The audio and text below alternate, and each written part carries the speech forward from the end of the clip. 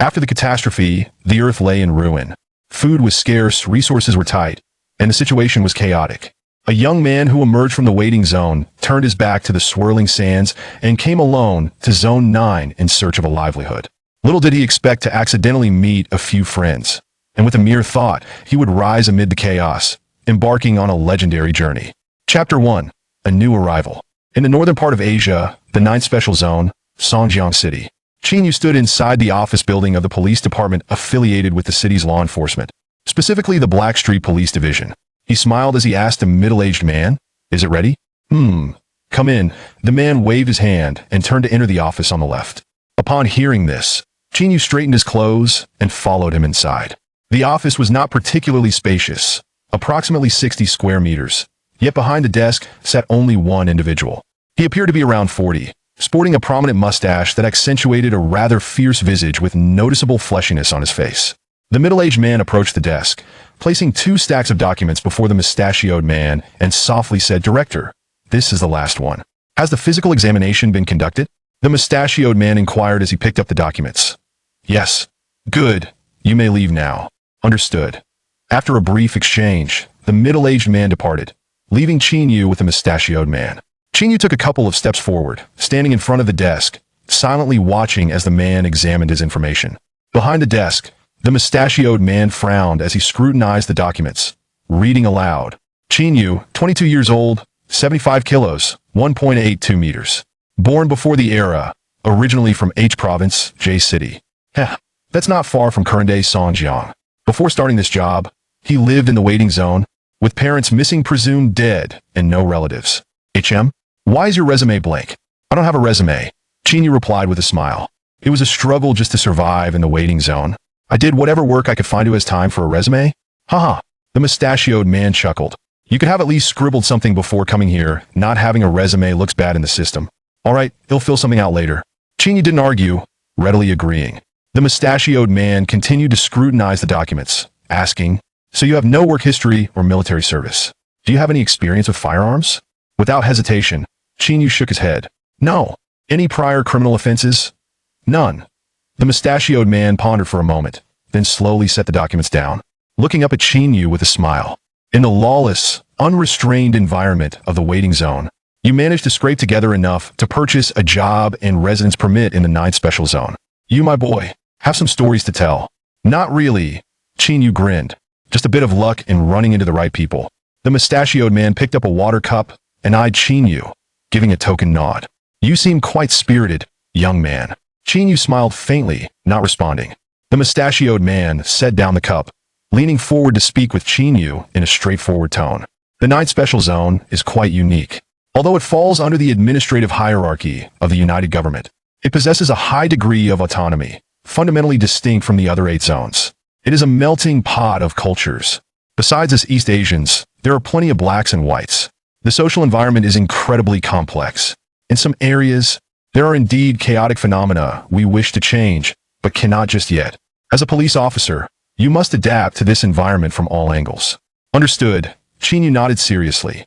"Also, regardless of your past experiences, if you're eating with me, act like a dragon when in my company and lay low like a tiger if you must. Cause me trouble, and I'll deal with you immediately," the mustachioed man cautioned evenly. "Director Lee, I'm here to help you minimize trouble," Qinyu chuckled. "Haha."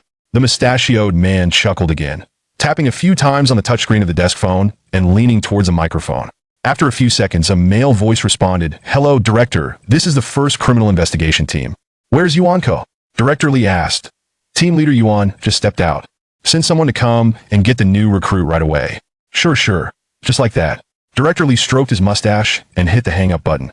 "Go wait by the door. Someone will come to take you. You'll learn the specific rules once you're in the team." "Okay." Director Lee. After nodding, Qinyu took a couple of steps forward, reached into his pocket, and placed a small black pouch on the desk. Little Chi specifically instructed that it's quite difficult to get into the Special Zone's police system now. And without your help, I wouldn't even know how long the line is for a position. So please don't forget the courtesies.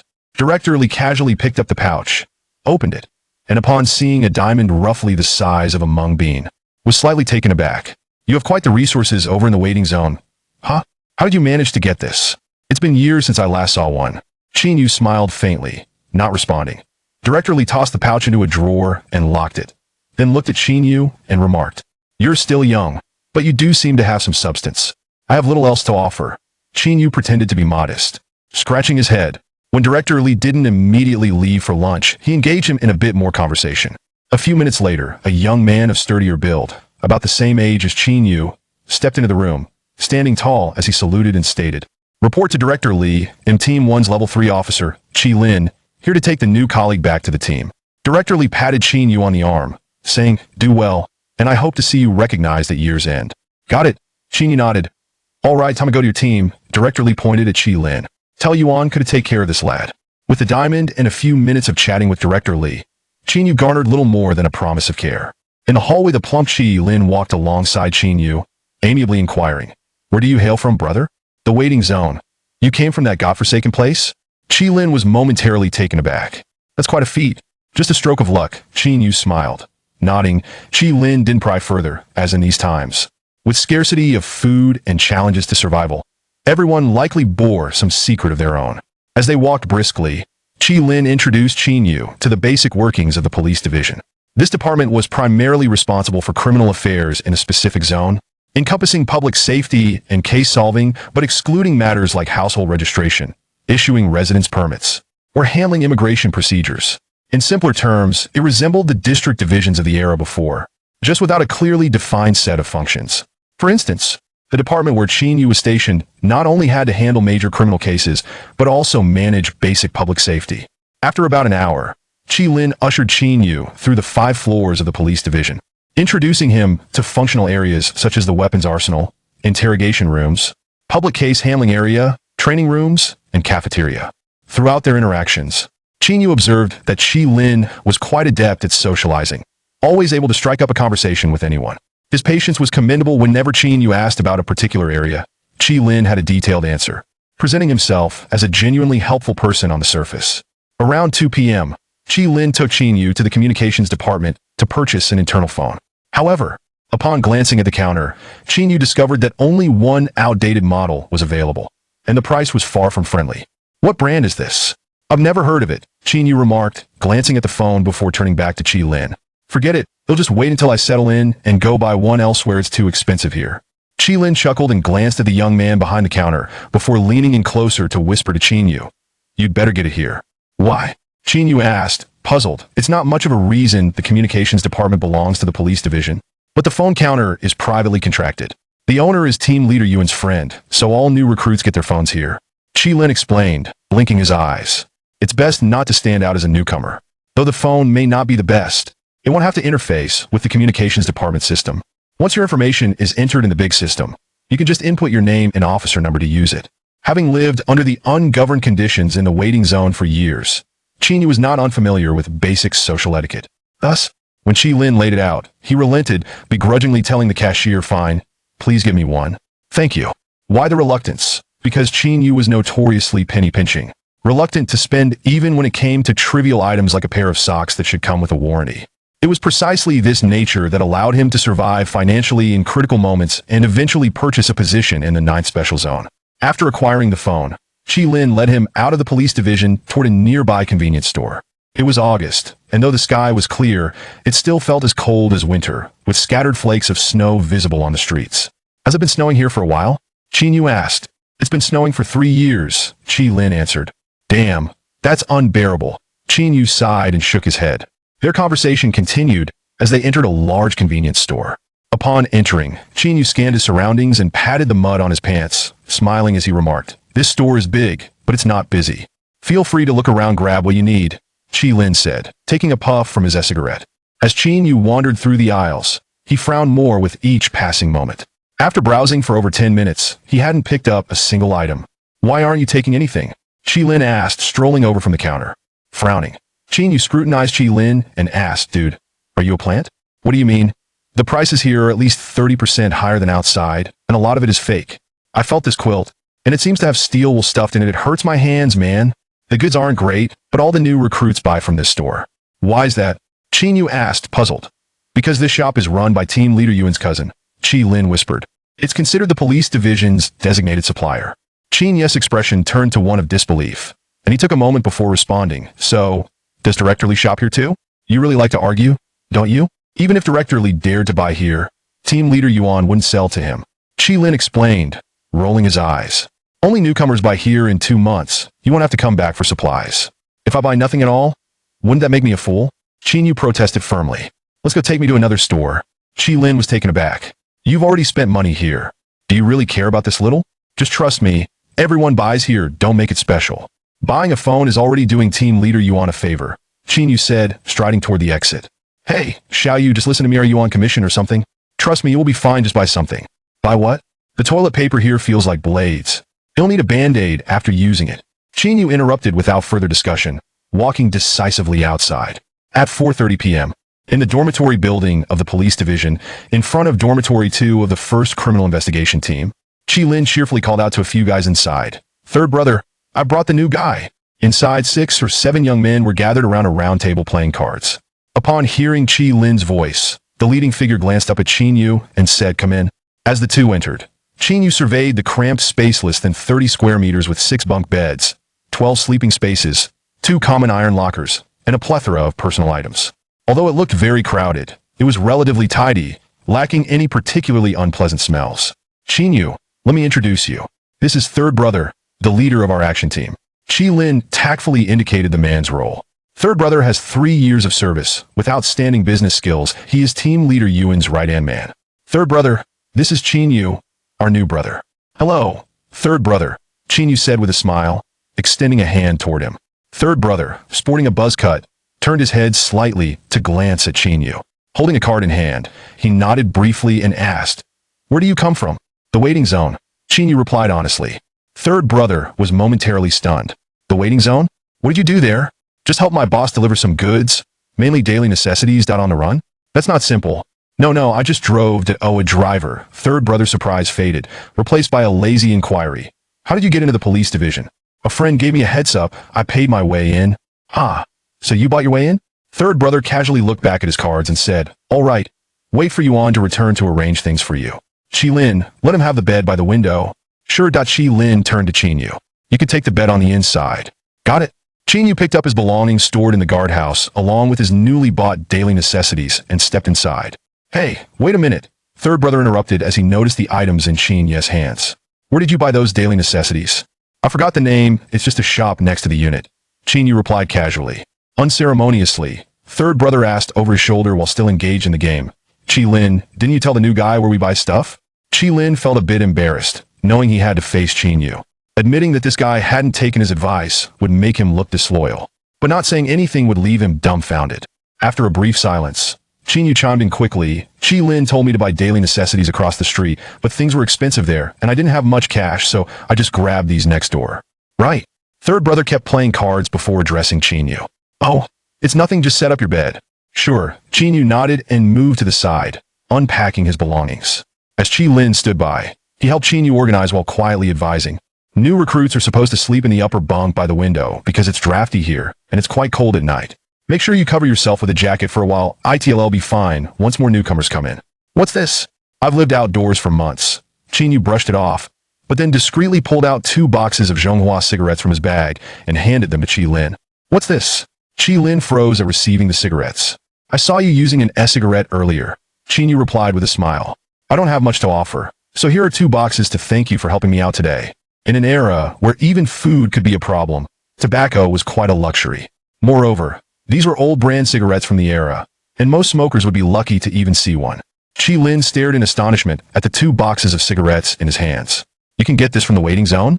Zhonghua, I haven't seen this in years. There are some perks to living in a poor area. Qin Yu grinned. They'll handle my unpacking, you go ahead, and he'll treat you to something later. Thanks, brother. Qi Lin accepted without hesitation, stashing the cigarettes into his pocket. As they chatted, third brother suddenly turned, cocking his neck to eye Qin Yu and said, oh, you've got some solid goods too?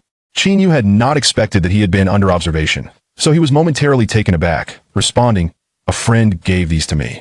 Good stuff, we haven't seen this for ages, third brother remarked with a cold chuckle. Qi Lin momentarily froze, but then quickly produced his 2 boxes of Zhonghua cigarettes, leaning slightly as he offered, we're all brothers, let's share. Here, let's each have one. Qin Yu offered the cigarettes to Qi Lin out of gratitude for his assistance throughout the day, but he didn't feel indebted to anyone else in the room. However, Now that third brother had noticed and pointed it out, he considered future interactions and did not want to create an awkward atmosphere. After a moment of thought, he picked another box of Zhonghua from his bag. By the card table, third brother pushed Qi Lin's arm away, saying, "This brand is too good, I haven't smoked it before, it's just not for me."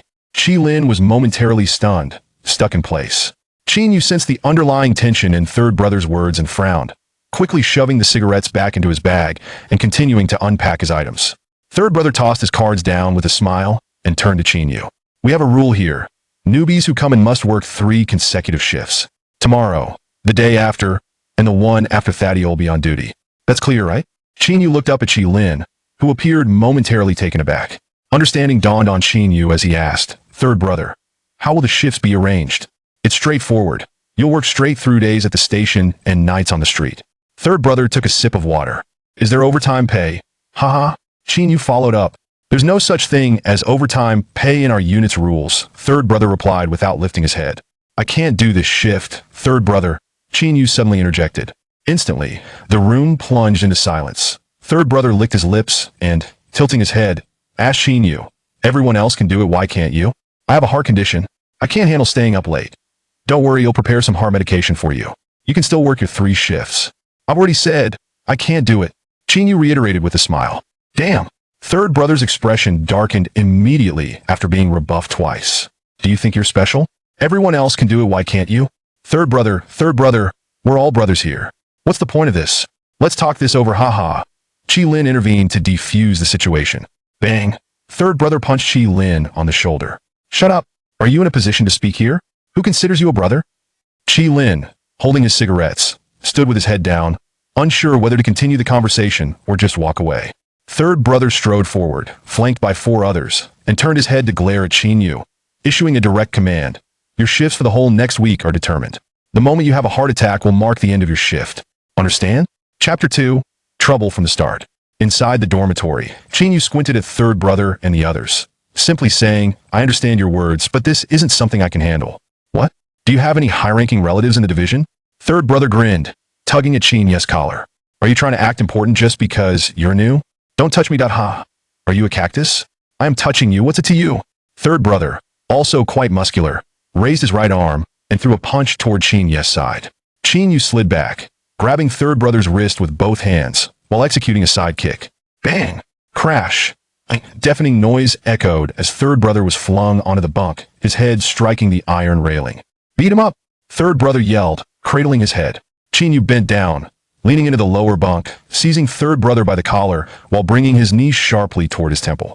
Bang! Third brother's head snapped back, crashing against the wall. "Beat him until it hurts. If anything happens, he'll take responsibility." As his words landed, others swiftly rushed over. Meanwhile, Qin Yu adeptly escaped from the bunk, retreating to the corner by the window, crouching slightly in preparation. Third brother got up, swiftly grabbing a retractable baton from the wall, and approached Qin Yu while muttering curses. "You think you can come in here and start trouble?" Just at that moment, the ajar door swung open, and a woman dressed in a light green police uniform shouted loudly, "What is going on?" Everyone turned in unison at the sound. Third brother paused, wiping the blood from his forehead, and immediately smiled. "Sister Wen, I could hear you causing a ruckus in the hallway. What's going on? Planning to kill someone?" The woman, around 30, was slightly shorter but strikingly beautiful, with a heart-shaped face and big, bright eyes. "It's nothing, we're just talking to the new guy." Third brother grinned, baring his teeth. She cast a disapproving glance around the room, her eyes narrowing in irritation as she snapped at him. "Why are you being so domineering? Is he bothering you already? It's not like that I told him to take on shifts, but he refused and cursed at me." Third brother dropped the baton and offered a half-hearted explanation. "How many times have I caught you playing cards during duty hours?"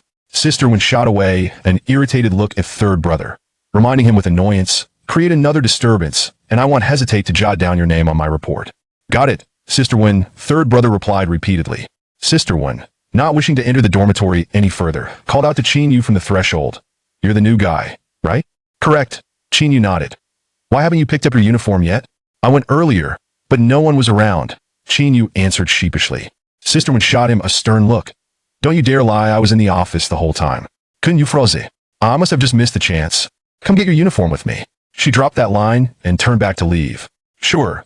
Qin Yu nodded immediately and bent down to grab his bag, calling over to Qi Lin. "Want to come with me?" Qi Lin, unsure how to deal with third brother, readily followed.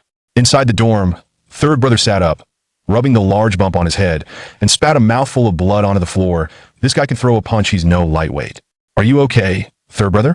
Third brother remained silent, pulling out his phone and dialing a number. Hey, are you in the office?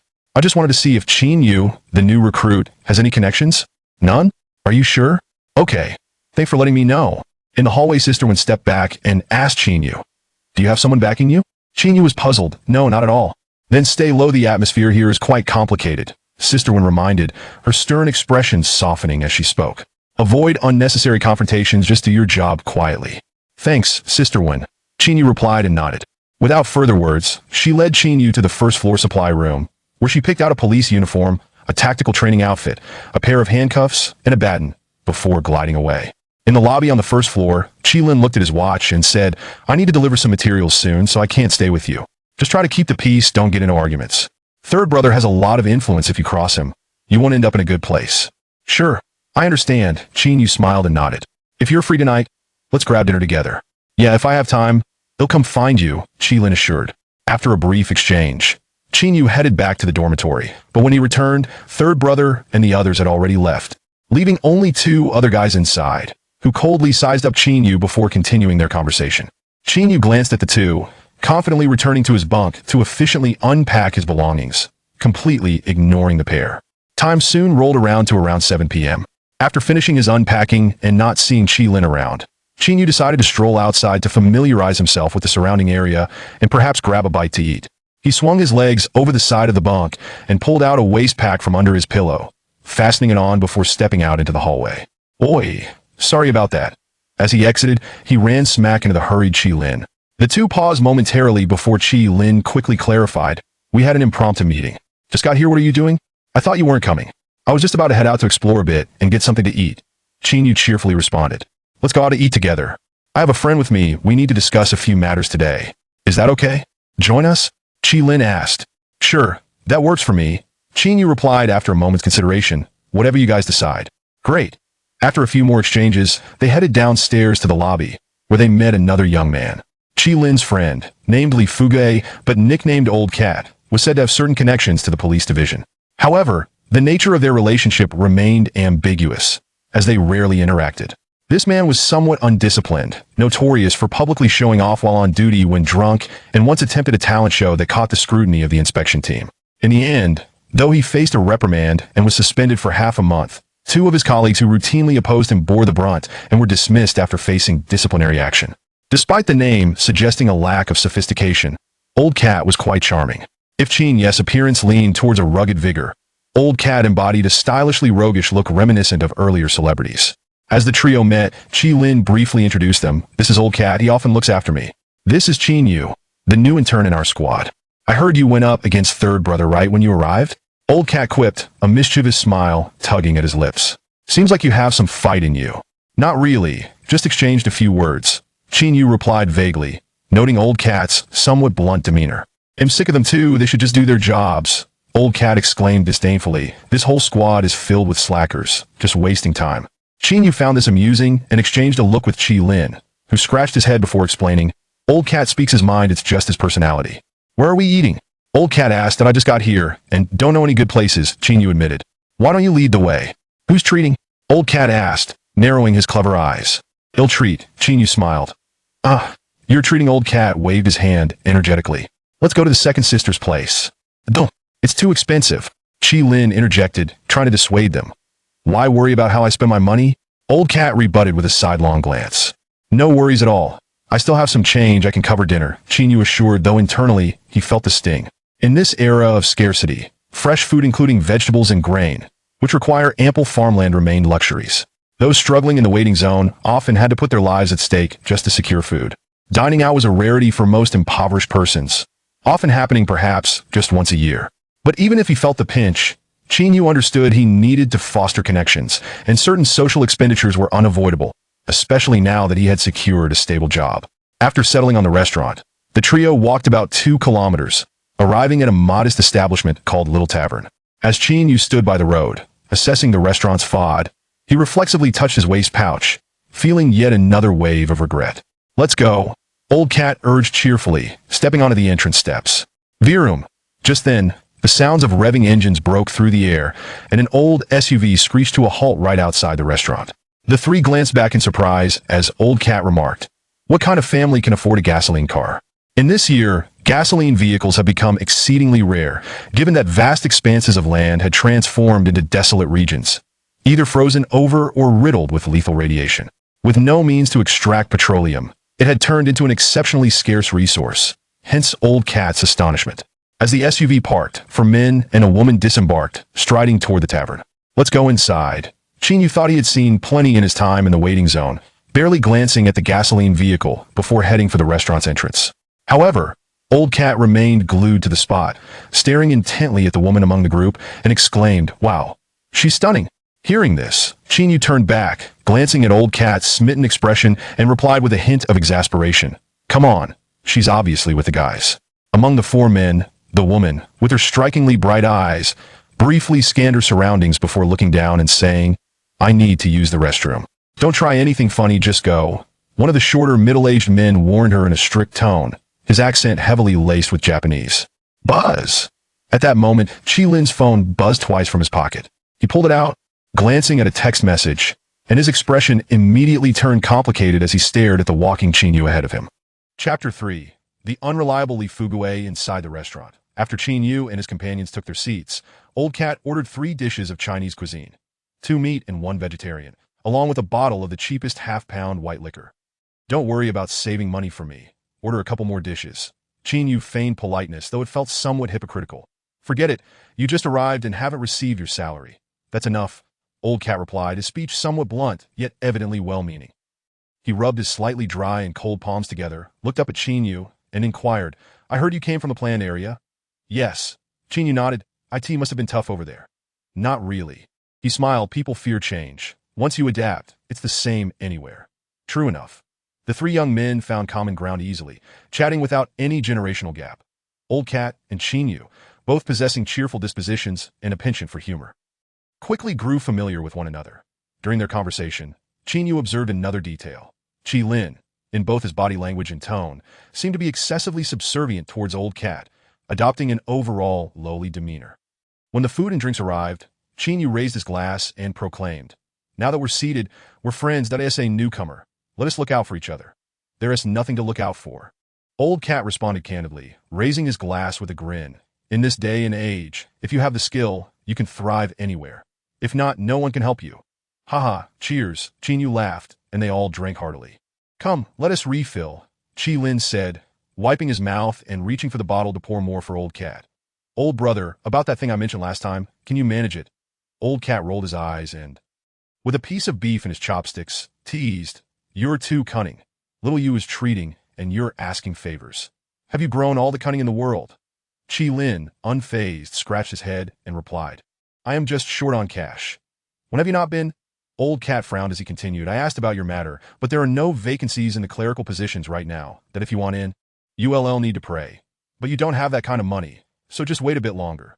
Chinyu, surprised, asked, "Why do you insist on a clerical job?" "Because he is timid," Old Cat scoffed. "Last year, when the police chief reported, we lost 35 people in just 6 months. The world is too chaotic now. He is uncertain in the first squad and wants something less intense than OIC. Chinyu thought, not displaying any surprise, for the security situation here was far more relaxed compared to the planned area. Old Cat turned to Chi Lin, his eyes filled with disdain as he admonished, "Chi Lin, you must understand this. The environment has changed. If you don't hustle and fight for yourself, when will you ever rise? I arranged for you to get into the clerical department. But without connections, you'll eventually be pushed out. Their essay saying, tough times create heroes. Take Yuan Ku's brother as an example. Before the 9th Special Zone was established, what was he? But when the chaos erupted, he rose to prominence. Now, no one dares to cross him, right? He married 6 wives. Who did he rely on? No one. I can't compare to him," Chi Lin said with a sheepish grin. "I just want a simple life, free from illness and strife, to support my mother and sister. And this is all you aspire to?" Old Cat replied somewhat disappointedly, "I thought you might find some opportunities after being placed in the first squad. But instead, you're just washing socks and serving tea. With your lack of standing, it's no wonder they give you a few punches when they have nothing better to do. How can you build connections like that? Is this how friendships are formed?" Chi Lin bowed his head in silence. "Sigh, with such a spineless personality, your father named you Chi Lin. Here I am, so exceptional, and my mother calls me Li Fugue. Where's the justice in that? Old Cat shook his head, lamenting. All right, let us stop discussing these matters and talk about something else. Qin Yu suggested to lighten the mood. With that, Qi Lin refrained from bringing up his job transfer again. And the three continued their drinks and idle chatter. Time swiftly passing, as the clock approached 9 in the evening. Qi Lin glanced at a new message on his phone and immediately said, I have to leave. Something has come up at home. See you tomorrow. Then aren't you going to stay for a bit longer? Qin Yu asked that no, I really must go back. Let me walk you out that I no need. I can manage on my own. Take care. After a brief exchange of pleasantries, Qi Lin hurriedly departed, while Qin Yu remained with Old Cat, who showed no intention of leaving. Old Cat, the fact that we can share a drink makes us friends. Qin Yu said, his face slightly flushed. Let us give Qi Lin a bit of face in the future. Then am I scolding him? I'm trying to motivate him. Old Cat exclaimed passionately, tapping the table. You see, if a person remains on their knees, they never learn to stand. Do you understand? Qin Yu nodded thoughtfully. I am the police force. He is my only friend, and I find it distressing to watch him struggle. Old Cat, sensing the moment, shook his head and said, forget him for now. I have some business to attend to. What kind of business? Qin Yu asked, taken aback that I observed that girl from earlier. She doesn't appear to have any romantic ties with those 4 men. Old Cat blinked, whispering, I think we can make a move. Qin Yu was bewildered. Which girl? Damn, how can you be so clueless? The one who just got out of the car at the entrance. Old Cat grinned. She has quite a catch. Doesn't she remind you of that old star, Jun Ji Hyun, tall and leggy? Dude, take it easy. Times have changed. Things are pretty chaotic now. No worries, I'll give it a shot. Old Cat rubbed his hands together, standing up with a mischievous grin as he approached the table by the window. Outside, Qi Lin stood on the roadside, taking a couple of deep puffs from his e-cigarette, hesitating for a long moment before pulling out his phone to call Qin Yu. However, as his thumb hovered over the screen, he remembered that Qin Yu's new phone wasn't yet synced with the contact system, so he could only pull up Old Cat's number. Back inside the restaurant, Old Cat smoothed his side part, stepping up to the table by the window. Hello, beautiful. Are you dining out with family? The girl, who had been gazing out the window, turned her head back, looking puzzled. Do you need something? Well, I'm a director for a television star program. We're holding auditions. Are you interested in learning more? Old Cat asked, spinning a tale. Just as he finished, a short middle-aged man across the table shot a strange glance at his companion and asked in Japanese, Is he delivering?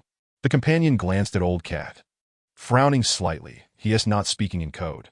During their exchange, the girl regained her composure and eagerly responded, Really, from the TV station? What a coincidence. I'm actually studying hosting. Old Cat, taken aback by her enthusiasm, brightened up and eagerly asked, That is fantastic. Do you have contact information? Let us exchange details and discuss this privately. While speaking, he had already pulled out his personal phone, which was the mandatory one issued by the police department, and handed it to the girl. She took the phone, ready to input her number. Smack.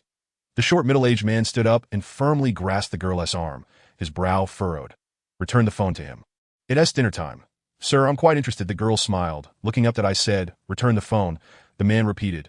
Old Cat, glancing sideways at the man, responded with a bright smile. I'm genuinely from the TV station. Please don't be alarmed. I mean no harm. The girl hesitated for a moment, but then returned the phone to Old Cat, saying apologetically, Then never mind. Sorry about that.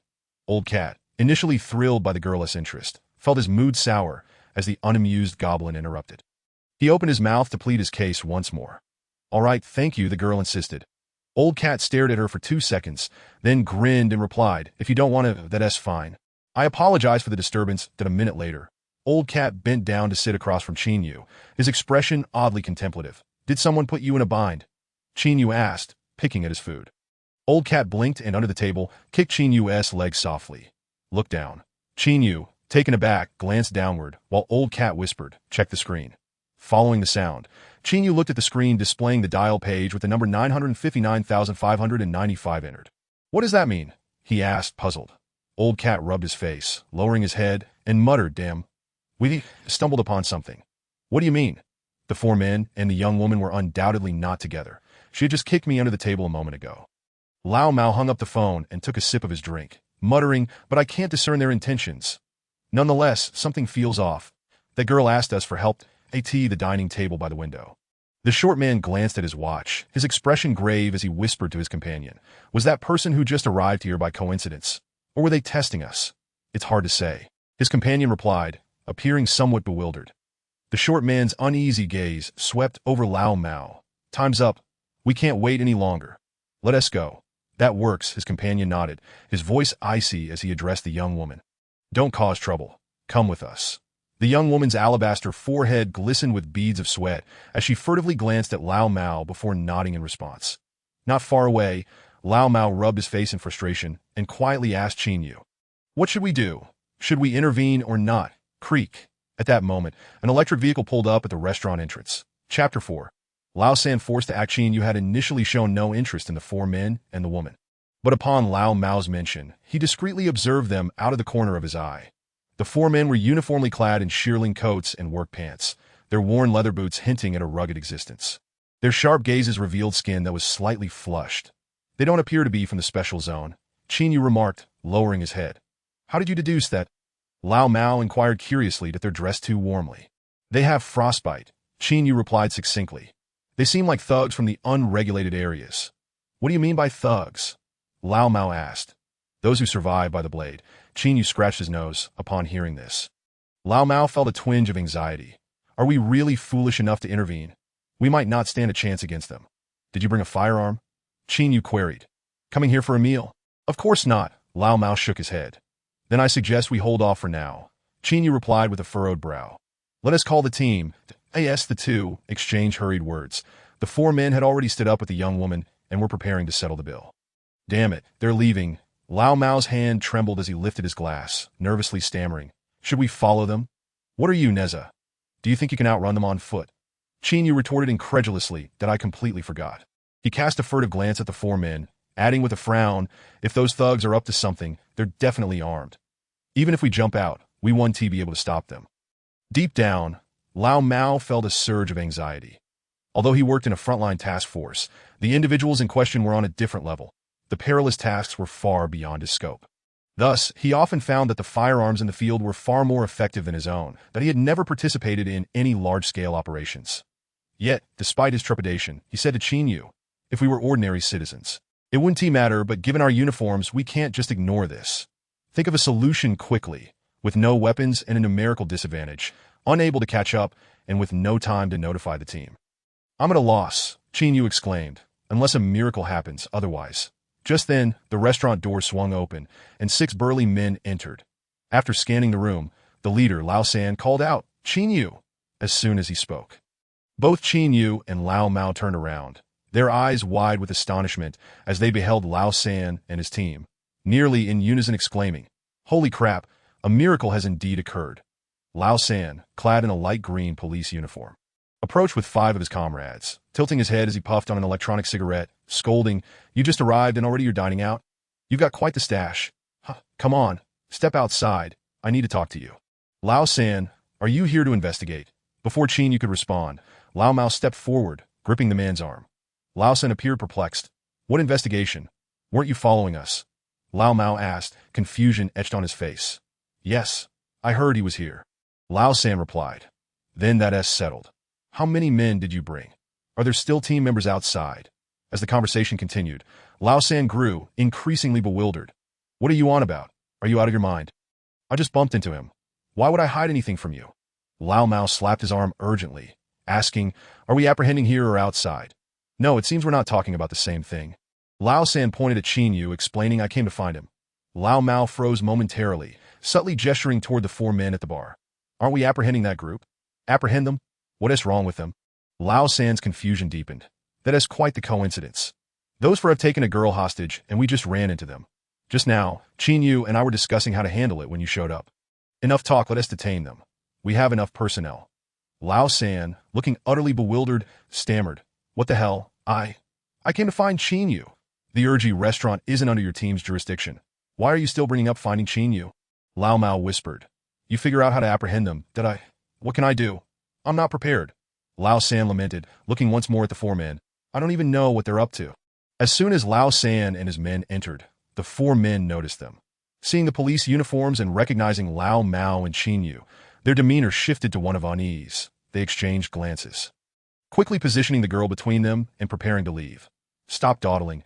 Figure out how to capture them and give a plan," Lao Mao urged, heart racing as he turned to Lao San and the others. Lao San, feeling despondent, stepped back. "This mess is yours. Why would I have a plan? You're the main force here. We're unarmed. Main force my ass, Lao San exclaimed, turning to his team. We can't just ignore this. Lao Mao is an idiot. If we bail, he'll surely report us. What do we do? Xiao Hu notified the team. Everyone spread out a bit. Lao San instructed, lowering his head. Guair, go up and check their IDs. If they don't have residency permits, ask for special zone entry permits. If they show any signs of aggression, open fire to me. I'm going to check them. Guair protested, nearly in tears. You should send Lao Mao. They're not in uniform. You go. Damn it, this is so messed up, Guair cursed under his breath, steeling himself as he stepped forward to block the path of the four men. Blackstreet Police. Show me your residency permits. The four halted, their expressions blank as they regarded Lao San and his team. The girl, trapped among them, was sweating profusely, her fists clenched tightly. That I'm talking to you. Show me your residency permits. Guair reiterated that we're here from the unregulated zone to procure goods. The short, middle-aged man replied, we don't have long-term residency permits. Show me your entry permits. Guair extended his hand. All right, the middle-aged man said, reaching into his pocket. Lao San, an experienced officer, instinctively took a step back, his right hand subtly moving as if to reach for his firearm. That the middle-aged man's hand delved into his pocket. The girl suddenly screamed, help me. They're kidnapping me. Don't move. At that instant, one of the middle-aged man's companions flicked his wrist, brandishing a T-34 military grenade, shouting, pull the pin. If you move, everyone dies. Instantly, chaos erupted in the restaurant as patrons ducked for cover. The middle-aged man yanked the girl back, his expression unyielding, saying, cover me. I'm exiting through the back door. Lao San, beads of sweat on his forehead, placed his right hand on his holster, shouting at the armed man. Calm down, brother. If that thing goes off, it's a whole different situation. Boom. Just as he finished speaking, Lao Mao suddenly sprang into action, seizing a bottle from the table and smashing it against the armed man's wrist with a resounding crack. Swish! The middle-aged man stumbled back, his demeanor fierce, without a hint of hesitation as he hurled the grenade into the crowd. Qin Yu sprang into action, yanking Lao Mao back several steps, with a deafening roar. An explosion erupted, sending debris flying as 2 tables were obliterated, and 3 officers fell to the ground, injured by shrapnel and splintered wood. Lao San, sprawled on the floor, shouted, duck, shoot that guy with the grenade. Bang, bang. 2 gunshots rang out, and just as Lao San attempted to rise, he felt a searing pain in his backside, collapsing back to the ground with a thud. Damn it, damn it. Lao San frantically checked his rear. Seeing blood flowing freely, his eyes wide as he cursed. I'll be damned, Lao Mao. You've really done it now. Chapter 5. The 3 Burdens. The King of Hell dances after the explosion. Qin Yu shook his head, blinking away the disorientation as he turned to Lao Mao. Are you all right? Thank goodness Lao San and his team showed up, or else we would have been done for. You can't deny it. They really are iron-blooded warriors. The elderly cat, still shaken, wiped away the beads of sweat on his brow. Upon observing that his companion was seemingly unscathed, Qin Yu promptly pushed him aside and turned his gaze to survey the surroundings. He then called out in a hushed tone to a colleague not far away, hand me the gun. The other man, hiding behind a wooden table, cast a terrified glance at Qin Yu, his expression clearly bewildered. The gun now. Qin Yu barked again. Coming to his senses, the man instinctively tossed the firearm across the floor without a moment's hesitation, and then remained crouched beneath the table. The weapon was an A2911 model. Though it bore the design of an M1911, albeit with enhancements that increased its magazine capacity to a formidable 9 rounds, a firearm designated for elite police units. Qin Yu had never handled such a weapon before. He had only seen it in magazines. However, the mechanics and handling of firearms shared commonalities that he inspected the gun briefly, instinctively ejected the magazine for a check, and then smoothly racked the slide, his movements fluid and precise. With the gun in hand, Qin Yu crouched and stood up, taking 2 steps to adjust his angle, that he positioned his left arm as a makeshift brace and, with a single-handed grip, decisively pulled the trigger. Bang, bang, bang. 3 gunshots rang out as the back of the middle-aged man who had just thrown a grenade exploded, and he collapsed on the spot. Yes, Qin Yu had chosen to kill rather than merely wound. All of them were armed and had shown extreme ruthlessness. Showing mercy could very well lead to further casualties. After firing 3 shots, Qin Yu did not divert his gaze elsewhere, instead bending down. Bang, bang, bang. Indeed, a volley of bullets came flying towards him, debris from the walls scattering in all directions. Qin Yu listened intently, leaning forward as he swiftly fired 2 shots outward, but his bullets found no mark. Moreover, the 2 assailants reacted with remarkable speed and skill. One provided cover while the other kicked open a window and made their escape. They did not exit through the door, as they too were uncertain whether law enforcement awaited them outside. Using the window offered an element of surprise. Seeing the two flee, Chinyu refrained from pursuit and instead hurried up the stairs to the second floor. That I in the lobby. The third man sat on the ground, clutching his rear end, his eyes wide in disbelief as he gazed at Chinyu, who had chosen to execute without a moment's thought, leaving him in a state of shock. Goodness, did Xiao Qin really do that? The elderly cat exclaimed as he rose to his feet, shouting to the others, chase after him. Help Xiao Qin, he is on his own. The third man shot him a sidelong glance, nearly bursting with frustration. He felt that his misfortune was directly tied to this Li Fugue. Encountering him always spelled trouble. On the second floor, Chinyu approached the back door, peering down at the window, through the glass. He spotted the short, middle-aged man tugging a girl across the street, disappearing into a dilapidated alley across from an old building complex.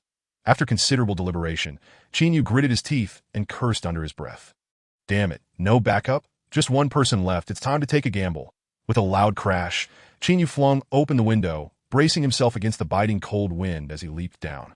Upon landing, he unleashed the speed his physique was capable of, crossing the street in under 3 seconds, positioning himself at the alley's entrance, raising his gun slightly, and pulling the trigger.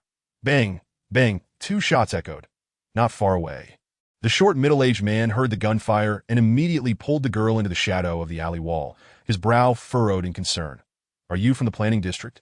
Chinyu called out. The man glanced down to check his weapon and replied hesitantly in broken Chinese, yes. The streets outside are starving us.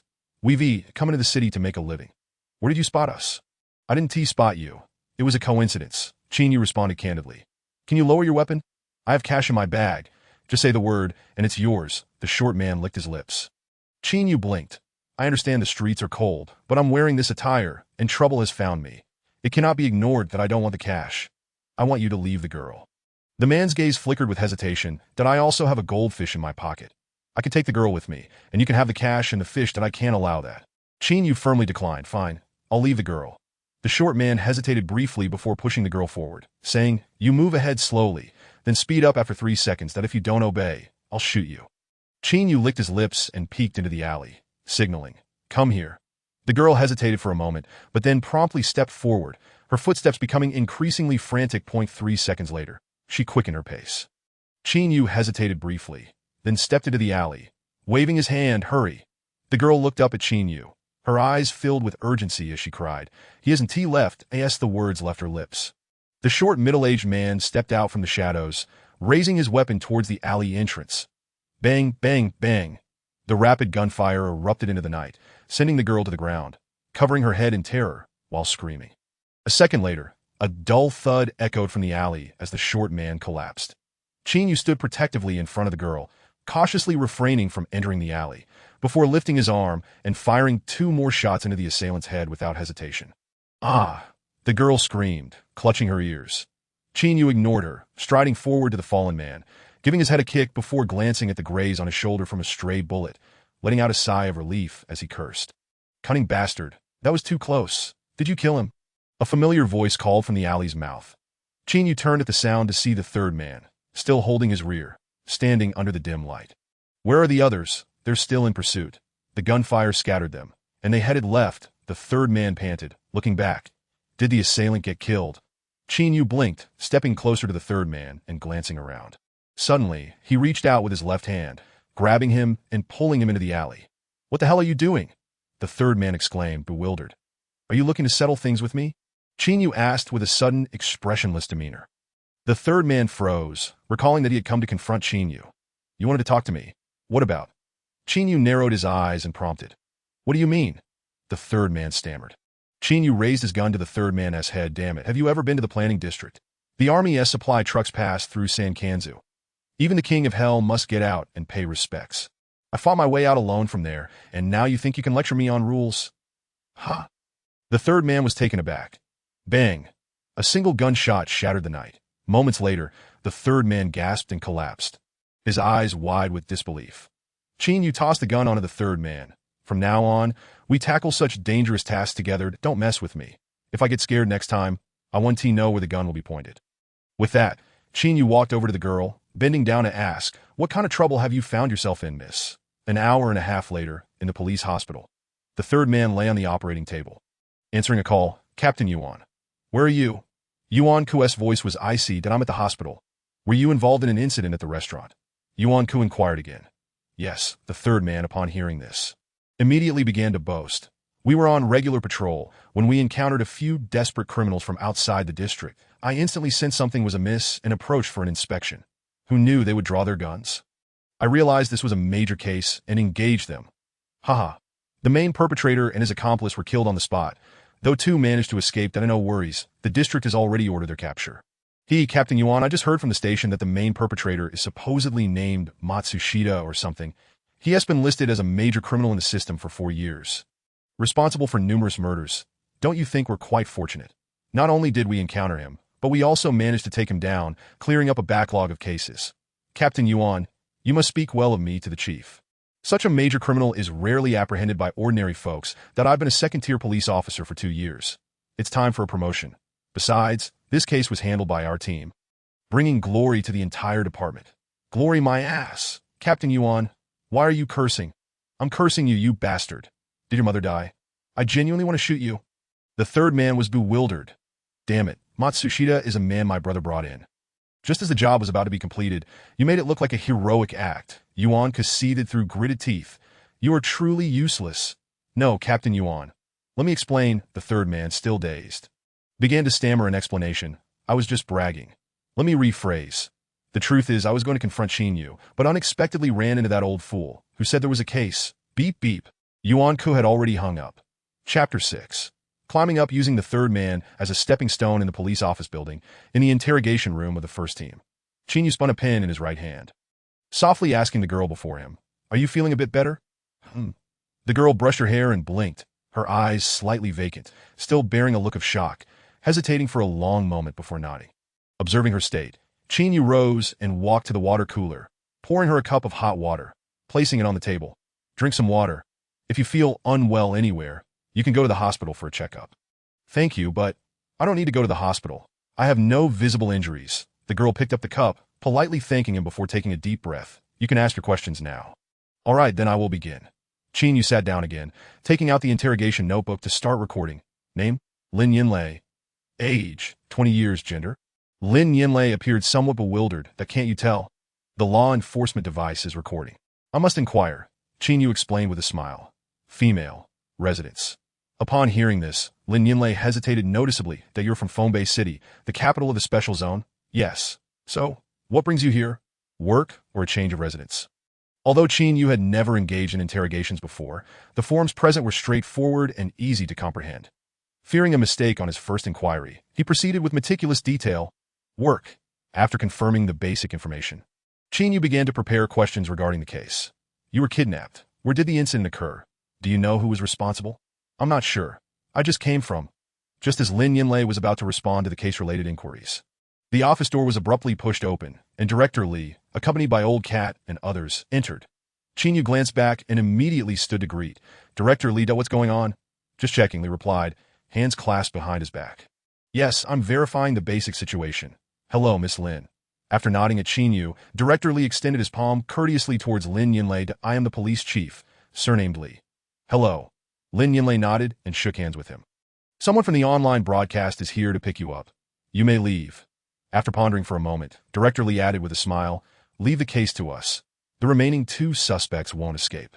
Shinyu felt a surge of curiosity at this remark, as Director Li had not been in the room earlier, yet seemed aware of the young lady's name and appeared intent on releasing her without further inquiries.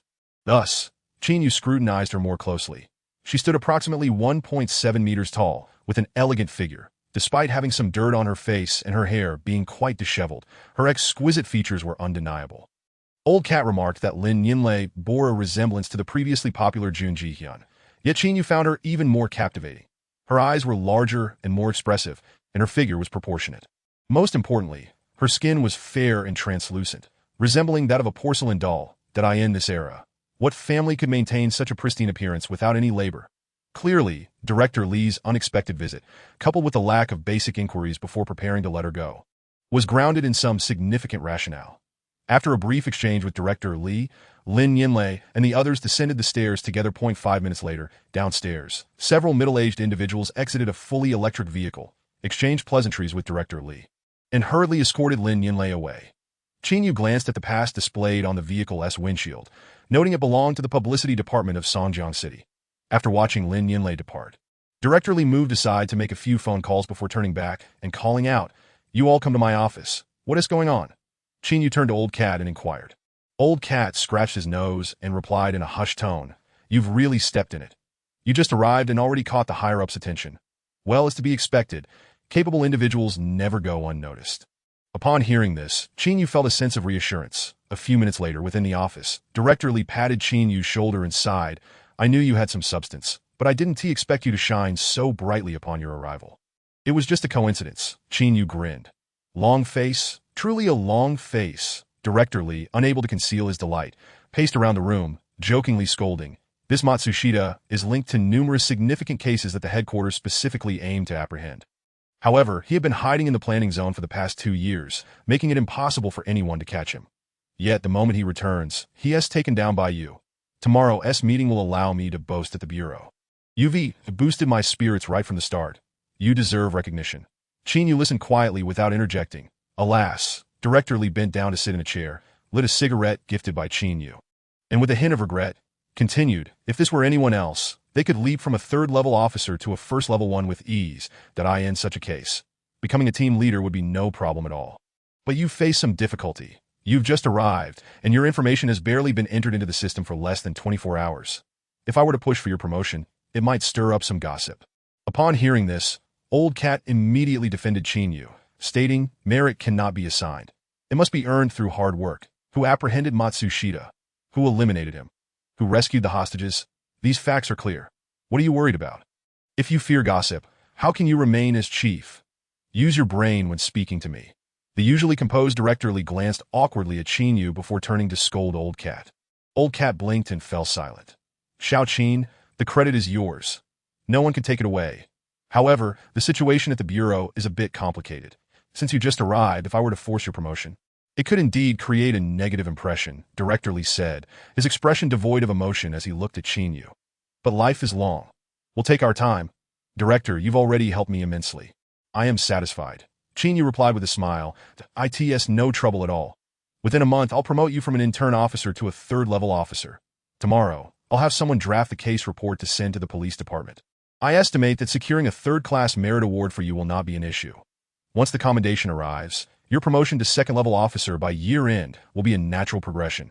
After deliberating for a while, Director Li added, "For now, you cannot be made a team leader, as you've been here too briefly, and there is not a single familiar face in the team. Becoming a leader suddenly would lead to no one respecting you. How about this? I'll speak with Yuan Ku and have you appointed as deputy team leader. This position is determined internally, not entered into the system, and bears no title, but once you become familiar, I'll find a vacancy for your formal promotion. Furthermore, for this case, I'll allocate a bonus of 3,000 for you. At the end of the month, I'll also nominate you for an advanced individual award." "Thank you, Director." Qin Yu felt quite pleased with this outcome and immediately saluted in gratitude. "All right, then that is settled." Director Li waved his hand. "You two may go. Rest well." He added that as they departed, Qin Yu and Old Cat left together. Meanwhile, after taking a sip of water, Director Li was about to rise to head home when the phone began to ring. "Hello, Director Li, I wanted to ask about the case report. How should we write regarding the situation on the Matsushita side? Should we consider the factors involving Captain Yuan?" After pondering for a moment, Director Li replied, "I've heard a bit about his situation. The kid didn't go to the restaurant to make arrests. Here is what I suggest you emphasize. The following noon in the hospital. What did the higher-ups say?" Old 3, lying on the hospital bed, asked a colleague. "The Bureau will cover all medical expenses for the injured and will apply to the police department for a collective third-class merit award for our team. As for financial rewards, aside from Qin Yu, each severely injured participant will receive 5,000, while those uninjured will get 3,000, the colleague replied, looking dejected. Old 3 stared blankly for a moment upon hearing this. "What about Qin Yu and Old Cat?" "No word on Old Cat." The colleague shook his head and replied, "But I've heard that Director Li has already promised Qin Yu he would be promoted to second-level officer by year-end and would also apply for an individual third-class merit award. Moreover, the office has notified the team to appoint him as deputy team leader." Old 3's head buzzed upon hearing this. And he questioned, is there still justice? Is there any fairness left? Is Qin Yu the illegitimate son of Director Li or what? I put in the most effort, took the hardest hits, and dodged a bullet that could have hit me squarely in the rear. I thought we'd be meeting at the Martyrs Cemetery in the future. Yet the one benefiting in the end is a newcomer. Why? Why is the Bureau applying for an individual third-class merit award for him, but only a collective one for me? Do you see the bullet wound on my backside? If I hadn't dodged quickly, that bullet would have gone straight through my rectum. Did I in the end? The Bureau only gives me 5,000 as a reward. What does this mean? I'm asking you. What does this mean? What good is it to ask me? The colleague rolled his eyes. Someone in the team spoke up for you, but Director Lee shot it down immediately. Matsushita is a hard target. Whoever takes him down gets the credit. Besides, Chinyu didn't just shoot him on the spot. He chased him down and took him out. And the higher-ups are well aware of what we went to the restaurant for. Stop talking. Old 3 weary, lay back on the bed and muttered, my mother always said, I have bad luck. Old 3 was quite indignant, feeling that Chinyu had robbed him of the credit he deserved. However, Chinyu felt somewhat wronged as well, for the primary beneficiary of this incident was not him, but rather Old Cat, who had been previously overlooked by Director Lee that he jumped directly from a first-level officer to a third-level police chief. Simultaneously, an internal position adjustment quietly elevated him to the role of deputy team leader in the 3rd Squad, and his application for an individual third-class merit award was approved within a day. Very few in the Bureau were privy to this information, but those who caught wind of it speculated in private about Old Cat's relationship with Director Lee, as well as Chin Yu's. They lamented that hard work couldn't compete with good fortune, and good fortune couldn't rival those who wielded control over their destinies. The day after this small upheaval, Old 3 supporter Yuan Ku boarded a train returning to Songjiang City. Chapter 7 Meeting Captain Yuan. Although Qin Yu had tasted some success in the Songxia case and received praise from Director Lee, his standing within the team had not improved. In fact, among the 45 members of Team 1, the majority regarded him as if he were invisible. Aside from Qi Lin, Lao Mao, and a few marginalized colleagues who were somewhat friendly, the core members of the team treated him with cold indifference. If it were merely outsiders treating Qin Yu this way, he could endure it. However, even his roommates, with whom he shared close quarters, subjected him to a form of silent treatment. While they did not confront him directly, they also refused to engage in conversation. Upon his entrance, the room would either fall silent or they would collectively exit, and once he left, they would return to their activities, playing cards, chatting, and so on. This treatment stemmed from the fact that he had offended the 3rd brother, making him seem like a thorn in their side, and his immediate appropriation of credit upon his arrival inevitably sparked jealousy among some. If it had been someone else, they might have regretted crossing the 3rd brother, but Chinyu felt none of that, for his inherently aloof nature made it difficult for anyone to breach his defenses. Moreover, he did not believe that ingratiating himself with others through sycophantic behavior would facilitate his acceptance into any circle, but he felt that existing in such an environment meant that excessive weakness would only encourage others to make unreasonable demands. If the 3rd brother could suppress him once, he could do so 100 times. If he remained silent after being scheduled for an extra 3 days of shifts today, there was a risk that the 3rd brother might next assign him 4 days consecutively. Before long, he might find himself cleaning up after others in the dormitory, which was absolutely unacceptable to him. Despite feeling indifferent toward his colleagues' coldness, Chinyu found it increasingly uncomfortable to remain in the dormitory. After all, living under the same roof while harboring disdain for one another and exchanging cold glares would surely affect one's mood. The Songxia case had awarded Chinyu a bonus of 3,000 yuan. An unexpected windfall that prompted him to decide to rent a place of his own. Since he did not get along with his teammates, it was better to avoid them altogether. However, unfamiliar with the local housing situation, he sought Lao Mao's assistance in finding a suitable rental. His conditions were simple. It should be affordable, with electricity, and habitable. Lao Mao found Qin Yu to be straightforward and amiable, thus he readily agreed to help. The following day, as Qin Yu entered the office, preparing to hand over his responsibilities and officially commence his duties, someone outside suddenly called out, Qin Yu, Captain Yuan wants to see you in the cafeteria. Turning to inquire further, he found that the person had already departed, showing no intention of continuing the conversation.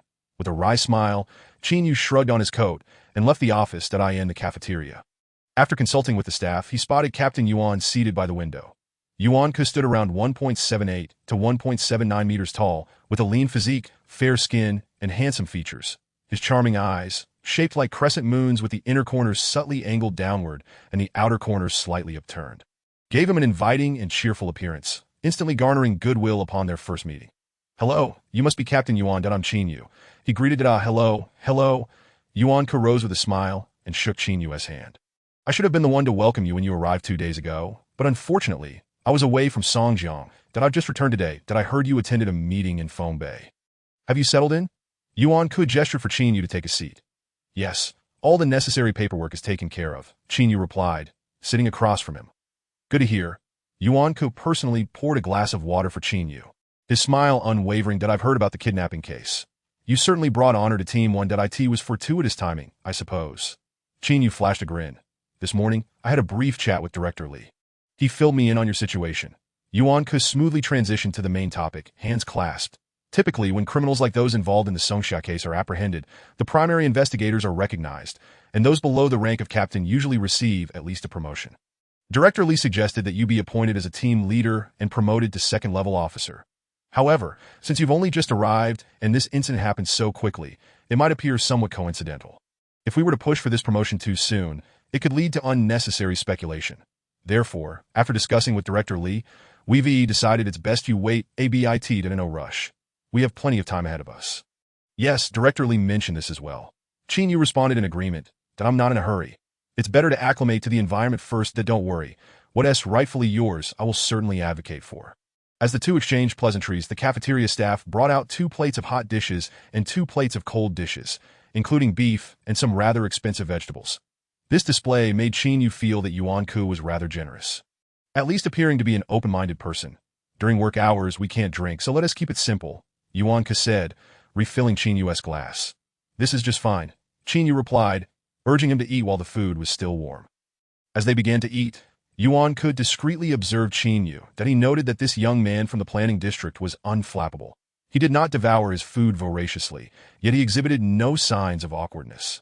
Qin, I'd like you to join Team 3, Yuan Ku said after a moment of silence. The former team leader of this group was dismissed due to dereliction of duty and embezzlement, and currently no one is managing it. You can step in as the acting team leader. Qin Yu was taken aback. Isn't that inappropriate? Director Li said I was to be the deputy team leader. Being the acting team leader is effectively at the deputy level, Yuan Ku explained with a smile. Moreover, Director Li's original intention was to promote you to second-level officer. Once you receive your title, we can drop the acting from your designation. Thank you for your support, Captain Yuan. Qin, while this police department isn't my personal domain, the position of captain is something we all work together to build. Without the support of the 40 to 50 brothers in Team 1 tirelessly working to solve cases, how could I hold a conversation with Director Li? Yuan Ku's words were concise, filled with camaraderie and integrity. Now that you're here, you're part of my team. You support me, and I will look after you. That is only fair. There is no need for formality between us. If you have any concerns, bring them directly to me. What is rightfully yours, I will strive to secure for you. That we all share the same table. Our roles differ, but fundamentally, we are all just trying to navigate this chaotic environment a bit better. Qin Yu had initially thought that offending the third brother would make him a target in Yuan Ku's eyes, that he anticipated that even if Yuan Ku did not confront him openly, he might still make things difficult for him. However, he was pleasantly surprised by Yuan Ku's straightforwardness and lack of pretense, which warmed his heart. Captain Yuan, since you've said so, allow me to raise a toast to you. As water stands in for wine, Qin Yu declared earnestly that I in Team 1. I will do my utmost to excel at my responsibilities. With that, they both raised their glasses and drank heartily. After placing their cups down, Yuan Ku wiped his mouth and looked at Qin Yu. All right, we exchanged pleasantries. Let us discuss work matters now. Go ahead, Qin Yu replied. This morning, a wanted notice came from the police department regarding some major criminals who may surface in the planning district. This task has been assigned to Team 1, and I returned to organize personnel for surveillance. However, I also have another significant case that requires manpower. Given your recent arrival, I'd like you to lead Team 3 on this case. What kind of case is it? Qin Yu inquired. It's a drug trafficking case, Yuan Ku explained after taking a sip of water. Recently, a large quantity of smuggled drugs has appeared on the black market, including both counterfeit and illicitly sourced substances. Initially, no one was addressing this issue, since where there is demand, there will be a market. With major cases piling up, there hasn't been manpower available to tackle this. However, 2 major pharmaceutical companies in Fongbei have jointly pressured the government, claiming this situation is affecting their market. The more chaotic the world becomes, the more clout those in the medical field possess. The higher-ups, unable to ignore this, have imposed pressure downwards, resulting in our medical department leaders in Songjiang receiving daily phone calls from the police department. The police department is now pressing Director Li. as the primary areas of illicit drugs are concentrated in the black market. Director Lee has been nearly driven to madness and stated in a meeting that Team 1 must eradicate all drug dealers from the black market within 3 months. Are they truly serious about eradicating them, or is this just talk? Qin Yu asked subtly, blinking. Yuan Ke paused, his expression slightly surprised as he replied, "They are serious. This is not mere rhetoric. They intend to clean it up. Will Team 3 have enough manpower? You all will start working on it. Once you gather key intelligence, Team 1 will concentrate our efforts to apprehend them." Yuan Ke replied softly. "But until we have critical leads, we will continue pursuing those major criminals." Understood, Qin Yu acknowledged, fully aware that once he donned this uniform, he was bound to comply with the orders here, an unyielding rule, and he currently had no choice in the matter. You know as well as I do that the joint government's crackdown on counterfeit drugs has reached unprecedented levels. This is to safeguard the interests of pharmaceutical companies still engaged in research, as well as the well-being of countless patients. You were trained on data up to October 2023 that thus, the sale of smuggled drugs, regardless of their authenticity, carries the death penalty if the quantity exceeds 5 kilograms. Yuan Ke furrowed his brow and cautioned, therefore, you must exercise utmost caution in your endeavors. The case must be solved, but the safety of both the team members and yourself must also be ensured. I understand, I replied, that I'll send the materials to Team 3 this afternoon, and you should familiarize yourself with them as soon as possible, as well as get to know your team members that if necessary. You might consider making a small sacrifice by treating everyone to a meal to foster camaraderie. They are all young people. They are easy to approach. Yuan Ke stood up, intending to settle the bill, when he suddenly turned back to Qin Yu and added, "Oh, I forgot to mention, the third one is quite a temperament. Sometimes he acts impulsively without thinking. That don't emulate him, that I'll arrange for the two of you to sit down together later. Let's put the past behind us." Qin Yu was momentarily taken aback. That might be troublesome. I'll take care of the bill. It's almost time to get to work. Yuan Ke smiled at Qin Yu before heading towards the cash register. As Qin Yu observed Yuan Ke's retreating figure, he softly murmured, quite magnanimous that I end the afternoon. Just as Qin Yu was about to return to Team 3, Old Cat informed him to hurry to the address 88, Tongbai Road in the Blackstreet district. As a new apartment had been found, glancing at his phone, Qin Yu realized he still had ample time before his shift, so he promptly set out, after walking briskly for about 15 minutes. Qin Yu arrived at the entrance of 88, Tongbai Road, but did not see Old Cat. Instead, he heard someone call from behind. "Is it you, male or female?" Turning around, Qin Yu beheld Lin Yinlei standing at the foot of the steps. Clad in a tailored woolen coat, her radiant smile dispelling the fear she had exhibited the previous day. With her back turned to the dazzling sun, she appeared as if she had stepped out of a painting. Chapter 8, Team 3, Entrance of 88. Qin Yu smiled and inquired, "Lin Yinlei, what brings you here?" "I'm here to view the apartment," she replied, brushing her hair back. "And you?" "What a coincidence." Qin Yu paused. "I'm also here to look at the place." "Really?" Lin Yinlei blinked her sparkling eyes. "Don't you have dorms at the police station?" "There are too many people in the dorms, and I can't adapt, so I thought I'd rent a place instead." "Oh." Lin Yinlei playfully nodded and extended her hand. "Since fate has brought us together, let us introduce ourselves. I still don't know your name. I'm Qin Yu." "Thank you." "Qin Yu." Lin Yinlei's friendly overture was merely to express her gratitude for saving her life in the alley. Aware of her intention, Qin Yu responded with feigned modesty, "It's my duty. No need for thanks." Lin Yinlei straightened up respectfully. "Saluting you, officer. Let us go in together and take a look." Though Qin Yu was not entirely immune to the charms of attractive women, he had previously lacked the conditions to pursue any romantic interests. Now, feeling somewhat settled, he was eager to engage in conversation with the pretty girl that I've already seen it and reserved it. "My colleague went to buy some things, and will be leaving once she returns." Lin Yinlei replied enthusiastically, "Since you're renting here, we might run into each other again. When I receive my salary, I'll treat you to a meal." I must first see if the apartment suits me. I work at the online platform, so I'll definitely have dealings with the police station in the future." "See you, great." After a brief exchange, Qin Yu stepped into 88. As he hadn't had the chance to ask Lin Yinlei for her contact information, she had already left with a female colleague. Inside the courtyard, Old Cat sat on a stone stool, waving his hand. "Qin Yu, over here, coming." Qin Yu hurried over upon hearing the call. "I heard you talking at the entrance. Who were you with?" Old Cat casually inquired. "Did Lin come too?" "No, I just ran into that girl who was kidnapped the other day and chatted for a bit." Old Cat stared blankly for a moment. "You encountered that girl? Where is she? Could you stop acting like you're starving?" Qin Yu retorted, "She has already left." "What was she doing here?" Old Cat, intrigued, pressed on. "Who was she with? What did she say to you?" "She works at the online platform." Not far from our police station, so she came to look at apartments and happened to run into me. Chin-Yu replied impatiently. Why are you asking all these details? Did she rent an apartment here? Seems like she did.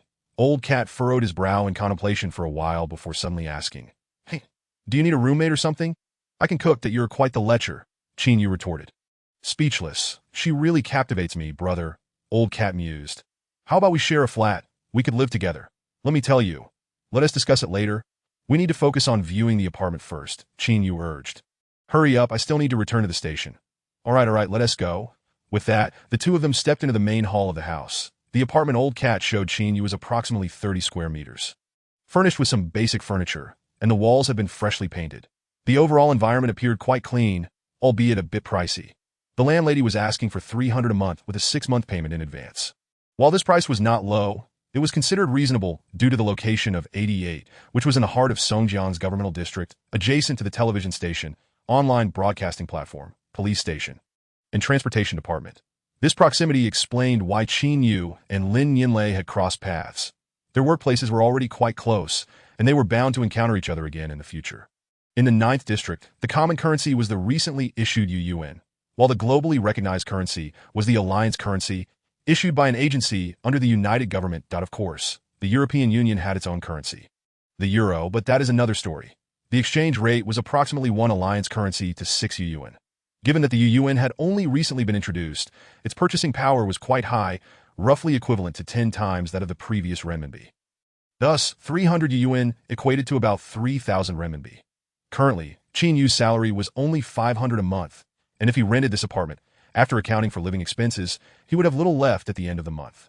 This scenario illustrated the reality of life for the lower strata in the 9th district, where the cost of living was steadily rising due to dwindling resources, an imbalance in the job market, and consequently low wages. This was also why Chi Lin was so desperate to secure a promotion to a second-level officer. Higher ranks meant better pay. Noticing Chin-Yu's interest in the apartment, but sensing his hesitation over the 300 yuan rent, Old Cat quietly remarked, at the police station, aside from timid individuals like Chi Lin who are solely focused on being sycophants, most people do not rely entirely on their salary to make ends meet. I can tell you are not entirely innocent either. You'll certainly need to find some gray income in the future. Do you have any gray income? Chin-Yu asked, casting a sidelong glance. Of course, how could I not? What kind of gray income do you have? I specifically target those who don't pay their dues. If they refuse to pay up, I deal with them accordingly. Old Cat shamelessly replied. Chin-Yu was left speechless. Stop pondering and just rent it. I could crash there occasionally, Old Cat urged once more. After considering for a moment, Chin-Yu realized he might not find a better or cheaper apartment anytime soon, especially given the proximity to the police station. Thus, he hesitated before replying, all right, I'll rent it. Let us start with 6 months. After the afternoon shift began, within the less than 50 square meter office space of Team 3. 9 young officers stood in uniform, attention fixed. Yuan Ku beamed at the group and stated, I'll keep it brief. Though Chin-Yu has only recently joined us, he has made a significant contribution by eliminating the notorious criminal Matsushita and successfully resolving a kidnapping case. Therefore, after careful consideration by the department, he is temporarily appointed as the leader of Team 3. The crowd exchanged glances for a moment before erupting into enthusiastic applause. Chin-Yu's commendation had already been reported to the higher-ups, and his rank would naturally rise in due time. So there was no need for anyone to harbor any ill feelings that I've mentioned before that as long as you prove yourself. You'll have a place in Team 1, and I will definitely promote you.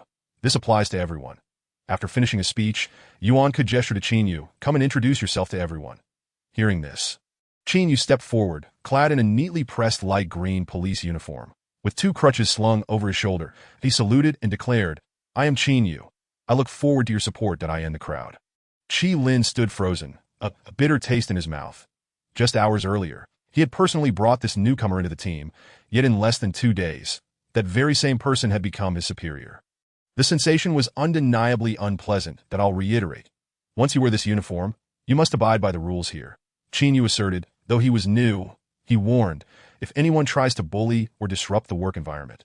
Don't say I didn't warn you. Yuan Ku chuckled as he advised the group, then turned back to Chin-Yu and said, all right, you all can chat now. Okay. Chin-Yu nodded. Thank you, team leader Yuan. Dante mention it. Yuan Ku replied, gracefully departing I end the office.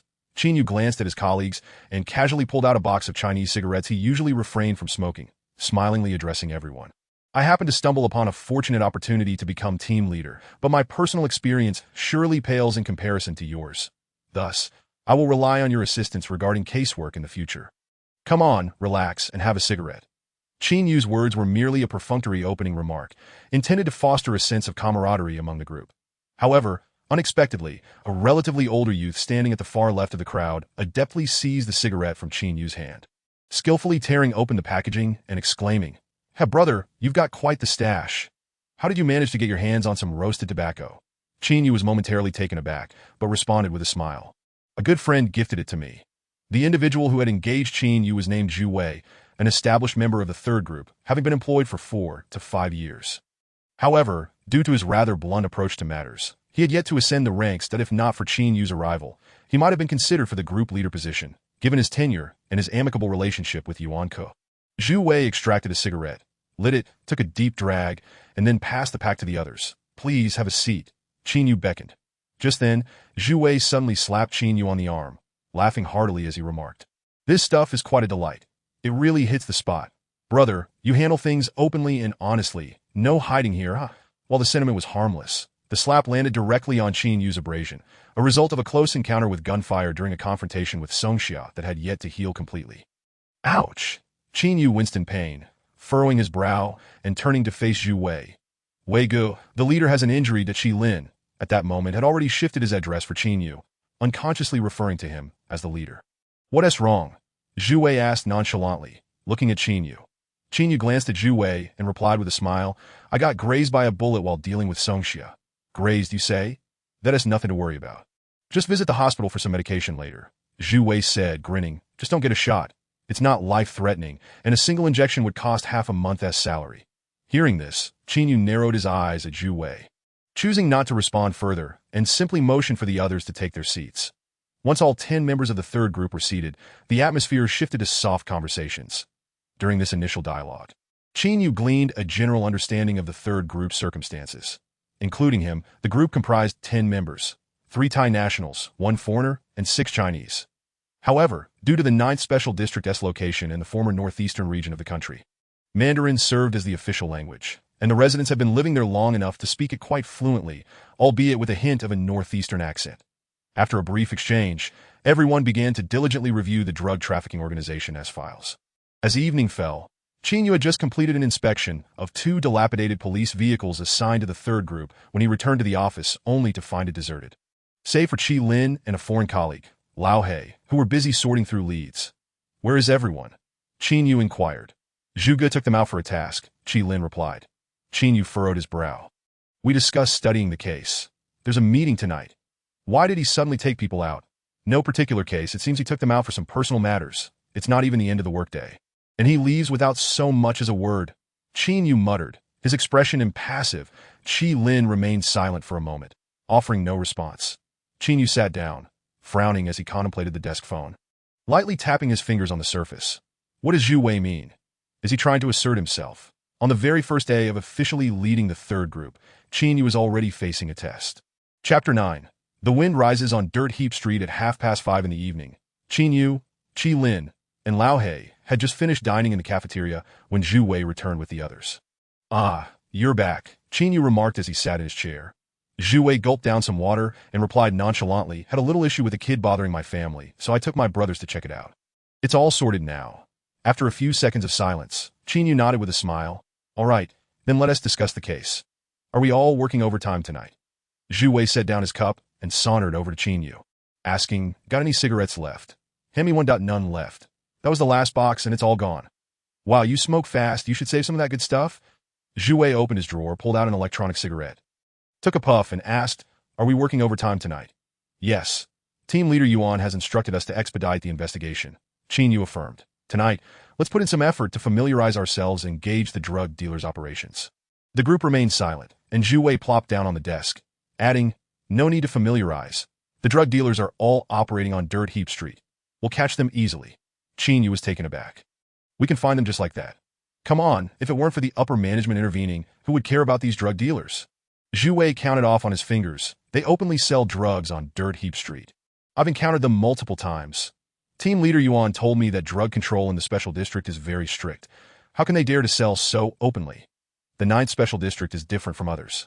Chi Lin interjected. It was developed later and is the only special district comprised of such a diverse array of ethnicities, making the situation quite complex. Last year, during the chief executive election, military conflicts broke out in Songjiang and Fongbei. It was quite chaotic that Qin Yu nodded and then asked, is it feasible to just sweep the streets directly? Just as Chi Lin was about to respond, Zhu Wei interjected, what's wrong with that? We should take advantage of the current crackdown on drug dealers before the word gets out, grab a few leads, and the case will be easier to solve. Qin Yu found Zhu Wei's confidence somewhat dubious. He seemed rather reckless that he turned to Chi Lin. Do you think it's appropriate to investigate directly? I'm not familiar with the situation over there. Chi Lin scratched his head. Zhu Wei chuckled, scoffing. Chi Lin is such a coward. He always dodges when there's anything risky. How is he supposed to know about the situation over there? The remark was a bit harsh, but Chi Lin merely smiled and remained silent. Xiao Qin, you just arrived. Trust me, you won't go wrong. Let us head out tonight and sweep the area, catch a few leads, and then it'll be easier to handle from there, Zhu Wei declared. Completely oblivious to his position. Brothers, let us get moving. I'll go sign for the firearms. The group had grown accustomed to following Zhu Wei's lead, so they all stood up. Qin Yu remained seated. Watching Zhu Wei intently, not intervening, and softly said, all right, let us go and see what's happening. Zhu Wei jumped off the desk, clapping Qin Yu on the arm with a grin. Brother, joining the third group is your lucky break. We're not the type to shy away from things. You handle matters openly, and Zhu Gu will definitely support you. After being slapped, Qin Yu gritted his teeth, glancing down at his arm. I forgot. I forgot you were injured. Zhu Wei paused for a moment, stepping forward to ask, are you all right? Qin Yu shot him a glance. I'm fine. You go get the gun. All right, I'll head out first. Zhu Wei turned and left. Qin Yu watched Zhu Wei's retreating figure, his brow slightly furrowed, deep in thought. Leader, Zhu Wei is different from the others. He means no harm, that he is just a bit boisterous. Loves to joke around and stir things up. Chi Lin approached quietly to say, don't take it to heart.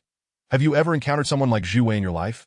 They disregard your personality and often make excessively outrageous jokes.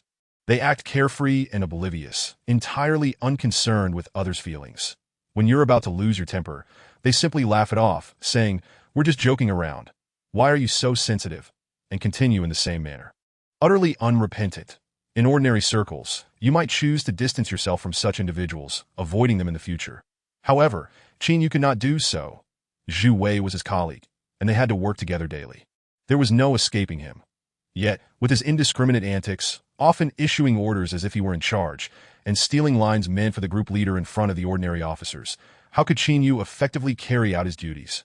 Moreover, the most troublesome aspect was that everyone in the third group were Zhu Wei's friends. If Qin Yu clashed with them upon arrival, it could easily lead to internal discord. What to do? As Qin Yu weighed his options in his mind, Chi Lin observed coldly, curious to see when this newcomer would confront Zhu Wei. After that confrontation, would he still be able to maintain his position as the leader of the third group? At 8:30 in the evening, 2 police vehicles came to a halt at the entrance of Dirt Heap Street. Qin Yu and his companions, dressed in plain clothes, alighted and strolled casually down the street. Dirt Heap Street was the most chaotic area of the entire Black Market District, home to thousands of residents who held residency rights but lacked stable employment. Along the sides of the road, each storefront illuminated by pink lights had at least 7 or 8 women standing outside, alluringly beckoning customers that in the dark alleys. One could often spot dazed drug addicts, eyes hollow, sniffing and scanning the street. These individuals lived without a fixed abode, stealing today and robbing tomorrow just to scrape by, seeking a fleeting sense of happiness, only to find themselves buried in these cold alleys come the next heavy snowfall. Having encountered many such individuals in the designated planning area, Qin Yu felt numb to the surroundings, merely keeping his head down as he walked forward. After the crowd had walked nearly a kilometer, they finally paused before a nondescript storefront that bore no sign. Zhu Wei scratched his nose and whispered, this place only sells medicine, that it seems rather deserted. Qin Yu turned his head to glance around and softly remarked, I am not very familiar with the situation here, that if we make a direct arrest, can we take the suspects away? Chi Lin pondered for a moment and replied, we should catch them in the act. Let's wait until someone comes to buy medicine, then we can enter. Standing by the roadside, Qin Yu furrowed his brow, contemplating for a long while before voicing his concerns. If they dare to operate so openly here, surely they must have some precautions in place. I fear that if we attempt an arrest, we may end up alarming them. Upon hearing this, Zhu Wei's expression turned impatient as he retorted, I've already told you. No one has cared about this matter before, but if you want to clean it up, you must act unexpectedly, That be why the time you've conducted your covert investigation, they will surely have caught wind of it. And at that point, solving the case will be significantly more challenging. Qin Yu, lacking experience living in the 9th Special Zone and not being particularly seasoned in case investigations, deliberated for a moment before turning to Lao He and asking, Zabi, do you think we can make an arrest? Indeed, this was a matter that had previously gone unchecked. Lao He, somewhat clueless, responded, but if we keep probing for a long time, the news will inevitably leak. There are no secrets in the department. After a few seconds of silence, Qin Yu immediately instructed, the police vehicles are too conspicuous. We can't drive them in. Lao He, Xiaolu, you two take the car to the back street. Once we finish the arrest, we'll get in and leave. Understood. The others dispersed to check their firearms, ammunition, and bulletproof vests. Qin Yu reiterated, as soon as someone enters the store, we charge and ha. You even came in a bulletproof vest? You really are cautious, Zhu Wei scoffed. These medicine sellers have no standing in the underworld that a few years ago, when I was on patrol, I used to beat them up all the time. These people are afraid of trouble. Qin Yu shot Zhu Wei a glance and cautioned him. Let us focus on the task at hand. Half an hour later, two young men led an elderly man swaggering into the storefront. Qin Yu, concealed in an alley, inquired via walkie-talkie, observe through the glass, and see if they're here for the medicine. After a short wait, Qi Lin confirmed, they are, everyone move.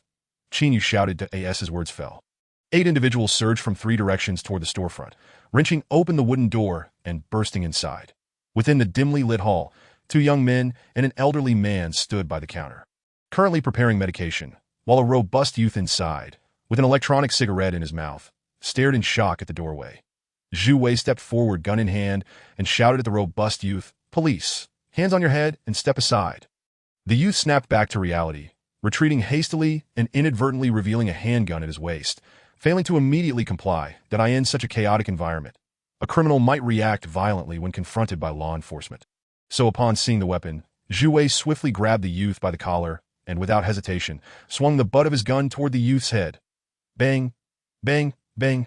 Zhu Wei struck the youth 6 or 7 times. Yet the youth continued to struggle.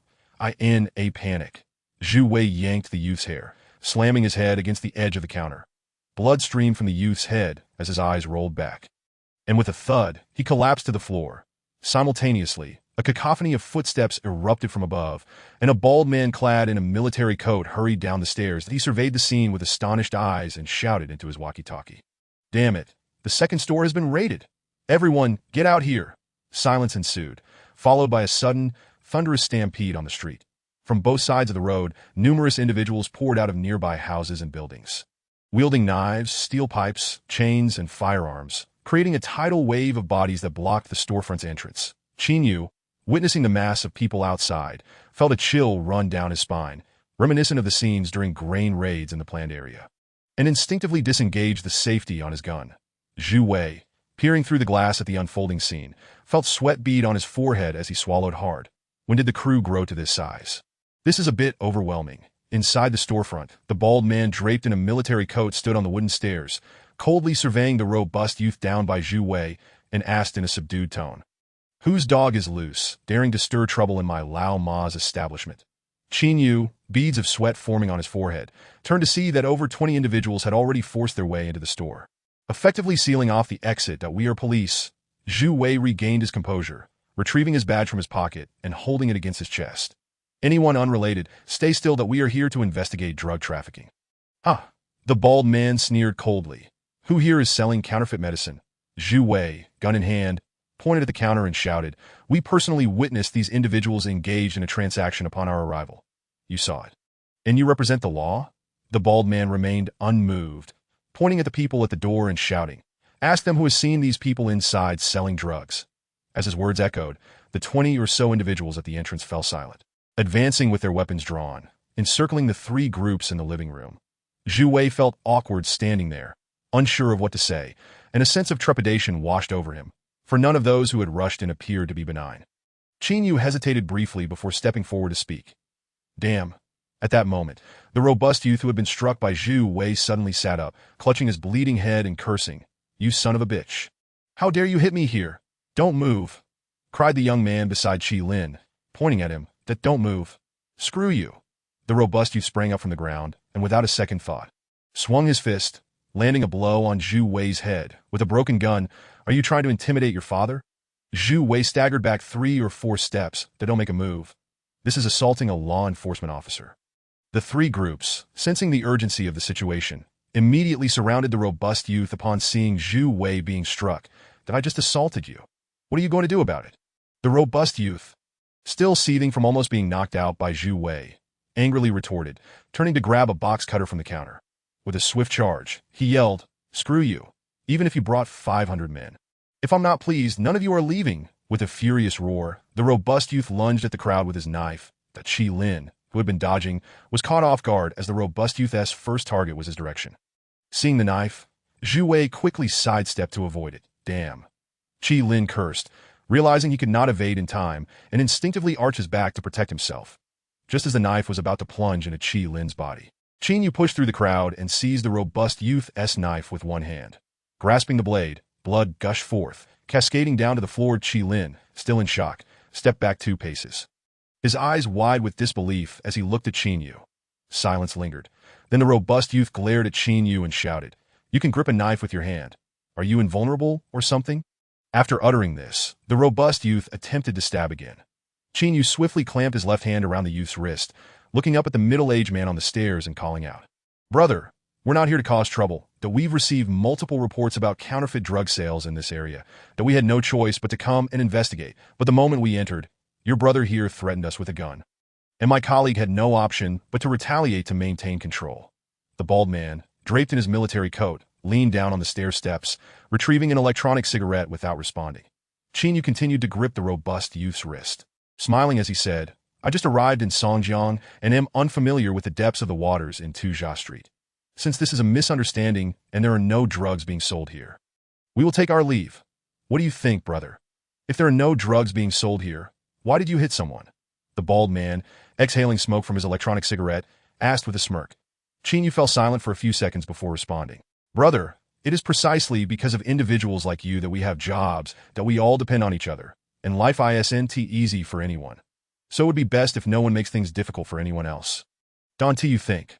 What can you do to me if I do?" The robust youth retorted defiantly. The bald man, still smoking his electronic cigarette, turned to spit a mouthful of phlegm, remaining silent. After a brief pause, Qin Yu maintained a smile and addressed the bald man. "Brother, while we may not solve any cases in Tujia Street, once we are outside, you still have to conduct business, right?" Upon hearing this, the bald man's arm faltered slightly before he finally spoke. "Let them go. Just like that. So, my beating was for nothing?" The robust youth challenged the bald man, glaring at Qin Yu and his companions, shouting, "If you want to leave, strip off your jackets and frog jump out of Tujia Street. But don't push your luck."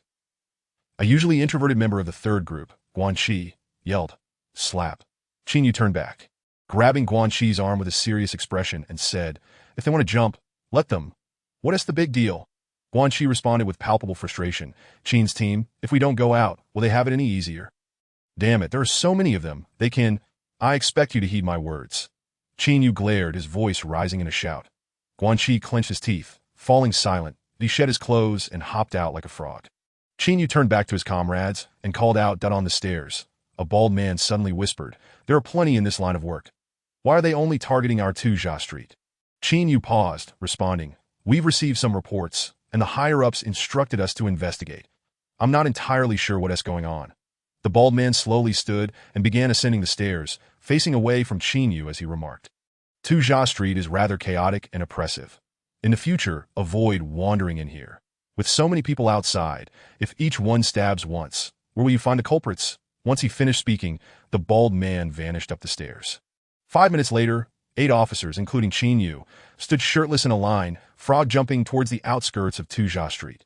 Dozens of young men brandishing weapons observed them with cold indifference from the roadside. Silent as statues, the buildings lining the street had their windows flung open, with onlookers smoking or crossing their arms, apathetically watching Qin Yu and his team leap towards the perimeter. Time passed in silence until suddenly, someone from the right shouted, "Soon, I'll kill you all if you come back." The furious roar echoed hauntingly in the night. Immediately after, a barrage of glass bottles, medicine jars, and debris rained down from above. "Run!" Qin Yu shouted, rising first, and the group hastily disappeared into the darkness. Inside the 2nd floor of a storefront, the bald man sat on a rickety wooden chair, frowning at a burly young man wrapping bandages around his head. Have the brothers dispersed? Yes, they've all left, the young man nodded. Call a few brothers over to move the goods, the bald man instructed softly. For the next few days, don't release any product. Let us keep a low profile. The young man looked taken aback. Are you afraid, third uncle? No, those just now were clearly inexperienced young officers. Do we really need to be wary of them? Look at the prices of the drugs outside. How many impoverished patients on Tuja Street depend on us? If I shout, thousands will rush out to support us. Why should we care about their opinions? Do as I say, don't be foolish. The bald man replied tersely. Hurry and call over 2 brothers that I sigh. I'm becoming more timid with each job, Ma Lao Air muttered indignantly, ultimately yielding to his uncle's command and stepping out to summon his comrades. On the outer streets of Tuja, Qin first donned his clothing, then pulled a medical kit from the vehicle, hastily wrapping his injured hand in bandages. Beside the vehicle, Guanqi, eyes wide with anger. Curse, damn it, law enforcement can't outdo the thieves, and we ended up stripped of our clothes, hopping out like frogs. This is too humiliating. If this leaks to the precinct, I'll be the laughingstock that we shouldn't have backed down. If we hadn't shed our clothes, would they have dared to do anything to us? At that moment, Zhu Wei, emboldened, complained to Qin Yu, you're just too timid. Let me tell you, this isn't how we conduct ourselves in Songjiang. You're the leader. At crucial moments, you need to step up. Biting down on the bandage, Qin Yu looked up and said, everyone, gather around. I have something to say. What for? Guanqi inquired. Come here, Qin Yu shouted, frowning. The group exchanged glances. Their spirits low, even slightly impatient as they approached him. They checked their ammunition. Those without bulletproof vests retrieved them from the vehicle, while Lao He and Xiao Lu continued to manage the car. Qin Yu issued instructions with an impassive expression, and the group listened, looking bewildered. Minutes later, inside the storefront, Ma Lao Air directed 3 peers at the back door. The vehicle will take a while to arrive. Once you finish loading this room's goods, check the 3rd store. There are still some there. Where do we move the goods to? Someone asked. Back to the warehouse first. Ma Lao Air complained nonchalantly. Third uncle is just timid. Futile efforts. If it were up to me, I'd leave the goods here and sell them as needed. Just as he spoke, footsteps suddenly echoed from the left side of the back door. Then a Lao Air turned, cigarette in hand, and found Qin Yu, clad in a light green bulletproof vest and wielding an over half-meter-long riot shotgun. Charging in, damn, bang, Qin Yu, with a steely gaze, kicked Ma Lao Air in the chest with his right leg. Whoosh, thud. Ma Lao Air flew back half a meter, crashing into 3 boxes of goods, disoriented by the fall. That don't move. If you do, I'll kill you, Guanqi shouted, gun trained on Ma Lao Air's head. Clatter! Without a moment's pause, Qin Yu barged through the door into the storefront, heading straight for the 2nd floor. Inside the room on the 2nd floor, static crackled through the intercom as a drug dealer. Running, shouted, Third uncle. Those people are back. Third uncle, startled, sprang up, reaching for his gun. Clatter. Qin Yu racked the shotgun as he entered, glancing sideways at third uncle. The terrain on Tuja Street is too complicated. We've jumped around for ages without getting out. Big brother, you need to come with us and show us the way. Third uncle looked at Qin Yu in astonishment. A counterattack. Chapter 11. Just as one aims to reach the heavens, one's hand is broken. Inside the 2nd floor room, Qin Yu had no time for idle chatter with third uncle. He delivered 2 swift blows to the man's head, and Zhu Wei promptly cuffed him. Let us go. Hurry up. Qin Yu pulled third uncle along, urgently calling out as they rushed downstairs. Don't bother chasing the small fry. Those we catch, take them away immediately. Don't waste time, he shouted. Qin Yu and Zhu Wei dragged third uncle out of the storefront. Meanwhile, Ma Lao Air, pinned down, bit Qi Lin's palm in a frenzy, yelling, damn, they're back with their weapons. The street erupted into chaos as nearby drug dealers rushed out with their weapons. However, Qin Yu had made preparations prior. Seeing Ma Lao Air shout, he swung the shotgun as stock bang, striking Ma Lao Air in the mouth. Ma Lao Air rolled on the ground in agony, turning his head to spit out 2 front teeth. His lips split and bleeding. Moved to the side. Qin Yu stepped through the back door onto the street, waving his hand, urging, stop dawdling. Just grab 5 kilograms of illicit goods. That's enough to nail them for good. Why are you lugging around boxes, you fools? Only then did the dim-witted Lao He drop the box, grabbing 2 bags of antiviral medication and sprinting across the street into an alley down on the street. A throng surged forward, dozens charging ahead. Bang, bang, bang. Qin Yu fired 3 shots into the crowd, yet they continued to surge forward, firing back in a frenzied assault. Damn it, these drug dealers are reckless, stuck at the alley entrance. Qin Yu saw that his gunfire couldn't quell the chaos, and he promptly turned to flee. Moments later, as they dashed through the narrow alley, They heard the screeching of brakes. "Get in," Lao He and Xiao Lu shouted, opening the doors of two vehicles. Without hesitation, Qin Yu and his team crammed Ma Lao Air, third uncle, and two accomplices into the police vehicle, leaping into the back of the truck that I in the black market precinct. Police vehicles came in two types, 7-seater SUVs and 5-seater pickups with cargo beds. Only senior officials like Director Li had the privilege of riding in sedans. Regular patrols rarely saw them. In these times, practicality ruled, and there weren't enough resources to show off. Fortunately, police vehicles were designed for utility. At least there was a cargo bed for transport. Otherwise, they would have struggled to fit everyone inside. Virum. Once everyone was in, Lao He stomped on the gas, speeding towards the outskirts of Tujia Street. Gunfire erupted incessantly as the two vehicles sped along. The car was riddled with bullets, and two brothers from Team 3, sitting on the outer side, sustained varying degrees of gunshot wounds. "Damn it, don't hold back. If anyone blocks us, run them over," Qin Yu shouted from the truck bed. Lao He, too afraid to look up, kept his head low, swerving the vehicle to knock over several people, causing the advancing crowd to slowly disperse. After about a minute of full throttle through the Tujia Street area, they finally broke free. Qin Yu glanced back at the throng still pursuing them, wiping the sweat from his brow and reflecting, if this place isn't properly managed, who knows what chaos will ensue in Songjiang. Smack! Just as he finished speaking, a sharp sound rang out against his head, followed by a jolt of pain. "Impressive, brother!" Zhu Wei clapped Qin Yu on the back, exclaiming, "You've got guts." That counterattack was executed flawlessly. By 10 o'clock that evening, in the police station, Qin Yu had finished stitching up his injured hand and stepped into the interrogation room. A Lao Air lounged on the floor, casting a sidelong glance at Qin Yu. "You've got yourself into trouble. In less than 3 hours, bang." Qin Yu lifted his foot and delivered a simple, brutal kick to Ma Lao Air's head. Damn. Ma Lao Air's head struck the wall with a thud, causing him to see stars. "500 men are of no use, are they?" Bang. In Tujia Street, "You think you're the toughest, huh?" Bang. "Damn it, you're the boss, right?" Bang, bang, bang. As Qin Yu hurled insults, he unleashed a flurry of kicks to Ma Lao Air's head. The latter collapsed unconscious, blood oozing from his nostrils and his body convulsing. "Quick, bring some cold water. Let's extinguish my brother Ma's boiling blood," Qin Yu shouted to Lao He. Without hesitation, Lao He fetched a bucket of icy, filthy water from the restroom and poured it over Ma Lao Air's head. That took less than half a minute for Ma Lao Air's eyes to regain focus. Qin Yu stepped onto Ma Lao Air's calf and leaned down, demanding, "You want to see some fraud jumps, do you?" At that moment, Ma Lao Air looked at Qin Yu with a hint of fear, no longer daring to speak defiantly. "Kneel." Qin Yu suddenly bellowed. Ma Lao Air flinched, instinctively recoiling. "I said kneel." Qin Yu pointed to the ground, his eyes piercing. Dazed, Ma Lao Air stammered, "Please, don't make it too humiliating, all right?" Hearing this, Qin Yu immediately raised his right leg. Thud, before his foot could land on Ma Lao Air's head.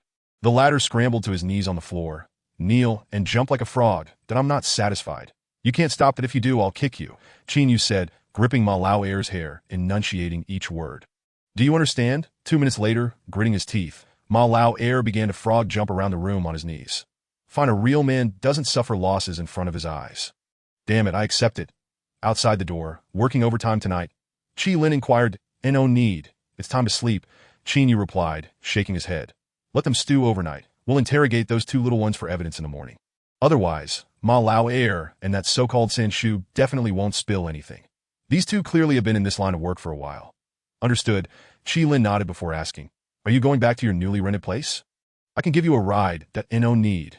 I'll stay here tonight," Qin Yu replied. "Just rough it for one night. Work starts early tomorrow." "All right."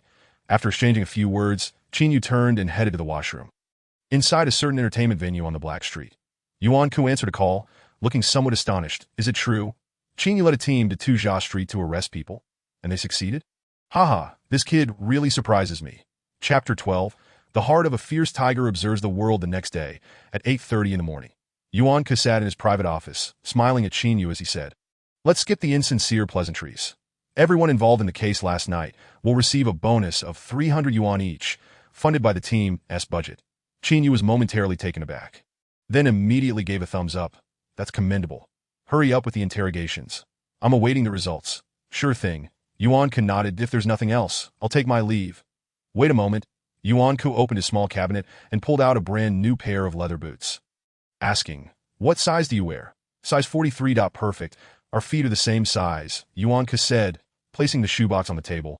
They were a gift from a friend. I never wore them, so take them. But these must be expensive. What is the big deal about a pair of shoes? Yuan Ke waved his hand dismissively. Just take them. Qin Yu glanced at the shoebox and suddenly realized that Yuan Ke's generosity was genuine. He truly delivered on his promises to secure benefits for others. Thank you, Captain Yuan. There is no need for thanks. Just go. Yuan Ke chuckled. Hey. Qin Yu left with the shoebox. In the following 2 days, the brothers of the third team devoted all their energy to the interrogation work. However, to Qin Yu's surprise, both San Shu and Ma Lauer proved to be notably obstinate. Although the two underlings had confessed, these two remained either feigning madness or refusing to speak. Interrogation was not Qin Yu's strong suit, especially since this was not a planned area, and many of his experiences and methods were rendered ineffective. The other members of the third team were evidently more seasoned in dealing with criminals than he was. Thus, he decided to leave the matter to Lao He and Guan Qi, awaiting leads and results himself on Thursday afternoon, around 3 o'clock. While Qin Yu was chatting idly with Qi Lin, Lao He, and Xiao Lu in the office. Zhu Wei, who had indulged in a bit of alcohol, swaggered back in. What the hell, no interrogations? Everyone's just lounging around. Zhu Wei slurred, grinning. Yeah, just taking a break. Qin Yu nodded, slap. Zhu Wei habitually smacked Qin Yu's head. Go sit over there. Qin Yu chuckled and shifted slightly. Stop messing with me.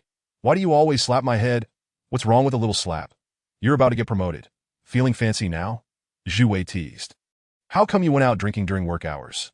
Qin Yu casually questioned. You might be able to handle it, but can your wallet? Drinking isn't cheap. Got lots of friends and social obligations. What can I do? Zhu Wei replied, crossing his legs. The family is pressuring me to get married, introducing me to this Japanese girl that I want to meet her and had a drink that Qin Yu nodded, deliberately pulling out a Zhonghua cigarette and lighting it with a lighter. What the hell? You said you were out of smokes. Why are you hiding them from your brother? Zhu Wei exclaimed, craning his neck. This is the last one. Qin Yu replied after taking a puff. Damn, stop picking on the captain. This cigarette is expensive. Why do you keep mooching off me? Guan Qi chimed in jokingly, then grinned and extended his hand. But I'm different. I made a breakthrough today. So you should reward me with a cigarette that if no one dared to joke around or act foolishly, the entire group would likely refrain from teasing Qin Yu. However, with Zhu Wei's antics, everyone felt more at ease in their interactions. Regardless of the setting. Seriously, I'm out of smokes, Qin Yu insisted, pushing Zhu Wei away. Come on, don't be stingy. Hand one over. Zhu Wei grabbed Qin Yu's wrist. Captain, don't be tight-fisted. Just share a bit.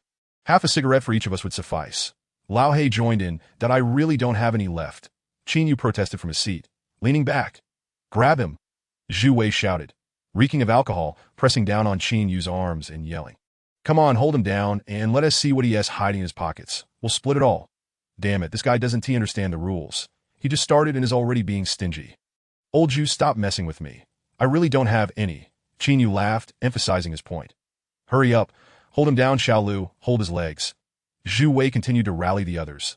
The atmosphere escalated, and aside from Qi Lin and the two injured Tai brothers, all members of the third team rushed to the chairs beside them, attempting to pin down Qin Yu in their quest for cigarettes. Damn it. Stop it. I really don't have any left. Qin Yu laughed as he playfully wrestled with everyone, while several burly fellows joined Zhu Wei in their antics. How are we supposed to handle this day? It's like we've never smoked before. Qi Lin chuckled as he got up to fetch some water. Damn it. I'm gonna get you. Hurry up and bring it out. Zhu Wei pressed down on Qin Yu's arm, reaching for his pants pocket. Just then, Qin Yu suddenly grabbed the police dagger from the desk, pinching the blade between his thumb and index finger, and plunged it down forcefully. Thud, with one swift motion, Zhu Wei froze in place. Don't mess with me. If you keep it up, I'll stab you. Qin Yu laughed, holding the knife's tip and aimed toward Zhu Wei's thigh. Thud.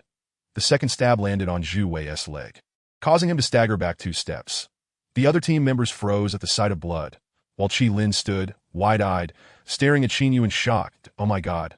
What happened? Did you really stab him? I was just mimicking. Qin Yu feigned surprise, quickly rising and glancing at the wound on Zhu Wei's leg, asking, Are you all right? Zhu Wei was in agony, suddenly becoming furious, and shoved Qin Yu. Are you out of your mind? You don't just play with knives at this moment. Qin Yu looked up, still wearing a smile, and said, I warned you not to mess with me. I'm not gentle when it comes to this. You see, now you've gone and gotten hurt. The room fell silent as everyone absorbed his words, their playful demeanor replaced with concern to don't mess with me again. Got it. Qin Yu chuckled as he set the knife down and helped Zhu Wei up. Let us go check out the infirmary. Zhu Wei hesitated for a moment. Then, seeing Qin Yu's calm demeanor, he followed him to the infirmary. After this minor commotion, no one in the third team dared to tease Qin Yu excessively, including the foolish Zhu Wei, and certainly, no one continued to regard him as merely a newcomer. Qi Lin stood as an observer, gaining a comprehensive understanding of how Qin Yu dealt with Zhu Wei. He suddenly realized that while Qin Yu appeared to engage in cheerful conversation, his thoughts might be entirely detached from the events unfolding before him. One might believe they had become familiar friends. Yet he could, in your moments of excess, convey the message that you had overstepped through an unexpected means, all the while preserving your dignity. At that moment, Qi Lin also recalled the usually domineering third member of their team, who, since the kidnapping incident, had not dared to provoke Qin Yu again. What did this signify? It indicated that Qin Yu had privately resolved his issues. It was then that Qi Lin recognized that perhaps it was individuals like Qin Yu who could navigate such a complex environment. Bold, meticulous, attuned to human emotions, and worldly wise. After enduring a decade of trials in the planning district, perhaps it was time for him to soar here. After parting ways with Zhu Wei in the infirmary, Qin Yu suddenly remembered that he had rented an apartment, but due to his busyness over the past few days, he had not even visited. Thus, he called upon Lao Mao and headed towards No. 88 Courtyard. Meanwhile, in a warehouse on Tuza Street, an elderly man around 60 leaned on his cane and remarked, "Qin Yu, I haven't heard of him before. I had someone investigate, and it turns out he's new. He just arrived and already caught Xiao Er and Demin Shirley. He has connections." After pondering for a while, the old man turned and instructed, "You go find out more about this Qin Yu." Chapter 13. A friendship that can be frankly shared in number 88 Courtyard. Lao Mao crouched by the window of the left house, his wide eyes scanning Lin Yinlei's room. "Still not back at this hour?" "In the right house," Qin Yu shouted. "Could you lend a hand?" "Did I invite you here to enjoy the view?" "Stop shouting. I'm coming." Lao Mao replied with little enthusiasm as he crossed the courtyard and entered Qin Yu's room. "It's just a rented place. You usually come back just to sleep. Are you planning to turn it into a palace? Just tidy it up a bit. Living alone, shouldn't you keep it clean?" Qin Yu waved his hand in front of his nose. "Help me sweep the floor. It's all dusty." "What? You want your vice captain to sweep the floor?" "Brother, you're getting a bit too full of yourself. I'll treat you to dinner later." "Now that's more like it." Lao Mao was inherently lazy. Today, helping Qin Yu was quite an extraordinary event. The two worked seamlessly together, with Lao Mao primarily directing and Qin Yu doing the labor. They toiled until around 8 or 9 o'clock. Yet Lin Yinlei still had not returned. Where is she? Lao Mao mused, though the real reason he came today was to see Lin Yinlei. Stop looking. She's not your type. Qin Yu rolled his eyes. Let's eat. Then let's go to the second sister's place. Forget about the second sister. I'll just grab some snacks on the way back. What snacks? Instant noodles, convenient. Seriously? I help you move, and you feed me that? Instant noodles are cheap. The deal, you want some. If not, you can go home. It's been a long night, and you're probably tired. Qin Yu retorted with a sidelong glance that you're really pushing it. Lao Mao laughed. All right, I'll throw in some sausages. It's settled. Qin Yu chuckled as he stepped out of the house. The small courtyard housed 5 families, with the landlady residing behind the iron gate of the inner courtyard, rarely seen. Lin Yinlei and Qin Yu occupied the left and right sides of the main entrance, while the last 2 families lived in adjacent rooms without water or electricity, seldom seen. After returning with food, Qin Yu boiled some water, shared a simple dinner with Lao Mao, and planned to sleep early to continue interrogating Ma Lao Er and Demin the next day. Okay, we've finished eating. You can head back now, he said, removing his jacket. Lao Mao burped. Forget it. I'm staying here tonight. Brother, it's just a bed that's 1.5 meters wide. How are we supposed to sleep? I'll just hug you. Lao Mao, too lazy to even clean up the leftover mess, flopped onto the bed and kicked off his 2 smelly shoes. Are you out of your mind? Qin Yu asked. A bit taken aback. Are you here for Lin Yinlei or me? Hey, have you ever been with a guy? Lao Mao asked curiously from the bed. Qin Yu was momentarily speechless. That I'm asking you a question. Have you? Have you? Qin Yu shot back. I've seen others do it. They say it stimulates the prostate. Lao Mao began to launch into a story. Shut up. Qin Yu interrupted, feeling a bit nauseated. Are you going back or not? I'm not going back. It's too late and I'm staying here. Lao Mao yawned, carelessly shedding his clothes. Qin Yu had no choice but to wash up quickly and climb into bed as well. However, there was only one quilt, making Qin Yu feel somewhat awkward, especially with Lao Mao's earlier words still echoing in his mind. Did they catch the drug dealer? Lao Mao, now facing Qin Yu, had already closed his eyes and was drifting off to sleep. Yeah, Qin Yu nodded, caught the 2 ringleaders. Heh, Yuan Ke must be thrilled. Huh. Lao Mao sneered, that bastard. all talk of righteousness and morality, yet he engages in nothing but underhanded dealings. This was the first time Qin Yu had heard Lao Mao speak like this. You seem to have some prejudice against our squad. It is hard to explain in just a few words, but I must remind you, while you work, it's best to keep your personal life separate. Keep your legs away from me. You're touching me. Qin Yu interrupted that I'm not moving my legs. How are you not? You're already touching my leg. That it's not a leg. Lao Mao insisted, eyes still closed. Just then a knock sounded at the door. Who is it? Qin Yu called out, "Its me, Lin Yinlei, are you back?" Yes, I'm back. Did I ask their hot water? I just got back from overtime, and the water is off. I can't wash up, Lin Yinlei. Unaware that Qin Yu was in the room, leaned against the window while knocking, catching a glimpse of him getting up from the bed. Yes, just wait a moment. Qin Yu, unable to buy sleepwear, simply threw on his jacket and opened the door. Sorry to trouble you, you've already gone to bed, right? Lin Yinlei, clad in a plush coat, had her cheeks flushed from the cold. No problem. I have hot water left. Qin Yu smiled. Let me get it for you. Thank you, Lin Yinlei replied politely, not rushing into the room. That as Qin Yu turned to fetch the water, she remarked, your job seems quite demanding. Why are you still working at this hour? Just getting used to things. Lin Yinlei stretched her delicate neck that, we're running low on hot water. Just then, Lao Mao abruptly sat up in bed, snatched his underwear, and shouted, wait, I'll go get some cold water from the storage well for you. You burn some more.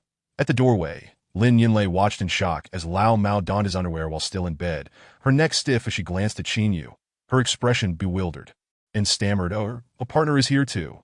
Qin Yu, holding the water kettle, stood there utterly dumbfounded.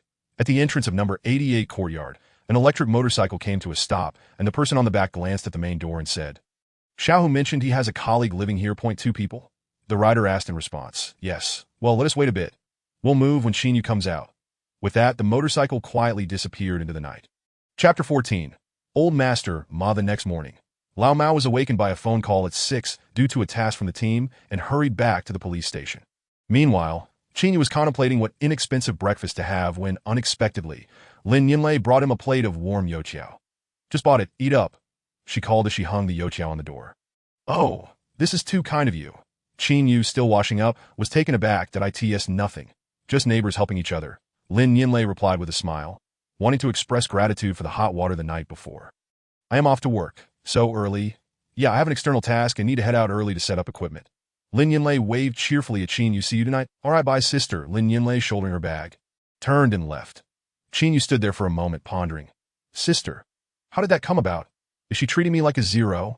5 minutes later, Lin Yinlei waited at the door for her female colleague, chatting animatedly as they walked towards their workplace. Let me tell you, there's this rather masculine guy in our courtyard. He might be a gay. Really? Pretty much confirmed. I saw it with my own eyes. Oh my God, what a shame. After finishing the breakfast Lin Yinlei had brought, Qin Yu tidied up briefly and headed to the team. Due to scarce resources and the short establishment period of Songjiang City, transportation was highly inconvenient.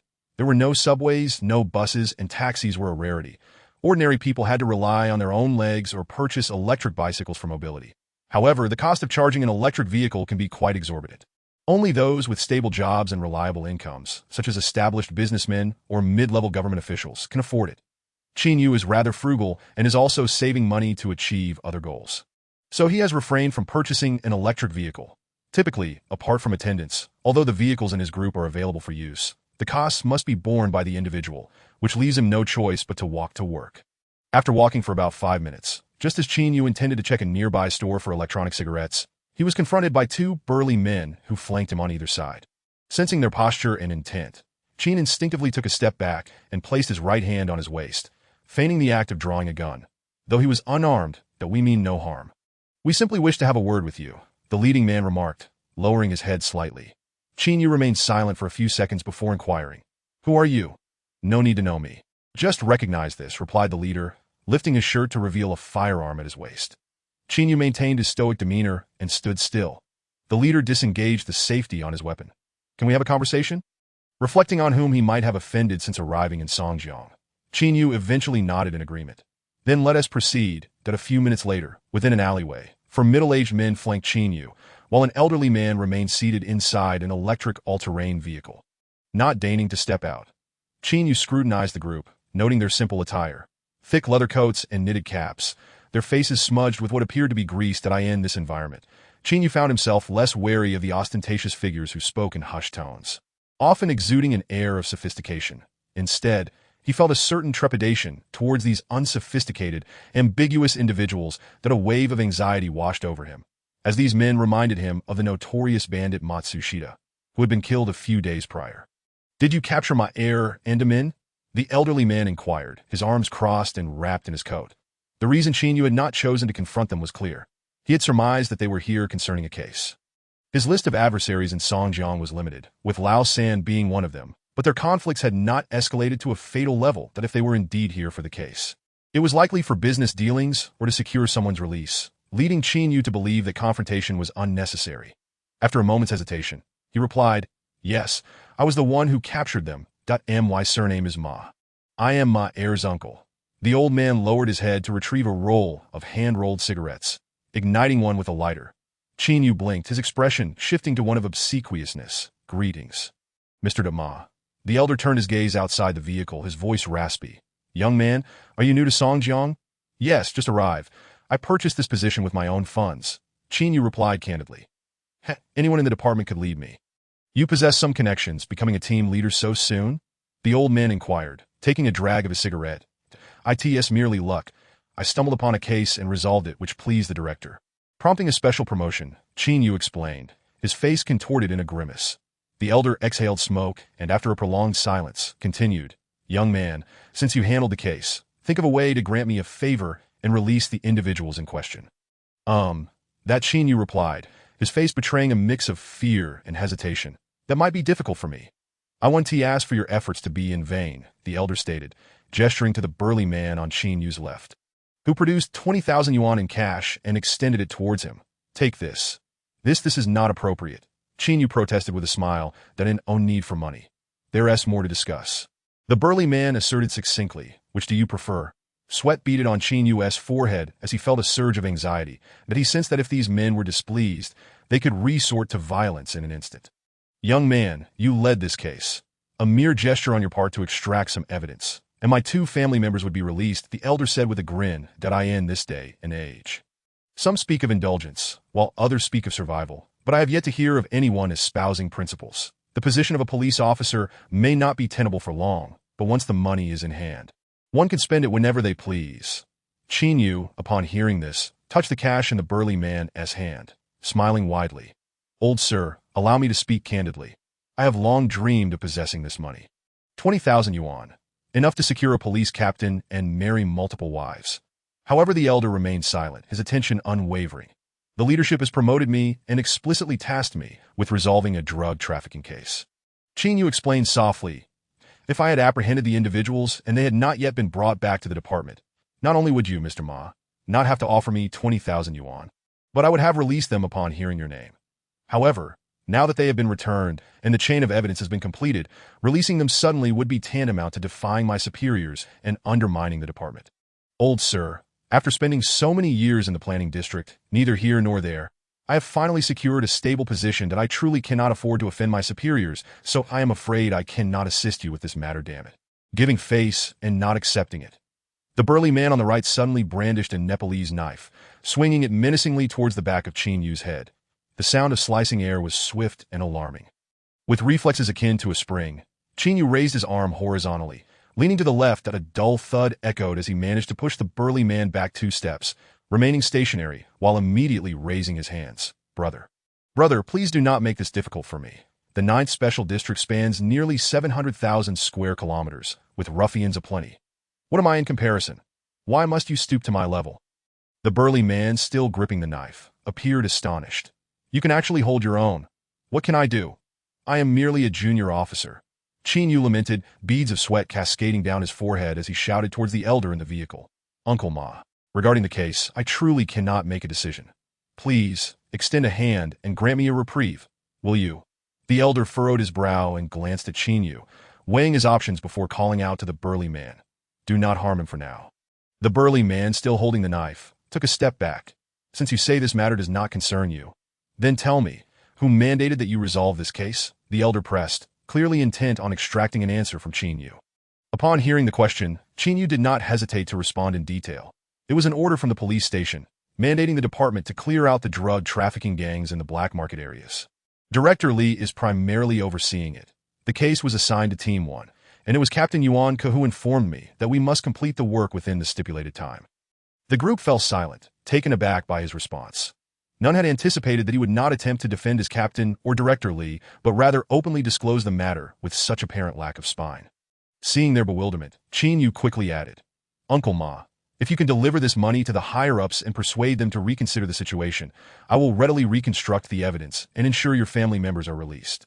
This is a matter of no consequence, Dada. You are indeed one to speak candidly." The elder regarded Qin Yu with a bemused smile. Qin Yu, sensing the gravity of the situation, clasped his hands together in earnest. "I am but a lowly officer, struggling to survive. Who would I dare to offend?" After a moment of contemplation, the elder waved his hand. "Let him go." "Brother Ma," the burly man exclaimed, blocking Qin Yu's exit with his knife. "Let him go," the elder reiterated, gesturing once more. The four men cast cold glances at Qin Yu before finally clearing the way. "Rest assured, Uncle Ma, while I may not be able to release your family members, they remain in my custody, and I will ensure their well-being," Qin Yu added diplomatically. The elder paused, then suddenly smiled. "Very well, I appreciate your assistance. Not a bother, not a bother." Qin Yu nodded before turning to leave. As he exited the alleyway, the burly man stepped forward and remarked to the elder, "This kid is too soft. I believe he speaks the truth. He cannot resolve this matter." The elder lit another cigarette, gently shaking his head. "He is not soft. He is merely slippery." The burly man was taken aback by this observation. Those who were truly weak would have already been terrified into submission in such circumstances. The elder continued, "Do you not see? He is attempting to convey a message to us." "What message?" the burly man inquired, puzzled. "This matter does not concern him. The issue lies with Yuan Ku and Director Li." The elder murmured, "He is merely the one who executes tasks, unwilling to offend us on behalf of his superiors, thus promptly placing Yuan Ku and the fat man at the forefront. So you mean to say that his relationship with Yuan Ku is not as close as we presumed?" The burly man pondered aloud that if Yuan Ku promoted him, it could very well be, precisely, the elder interjected, that I suspect the recent crackdown on illicit drugs may be linked to another batch of drugs that entered the market recently. Previously, we were the sole players in this game, but now new competitors have emerged. The issue likely lies in the competition. What about next? The elder waved his hand dismissively. Engaging with Qin Yu is of no use. Let's get in the vehicle. We need to clarify why the authorities are conducting this crackdown. Once we understand that, we will know how to proceed with the matters concerning Xiao Er and Demin. As Qin Yu exited the alley, he hurried back to the police station with all due haste. That in truth, Ma Laoda's analysis was utterly accurate. Qin Yu simply did not wish to shoulder the blame for anyone else. Yuan Ku, directing me to solve the case poses no issue at all. However, should we resolve the case and a series of complications arise, it is you, as the team leader, who must bear the brunt of it. For Qin Yu would certainly never undertake such a burden himself. His current physical state renders him incapable of withstanding any strain. Merely maintaining the status quo has become exceedingly challenging upon arriving at the police station. Qin Yu immediately sought out Yuan Ku and relayed the situation regarding old Ma, eager to gauge his reaction. Yuan Ku, upon hearing this, displayed a look of astonishment and solemnly advised, "These individuals are not to be trifled with. You must prioritize your safety in the coming days.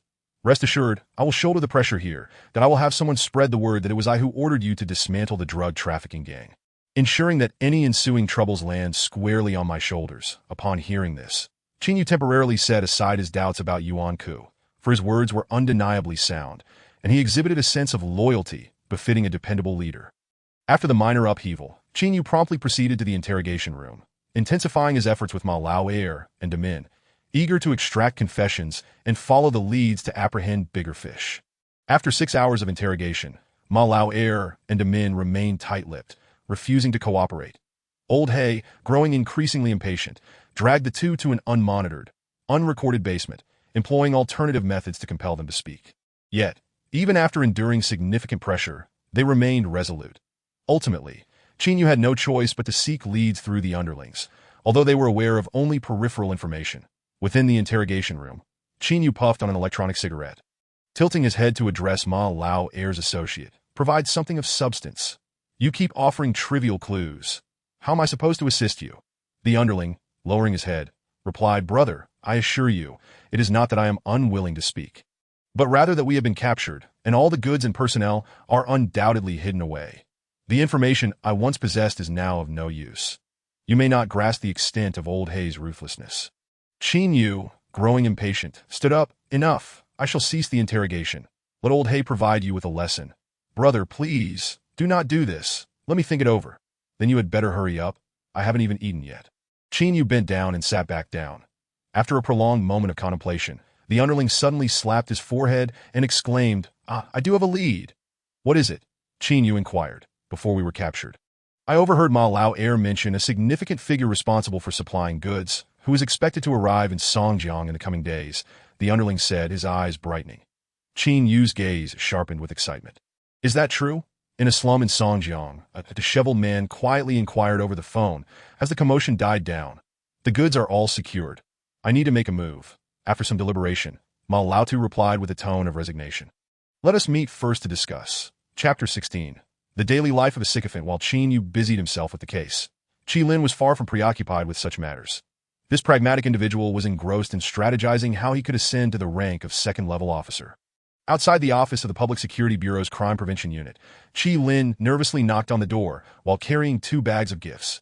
Come in.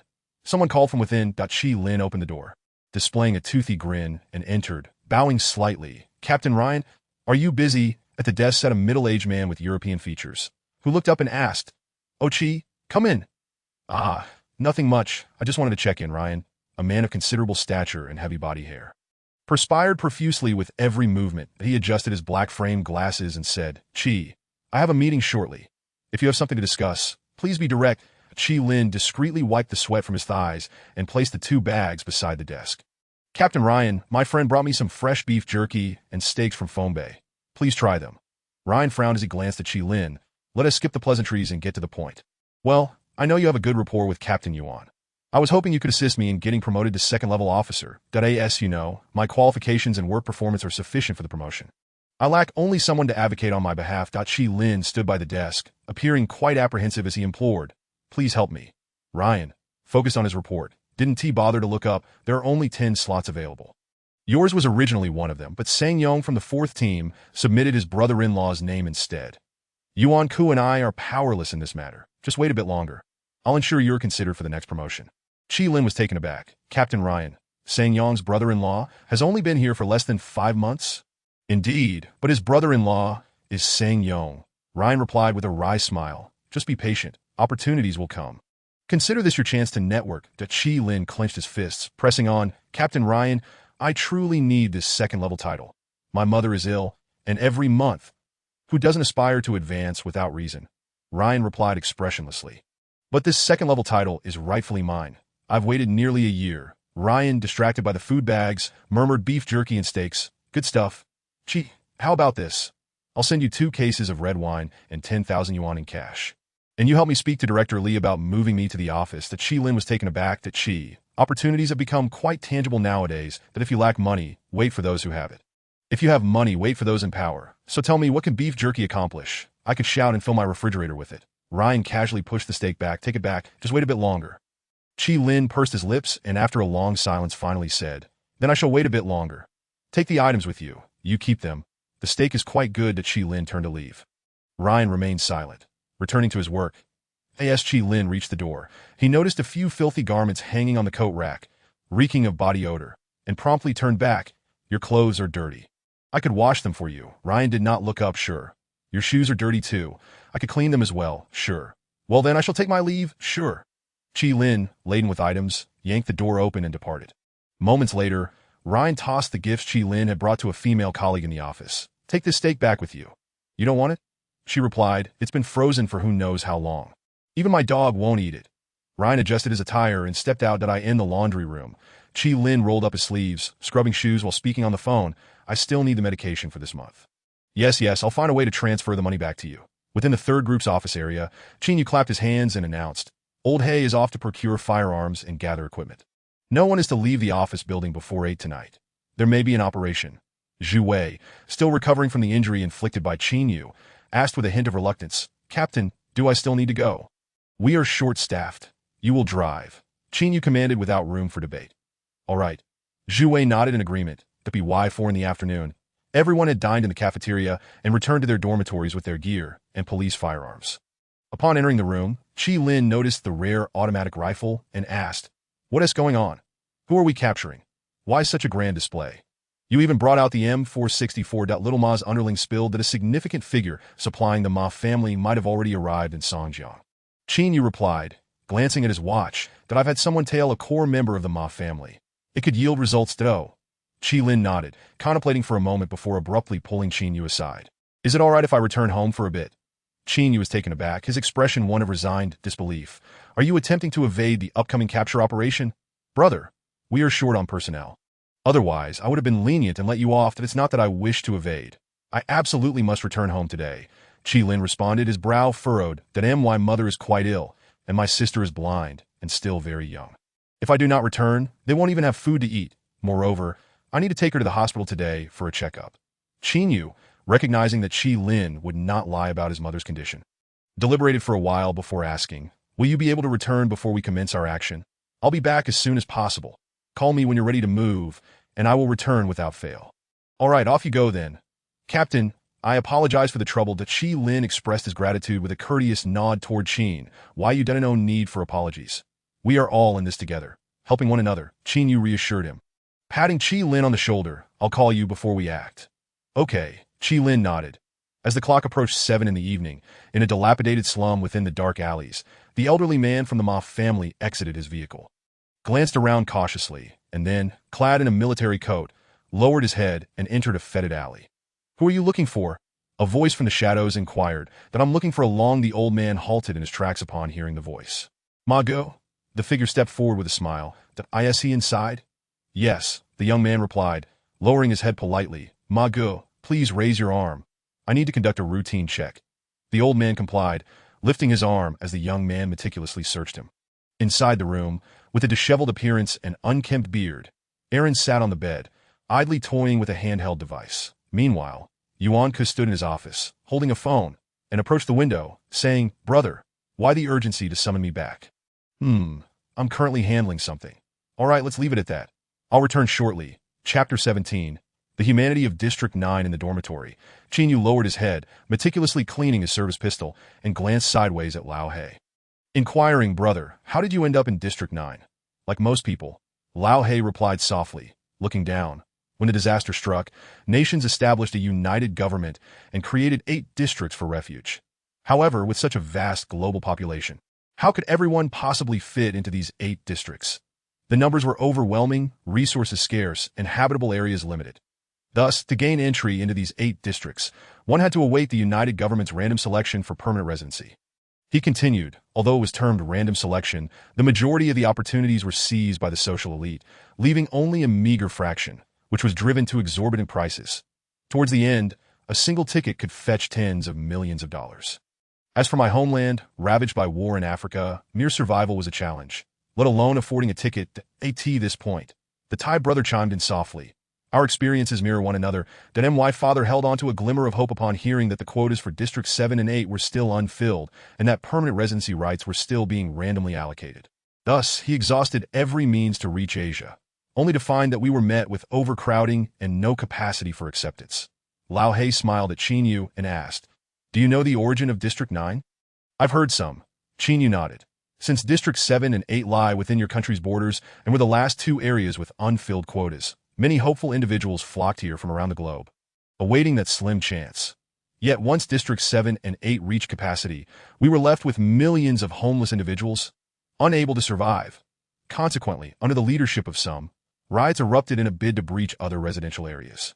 The united government, compelled by the circumstances, decided to allocate some resources to establish the 9th Special Zone, though they lacked the capability and sufficient resources to support us here, ultimately granting us autonomy. This is the history of District 9.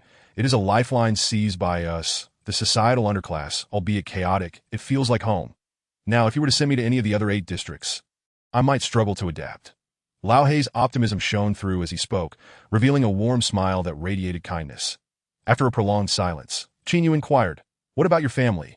No one remains. That my mother and brother perished during the first military conflict in District 9. Lao He's gaze dimmed slightly. The my father was among the first batch of officers in District 9. He too fell in the line of duty. Qin Yu was taken aback. I'm sorry, that it's nothing. I've long since moved past it. Lao He smiled again. And what about you? Do you have family? What brings you to this designated area? I might be even worse off than you. after much hesitation. Qin Yu was ready to share his feelings with a colleague. Just then, the ringing of a phone interrupted the moment. Hello? Qin Yu answered the police phone. The core member of the Ma family has taken old Ma to the third ring road. I've observed for a while and am 80% certain that they are meeting the contact. Xiao Lu succinctly detailed the situation over the phone. What about the exact number of individuals? Is the contact present? Based on my experience, I can't say for certain.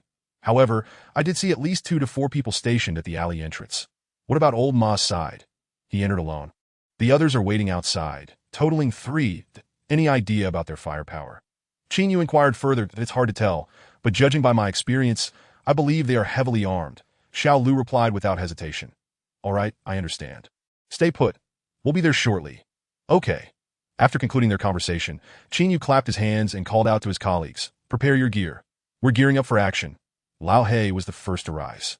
Let us take care of business first, and we can share a drink later, Qin Yu said, patting Lao He on the shoulder with a grin. All right. Lao He was unlike most of his peers. He was diligent, uncomplaining, and unfazed by challenges that he could handle the roles of both observer and demolitions expert, and he was proficient with firearms, making him one of the few formidable members in their team. You all gather downstairs, Qin Yu instructed before turning to leave the dormitory and promptly dialing Yuan Ku's number. Hello, Xiao Qin. Team leader Yuan, I request personnel assistance, Qin Yu stated plainly. Have you caught a big fish? Yuan Ku's eyes brightened. Not yet. We need to secure the target first. Qin Yu licked his lips. The opposition may be heavily armed, with an initial assessment of around 10 individuals. How many personnel do you require? At least 1 team. Right now, it's challenging to gather 2 teams. Our personnel are all tied up with current cases. Yuan Ku expressed with concern that if you don't provide me with personnel, I won't be able to make any arrests. Qin Yu replied, frowning, that you're aware of the situation with Team 3, that after a prolonged consideration, Yuan Ku finally said, I'll call the captain of Team 3 and have them assist you. You wait downstairs. Old Cat's team? Qin Yu paused. What's wrong? Is that not acceptable? It's fine. Let him come. Qin Yu responded with satisfaction. I'm familiar with him. Communication will be easy. It's settled then. About 5 minutes later, Old Cat arrived with 20 personnel. Donned in light green tactical gear, wearing combat boots, shouldering folding riot shields, and carrying 5M 464 rifles, striding purposefully towards them. That was quick. Qin Yu greeted with a smile, that I only came to lend a hand because I heard you were leading the operation. Otherwise, I would have avoided it. Old Cat bared his teeth in a friendly gesture. This is everyone from the dormitory. The rest are tied up with other cases. Thanks. Let us skip the small talk. We're here to assist, so just direct us. Old Cat waved his hand. Let us discuss in the vehicle. Qin Yu pulled Old Cat along, turning to his own team members, check the communication equipment, and devise a capture plan on the way. Yes.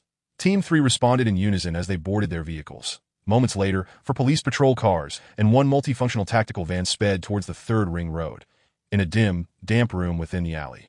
Aaron munched on marinated beef, tilting his head to ask Old Ma, can you resolve this matter or not? If I can't, I'll pass the job to someone else. If I can, then you'll need to wait. I can give you a maximum of 1 week. After a moment of contemplation, Aaron replied, it really can't be delayed any further. If the warehouse gets raided, I'll be left with nothing. I understand. Old Ma rose. I'll resolve the issue within a week. Good. Aaron took a sip of liquor and called out, see you off, Brother Ma. As Old Ma turned to leave, he paused briefly and suddenly asked, Aaron, the competition in our line of work on the black market isn't substantial. There are only a few of us. Yet their drug prices are double ours. I just can't comprehend why you insist on not allowing us to raise our prices.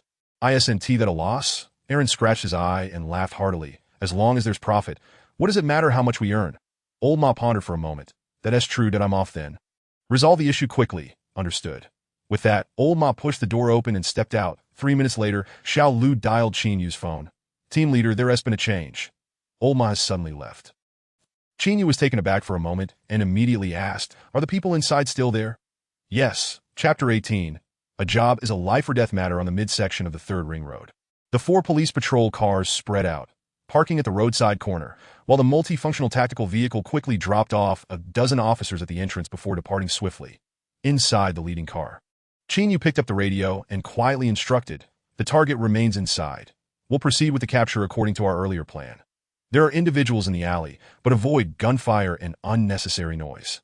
As we are unfamiliar with the interior environment, received, understood.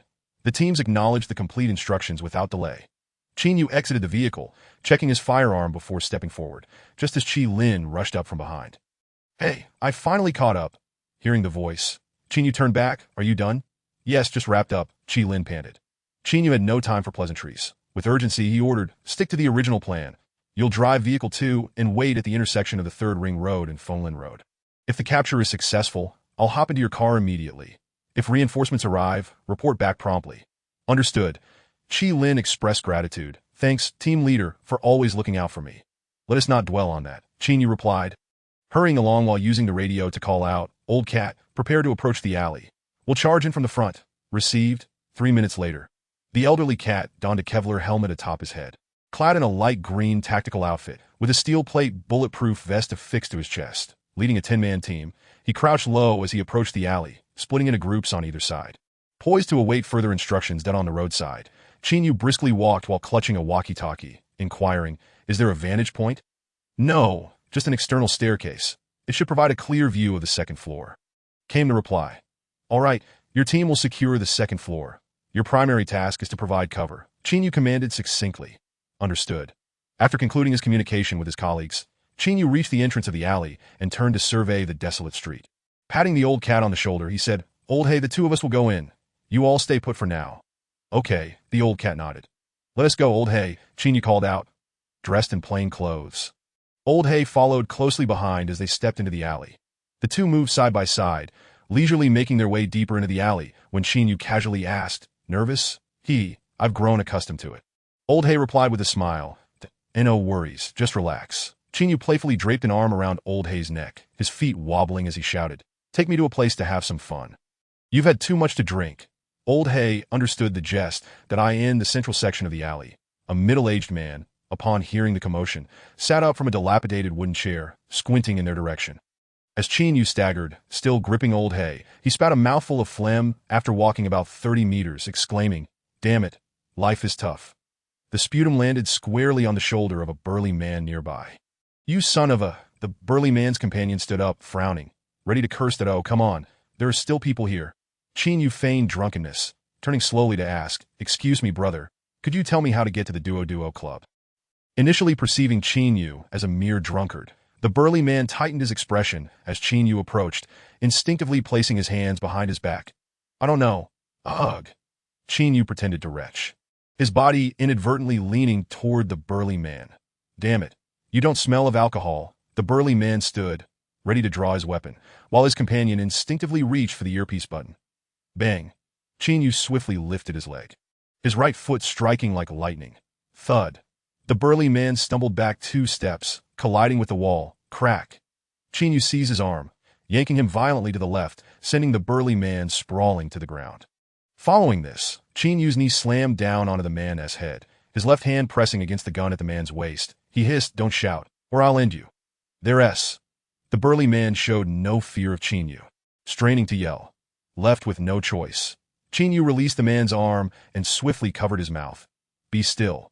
With a fierce struggle, the burly man bit down on Qin Yu's hand, causing blood to flow profusely. Meanwhile, Old Hay had also engaged, using a police takedown to subdue another drug dealer. Yet the latter, equally fierce, thrashed violently, determined to break free. Seeing both men were desperate, Qin Yu swiftly turned and gestured. Clatter, clatter! Old Cat received the signal and led the team into the alley. Once they reached Qin Yu's side, they raised their firearms, each striking the heads of the 2 thugs, causing blood to spatter as they momentarily lost consciousness. "Though we missed one." Qin Yu rose and shouted. "Breach the door." Crash, crash! The sound of Remington-esque tactical shotguns being readied rang out crisply. Bang, bang, bang! 3 gunshots erupted, shattering the iron door, and Old Cat waved his hand, commanding, "Tactical formation, advance." Hearing the call, Qin Yu led the 10 officers forward, charging into the room, but upon entry he was taken aback. The first-floor corridor was long and dimly lit, with a faint glimpse of an iron staircase at the far end. "Damn it, move quickly. They surely aren't on the first floor." Qin Yu quickly scanned the layout and made swift commands. The officers on either side promptly advanced. 3 seconds later, at the top of the iron staircase leading to the 2nd floor, 2 individuals brandished automatic rifles, firing downwards without warning. "Don't go up, hold your position." Qin Yu pressed against the corner of the staircase, dodging bullets as he clenched his right fist. "Team 2, do you have a shooting opportunity?" We can shoot at the staircase corner, 2 with automatics. Bang, bang. The sniper force was scarce, and thus, this operation lacked dedicated snipers for support. However, the experienced field officers maintained accuracy with automatic rifles at close range. The ambush team on the external staircase, upon receiving the order, fired through the glass, eliminating the thugs trapped at the second-floor entrance. That as the bodies tumbled down the stairs, Chinyu signaled, "Advance." Whoosh! Chinyu led the assault team swiftly up the staircase to the second floor. The living room was shrouded in darkness, with only the moonlight faintly illuminating the room's outlines. Chinyu, sweating profusely, took 3 or 4 cautious steps forward and whispered, "Where is everyone? Team 2, did anyone see someone jump out?" "No, our angle doesn't allow us to see the living room clearly," came the immediate response. Chinyu frowned, momentarily taken aback. Clang! Just then, a faint noise emerged from the left, and the anxious old cat shouted, "Chinyu, Chinyu! I've triggered a suspicious mine." Upon hearing this, Chinyu turned back, noticing an officer from Old Cat's team crouched on the ground, preparing to probe the mine line with his hand. "Don't move. Don't move." Old Cat's right leg trembled as he exclaimed, "It's not about the line. I stepped on the mine." The group paused momentarily, then hastily retreated to secure the living room entrance. Wary of any potential hidden threats within, Chinyu quickly drew his flashlight, crouching to inspect the suspicious mine near the bathroom door, succinctly stating, "Cat, if you take a step back, your right leg should be fine. If not, lift your foot and I'll shoot the mine out." "Can you aim properly?" "Hard to say. I can't tell if the mine has been tampered with." "Are you joking?" "Hard to say." "What are you saying?" "If you can't aim, I'm dead." Old Cat yelled, eyes wide. "If I can shoot it away, you won't lose your leg." Chinyu firmly held the flashlight, asking, "What is the plan?" "Give me a word." Old Cat fell silent for a moment. His usual playful demeanor vanished. "Save my leg, then on 3. You lift your leg," Chinyu declared, raising his automatic rifle. "Everyone else, step back. 3 to 1, lift your leg," Chinyu shouted.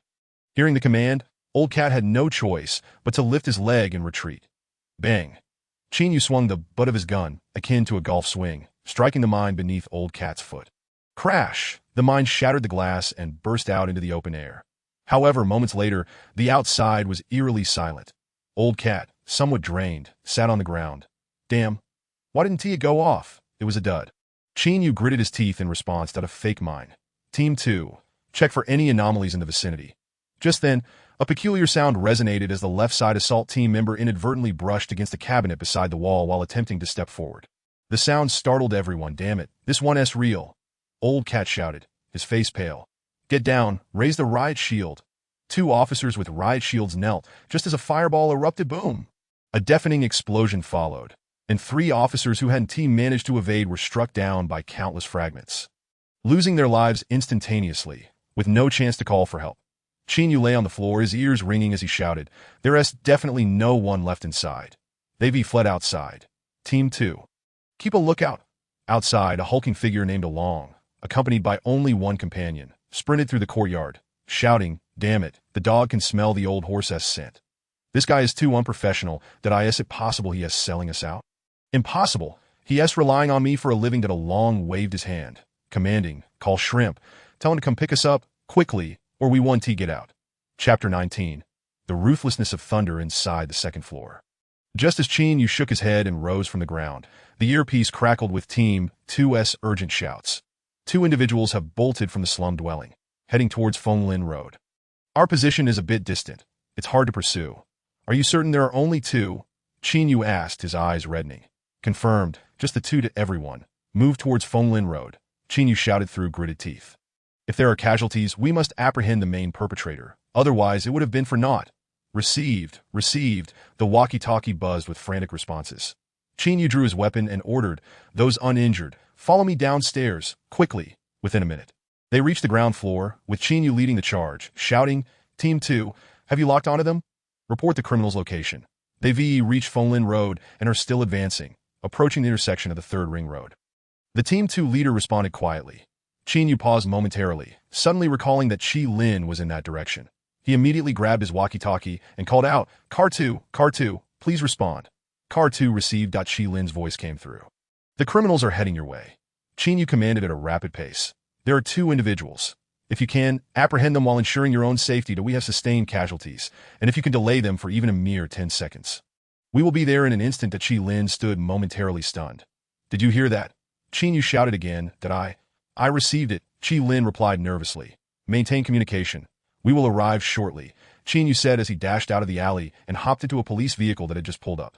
Meanwhile, Lao He and two others from Lao Mao's team boarded another vehicle, hastening towards the intersection of the third ring road, which lay no more than 500 meters away. Inside the car, Lao Mao clutched the walkie-talkie and called out, Qi Lin, have you seen anyone passing by? At the third ring road intersection, Qi Lin had already exited the vehicle, so tense that he had forgotten to bring the onboard radio. Trembling, he drew his sidearm from his waist, concealing himself by the front of the car, his gaze fixed intently on the direction of Fenglin Road. Yes, Qi Lin never imagined that this reckless individual, Dazai, would head towards him, that he felt anxious, involuntarily recalling the explosion he had heard from above, as well as the colleague who had met an untimely fate in confusion. Fear gripped him, and though he concealed himself behind the car for only a few seconds, it felt like an eternity that he was distinctly different from the other officers. He harbored no noble thoughts of sacrificing himself for the greater good, only a paralyzing cowardice. A cold wind blew as Along led his companions, striding forward with determination, brandishing a gleaming shotgun and a handgun. Inside the vehicle, the walkie-talkie crackled with Lao Mao's voice. Qi Lin, do you hear me? Has anyone passed by? Respond. Qi Lin, beads of sweat forming on his forehead, focused on Along's direction. After a long hesitation, he gritted his teeth and raised his handgun, his voice trembling as he prepared to speak. Did I in the dim light? Along turned to his companion and inquired. What did the shrimp say? They've come through, the companion panted, pointing ahead to don't move. There's a police vehicle. That Along immediately noticed the second vehicle that Qi Lin was operating at the intersection to bang, the companion, on high alert, turned to see the police vehicle and without hesitation pulled the trigger, shouting, you go first. The bullets ricocheted off the police car, sending sparks flying. To Qi Lin hunched his body, too afraid to show himself from behind the car. Inside, Lao Mao continued to shout over the radio, Qi Lin, did you hear gunfire? Have you encountered them? Qi Lin vaguely heard movement inside the vehicle, crouching low as he crawled to the passenger seat. Reaching for the door dead on the roadside, Along seized the opportunity provided by his colleague's cover and sprinted forward, determined to force his way into the low-rise area. At this point, he was no more than 30 meters from Qi Lin's position.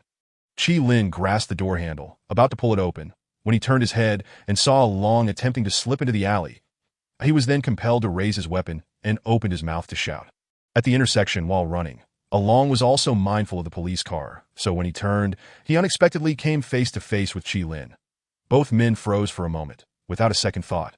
Along raised his shotgun and fired at the car's front. To crack. The hood was instantly dented, while Qi Lin stood frozen in place, unable to retaliate. Just then, Lao Hei's vehicle barreled onto the scene, and he shouted over the walkie-talkie, Qi Lin, fire a shot. Just hold him up. He can't escape. Qi Lin, still hidden behind the police vehicle, remained unmoved, his eyes wide with terror as he stared at the intersection. His face ashen. Damn it. Upon seeing Qi Lin's silence, Lao Hei shouted, charge in. There are only two of them. The car surged forward like a bullet, speeding past Qi Lin's position to bang. Lao Hei leaned out of the car, firing 2 shots at Along's companion, who immediately fell, blood erupting from his body as he collapsed onto the ground. Damn it. I told you to chase, Along cursed, his eyes blazing as he turned to fire back. Bang bang. The shotgun roared, the tire of an electric bike bursting, and the bike careened into the wall of a nearby store, half of it crumpling and emitting smoke. Lao Hei shook his head, pushed open the car door, and shouted, there's only one of them. Go and pin him down. Hearing this, everyone disembarked, weapons drawn, and rushed towards Along's position.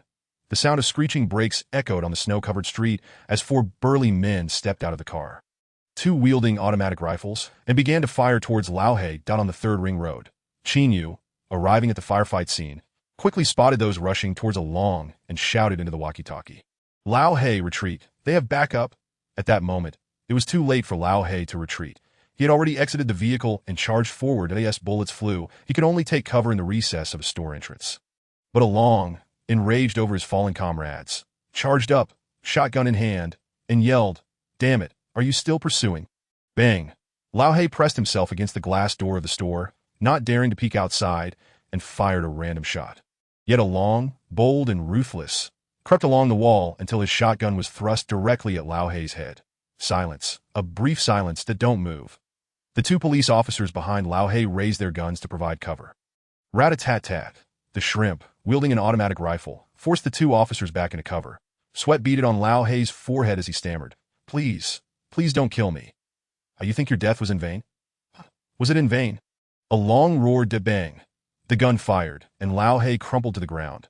"Chase, if you dare chase me again, I'll send a bomb to your police station every day," Along shouted, firing 3 shots into Lao Hei's lifeless body before being pulled away by the shrimp. Tossing 2 grenades onto the road to buy time, and then disappearing into the night. Behind the police vehicle at the street corner, Chi Lin watched in horror as Lao Hei was shot dead.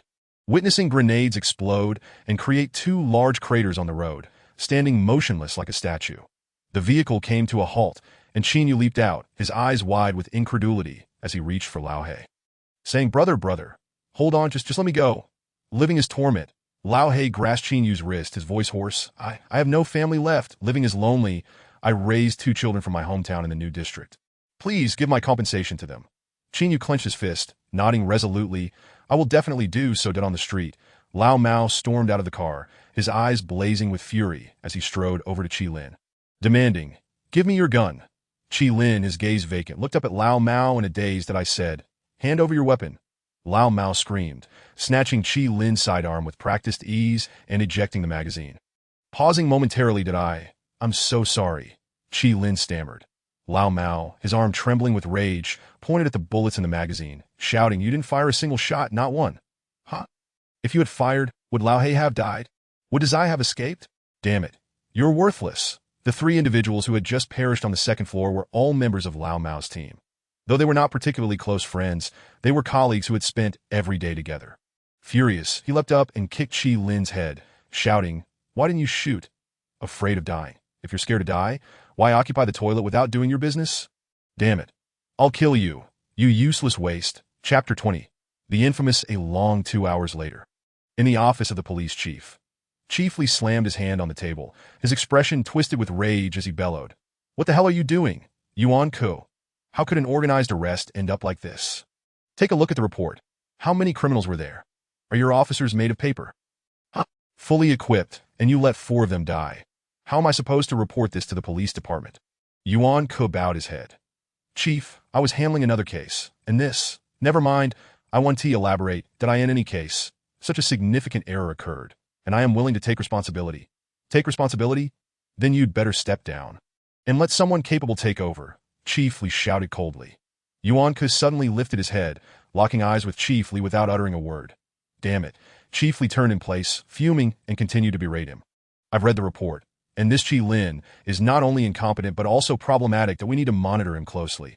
He may be colluding with the criminals. Otherwise, why wouldn't he fire a single shot? This must be investigated thoroughly." Yuan Ko stood up straight and responded without hesitation. "He is already under surveillance. Qin Yu and Lao Mao are interrogating him for the statements of the captured individuals." Chief Lee, his face stern, paced around the room before suddenly turning to Yuan Ko and saying, "Let me be clear. In this current environment, everyone has ulterior motives. Everyone wants to make money, wants promotions, wants to rely on someone. There are plenty of such people in the police department, including myself. However, your ulterior motives must not encroach on the interests of others, and you must never use the police department and certain individuals as a pawn. Or else things will escalate, and it will be bad for everyone." Yuan Ko paused at these words, immediately standing tall as he replied, "Chief Lee, the rumors outside may not necessarily have anything to do with me. I believe you may have misunderstood me. Whether it's a misunderstanding or not, you can't hide it. I'm not blind. Just watch how things unfold." Director Lee, visibly agitated, approached the window and remarked, "Draft the report for the police station, ensuring it is thorough. As for the aftermath, you shall handle it personally. Submit the necessary funds for my consideration and signature." "Understood." Yuan Ko saluted. That very night, Yuan Ko hosted a gathering at the Second Sister restaurant, where a notable assembly of 2 to 3 dozen renowned underworld figures from the black market and other districts had gathered. After raising 3 toasts to the assembly, Yuan Ko finally spoke.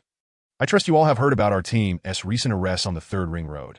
The gangsters took the lives of 4 of our brothers, and the higher-ups are furious. One might as well say they nearly stripped me of my clothes. With no outsiders present, I shall speak candidly. These drug traffickers shall feel my wrath, and I implore you all, lend me your support, and I, Yuan Ko, shall surely repay you in the future. However, should anyone attempt to shield them or assist in their evasion, know that you are opposing both me and the police chief. For the next year, I shall dedicate myself solely to pursuing them. Captain Yuan, what are you saying? One voice interjected that if you say the word, who would dare not comply?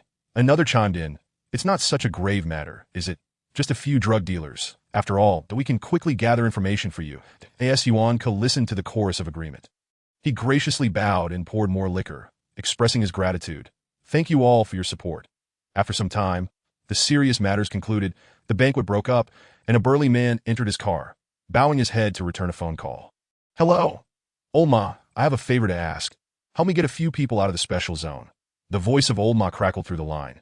The man chuckled. I want to inquire about who they are.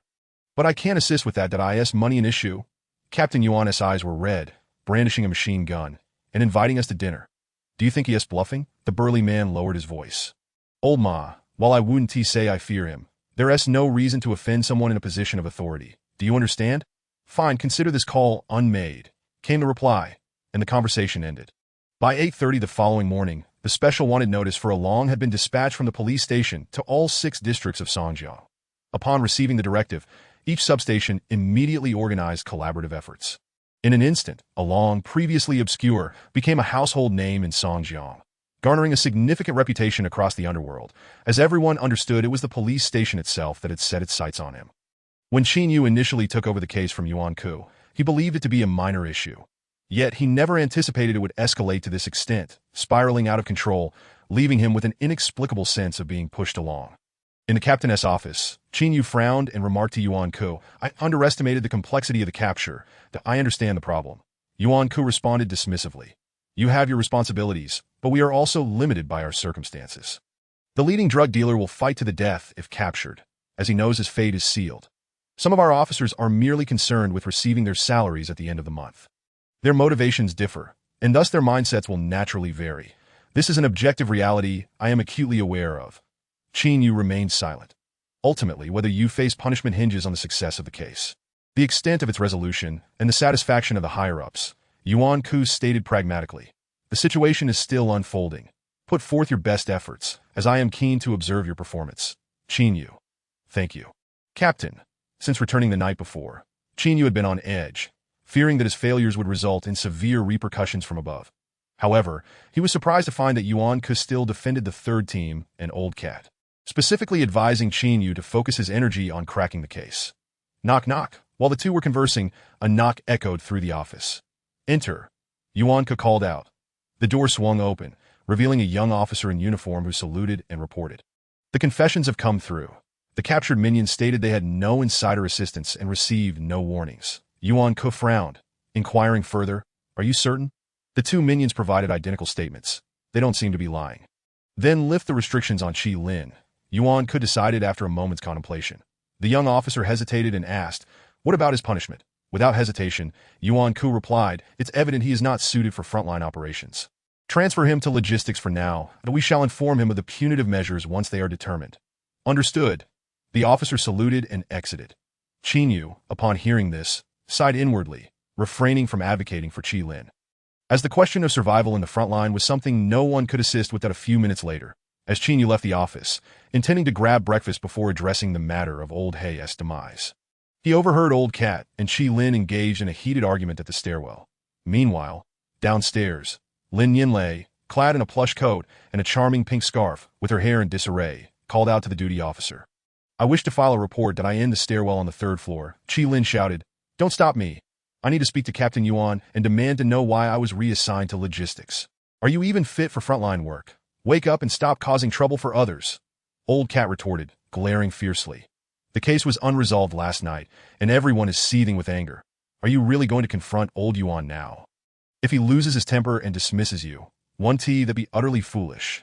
As they continued to argue, Qin Yu descended the stairs and interjected, What are you two doing? They both paused. Can't you keep it down? Is it not embarrassing? Qin Yu frowned as he looked at them. Let us step outside. I need to have a word with Qi Lin. After a moment of hesitation, Qi Lin was ultimately dragged away by Qin Yu and Old Cat. Downstairs, Lin Yinlei blinked her beautiful eyes and said, I'm an online reporter. I discovered individuals selling overpriced smuggled drugs around Tuza Street. During an undercover investigation, those thugs found us and seized our camera. Do you know any of them? No. Fill out this form. We'll print a copy of your identification and detail the time, location, and specifics. The duty officer casually handed her an inquiry form. After diligently completing the form while seated, Lin Yinlei handed it over, asking, "Is that sufficient? Can you apprehend them?" "All right, you may return. We will investigate further." The officer replied that no, my camera is still with them, and they haven't left. "You must go and arrest them." Lin Yinlei insisted, her urgency palpable. "Do you think I need your guidance on how to conduct an investigation?" The officer reclined casually, "Just head back. We'll notify you if we have any updates." "Excuse me, what kind of attitude is that? They stole my camera, and they should still be there. Why aren't you going after them now? Do you not understand? I instructed you to return first." Unbelievable. Lin Yinlei's face flushed with anger, and in a moment of desperation, she shouted, "Fine, I'll find Qinyu. Is he here? You know him?" The officer was taken aback. "Yes, I know him." "Then wait a moment." The officer's demeanor softened slightly as he grabbed his radio and relayed a message. After about a minute, the officer shook his head and said, "Qinyu is not here. He has gone out." Lin Yinlei's expression turned exasperated. "Then can you accompany me to retrieve my camera?" "I cannot go right now. I need to report this upward and follow the investigation protocol." "Unbelievable," Lin Yinlei muttered under her breath. Grabbing her bag and turning to leave to in a nearby breakfast shop, Qi Lin stared blankly at the table's multi-grain steamed buns, frozen in place to "Don't get too worked up. Reassigned to logistics is just a temporary measure." Captain Yuan is understandably upset. Qinyu attempted to console him as he ate. Qi Lin's eyes reddened as he stared at his palms and murmured, "It's unfair." Old Cat, already irritable about Qi Lin's performance from the previous night, exploded at the remark. "What the hell do you mean by unfair? Is it a problem to be punished for poor performance? I've told you before, you are utterly unsuited for frontline work. Yet you still dream of promotion. Look at the situation now. Not only have you let yourself down, but you've also let down your colleagues. If Along had been captured last night, what would the higher-ups' reaction be? Everyone involved in the case would have been rewarded, but because you hesitated to fire your weapon, we face punishment, and Old Hay has been killed. Have you seen his body? Shot 3 times, his bulletproof vest completely torn apart." Qinyu remained silent upon hearing this. Qi Lin slowly raised his head, his expression devoid of emotion, and numbly asked, "Old Cat, could you refrain from passing judgment before grasping the details of the situation?" "What details?" "Then tell me, why didn't you fire?" "Why?" Old Cat slammed his bowl down, glaring fiercely. Qi Lin clenched his fists, staring at Old Cat for several seconds before finally biting out, "Fine, I didn't fire. I was wrong. I accept that. That was always your error. Yet have you never made a mistake? Have you never faltered?" Qi Lin shot back unexpectedly. Old Cat found himself momentarily speechless. "But I have never erred. From the day I became an officer, I have never committed a principled mistake. Not once." Qi Lin, his voice trembling, looked at Qinyu and the Old Cat and said, "I tread carefully, as if walking on thin ice, while diligently working under the police chief. Not only have I never erred in the past, but in my quest to ascend to the rank of second-level officer, I have strived to earn that extra few $100s each month. I even secured a spot among the top 3 in the police station shooting competition, achieving first place under the police chief's supervision. Am I not?" Upon hearing this, Qinyu was left utterly perplexed. As he had no prior knowledge of Qi Lin's accolades and marksmanship, when I brought honors to the police chief, there were no tangible rewards. Yet when I falter, I face punishment. Did I ask this fair? Qi Lin asked, his eyes glistening with unshed tears. Is it difficult to attain the rank of second-level officer? It's just a matter of the statement above. But why is it that I am overlooked? Why is there no one to advocate for me? Year after year, I am nominated. Yet year after year, I remain a mere runner-up, right? Am I not speaking the truth? Old Cat. The Old Cat had never witnessed Qi Lin speak to him in such a manner, leaving him momentarily stunned. "That I am not like you. You have Oldly backing you in the precinct, and no one dares to cross you. Even Yuan Cook can be scolded if he displeases you. But what about me? I cannot afford to speak out. One wrong word could cost me my job by tomorrow. I have no work. Who will care for my mother's illness? Who will provide for my sister? Is it you? Tell me, is it you?" Qi Lin's voice grew hoarse as he clenched his fists and shouted, "You live a life, while I merely seek to survive. That I dare not risk my life. When trouble arises, I must evade it, for I lack the qualifications to fight tooth and nail. There are 2 mouths at home waiting for me to feed them. If I miss 3 days of work, they will starve. You have a safety net behind you. I have burdens weighing me down. That is why you can scold me and look down upon me from your lofty perch, while I must forever endure in silence. Eternally.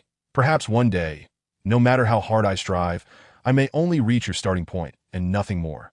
After speaking, Qi Lin stood up, staring blankly at Qinyu and the Old Cat, and said, "You eat." "I will take my leave to Chi Lin." Chinyu called out that Chi Lin did not look back, leaving the breakfast shop in solitude. The old cat furrowed his brow and continued sipping his porridge. Chinyu sat in a daze, lost in thought. After a long while, the old cat looked down and asked, "Did I speak too harshly?" "Yeah, a bit." Chinyu nodded. "Did I truly worry for him?" The old cat sighed. Snowflakes began to fall from the sky as Chi Lin trudged along the desolate streets, contemplating buying a bottle of liquor to alleviate his melancholy. However, upon patting his pockets, he recalled that even the cheapest bottle of alcohol cost 25 yuan. He suppressed his desires, continuing his march homeward. In a certain house on the dirt-laden street, Along inhaled his cigarette, frowning as he addressed Lao Ma. "When can I leave?" "It's being arranged soon. Just a couple of days," Lao Ma replied. "Before I leave, I need to step out. Stop talking nonsense. Everyone is going crazy looking for you out there," Lao Ma warned urgently. This time, "Who knows when you'll be back?" That Along lowered his head and replied, "I have a small wish that I need to fulfill." Chapter 22. Buying a person the next day. As Chinyu entered the office, the old cat approached him. "What are you busy with?" "Before old Hay passed away, he told me a few things, asking me to process his compensation so that it could be sent to the 2 children he was raising." Chinyu responded while sipping water. "Ah, you didn't have 3 to deal with, did you?" Chinyu inquired. "I'm working on it, just contacting the families of the fallen comrades." Lao Ma replied, looking down, "That I don't like such occasions, so I didn't go." "Ah," Chinyu nodded. "Hey, do you have anything on later?" the old cat suddenly asked. Chinyu was taken aback. "Is it about interrogating those 2 lackeys?" "There's nothing urgent." "Then come with me to Chi Lin's house." The old cat feigned a nonchalant demeanor. He has been reassigned to logistics, and now he won't get field allowances. His salary will decrease. I'm worried he might do something drastic. After spending some time with him, Chinyu had realized that the old cat often spoke without regard for others' feelings. Yet he was quite perceptive. He likely understood that he had spoken too candidly in the breakfast shop yesterday, which was why he sought Chinyu's company. After work at noon, "I need to check in on Zhu Wei for the interrogation." Chinyu glanced at the clock and said, "All right, I'll come by at noon to fetch you."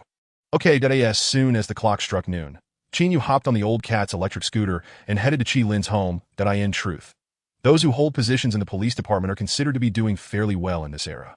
At least they belong to the middle-income bracket in District 9, that despite the dangers, it is still a stable job with a regular salary.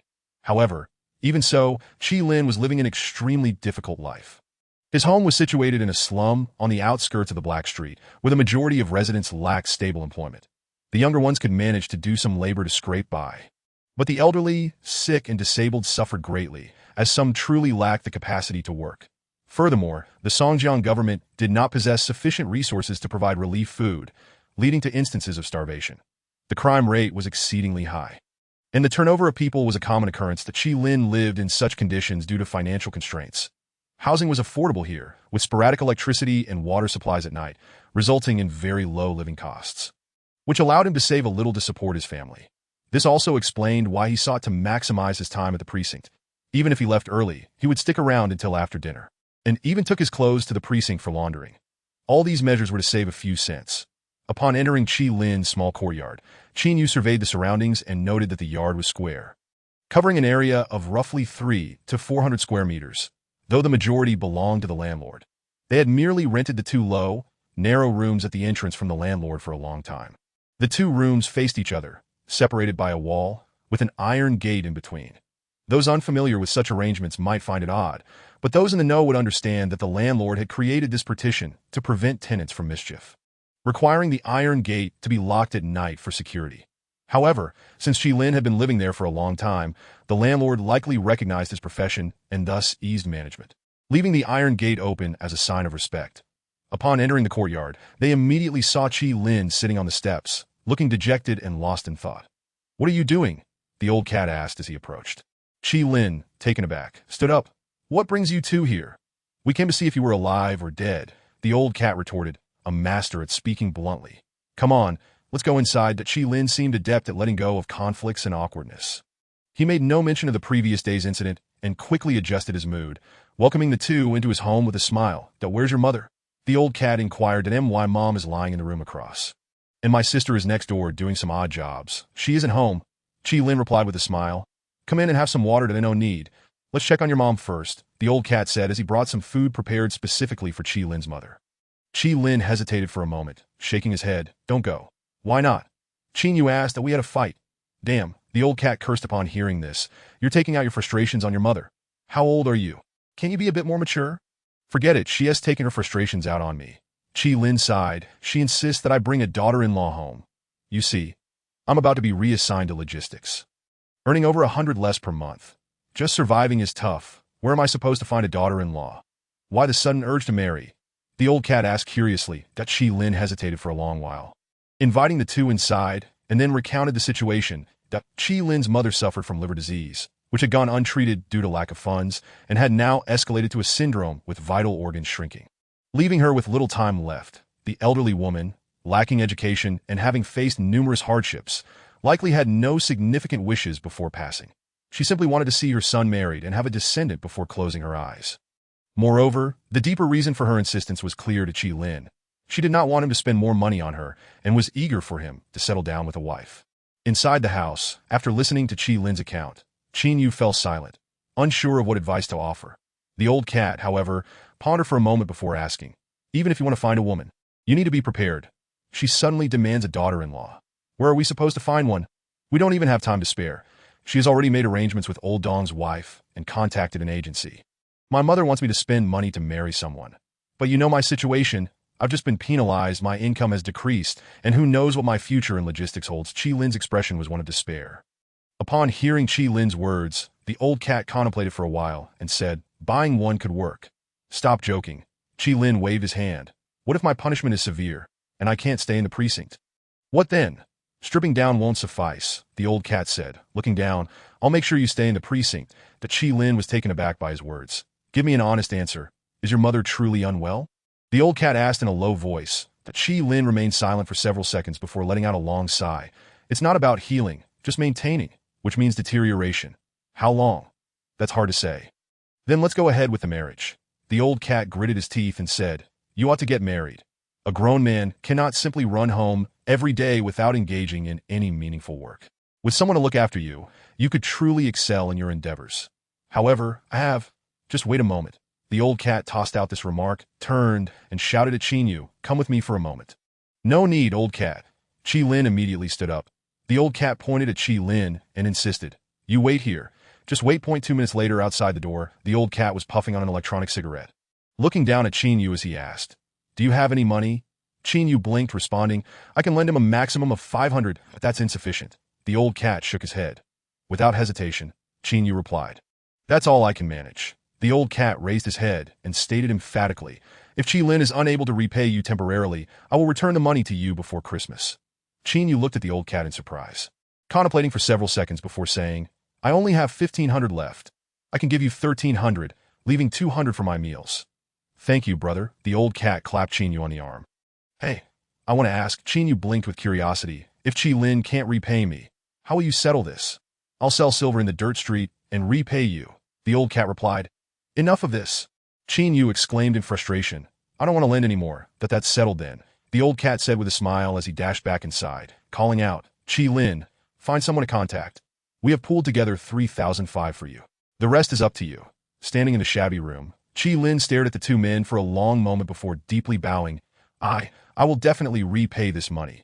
Indeed, Chi Lin did not wish to go against his mother's wishes, as he understood this might be the old lady's final desire. At 3 o'clock in the afternoon, with a substantial sum of money wrapped around his waist, Chi Lin departed the urban area of Songjiang with Qin Yu and the old cat, heading towards Beitai Living Village.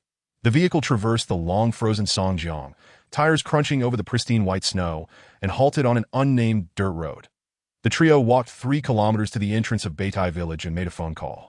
After about half an hour, a woman in her 50s, clad in a military coat and with a flushed face, approached and asked, looking to buy someone, feeling slightly displeased by such a blunt remark.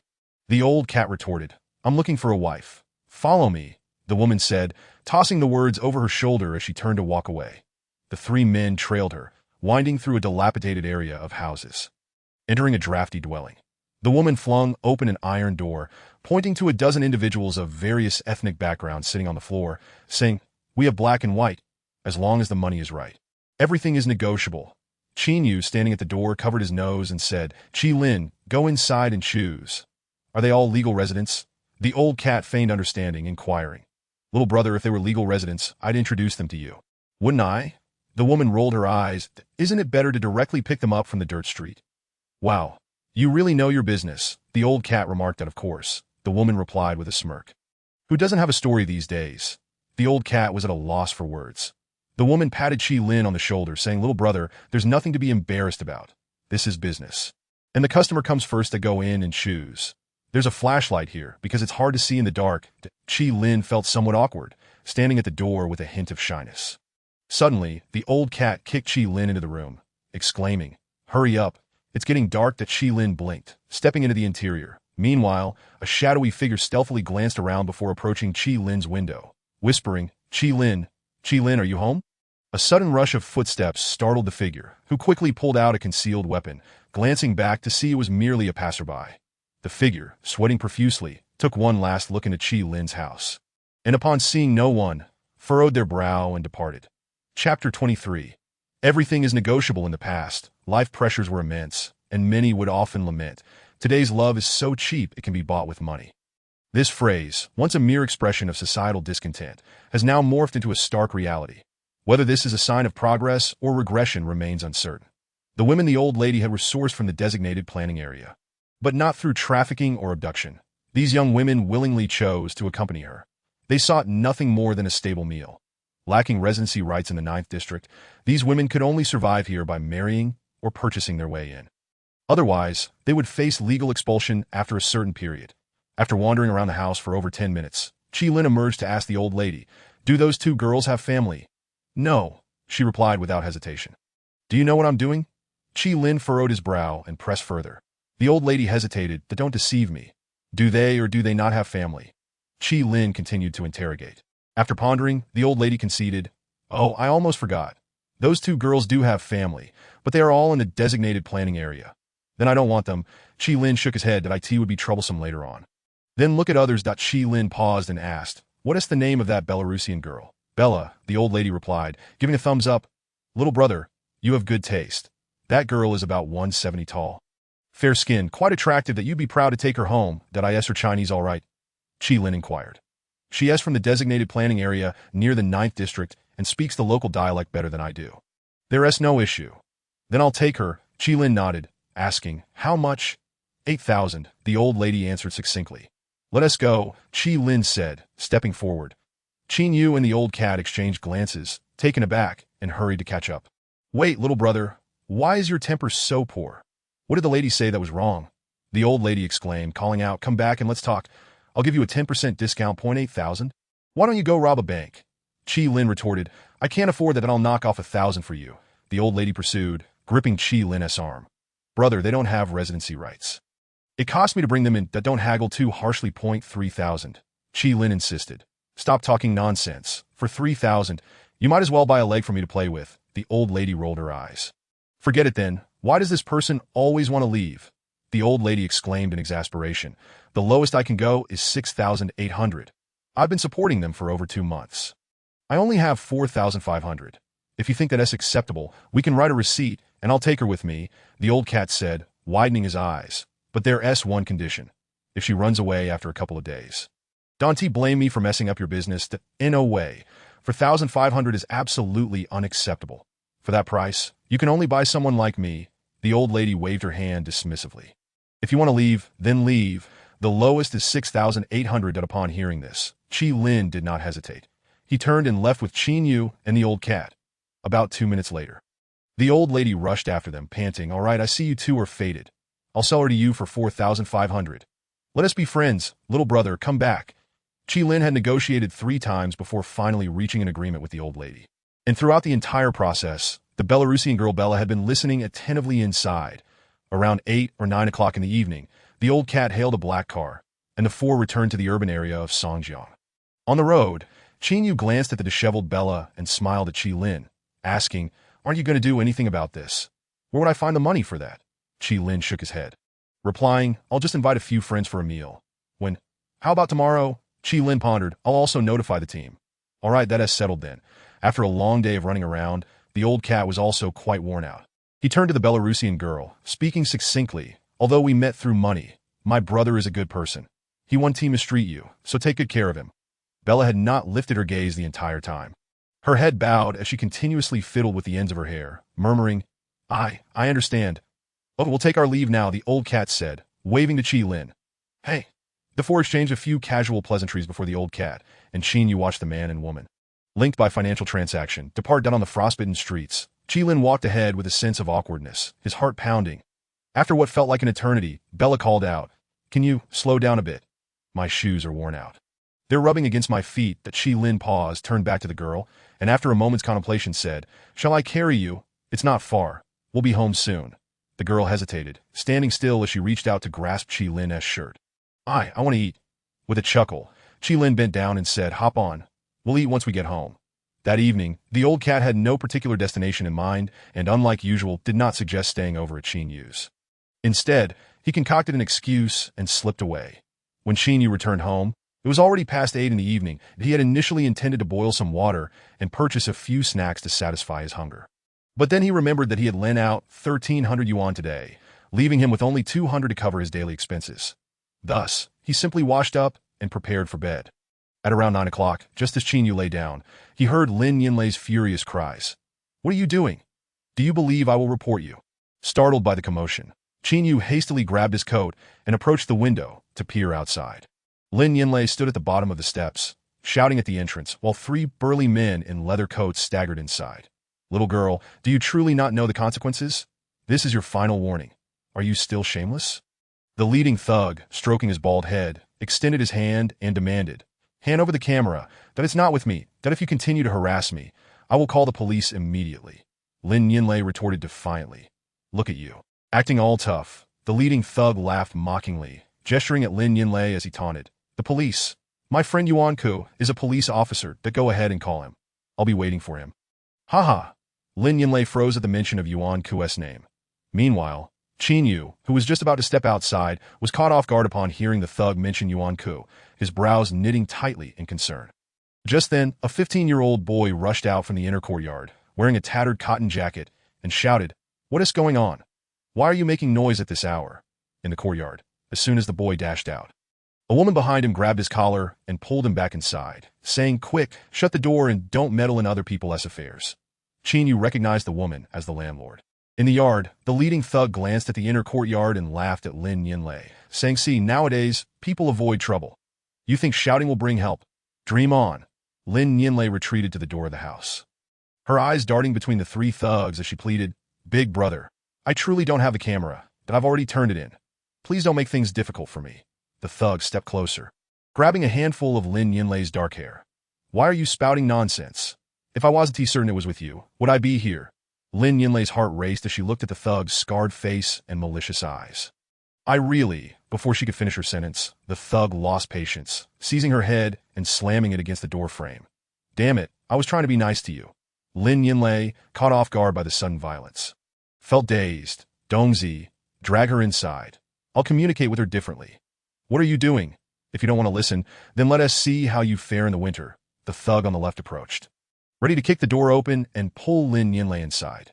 Just then, Qin Yu emerged from his room, asking, What is going on? Are you harassing a young girl? As soon as Lin Yinlei saw Qin Yu, her eyes lit up with hope. Brother, save me. Qin Yu, typically aloof and disinterested in meddling, felt compelled to intervene when he saw that these men were relentless, that he knew that if the situation escalated, Lin Yinlei would inevitably report them, and since he resided in the same courtyard, it wouldn't reflect well on him. Furthermore, knowing that Lin Yinlei had some connections, he wished to avoid any greater trouble. Who are you? The leading thug barked, turning to face Qin Yu. That I'm a police officer, residing here. Qin Yu replied succinctly from the doorway, It's late. If you have matters to discuss, do it later. No need for this nonsense. That a police officer? The thug paused momentarily. Which police officer? Qin Yu refrained from directly answering. Let her go. That you're quite assertive. The thug frowned. Our business has nothing to do with you. Go back inside and mind your own business. Ignoring Qin Yu, the thug turned back to Lin Yinlei, shouting, Little girl, I'll ask you one last time. Will you give me the camera? I've told you.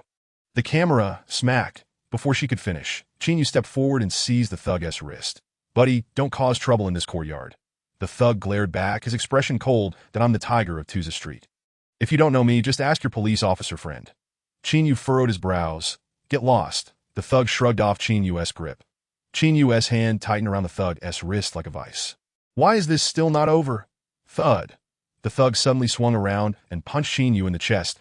That you're just a police officer. Don't forget your place. Chin Yu remained silent, standing his ground. The thug then slapped Chin Yu on the head. What do you want enforcing the law? Go ahead and try to arrest me. Smack. Without warning, Chin Yu grabbed the thug's arm with his left hand and swept his right leg, knocking the thug to the ground. Damn it, are you the tiger? Is there a lion on Tuesday Street? Chin Yu muttered, delivering 3 swift kicks to the thug's head, sending him tumbling down the steps. The other 2 thugs immediately drew knives from their jackets, showing no concern for Chin Yu's identity as they advanced to stab him. Clang, in a swift motion, Chin Yu drew a gun from the fallen thug, racked the slide, disengaged the safety, and pointed it at the nearest thug, shouting, "You're pointing a knife at a police officer. Do you believe I will shoot you? You're just bluffing." Bang. The gun fired. Lin Yinlei crouched down, covering her head in fear. The bullet whizzed past the thug's cheek, leaving him momentarily stunned. You think I'm bluffing? Stand still, and I'll shoot you right in the forehead. The 2 thugs froze, uncertain of Chin Yu's intentions dead on the ground. The thug known as Tiger shook his head. Damn it, Dongzi, call for backup? Bang. Chin Yu struck the thug's head repeatedly with the gun, but 3 men, 1 gun. Do you think I'm short on firepower? You're just pretending to be tough. With blood pouring from his head, the thug leaned against the doorframe, utterly dazed. Crouch, Chin Yu ordered the other 2, who exchanged glances before reluctantly squatting down on the steps. With his mind racing, Chin Yu considered the situation before turning to Lin Yinlei. Go to my room and fetch the phone. Still crouched and too frightened to look up, Lin Yinlei hesitated. Bang. Chin Yu kicked her lightly. Doubt if you can cause trouble. You should be able to handle it. Hurry and get my phone from the bedside. Snapping back to reality, Lin Yinlei dashed to Chin Yu's room and returned with the phone. Holding the gun with one hand, Chin Yu dialed his colleague Zhu Wei's number with the other. I've apprehended 3 suspects. Send a car over to pick them up. Upon hearing this, the thug on the ground raised his head and cursed. Little brat, are you serious? Chin Yu raised the gun threateningly, ready to strike. The thug instinctively recoiled, falling silent and waiting for the police to arrive. Meanwhile, Chin Yu pulled Lin Yinlei a few steps away and asked, Sister, why do you keep getting into trouble? What do they want with you? I captured some footage of them. Lin Yinlei blinked and replied. It is my job. What did you film? They were hiking up the prices of medicine in the slums and secretly selling counterfeit drugs that I got photos of it, Lin Yinlei admitted after a moment of contemplation. Upon hearing this, Chin Yu felt a jolt of alarm. They're selling counterfeit drugs. Yes, I've been following them for several days. Last time, they even stole my camera, Lin Yinlei nodded. These scoundrels are ruthless. While you're cracking down on price gouging, they're forcing the impoverished to sell their organs. It's blood money. Chin Yu fell into deep thought. Half an hour later, when Officer Zhu Wei arrived at the scene, he was taken aback to see the thug known as Tiger Do. Tiger, what are you doing here? Little Zhu Wei. Tiger recognized a familiar face and immediately regained his composure, rising to speak to Zhu Wei. I'll make a call. Chin Yu approached Zhu Wei and inquired, do you know him? Damn, why are you arresting him? He has friends with team leader Yuan. Zhu Wei replied, looking down. Kid, if I don't strip you of your clothes today, I want to share your surname. Tiger exclaimed, wiping the blood from his face as he stepped aside to call Yuan Ku. Chapter 25. The slippery old eel in the courtyard. Not long after Tiger finished his call, Chin Yu's phone rang. That he glanced at the caller ID, saw it was Yuan Ku, and promptly moved to his door to answer. Hello, team leader Yuan. What is going on? Oh, you're making a fuss over such a trivial matter? The earlier tension from when Chin Yu had beaten Tiger had vanished, replaced by a fawning demeanor. Are the people who came to my courtyard your friends? Sort of. Yuan Ku blinked and remarked. They are acquainted with my elder brother. Upon hearing that you were a police superintendent, they called me. This was indeed an unexpected turn of events. Chin Yu, speaking off the cuff, had already caught wind of the tigress words inside the house and understood that this lad was familiar with Yuan Ku. Why then had the altercation ensued? It was not my intention to escalate matters. Chin Yu, a man who always considered his escape routes before taking action, responded with clarity. The girl your friends were targeting is the one from that kidnapping case a while back. Yuan Ku paused in surprise. The one who was kidnapped? Yes, precisely. This woman works at a streaming platform and shares a courtyard with me. She was just outside crying and screaming, so I came out to see what was the matter. As you know, she must have some connections. Otherwise, Director Lee would not have come personally to escort her that day. Chin Yu explained in a hushed tone. Since I encountered the situation, I could not simply turn a blind eye. Otherwise, we might find ourselves in a predicament. Initially, I intended to persuade your friends to leave, but unexpectedly, they got a bit carried away and drew knives on me. You can understand that I had no idea they were associated with you. So naturally, I had to retaliate. Dio, you know what kind of connections this girl has? Yuan Ku inquired with a frown. That I am unsure. Qin Yu shook his head, but the one who came to pick her up that day was a leader from the media. And directly personally came down to see her off. Are you familiar with this girl? Yuan Ku pressed. Qin Yu, without hesitation, boasted, we are on friendly terms. Then this must be a misunderstanding. Give the phone to the tiger. I will have a word with him and let him go, Yuan Ku advised with a smile. You should also speak to that girl. The tiger likely does not realize her connections. Tell her not to take it to heart. I will arrange a gathering later and have the tiger treat her to a meal. These are trivial matters. I will convey it to her, he added. All right, it's settled then. Just a moment, Yuan. Qin Yu took the phone and walked over to the tiger. It's time for you to take this call. The tiger paused momentarily before stepping aside to speak with Yuan Ku for a moment, then hung up with a somewhat sullen expression. You all know each other. You should have mentioned that earlier. I wouldn't have acted against you, Qin Yu said with a smile directed at the tiger. The tiger, holding back his anger, retorted, Get lost, you little brat. This matter with you, I give it an my apologies, tiger, for not allowing you to succeed in stripping me of my clothes. Qin Yu replied lightly. The tiger ground his teeth and tossed the phone back to Qin Yu, waving him off. Nearby, Zhu Wei, having witnessed the entire incident in a daze, turned to Qin Yu, bewildered. How did you manage to resolve that? What is your relationship with Captain Yuan? What relationship? Qin Yu countered. Captain Yuan usually treats the tiger with respect, yet you managed to turn the situation around with just a phone call. I thought you were going to end up stripped. Zhu Wei was clearly perplexed. Qin Yu considered his words for a moment before leaning in to whisper. Actually, I never told you, but the highest administrative officer of the 9th Special Zone is my second uncle. Damn, not a word of truth from you. Zhu Wei rolled his eyes. Choosing not to pursue the topic further, I asked there anything else. If not, I'll be on my way to no trouble. Qin Yu patted Zhu Wei on the shoulder. Get some more rest. You only need to be at the station by noon tomorrow. You do have a semblance of humanity. Zhu Wei chuckled. Take care then. Goodbye. Goodbye. After exchanging pleasantries, Zhu Wei turned and left courtyard no. 88.at the entrance. Lin Yinlei brushed her hair back and approached Qin Yu, saying, I'm sorry for troubling you again. Qin Yu looked at Lin Yinlei with curiosity. Are you here specifically to test my professional capabilities? It seems every time I encounter you, it's always trouble. Lin Yinlei pouted and sighed. I've been quite unlucky lately. By the way, why did they come after you? Qin Yu suddenly asked. Lin Yinlei glanced at Qin Yu's attire and replied politely. It's cold outside. Let us discuss this inside. She turned and opened the door to her room, leading Qin Yu in. Qin Yu glanced around the room, noting that its layout was similar to his own, though it was more delicately arranged and exuded a faint fragrance. What would you like to drink, besides water? Do you have anything else? Qin Yu inquired. No. Then let us skip the pretense. Just pour some water. Qin Yu said as he took a seat. Lin Yinlei removed her coat and poured Qin Yu a cup of warm water from a thermos, softly explaining, I wanted to do a feature report on patients from the lower strata. But I didn't expect to stumble upon this drug trafficking gang that I gradually engaged with them. I realized they had no moral boundaries and operated with extreme cruelty that a media professional. I have an obligation to give voice to societal issues, so I took some photos of them. And that's how the trouble started.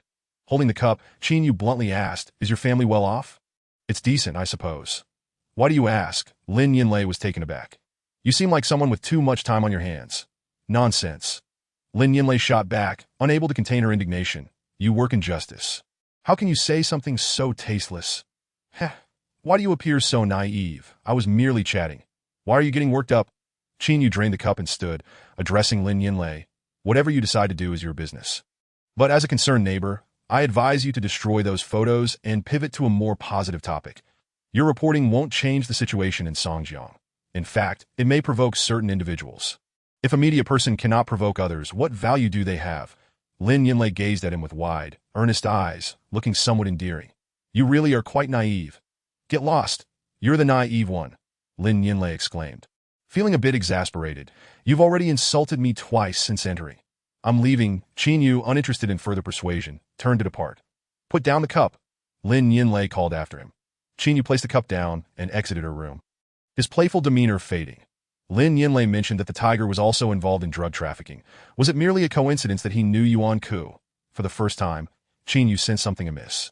Though he could not quite pinpoint what it was, inside the hospital, the tiger sat in the surgical consultation room, yelling into the phone at Yuan Ku. I just don't understand.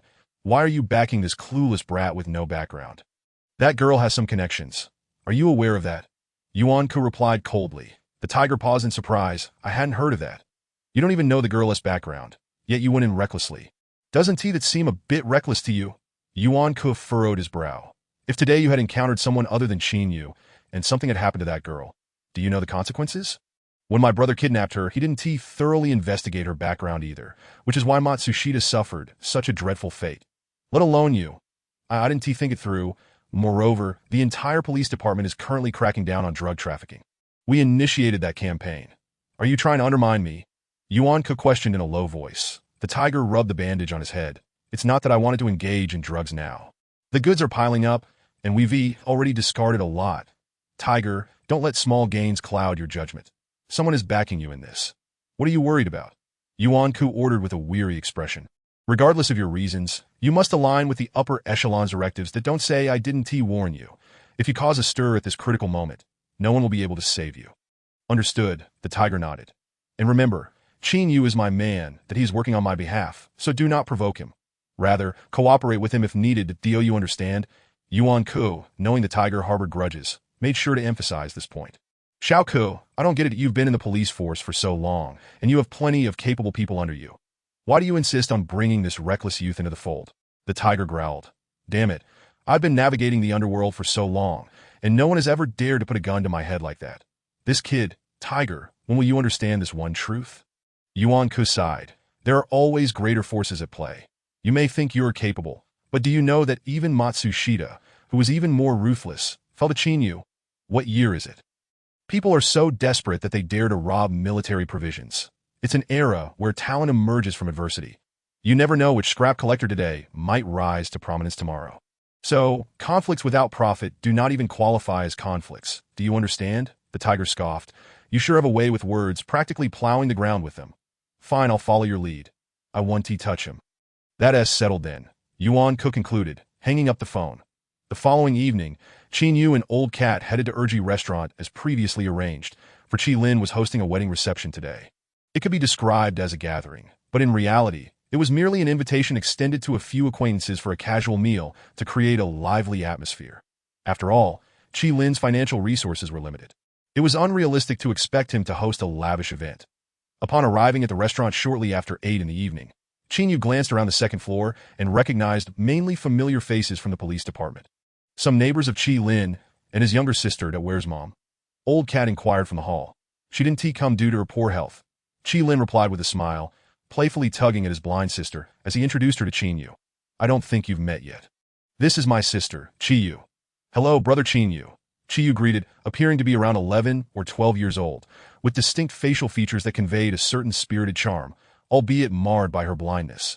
A tragic waste of such beauty. Hello, Qin Yu returned the greeting, turning his attention to the bride. Bella, you look lovely today. Bella, dressed in a simple yet elegant red qipao, smiled and nodded at Qin Yu. Thank you, Old Cat, observing Bella's radiant demeanor.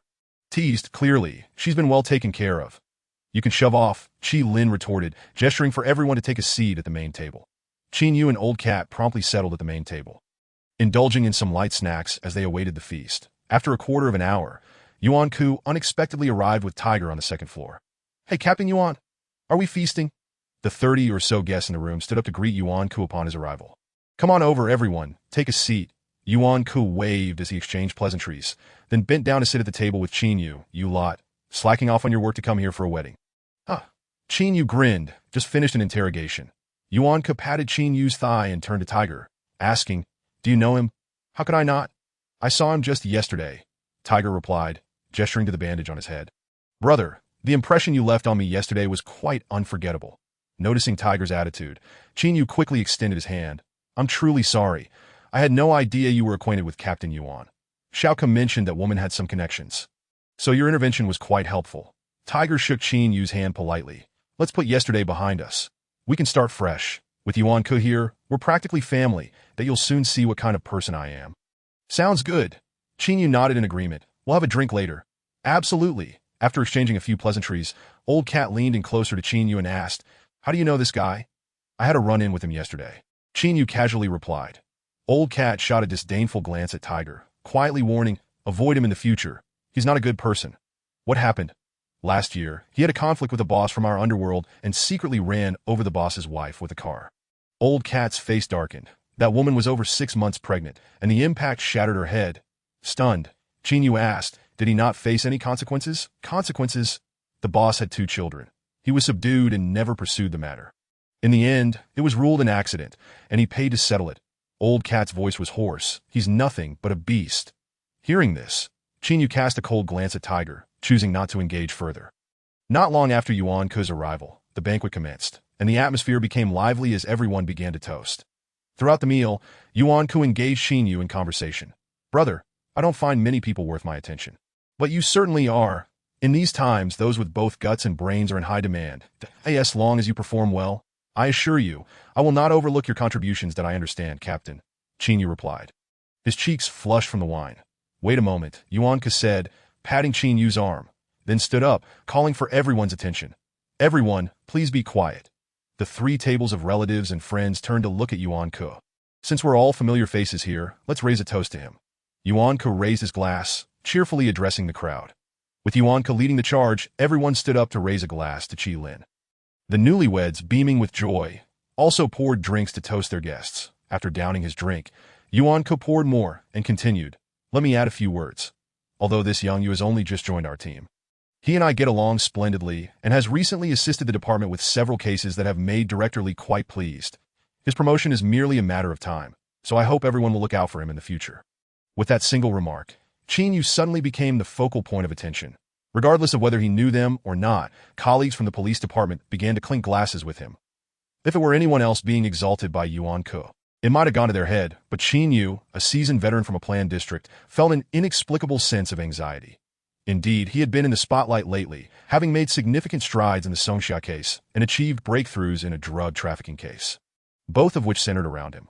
Thus, he felt it only natural that he received attention from higher-ups, for leaders tend to favor capable subordinates. However, at this moment, Chinyu sensed that Yuan Ke's attention exceeded mere appreciation. It felt somewhat out of the ordinary. Was it peculiar for someone with no familial ties to show such favor due to just 2 cases? This left him puzzled. As the drinks flowed and the dishes were served, Yuan Ke glanced at his watch and gently beckoned to Chinyu. Come with me for a moment. Sure. Chinyu nodded and followed Yuan Ke downstairs. Inside, a rather inebriated Tiger approached Chi Lin with a sly grin.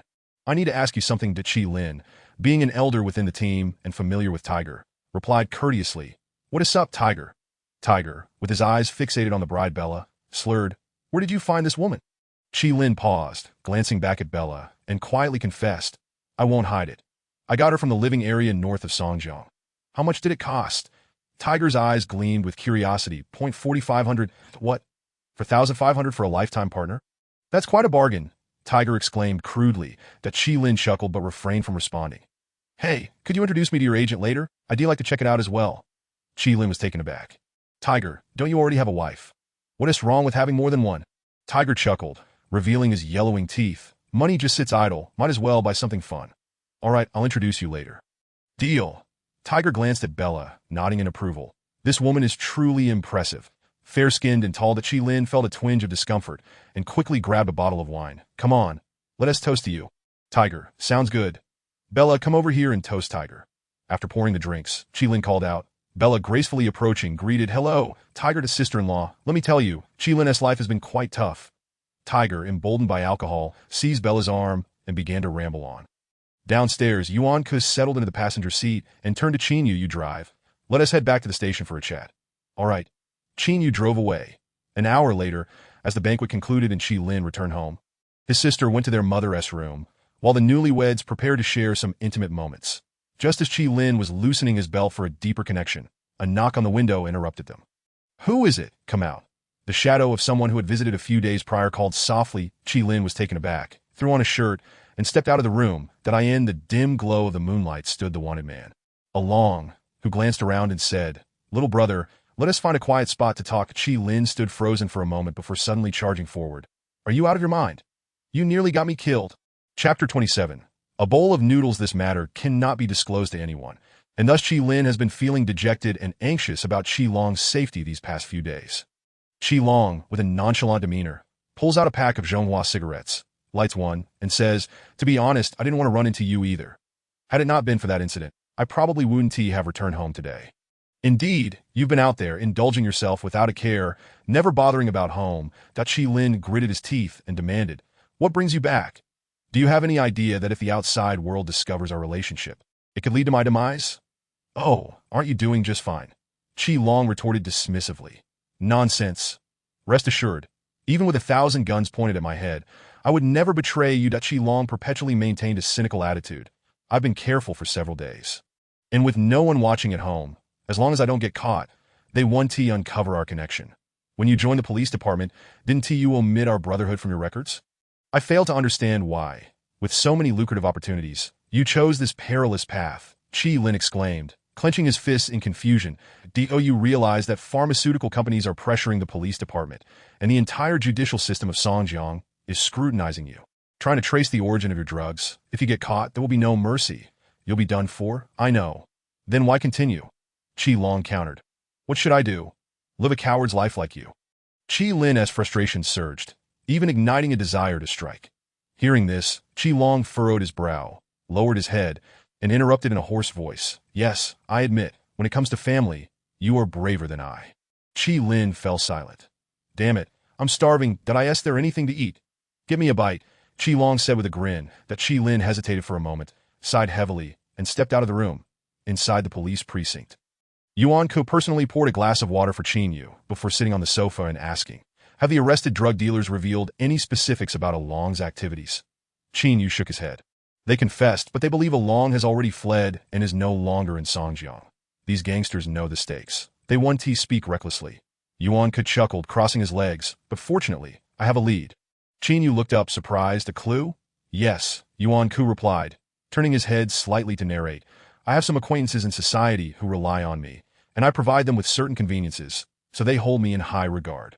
The drug trafficking gang is primarily led by the Ma family, and Along has a collaborative relationship with them. I understand that." Qin Yu nodded. "There is a fellow named Claude who deals in illegal firearms. We have a decent relationship. He called me earlier while we were dining, mentioning that someone wanted to use his smuggling route to send someone outside the 9th district." Yuan Ku said casually.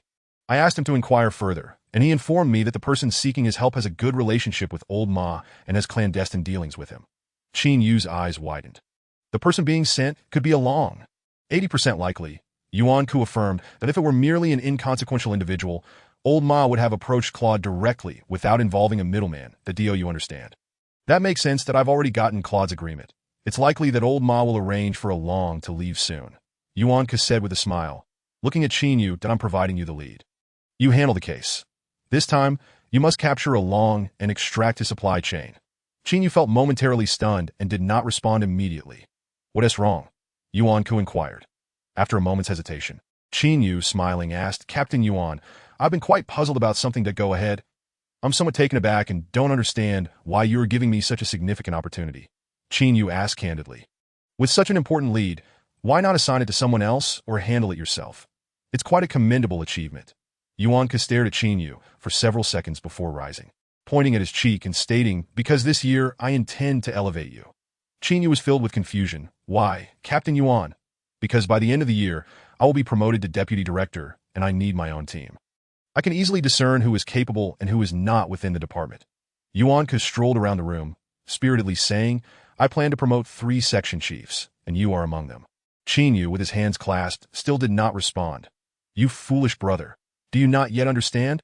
Yuan Ku approached the sofa, patted Qin Yu on the shoulder, and said with a smile, "The reason I'm promoting you is that you are new, unaligned with anyone, your background is clean, and your abilities are reliable."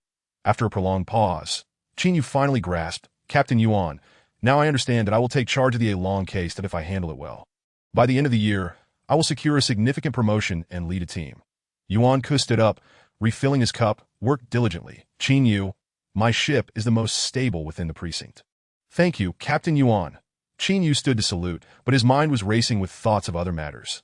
At Qi Lin's home, Qi Long sat at a dilapidated round wooden table, devouring a bowl of plain noodles without any sauce. And grimaced, "Is this what you eat every day?" "Better than eating dirt," Qi Lin replied, head bowed, smoking a cigarette. Qi Long sighed, finishing his noodles quietly, wiping his mouth and asking, "Is Mom asleep?" "She has been asleep for a while."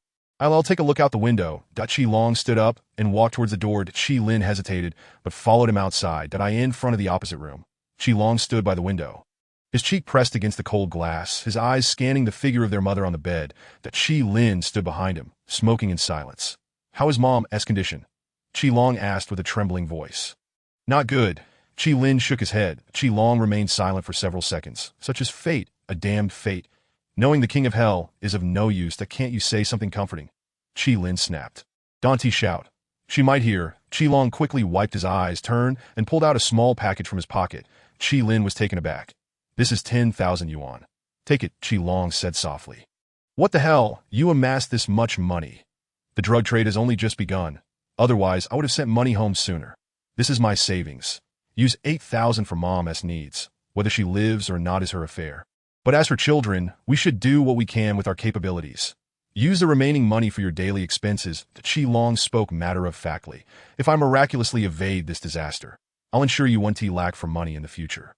I'll send it to you gradually." Qi Lin hesitated, looking at his elder brother. "This is what I must do. Don't overthink it." Qi Long forcefully pressed the money into his brother's hands, lit a cigarette, and added, "Little brother, after I leave this time, who knows if we'll ever meet again. In any case, you'll have to take care of this family. Your elder brother, in some matters, falls short of you." As the words fell, the two brothers fell into a silence lasting nearly a minute. Qi Long turned his head to glance at the room once more before decisively turning to leave. Qi Lin, clutching the small package, stood frozen for a long moment before uttering, "Will you truly be able to walk out? If not, I can help you find a way to get you out." Qi Long paused at the door, turning back to say, "No matter who asks, do not acknowledge our relationship. From today onward, consider me dead. Take care of Mom and our little sister." Qi Lin's eyes instantly reddened. "But if one day you find yourself out of options, and life becomes unbearable, there's a contact number in the package. Reach out to him. He can help you." Qi Long waved to his brother. "I'm leaving." That night, snowflakes began to fall from the sky. After walking nearly a kilometer in haste, Qi Long suddenly turned, tears streaming down his face as he faced the direction of home. Kneeling on the ground, trembling as he cried out, "Mom, I'm nothing but a failure. If I'm gone in the next life, I'll be a good son to you." Inside, Qi Lin sat in a chair, dazed as he smoked, his heart filled with concern. Although he and Qi Long had conflicting personalities, they shared the same blood, and beneath their seemingly indifferent relationship lay an unspoken bond of deep familial affection. He prayed for his elder brother to weather this storm, unaware that after their meeting, a tempest would soon follow, one that would alter the fates of many. 2 weeks later, Qin Yu received a call from Yuan Ku, who informed him that Claude had received the message. Tomorrow night, Old Ma would send someone to facilitate a long-s departure, and the imminent operation would be fraught with danger. Chapter 28. The Gears of Fate at 7 in the evening, within an office area. 5 team leaders, including Qin Yu, were seated, engaging in lively conversation. After about 10 minutes, Yuan Ku strode in purposefully, prompting everyone to rise. "Sit down, everyone." Yuan Ku poured himself a glass of water and, with a look of helplessness, remarked, "The publicity team is convening in the main conference room, leaving us with no space to work. Well, let us conduct our research on the details of the apprehension here. Suong, could you please provide an overview of the situation?" Suong, the leader of Team 4, hailed from Myanmar. His skin was dark, and although he appeared somewhat short in stature, he exuded a sense of competence, his physique well-defined with muscle. Claude had engaged in a back-and-forth negotiation 3 times before the other party finally acknowledged that the individual to be sent away was Along. The parties had settled on a price, with Claude charging 15,000 for transportation, assuring that Along would be delivered to the designated planning area. Yuan Ku took a sip of water and inquired, "Has Old Ma still not made an appearance? Is he personally negotiating with Claude?" "That old fellow is shrewder than a monkey. He must be acutely aware that the entire judicial system of Songjiang is intent on apprehending Along. He wouldn't show himself without absolute certainty." Yuan chuckled. "I believe he understands that Claude's side is not entirely reliable. However, we have no other choice now. If Along doesn't leave, he will eventually be captured. To safeguard his supply channel, Old Ma has no option but to take this risk. Tomorrow night, then." Yuan Ku pondered for a moment, frowning as he asked, "Do you have a detailed plan for the apprehension?" "My suggestion is to act after Along has exited the special zone. This way, their vigilance will be somewhat diminished, plus there will be no civilians present, which would alleviate our concerns during the operation." Su Wong softly responded. The group fell silent, each contemplating the feasibility of the plan. "Team leader Yuan, may I say a few words?" Qin Yu suddenly looked up. Yuan Ku smiled. "There are no outsiders here. Feel free to share any thoughts you have." "Brother Suong, I'm addressing the matter, not the individual. My suggestion is purely to ensure a successful apprehension. Qin Yu turned to Su Wang, offering an explanation with a smile. It's no problem. This case is fundamentally under your purview, and we are merely here to assist. You remain the core. Aware that Yuan Ke was keen to support Qin Yu, Su Wang was equally courteous. Qin Yu nodded, his words clear and his logic sound as he addressed the group. I do not recommend waiting until a Long has exited the special zone to act. There are two crucial reasons for this. Firstly, I have first-hand experience in the designated planning area and am familiar with the specific conditions there. The area outside the special zone is riddled with extensive radiation zones, vast stretches of sandy terrain, and other complex landscapes. Moreover, we have previously encountered the ruthless nature of a Long's group along the Third Ring Road. And since these individuals have infiltrated from abroad, they are likely more familiar with the external environment than our domestic officers. Therefore, attempting to apprehend them there involves too many uncontrollable factors, such as whether they have arranged for someone outside to assist them or what kind of weapons they might possess, which we cannot ascertain. Secondly, should the apprehension go awry and we fail to capture everyone, they would be free to roam at will, and we would be utterly incapable of conducting operations in the designated planning area. Additionally, I heard from Su Wang that Claude's connections are with the station military, which has a mediocre relationship with our judicial system that we cannot preemptively inform them of our intent to set a trap for the apprehension. If the military catches wind of it, our efforts would be in vain. Conversely, if we proceed without notifying them and suddenly attempt to apprehend, it could easily escalate into a military police conflict. After listening to Qin Yu's account, Yuan Ke paused momentarily before responding. You raise valid points. Your considerations are thorough. So, what is your plan? Qin Yu replied, my plan is as follows. After approximately 20 minutes of discussion, Yuan Ke stood up to conclude. We will proceed according to Qin Yu's apprehension plan. Understood. Understood.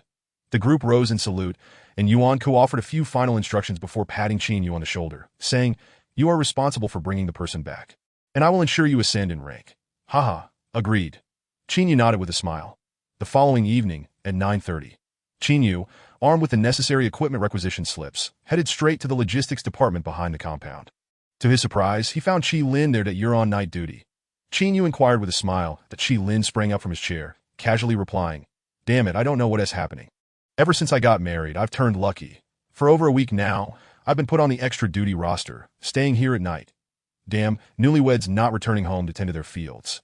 But lurking here, what is so great about that? Qin Yu teased. You can farm any time, but opportunities to earn money are limited. Qi Lin retorted with a grin that I'm just trying to pick up extra shifts to repay you, an old cat. No worries, I'm not in a rush. A debt is a debt. I feel uncomfortable owing it, especially now that there's an extra mouth to feed at home, which increases expenses. That Qi Lin sighed wearily before changing the subject. Asking, what brings you to logistics? I have a task.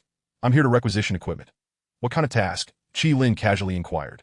Just then, Zhu Wei rushed in, shouting, Qin Yu, hurry up, they're calling for you. All right, quickly hand me the list. Let me take a look. Qi Lin called out. You go get it. I'll tell you, Qin Yu replied, retrieving the list and reading aloud. 1 set of steel plate bomb-proof suits, 3 sets of window-breaking batons. Tactical. Qi Lin walked over to the storage rack, listening to Qin Yu as he began collecting the equipment, while Zhu Wei called in 2 others to swiftly carry the items out. 5 minutes later. Qin Yu smiled and said, once I finish here, I'll come find you for a late-night snack.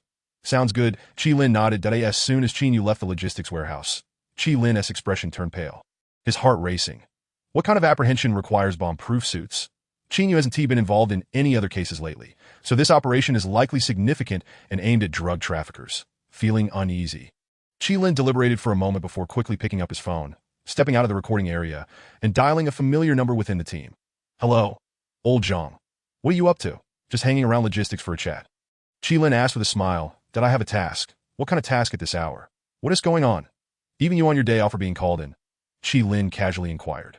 Cooperating with the station military to catch arms dealers. Upon hearing this, Qi Lin instantly breathed a sigh of relief. What time do you think it will wrap up? Come over and watch the live stream together. I don't know. I'll let you know once I get back. All right, with that, the two ended the call. That Qi Lin stood behind the desk, murmuring softly, it's been half a month. They should have made their move by now. At the assembly point of the compound, Yuan Ke instructed Qin Yu to collect everyone's phones before announcing, let me reiterate the task. This time we are not merely assisting the station military. Our objective is to apprehend drug traffickers. To ensure the utmost confidentiality of the operation. Not only must everyone surrender their communication devices, But even the radios we will use shortly will be distributed uniformly. All of you must communicate using the preset frequency. Should I discover anyone changing frequencies mid-operation, they will be dealt with for dereliction of duty. After a 2-minute mobilization, over 40 individuals received their equipment and, under the guidance of their respective team leaders, swiftly departed the police compound. Half an hour later in Songnan District, at an intersection along New Era Avenue, Along, accompanied by 4 brothers clad in sheepskin coats, glanced around cautiously before bending down to enter the passenger seat of a hybrid pickup truck while the others squeezed into the back seat. "Aren't we supposed to be using the military-esque connections?" "Why are you the only one?" Along inquired. The driver rolled his eyes. "Do you think you're the mayor?" "The military isn't coming here to pick you up." Along tapped his nose. "Ha, buddy, have you lost your mind? What is the deal if I didn't pay you?" "Damn it, my wife is about to give birth. I got to work extra to take you guys. You could have left on any day, but you had to choose today." The driver cursed as he pulled away from the curb. Along shot a glance at him, then pulled out half a black loaf of bread wrapped in a bag from his pocket. Remaining silent as he began to chew in the back seat, Xiaopaizi had his right hand in his pocket, tightly gripping a military-grade hand grenade, his thumb resting on the safety ring, ready to spring into action at any moment. After about 15 minutes of driving, they crossed an icy river spanning nearly a kilometer and arrived at the outskirts of Songnan District. The area was desolate, with no pedestrians in sight, only a few small shops dimly lit. "How much longer until we leave the city walls?" Along asked.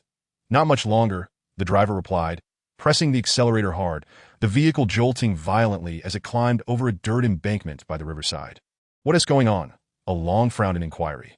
The driver immediately pulled the handbrake, saying, "It seems the front left tire is flat." "Are you kidding me?" Along snapped. "You're doing this job without checking everything first?" The driver, equally irritable, turned to glare at Along, retorting, "What do you know? It's minus 40 degrees tonight. The car parts are practically frozen solid. How am I supposed to check?" With a blowtorch, Along, recognizing the severity of the weather, suppressed his frustration and said, "Get out and take a look. See if the tire is punctured or what." The driver, scowling, exited the vehicle and bent down to inspect the left front wheel before returning to say, "The tire has been frozen too long. I was going too fast, and due to thermal expansion and contraction, it's cracked a bit." "What has to be done then?"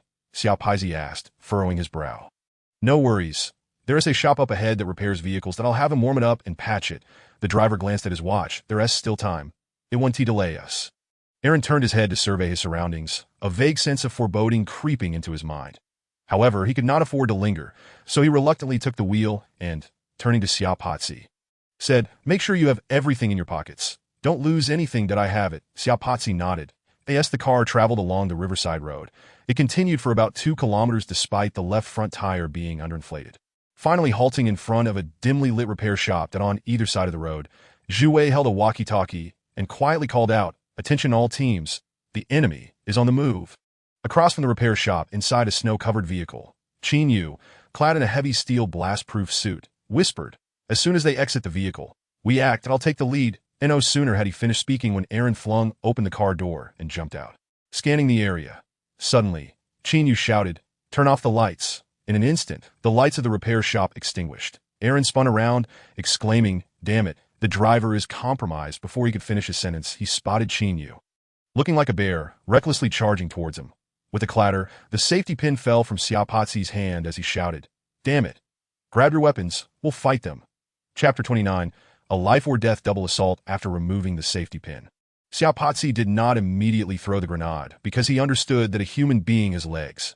Any upward arm motion would cause the officers to scatter in fear, and once the grenade detonated, they would quickly regroup to encircle him again. Thus, the impact of throwing it would be minimal. Instead, he gripped the pin tightly with his right hand and charged madly toward the cluster of officers. This sudden advance left the officers bewildered. They could not determine whether Xiaopaizi had pulled the pin or was merely holding it, forcing them to hastily retreat, scatter. "He has a grenade." The officers created a path as Xiaopaizi, with a fierce expression, shouted, "Charge out!" Ong Su fired 4 shots at him, but due to Xiaopaizi's rapid movement and the bulletproof vest he wore, the bullets merely left wisps of smoke upon striking his chest.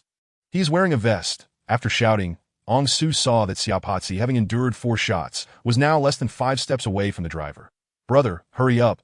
Xiaopaizi unhesitatingly raised the grenade pin, and the device emitted a hissing sound. He pulled the pin.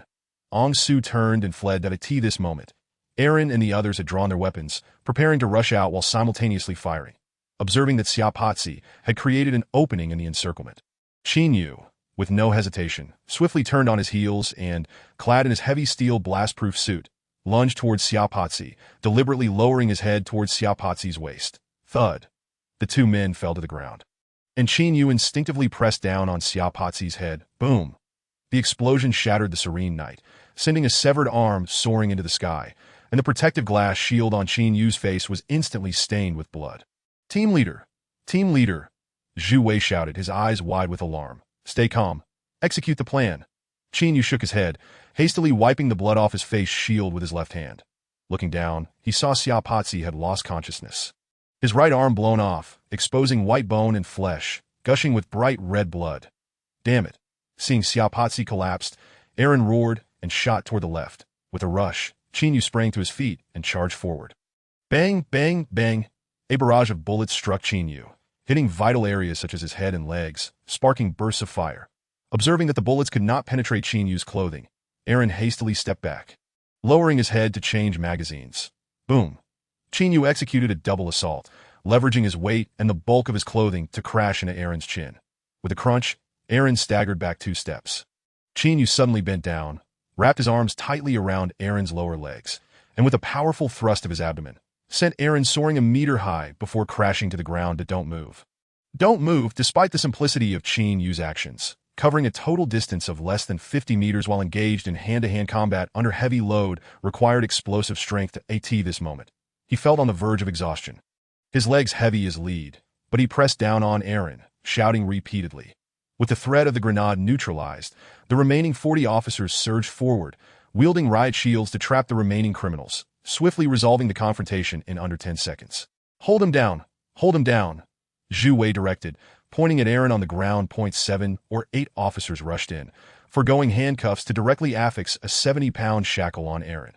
After sitting in the snow for nearly a minute to recover, Qin Yu finally removed his helmet, turned his head, and spat. Damn it. Thank goodness for the steel armor.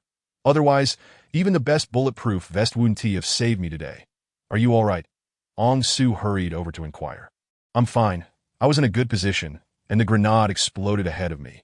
Qin Yu wiped the sweat from his face and deliberately remarked to Ong Su and the others, You keep saying that Team Yuan favors me. I risked my life for him to achieve results. He must have noticed, right? If he doesn't promote me, will you all be pleased? Absolutely. Ong Su immediately nodded, giving a thumbs up. Without your double assault today, the outcome could have been very different. Let's celebrate with some drinks afterward. Qin Yu, heavily leaning on the ground, got to his feet. Let us hurry up and take them back. At 11:30 at night, Qin Yu stood by the corridor with a phone in hand, saying, Zhu Wei, make sure the doctors find a way to save the one with the grenade. Yes, the more people there are, the better the evidence chain. I'm about to grab a bite, then I'll start the interrogation. All right, talk later. Footsteps echoed in the corridor as Qi Lin approached with a lunchbox, smiling as he greeted. Hey, you're back. Qin Yu turned at the sound. Come to eat. Yeah, there's not much work. Just came to grab some food. Qi Lin asked, looking relaxed. So, how did it go? All secured. Did our people come through unscathed? We acted swiftly. The opposition didn't even realize what was happening before we finished the job, and everyone's fine. That's good. Qi Lin grinned, casually asking, By the way, I heard you were collaborating with the troops for the apprehension. Why didn't I see any military personnel? Qin Yu paused. Who told you that? Isn't that the case? I heard someone from the department chatting about it. Qi Lin looked puzzled. You must have heard them talking nonsense. There were no troops involved. Given that the case was already solved, Qin Yu didn't conceal the details. We caught drug dealers, the same ones who killed our 4 men, including Aaron. Clang, the sound of the lunchbox hitting the floor rang out as Qi Lin stood frozen, his face pale. What is wrong with you? Qin Yu frowned, concerned. Qi Lin, dazed, could only hear a buzzing in his ears. Qin Yu reached out and tapped Qi Lin's arm. Hey, what is the matter? Snap back to reality. Qi Lin looked at Qin Yu. Is that Aaron? Yes, the lead was from Team Yuan. That's who we want to apprehend. Qin Yu nodded, questioning, You seem a bit off. What's up? No, I'm just reminded of Lao He didn't die at his hands. Qi Lin forced a smile. I just got a bit scared when I saw him the other day. Are you sure you're okay? I'm fine. Qi Lin bent down to pick up the lunchbox. You should go eat. Aren't you eating too? Let's go together. I didn't bring my chili sauce. I'll go grab it. Qi Lin chuckled. Oh, then I'll eat first. All right, Qi Lin replied, taking the lunchbox and turning to leave. In the corridor, Qin Yu watched Qi Lin's retreating figure, puzzled by his strange demeanor, feeling unconvinced by what Qi Lin had just said, yet unable to comprehend why he was acting so oddly. Team leader, it's time to eat. Guan Qi called from the entrance of the cafeteria. Coming. Qin Yu dismissed his thoughts and walked over. 2 minutes later, in the logistics warehouse, Qi Lin closed the door and plopped down on the floor, gripping his hair as he yelled, "Damn it, wasn't this supposed to be a coordinated operation with the troops? Hasn't it been over half a month? Why haven't they left yet? How could this happen?" Chapter 30. Once out the door, I'll find someone to take care of you. After wolfing down a few bites in the cafeteria, Qin Yu rushed to the interrogation room. Meanwhile, Yuan Ku had already picked up Director Li and was en route to the police station. In the dimly lit interrogation room, Aaron lounged casually on the iron chair, idly toying with the handcuffs in his hands. "Shall we warm up a bit?" Qin Yu took a sip of water. Casually attaching his work badge to his chest, "That I'm Qin Yu, the team leader of the criminal investigation team, responsible for your case." Aaron squinted at Qin Yu. "I know you." "You know me?" Qin Yu was taken aback. "I wasn't aware that I got to know you through a friend," Aaron replied with a grin, "but you probably haven't seen me." Aaron was not speaking nonsense. He had indeed seen Qin Yu before his departure. He had wanted to check on home and had secretly watched Qi Lin a few times, noticing the interaction between Qin Yu and his brother, which appeared quite friendly. "My friend, the crux of your case lies not in the connections you possess, but rather in the value of your testimony, which will ultimately dictate the outcome." Qin Yu shifted the topic, speaking pragmatically. "Among those apprehended, you are the most significant figure that if you do not divulge the names of more critical individuals, you will undoubtedly be pinned as the principal offender at that point. Even if you were related to the mayor, no one would come to your aid." Had a long glance from Along met Qin Yu's, and he smiled. "Come, take a seat beside me." Qin Yu was taken aback. "That aren't we here to converse? Then let us sit closer and chat." Along waved the iron handcuffs in his hands, the clanking sound directed at Qin Yu. "Very well, let us converse." Without hesitation, Qin Yu pulled up a chair next to Along, bent down to sit, and said, "Let us begin. In truth, even if I had not met you through that acquaintance, I would still be aware of your name." A smile lingered on Along's face. "Aren't you called Qin Yu?" Qin Yu frowned, momentarily stunned. "Old man Ma told you, didn't he?" "No." Along raised a hand, pointing at Qin Yu with a smirk on his face. "It's the drug dealers on my line. They all know your name now, incessantly whispering about you in my ear." "Whispering about me?" Qin Yu raised an eyebrow. "Indeed. Do you know what they're saying about you?" Along grinned, baring his teeth. "What?" "Haha, they are discussing how to eliminate you swiftly." Qin Yu froze at the sound. Along glanced at the camera with peripheral vision, lowering his voice slightly, and patted Qin Yu's arm with the back of his hand. "Brother, you can't possibly think that Yuan Ku assigned you this case to provide you with a promotion simply because he likes and admires you, right?" Qin Yu scoffed. "Oh, so I'm here, and you're still nitpicking, are you? Hey, you are truly naive like a child." Along shook his head, looking down. "In the team, Yuan Ku has many loyal followers. Which of them does not have more experience than you? Why then does he have you handle such a high-profile case? Do you share some blood relation? Then what do you think is the reason he insists on having me handle this case?" Qin Yu inquired. "Because you are audacious, because you possess a hunger for success, because if you want to establish yourself here, you must strive relentlessly for achievements, because you are new, because you have no connections, because during the investigation, you do not owe anyone favors, and you are free from the burdens of personal relationships." A smile adorned Along's lips. "Why the sudden focus on us drug dealers? And why is Yuan Ku fixated on the Ma family line?" Upon hearing this, Qin Yu fell silent once more. "Recently, there has been another group of drug dealers discreetly releasing a small quantity of goods at prices double ours." "Have you heard about it?" Along questioned again. Qin Yu was momentarily stunned, instantly reminded of Lin Yinlei's recent encounter, as well as the open-minded tiger. "Little brother, in this day and age, there is no love without reason. From your perspective, he treats you exceptionally well, but from another angle, you are merely a blind weapon." Along turned his neck to look at Qin Yu. "Throughout history, what has been the fate of those who wield weapons? Do you understand in your heart?" Qin Yu pondered for a moment, then raised his thumb in agreement. A well-reasoned provocation, quite convincing. "How you feel inside is most clear to you." Along, looking down, added softly, "I can share this with you not out of some unfounded affection, but because you once helped my friend." Qin Yu absorbed only half of Along's words, as he already had an inkling in his heart. The way Yuan Ku was promoting him within the precinct was undoubtedly for a reason. Yet, Qin Yu believed that whether Yuan Ku intended to exploit his hunger or leverage his anonymity in Songjiang to use him as a swift instrument, it mattered little, for he was no child. He understood that lacking background and support meant that to survive in this chaotic environment, what he could barter was perhaps this very audacity to risk his life at critical moments. However, Chinyu had not anticipated the depths of the drug trade. Amidst his efforts to dismantle the Ma family team, there was another faction quietly distributing drugs, and they might very well be connected to Yuan Ke. If Along's words held any truth, then the situation was far more complex than he had initially perceived. I am a doomed man. There is no need to deceive you. Along spoke softly. Looking down, I am not very familiar with your background, but I have heard you came from the planning district, brother. It has not been easy for us to reach this point with nothing. Do not let your name echo through history while building someone else's empire. Chinyu turned to Along and suddenly asked. Previously, you and the Ma family nearly monopolized the underground drug market in Songjiang. Yet I do not understand why your pricing is so low. What is your aim? To move the world? I only thought of the struggling compatriots on the black market after I'd filled my own stomach. Along smiled and replied softly. My father died due to lack of funds for treatment, and my mother may meet the same fate. When I first arrived in the 9th district, I was idle, living off the kindness of others. Now that I have some capability, I want to earn money while also helping them. I end this line of work. One cannot expect to live long. I just want to earn some money that suffices for today. How much is too much? At this point, lying holds no significance, and as Chinyu looked at Along's previously menacing visage, he suddenly found him less detestable. The two fell silent for a moment, and Chinyu felt a bit disoriented. Despite his caution, he still struggled to grasp the complexities of Songjiang. Bang! Just as the two shared a brief silence, the door of the interrogation room was suddenly pushed open. Qi Lin stood outside. Wearing a broad smile. Are you in the midst of an interrogation? On the iron chair, upon hearing Qi Lin's voice, Along immediately looked up, his previously nonchalant expression replaced by astonishment. What brings you here? Chinyu turned to inquire. I came to ask whether the equipment granted to you could be returned to the inventory. What is the extent of the wear and tear? Qi Lin replied calmly. You are going to work all night again.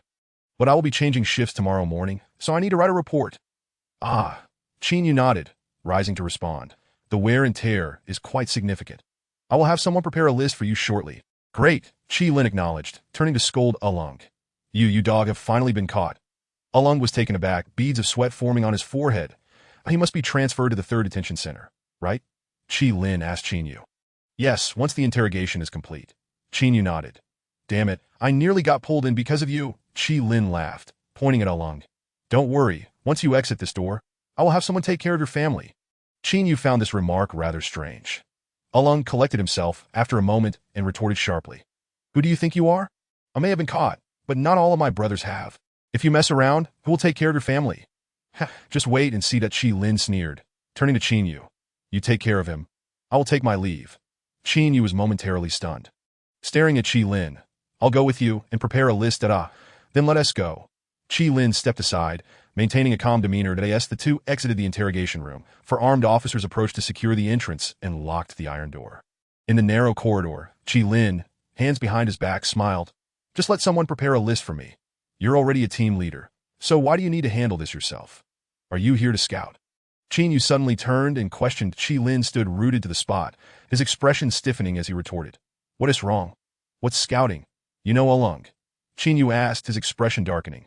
Nonsense, how could I possibly know him? Along claims he knows me through a mutual friend. Yet I'm only close to you and old cat in the precinct. The others are at most colleagues. Chinyu's eyes glimmered with intensity. Your reaction at the cafeteria entrance was off. Just now in the room, the things you said to Along were a bit excessive. Have you become obsessed with solving cases? Qi Lin chuckled in disbelief. What are you even talking about? You want to save him. You didn't come to the interrogation room for the wear and tear list. You were here to scout, weren't you? Little you, I think you slapped, before he could finish. Chinyu suddenly reached for Qi Lin's waist. The latter instinctively dodged, his face paling as he looked at Chinyu. What on earth are you trying to do? You locked your gun in the cabinet during your shift. So why is it still in the holster? Chinyu firmly grasped Qi Lin's arm, lowering his voice to interrogate. Are you out of your mind? He is a doomed man, if you have other intentions. You too shall perish. Qi Lin, looking a bit flustered, glanced around, his eyes reddening as he looked at Chinyu. If you want to consider me a friend, then let us pretend none of this is happening. All right. If it were anyone else, I wouldn't bother. You just got married. Did you know? What is your connection with Along that would lead you down this path? Chinyu was becoming anxious, dragging Qi Lin into the stairwell. I don't wish to pry into your secrets. But I must make it clear, Even if you combine forces with everyone here, you could never take him out of here. The moment you act, he will surely die. Inside the interrogation room, Along was carefully recalling Chi Lin's words that do not rush. Once you step through that door, I will arrange for someone to look after you inside. What does this mean? The implication is already abundantly clear. Chi Lin is determined to find a way to save himself. Yet he possesses no significant connections to resolve this matter, so what means will he employ? It is self-evident. Upon exiting this door, will he resort to violence? As this thought crossed Along's mind, his head buzzed with anxiety. Damn it. This fool cannot possibly act recklessly. Inside the police hall, a flurry of hurried footsteps echoed as Yuan Ku and Director Li entered through the main entrance. Team Yuan, you're back. I was just looking for you. Ong Su rushed over with great urgency. What's the matter? Yuan Ku inquired, in extremely critical situation. Ong Su gasped, speaking in a hushed tone to Yuan Ku and Director Li. By chance, we stumbled upon an unexpected development regarding Along. Before he departed, he had contact with one of our officers. Chapter 31. The demise of the great bandit in the stairwell. Chi Lin pushed against Qin Yu's chest, urgently whispering, "Can you please just ignore this? Pretend you didn't see anything? Let me go. Chi Lin, you should understand my character well enough. Not everyone is deserving of such loyalty from me." Qin Yu replied, his expression grave as he poked Chi Lin's chest with his finger. "Calm down. Along is someone specifically targeted by the police. Think logically. Do you truly believe you can single-handedly extract him from the precinct? If something goes awry, what will happen to your mother? Your sister? Your newlywed wife? Are you willing to throw away your job and your life for this?" After a brief silence, Chi Lin, beads of sweat forming on his forehead, quickly retorted to Qin Yu. "There is not absolutely no chance that Along 1T remain in the precinct for long. He will likely be transferred by tomorrow morning. I have acquaintances in the police department who can help clarify his transfer route. I hold an identity that will facilitate the operation along the way, so you need not concern yourself with it. I simply cannot comprehend why Along means so much to you that you are willing to take such risks." Qin Yu questioned incredulously, "Do you have some covert dealings with him? Or have you taken money from him? Do you know why I didn't pull the trigger that day?" Chi Lin exclaimed. "He is my biological older brother, my own flesh and blood. Do you understand?" Qin Yu was momentarily taken aback by this revelation. "Little Yu, please listen to me," Chi Lin implored, his eyes reddening as he continued. "The nature of my relationship with Along may not remain hidden for long, that if it is exposed, I will immediately fall under scrutiny due to familial avoidance policies at that point. I will have no opportunity left. I have a plan. Tomorrow morning after work, I 1T return home, instead pretending to catch up on sleep at the office to create an illusion that I was always in my dormitory. Then, when the police come to hand over the case, I will act at the intersection that if I can rescue him, that would be ideal. If not, I will do my utmost to ensure I remain undetected." Along returned from the planned area, and it remains uncertain if he has any accomplices outside, so as long as I am not caught in the act, the higher-ups may not necessarily know who is responsible for this. Do you understand? You hesitate to even approach criminals during your missions. Do you truly believe you can save him from the escort team?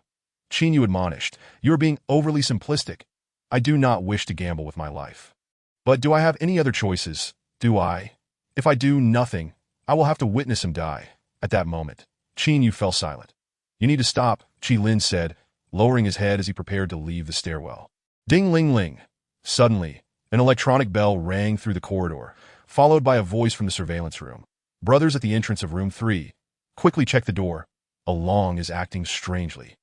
As these words were uttered, both Qin Yu and Chi Lin froze in place in the hall upon hearing the loudspeaker from the surveillance room.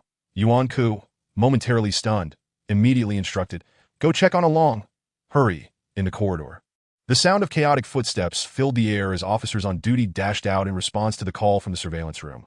Racing towards the interrogation room, the entrance, for officers used a key to unlock the iron door and were greeted by the sight of Along frantically ramming his left cheek against the iron plate in front of the iron chair. "What are you doing? Stop fooling around." The leading officer rushed in, reaching out to intervene. Bang, bang, bang. Along continued to strike the iron plate with his face, blood flowing from the gash on his cheek and from his mouth and nose. The lead officer rushed over, seizing Along by the hair and pulling him back. "Quick, restrain him." He. Along chuckled nervously, raising his head to stare blankly at the officer. "It's too late," his words fell. Yuan Ku, Ong Su, and others rushed to the doorway, nearly colliding with Qin Yu and Chi Lin. "What is happening?" Yuan Ku gasped, out of breath. The officer turned back. He suddenly started hitting his head against the iron plate. I don't know what he is doing. Upon hearing this, Chi Lin's eyes reddened as he prepared to charge into the room. Qin Yu grasped Chi Lin's arm, shaking his head with a grave expression. Yuan Ku entered the room, approaching Along, and immediately waved his hand, forced his mouth open. Quickly upon hearing this, for officers held Along's head and forcibly pried open his bloodied mouth. Yuan Ku stared intently, his heart racing, no longer fearing Along's potential bite as he thrust his hand into Along's mouth, rummaging until he finally retrieved a false tooth, gagged. Along retched, expelling a copious amount of blood. Yuan Ku glanced down at the false tooth, his gaze blank as he took a step back. The false tooth was hollow in the center, with a thin black plastic material stuck to its edges, looking utterly repulsive in Yuan Ku's hand. "What is this?" Director Lee demanded, bursting into a false tooth. "He knocked it out," Yuan Ku stammered in response. Director Lee was momentarily stunned by this revelation, on the iron chair. Along suddenly shook his head, freeing himself from the grip of the four officers, his face still adorned with a deranged smile. "Ever since I entered this line of work, I've been contemplating how I would meet my end. There was a small pill in my false tooth, it's poison. I crushed it. Damn it."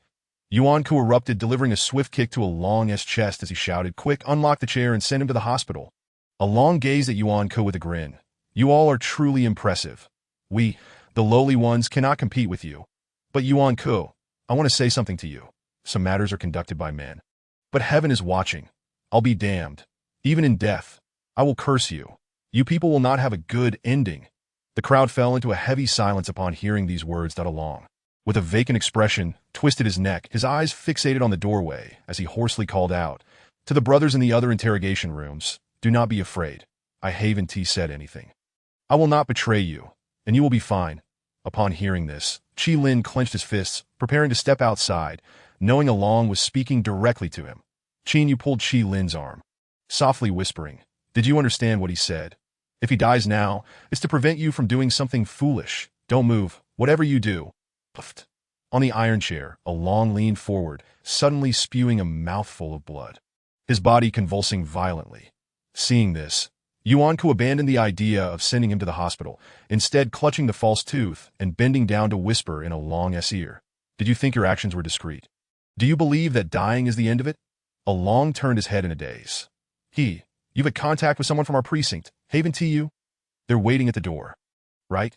Yuan Ku inquired with a smile. Along coughed up blood again, his eyes filled with reluctance as he shouted at Yuan Ku, "Damn it! Damn you!" Chapter 32. Kneel down and beg for life within 2 minutes of ingesting the poison. Along lost control of his bowels, slumping against the iron chair as he gasped for breath. Director Lee stood with his hands clasped behind him in the center of the interrogation room, his expression extremely grim as he berated Yuan Ku. "The man was already in the interrogation room, and you still allowed him to ascend to the heavens? You, as the team leader, are truly lacking in competency. Tomorrow, when the police come to retrieve the body, you will explain this to them." Yuan Ku found himself at a loss for words under the scolding. "You are all a bunch of useless good-for-nothings." Director Lee spat before exiting the interrogation room to the doorway. Chi Lin stood in a daze, gazing at his brother's lifeless body, slumped in the iron chair, his legs weakening, his mind a chaotic blur. Yuan Ku turned back, the false tooth in hand, and his gaze ultimately settled on Chi Lin. Half an hour later, Along's body was covered with a white cloth as it was carried away, while Yuan Ku entered another interrogation room, clearing out irrelevant individuals, and began speaking privately with one of the underlings. "Did you say Along met with someone from our precinct before he left?" Yuan Ku asked, retrieving an electronic cigarette from a drawer and tossing it over. Yes, the underling nodded vigorously in response.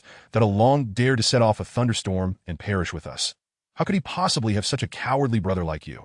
Yuan Ku asked bluntly. "Along told me he could help me make a fortune, which is why I devoted myself to him. But before I could earn anything, he died. I don't want to die either." The underling replied, starkly realistic. "Did you just work with him?" "Yes. Tell me, how did Along meet that person before he left?" Yuan Ku inquired softly. He said before he departed, he had a few wishes and wanted to see a friend. The subordinate lowered his head and replied, "However, both Old Ma and the shrimp feel that the outside situation is too precarious that if he were to venture out and encounter the police, it could lead to severe consequences. You are aware that the supply chain for the drugs is solely in Aaron's hands. To put it bluntly, we rely on him for our livelihood, thus we must protect him. Consequently, whenever he goes out, we accompany him. Yet, he usually insists we park at a considerable distance and walk a stretch on our own. On one occasion, while I was purchasing water at a convenience store, I happened to be heading in the same direction as him. And I saw him enter that courtyard. Yuan Ku, upon hearing this, produced a photograph and tossed it to the subordinate, inquiring, "Is this the person who met with Aaron?" "Yes, I've seen him twice," the subordinate detailed. "Did you not mention that you only encountered him by chance that one time?" Yuan Ku frowned. That IT was on the day of that person's wedding. There were many individuals at the restaurant. So, we were unclear about whom Aaron was seeking. However, later that evening, when Aaron went to that courtyard, I recognized this individual and realized that he was the one Aaron had been looking for. Which means it was indeed 2 occasions, the subordinate explained meticulously. Yuan Ku licked his lips and asked, "Do you know what their relationship is?" "No, Aaron never mentioned it, and none of us thought to inquire." The subordinate shook his head. 20 minutes later, Yuan Ku exited the interrogation room and immediately instructed Ong Su, how the forensic team rushed to the morgue to extract Aaron's DNA for comparison. "Comparison with whom?" Ong Su asked. "Who do you think?" Yuan Ku retorted.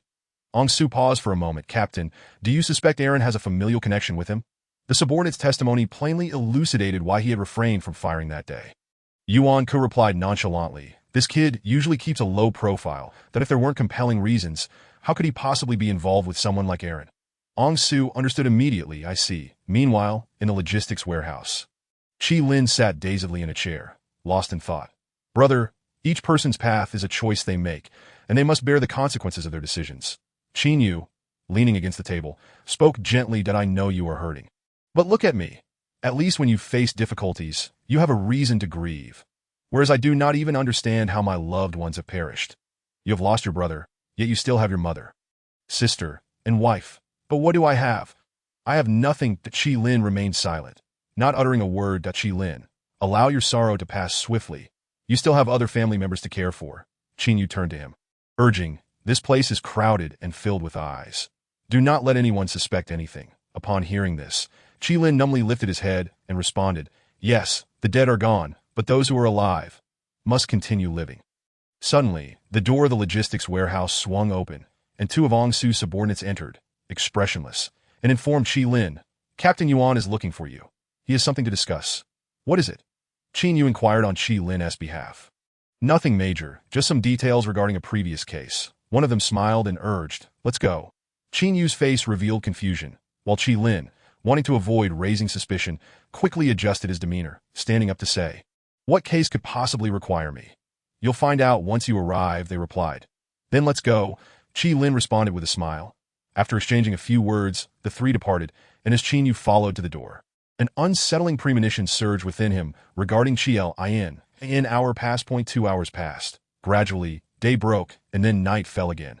After waiting for over 10 hours, Qin Yu grew restless, his mind drifting to Lin Yinlei and the words Aaron had shared with him. An uneasy feeling quietly enveloped Qin Yu's heart. The more he pondered, the more he sensed that this drug trafficking case was far more intricate than it appeared on the surface. After careful consideration, Qin Yu rose, took his work badge, and discreetly left the office, driving the vehicle of the 3rd team toward Songjiang Prison 3. Meanwhile, Yuan Ku stepped into his office and looked up at Chi Lin, who had been under soft detention for several hours, and said, "Let's go. I need to speak with you." Chi Lin, feeling uneasy, stood up and asked with a forced smile, "Captain Yuan, what is going on?" "You'll find out once we go," Yuan Ku replied curtly before turning to leave. Suppressing his inner sorrow, Chi Lin hesitated briefly before following Yuan Ku. Half an hour later, Yuan Ku drove Chi Lin to the police hospital, and under the guidance of the staff, they entered the morgue. Chi Lin glanced around, stammering, Captain Yuan, why have you brought me here?" Yuan Ku lit a cigarette and casually strolled to the inner side of the morgue, pulling open the drawer containing a body. Chi Lin looked up and was met with the sight of Aaron's lifeless form, his complexion a ghastly shade of purple. "Do you recognize him?"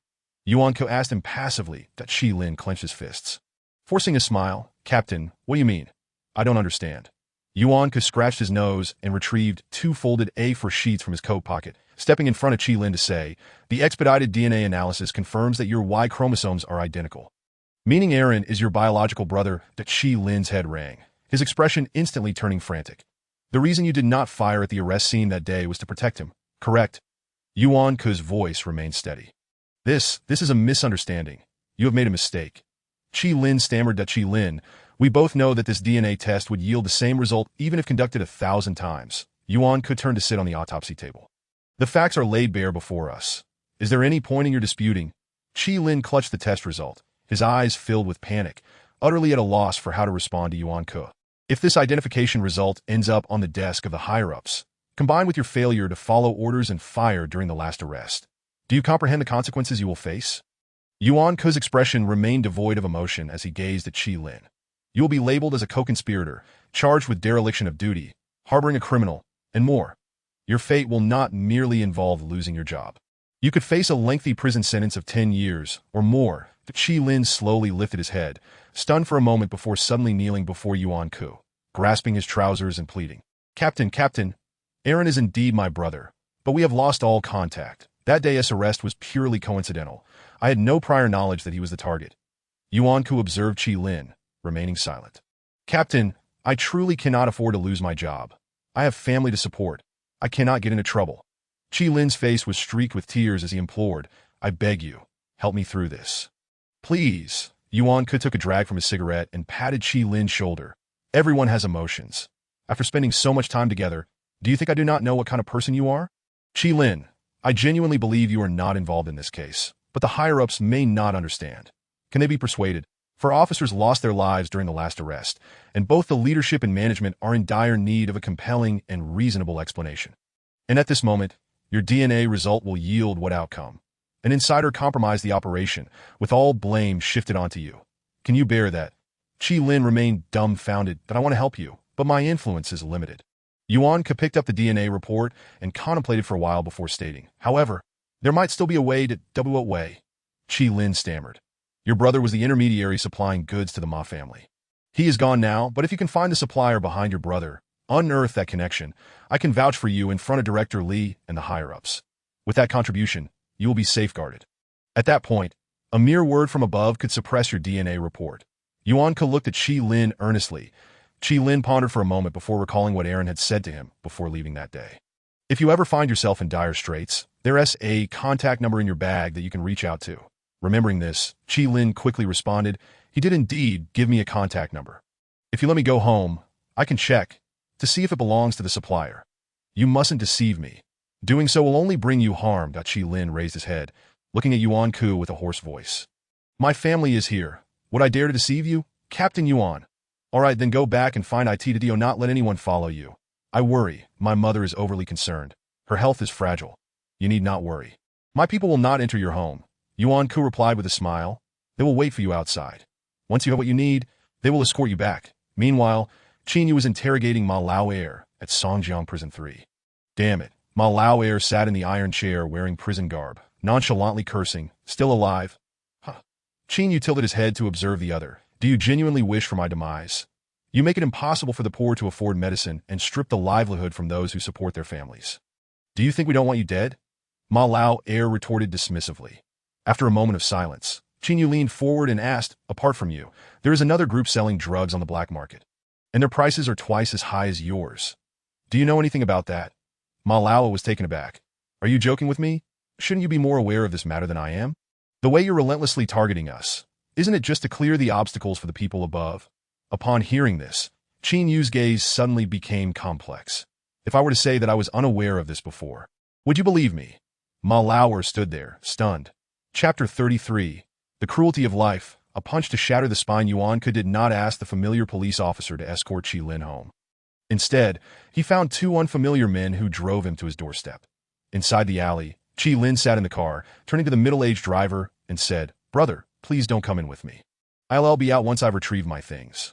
All right, we'll wait right here, the burly man replied with a nod. Qi Lin opened the car door and walked approximately 200 meters before turning and entering the small courtyard of his home. He reached for the door of the standalone house he shared with Bella, only to discover it was locked from the inside.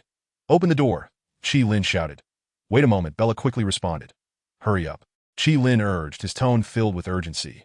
After about 3 or 4 minutes, Bella finally donned a coat, her hair disheveled as she opened the door. You're back?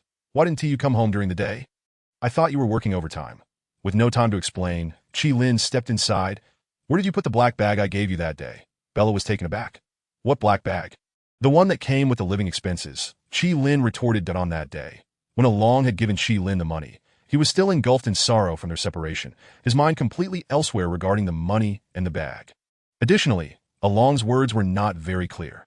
Chi Lin merely assumed he was suggesting that if he ever encountered difficulties at home, he could reach out through the contact information left in the bag.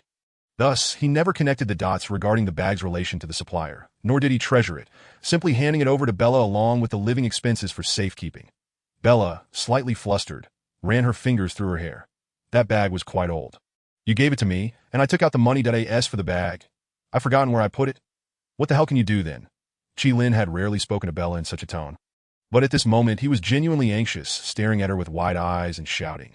Find it quickly. Think about where you might have placed it. I'll help you look. You rest. I'll find it. Just give me a moment to recall where I put it. Bella, in a state of panic, began rummaging through the cabinet by the window. That item was crucial. It could not be lost, Chi Lin. Unable to sit still, immediately bent down to search inside the room as well. Bella, squatting in front of the cabinet, caught a glimpse of Chi Lin's position out of the corner of her eye. And in a moment of desperation, she fabricated a lie. I remember now. I think I took that bag when I went shopping that day. It got dirty, so I threw it away at that moment. Chi Lin had just yanked open the left side of the wardrobe when he heard Bella's words and whirled around, shouting. What? You threw it away? Seeing Chi Lin pull open the wardrobe, Bella was instantly frozen in place, her eyes wide with shock. But Chi Lin sensed something was amiss with Bella's expression. He turned his gaze toward the wardrobe and was instantly stunned. Inside, a pale figure, holding two pieces of clothing, was blinking at Chi Lin. But Chi Lin took 2 steps back, his face drained of color as he withdrew his gaze from the wardrobe and turned to stare blankly at Bella. Bella stood up at a loss for words, trembling all over. Damn it. You said you weren't working overtime. Why are you back looking for a bag? A familiar voice rang out, and the pale figure stepped out of the wardrobe barefoot. This is quite awkward. ISNT it. In that instant, Chi Lin's fist clenched tightly, a wave of fury surging within him. All the grievances he had endured recently erupting, that he turned and charged at Bella, delivering a kick to her abdomen while shouting. Damn it. I am risking my life out there, and you're here cheating on me? The pale figure emerged fully from the wardrobe, revealing himself to be none other than the tiger, who had coincidentally attended Chi Lin's wedding banquet. The tiger, unfazed, swaggered over to a chair, sat down, and began putting on his clothes while cursing. Damn it, these police officers took the money and still aren't doing their jobs. Didn't I tell them to let you handle the shift? Why are you back? Chi Lin, in a frenzy, grabbed Bella by the hair, pinning her against the cabinet, completely losing his sanity as he began to strike her. Bang! Bang! Tears welled in Chi Lin's eyes as he kicked and shouted. Damn it! I provide for you. I clothe you. I've given you a proper identity in Songjiang, allowing you to live like a person, and you betray me. What have I done to deserve this? We've only been together for a few days. And you can just jump into bed with him. Hey, that's enough? What the hell are you doing? ISNT, this getting out of hand. The tiger shouted. Hearing his words, Chi Lin felt the blood rush to his head. He suddenly turned and dashed to the door, flinging open the wooden door and seizing the shovel left outside for snow removal. Oh, feeling tough now, are we? Daring to grab a weapon? The tiger scoffed, standing up and putting on his coat, stepping towards the door while questioning. What are you planning? Are you going to kill me or something? You're a bit smaller, aren't you? I'll be damned. Chi Lin shouted, raising the shovel and aiming for the tiger's head. Brother, is that you back? At that moment, the iron gate of the courtyard rattled, and his blind sister, holding a cane, stepped into the yard, wearing a coat and asking, What is all this noise? Mom woke up. I was quite worried. Let me take a look. As Chi Lin turned and saw his emaciated sister, a rush of blood seemed to cool instantly within him. He stared blankly, gazing towards the room where their mother was. His hand gripping the shovel began to tremble involuntarily. As adults, why were they still playing the reckless games of youth? The tiger reached out to grasp Chi Lin's wrist, smiling as he said, Come on, let us calm down. Put that down, and we can talk. To Chi Lin, filled with hatred, turned his head to look at the tiger. What about Mom? What about my sister? Are you willing to gamble with my life? The tiger smiled benignly at Chi Lin, pressing down on his raised arm and calling out to the door. Little sister, you can go back now. Nothing's going on here, that we're just having a chat. Chi Lin's sister stood quietly in the yard, neither leaving nor stepping inside, and she did not shout, simply standing there in silence. The tiger closed the door, tilting his head to look at Chi Lin. You bought her. Didn't you? Paid 4,500? Chi Lin gritted his teeth, his lips twitching but remaining silent. So here's the deal. The tiger lowered his head and pulled out a large wallet, counting out a wad of cash without hesitation, tossing it casually onto the nearby cabinet. I have 8,000 right here. Take it. I'll take Bella with me. You saw yourself. We were getting along splendidly, haha. Chi Lin's eyes darkened, his body trembling with rage. Why aren't you speaking? The tiger leaned in closer, poking Qi Lin's chest. Damn it, we all know each other here. Why pretend? You bought her for 4,500. I'm offering you 8,000. Is that not enough? Don't you know your own situation? With someone like Bella, can you really afford to keep her? Today I'm willing to give you 8,000, but tomorrow if she develops feelings for me. You want to even get 8 cents? That Qi Lin glanced at Bella, his voice quaking as he asked. Is it because I have some burdens that you're treating me this way, with your pathetic state? Even the officers in the cafeteria say you wash the chef's socks just to bring home a meal. And no matter how rough my life gets, I wouldn't stoop to bullying you for a sense of existence. Would I? The tiger spat on the ground, turned, and pushed the door, saying, Take the money. I'll wait for Bella outside. As the tiger stepped out, Qi Lin stood there dazed at the doorway, turning to Bella and saying, I work hard to provide for you. And you've stripped me of my last shred of dignity. Bella lowered her head, remaining silent for a long time before replying. Qi Lin, when you bought me, did you negotiate the price 3 times? Considering my dignity, Qi Lin was taken aback by her words. All of this is just to have a meal. What else there to talk about in terms of feelings? You support me, so I sleep with you, do your laundry, cook for you, and help with household chores. Bella slowly rose. If the tiger offers better, I want to go with him. That I in the past, when times weren't so chaotic, people usually spoke with their clothes on, leaving each other some room, but now that times are tumultuous, people have become more barefaced. Yet the essence remains unchanged. That is all. Get out. Qi Lin shouted, eyes closed, pointing toward the door. Bella picked up her coat, hastily arranging her hair, and calmly walked outside. In just over 20 days, you've earned an extra 3,500. You're not losing out. Get lost. Qi Lin roared in fury. Bella pushed the door and left. The tiger stood at the entrance, urinating, and turned to see Bella coming out. Damn it, that's 8,000.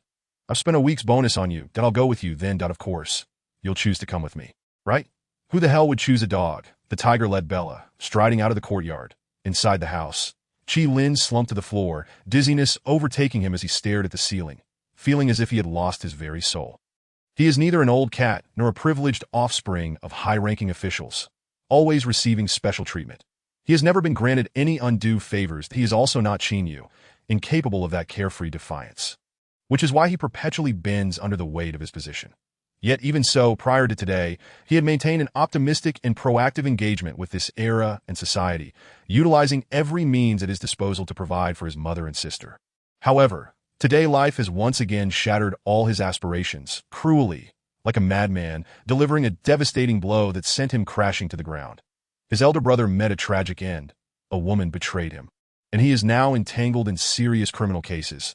The only chance he had to turn the tide, a black package, has been discarded. That in the past, Qi Lin would instinctively retreat when faced with adversity. But now, he finds himself at the precipice. Any further retreat would mean his obliteration. That a sense of grievance, unwillingness, and injustice surges within him. With a creak, the door swings open, and his sister stands outside in the biting cold, holding a white cane. Brother, she is not a good woman to we. We have nothing to mourn. That Qi Lin turns to face his sister, his muddled eyes gradually clearing. That am I living like a dog just to die like one? A voice in his mind screams, and he slowly rises, wiping the corners of his eyes, saying, Go back inside. Help mother pack. What is wrong? Don't ask. Just hurry up. That Qi Lin resolves to fight back. With the black package lost, he can no longer explain himself to Yuan Ku, and returning home likely means he will never come out again. With that thought, he lowers his head and swiftly dials Old Cat's number. In the living quarters along the Songjiang border, Old Cat answers Qi Lin's call. What is up? Are you at the precinct? Damn, you don't know. I'm at the border catching grain smugglers. Old Cat wipes the sweat from his brow and replies, Just finished, getting ready to head back. Upon hearing that Old Cat seems unaware of the situation at the precinct, Qi Lin refrains from elaborating further and grits his teeth, pleading, I'm in serious trouble and need your help. What is the matter? I can't discuss it over the phone. Can you come back and help me get my mother and sister? Qi Lin whispers, I won't trouble you for long. They'll stay with you for at most 2 hours. What the hell happened to you? Old Cat is somewhat bewildered, as Qi Lin has never approached him like this before. Don't ask for details. That in short, I can't stay in Songjiang any longer. I need to leave. That Qi Lin, fearing the 2 men outside would become suspicious, hastens to clarify, I can't find anyone else to help. I am counting on you. All right, I'll head back now. Old Cat responds without much hesitation, I'll be there in about half an hour. Old Cat, you can't mention my call to anyone. I want to say a word. Old Cat rarely makes promises, but once he commits to something serious, he never goes back on his word. Mother and sister will soon be at the North Station.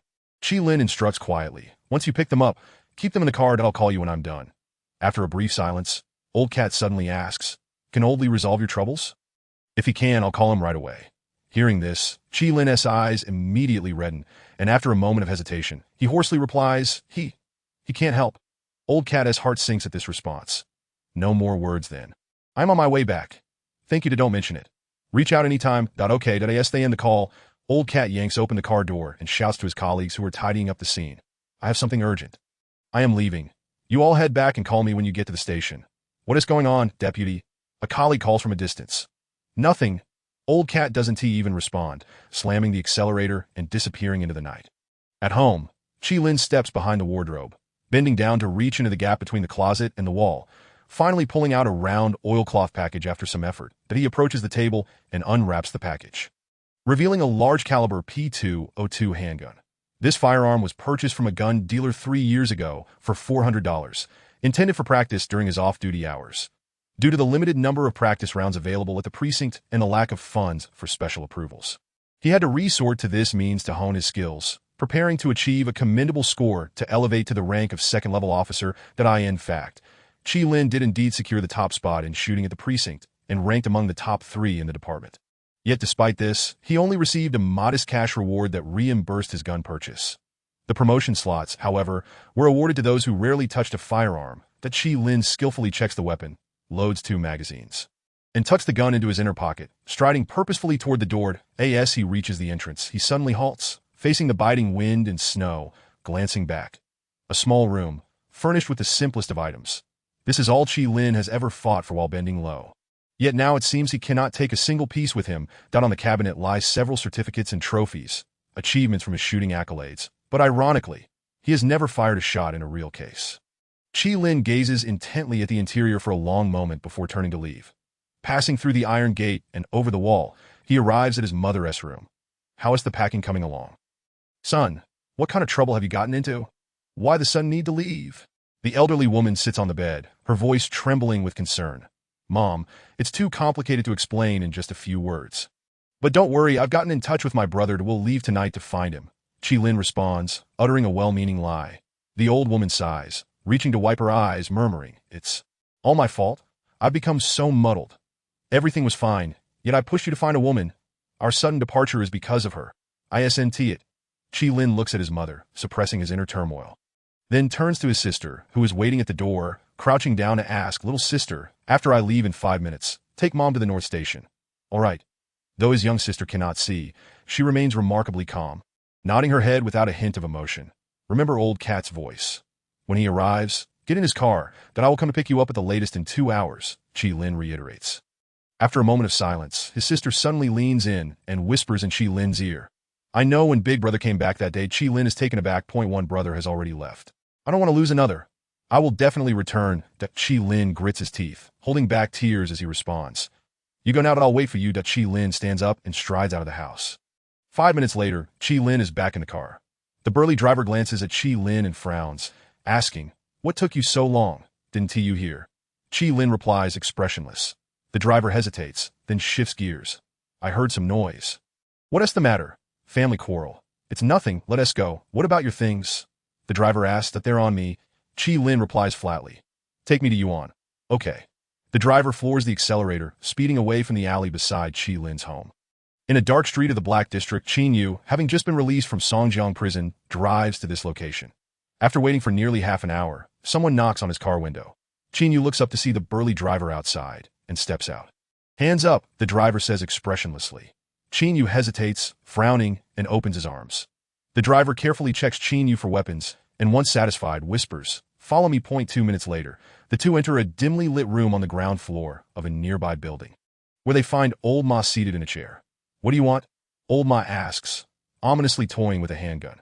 Qin Yu hesitates before pulling out an e-cigarette and taking a puff, then says, The cases involving Ma Lao Air and Demin can be handled.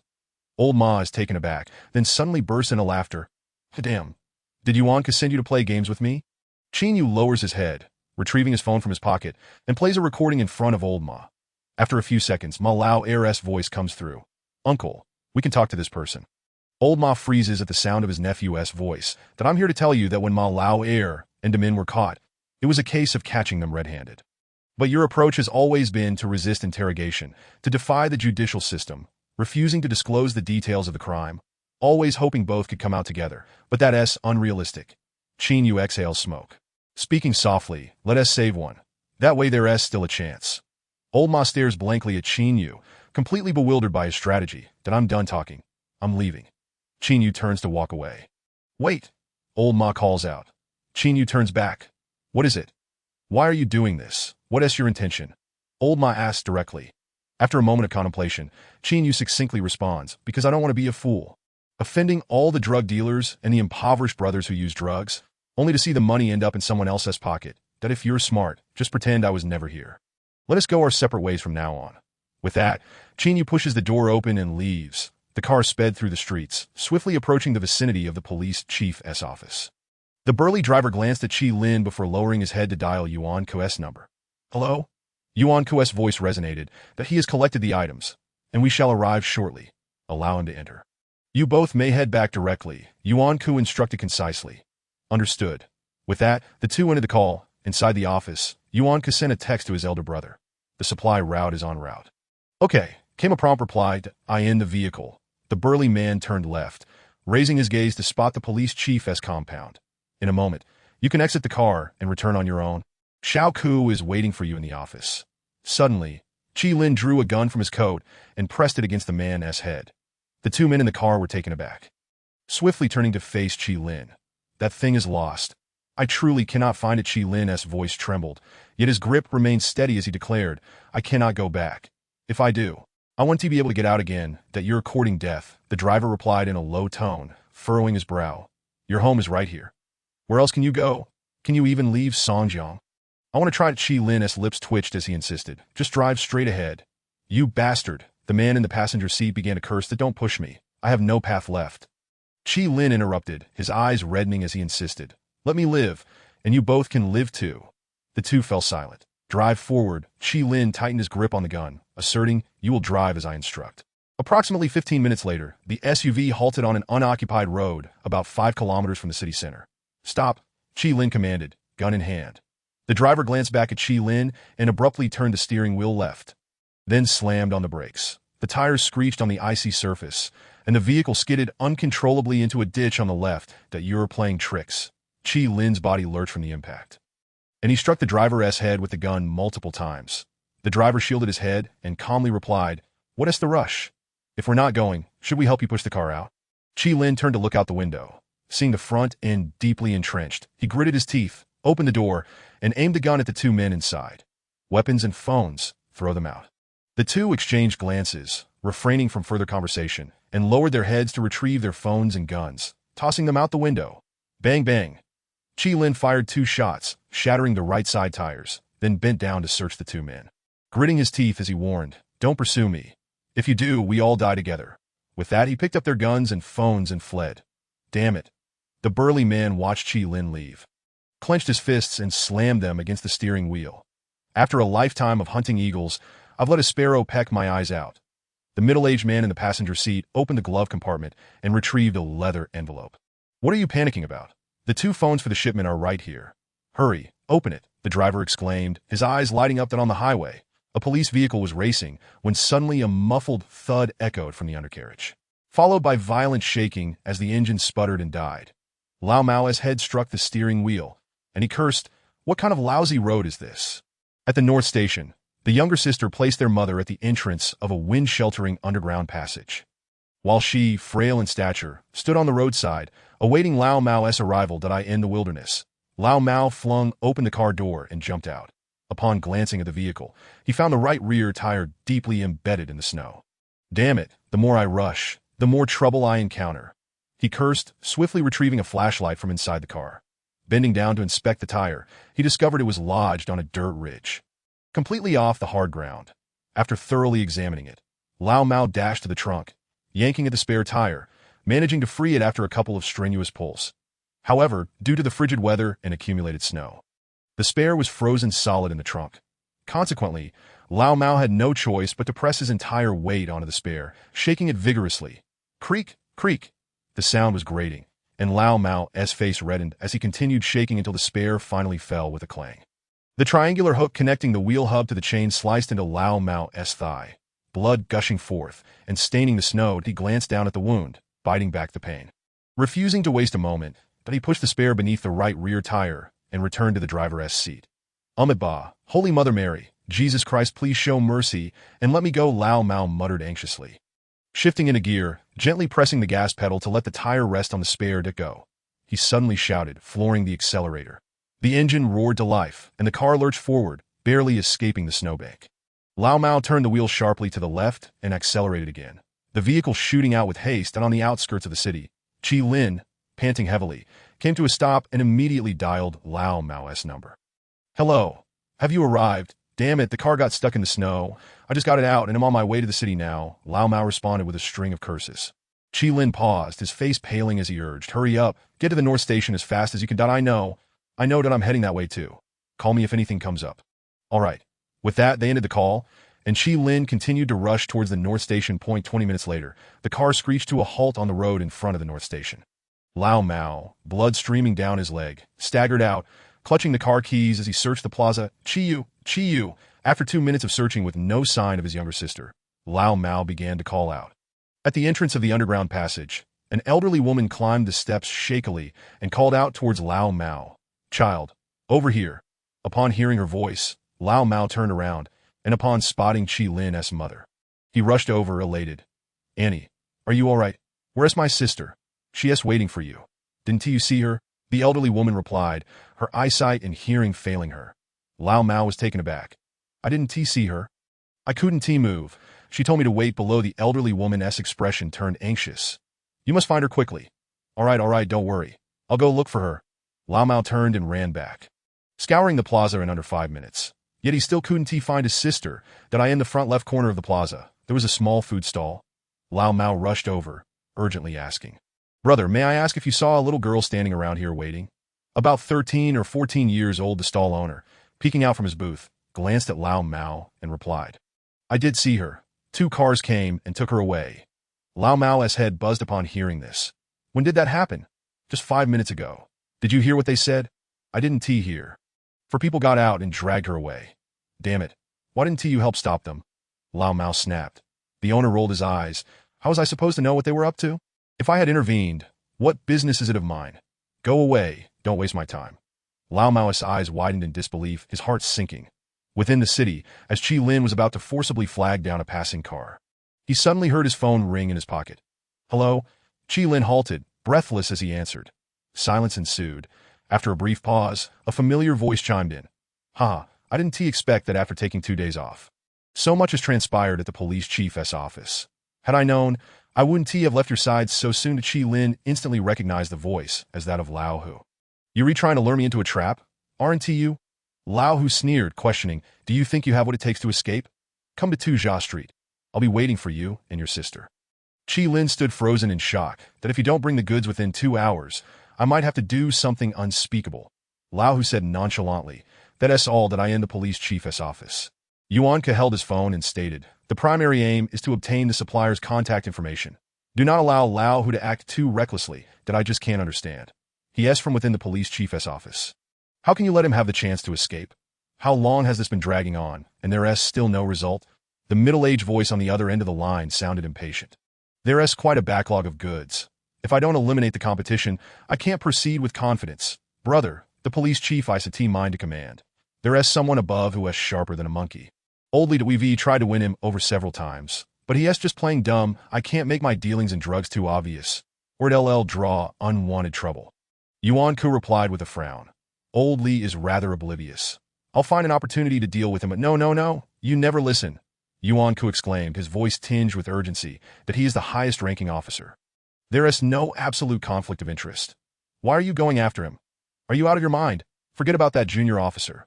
I'll have Tiger handle it. You just need to go over later and collect the leads. After a brief silence, the other party abruptly hung up. That on the desolate highway, Chi Lin, with reddened eyes, dialed Lao Mao's number. That I've arrived, but I couldn't find my sister. The people at the grocery store mentioned 2 cars. Lao Mao began to explain. His words rushed. She has been captured. Chi Lin's frigid voice interrupted. Lao Mao froze in shock. That I need you to help me with something. What do you need? Lao Mao immediately inquired. I want to inquire about Yuan Ku. Please help me investigate. Qi Lin spoke clearly, his head bowed. Upon hearing this, Lao Mao's eyes widened in disbelief. What the hell do you intend to do? What does this investigation mean? There's a cliff ahead and countless people are pushing me from behind. I've accepted my fate. I want to jump and see if I can die.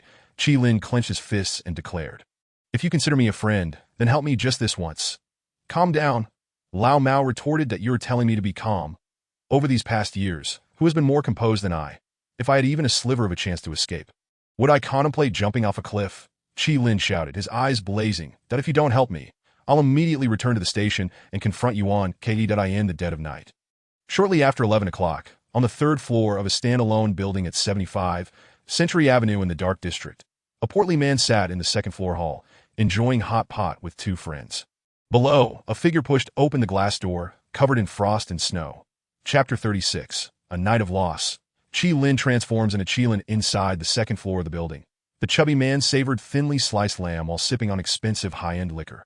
He turned to his companions, stating, if we eliminate the supplier, the Ma family will lose their source and perish instantly. At that point, the entire underground drug trade in Songjiang will belong to us. As per our usual arrangement, our Yuan family stays out of sight. You handle procurement, distribution, and collections, and we take 70% while the rest is shared among everyone. The Ma family is gone, but what about the drugs from legitimate channels? Isn't that competition? The middle-aged man on the left remarked, wiping his mouth, that legitimate channels? We're collaborating with legitimate channels, the plump man chuckled, taking a sip of his liquor. The pharmaceutical companies have agreed to raise their prices by 30%, which makes us the cheapest option, doesn't it? No one compares. Those pill-popping fools won't be able to resist opening their wallets. This is solid. The frail man on the right grinned, raising his glass. Here's to the swift demise of the Ma family. Cheers. The three laughed heartily as they lifted their glasses. Suddenly, a sound of footsteps echoed, and a young man, dusted with snowflakes, ascended from the lower floor. The chubby man looked up at the staircase, frowning. Who are you? I am Qi Lin. The young man replied curtly, brushing the snow from his clothes. The trio paused, slowly lowering their glasses. That Qi Lin stepped forward, glancing at the hot pot on the table, smiling as he took a seat in an empty chair. What a splendid feast. The chubby man remained silent for a few seconds, then furrowed his brow. Pulling out a cigarette. Zaka, this worthless scoundrel is becoming increasingly intolerable. He doesn't even notice when someone enters the building. After speaking, the chubby man flicked his lighter and ignited the cigarette. Poof! Qi Lin, with his hands in his pockets, blew out the flame from the lighter. The chubby man hesitated for a moment, then turned to Qi Lin, tilting his head. That I didn't know you before, but I've heard of you today. I can't wrap my head around what someone like you is doing in this building. Are you Yuan Ku's older brother? Qi Lin inquired. The chubby man tossed aside his cigarette. That I'm his uncle. My name is Yuan Wei. Disappointment flickered in Qi Lin's eyes. That I thought I had found the root of the matter. Haha, damn. Yuan Wei scoffed, pointing downstairs. Do you think you can confine me here? Do you know where this is? I can shout, and 10 armed men would come running up. Do you believe me? Qi Lin paused for a moment, his gaze fixed on Yuan Wei. You have brothers, don't you? Haha, little brother, the middle-aged man on the left chuckled, ruffling Qi Lin's hair. That if the Yuan family didn't have brothers, could they establish themselves in the dark streets?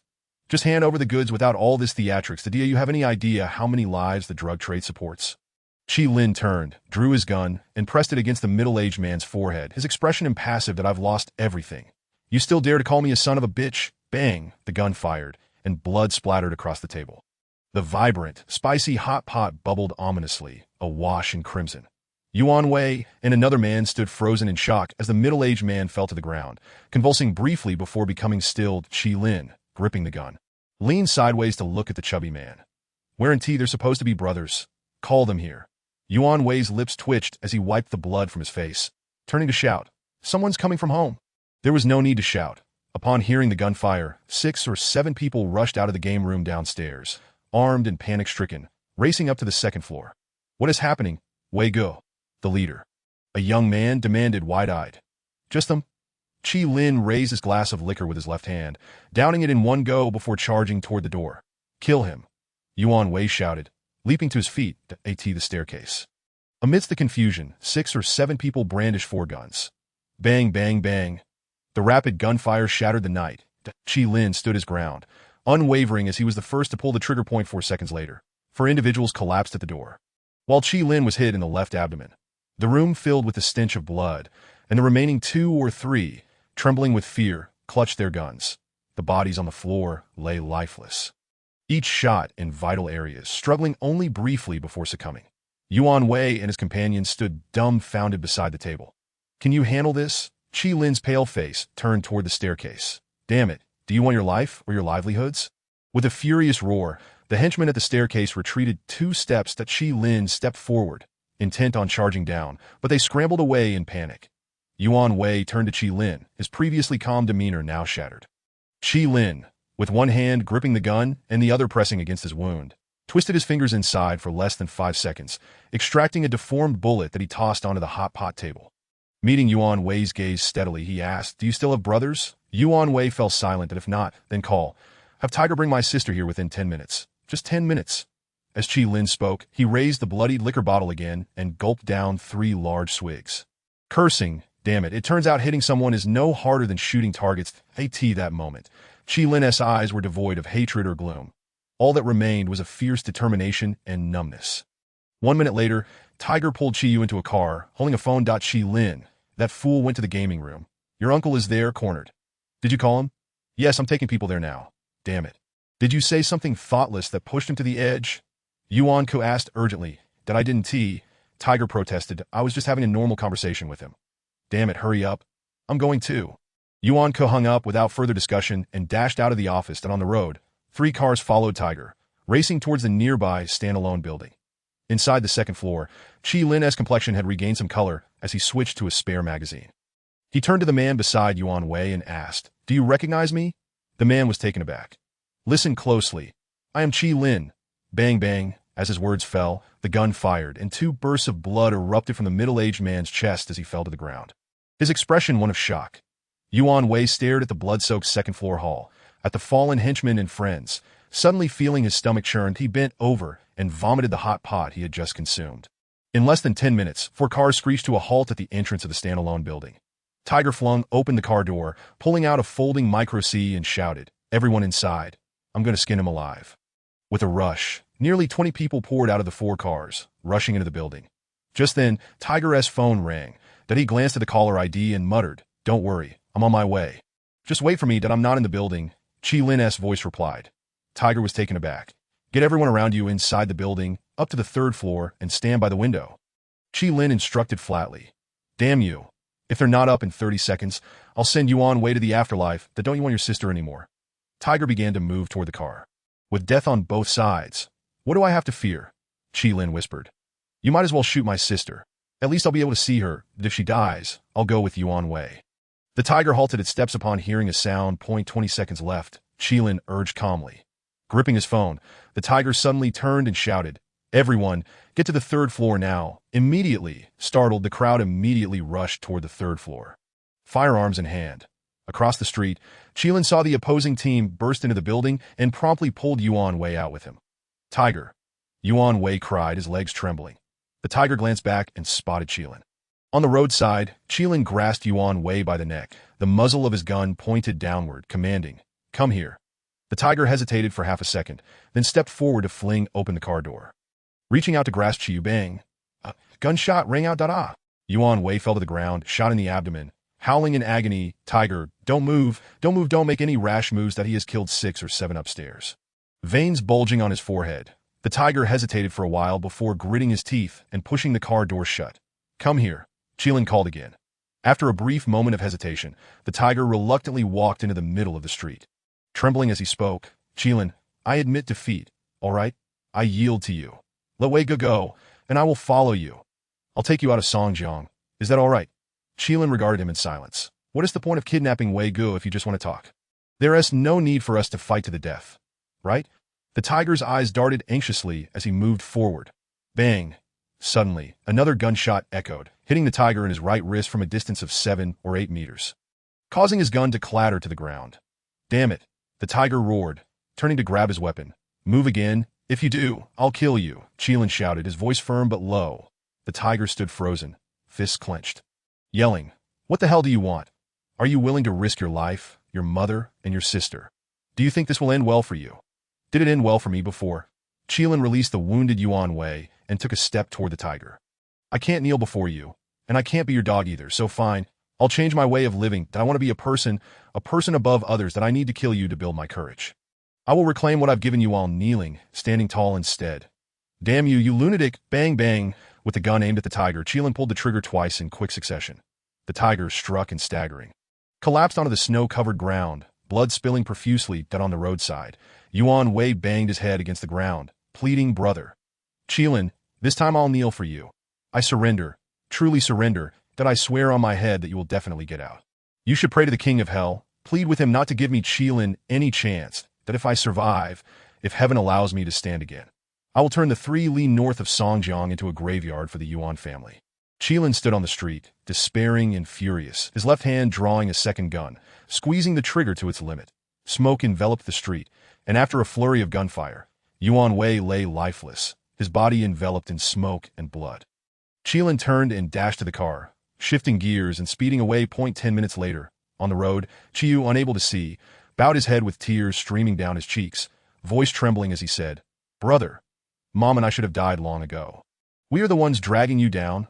I'm sorry, truly sorry, that if you lose your little sister, then I'm finished. Qilin's vision blurred, blood gushing from his abdomen, his face pale as he banged his head against the steering wheel. The vehicle lost control and crashed into an alley.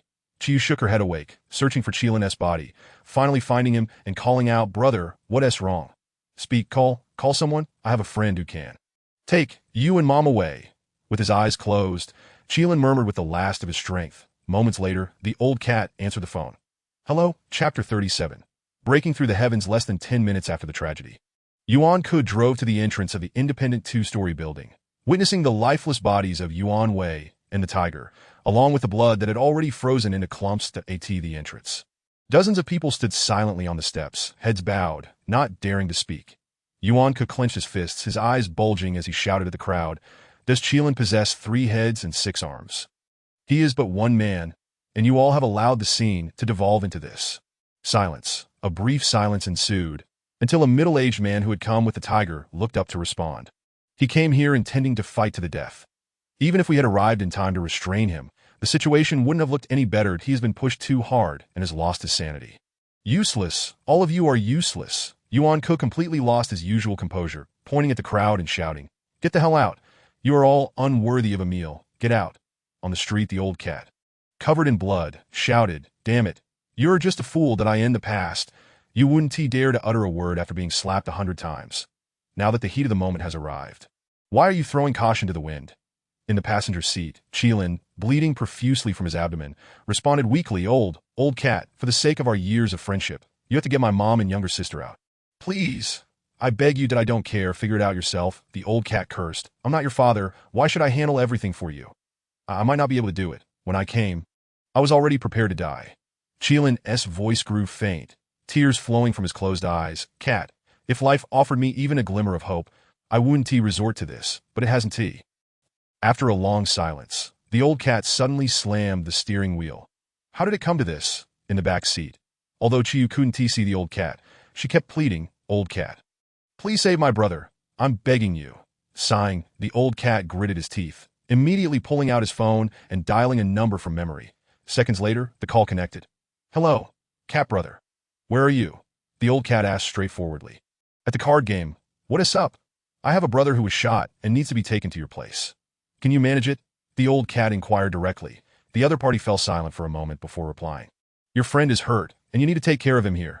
Cat brother, what kind of person is seriously injured? I'm asking if you can manage it. The old cat furrowed his brow. If you can, then find it. If not, just say so. I won't hold it against you. After another pause, the other party responded clearly. I'm in the next round. That ITS a gunshot wound to the abdomen. We need a doctor. Money is not an issue. The old cat instructed. All right. Miao Zhuang, let me make this clear. If you don't want to help, just say so. No need to feel awkward. But if you say you'll help and then sell me out, I, old cat, will not let it go. The old cat warned bluntly. That I promise. I won't cause trouble. Rest assured, cat brother, that I'll be waiting for you at the intersection of Tuza Street and Fuyuan Road. Hurry up. That understood. That as the conversation ended, the old cat slammed the accelerator down, hitting Qilin on the head hard. You're giving up on Mom, on your little sister, and not paying back the money you owe me and Xin Yu? Damn it, after finally standing up, you're gonna die like this? You better lift your head up, let us talk for a bit. In the police office area, waiting for news, Qin saw Zhu Wei rushing from outside and immediately waved. Over here. Zhu Wei looked up at Qin and quickly ran over, panting. Qin glanced around, pushed open the stairwell door, and pulled Zhu Wei inside, asking, "Have you got the situation sorted out?" "Why, yes, it's clear." Zhu Wei swallowed hard, looking up at Qin and replying, "It's Qilin. What happened to him?" He killed 6 or 7 people on Century Avenue, including Yuan Ke's uncle, the tiger, and some underlings. Zhu Wei stammered in response. Qin was taken aback, stunned for a moment before pressing on. "Are you sure about this? You're certain this was done by Qilin?" "When others told me, I didn't believe it either."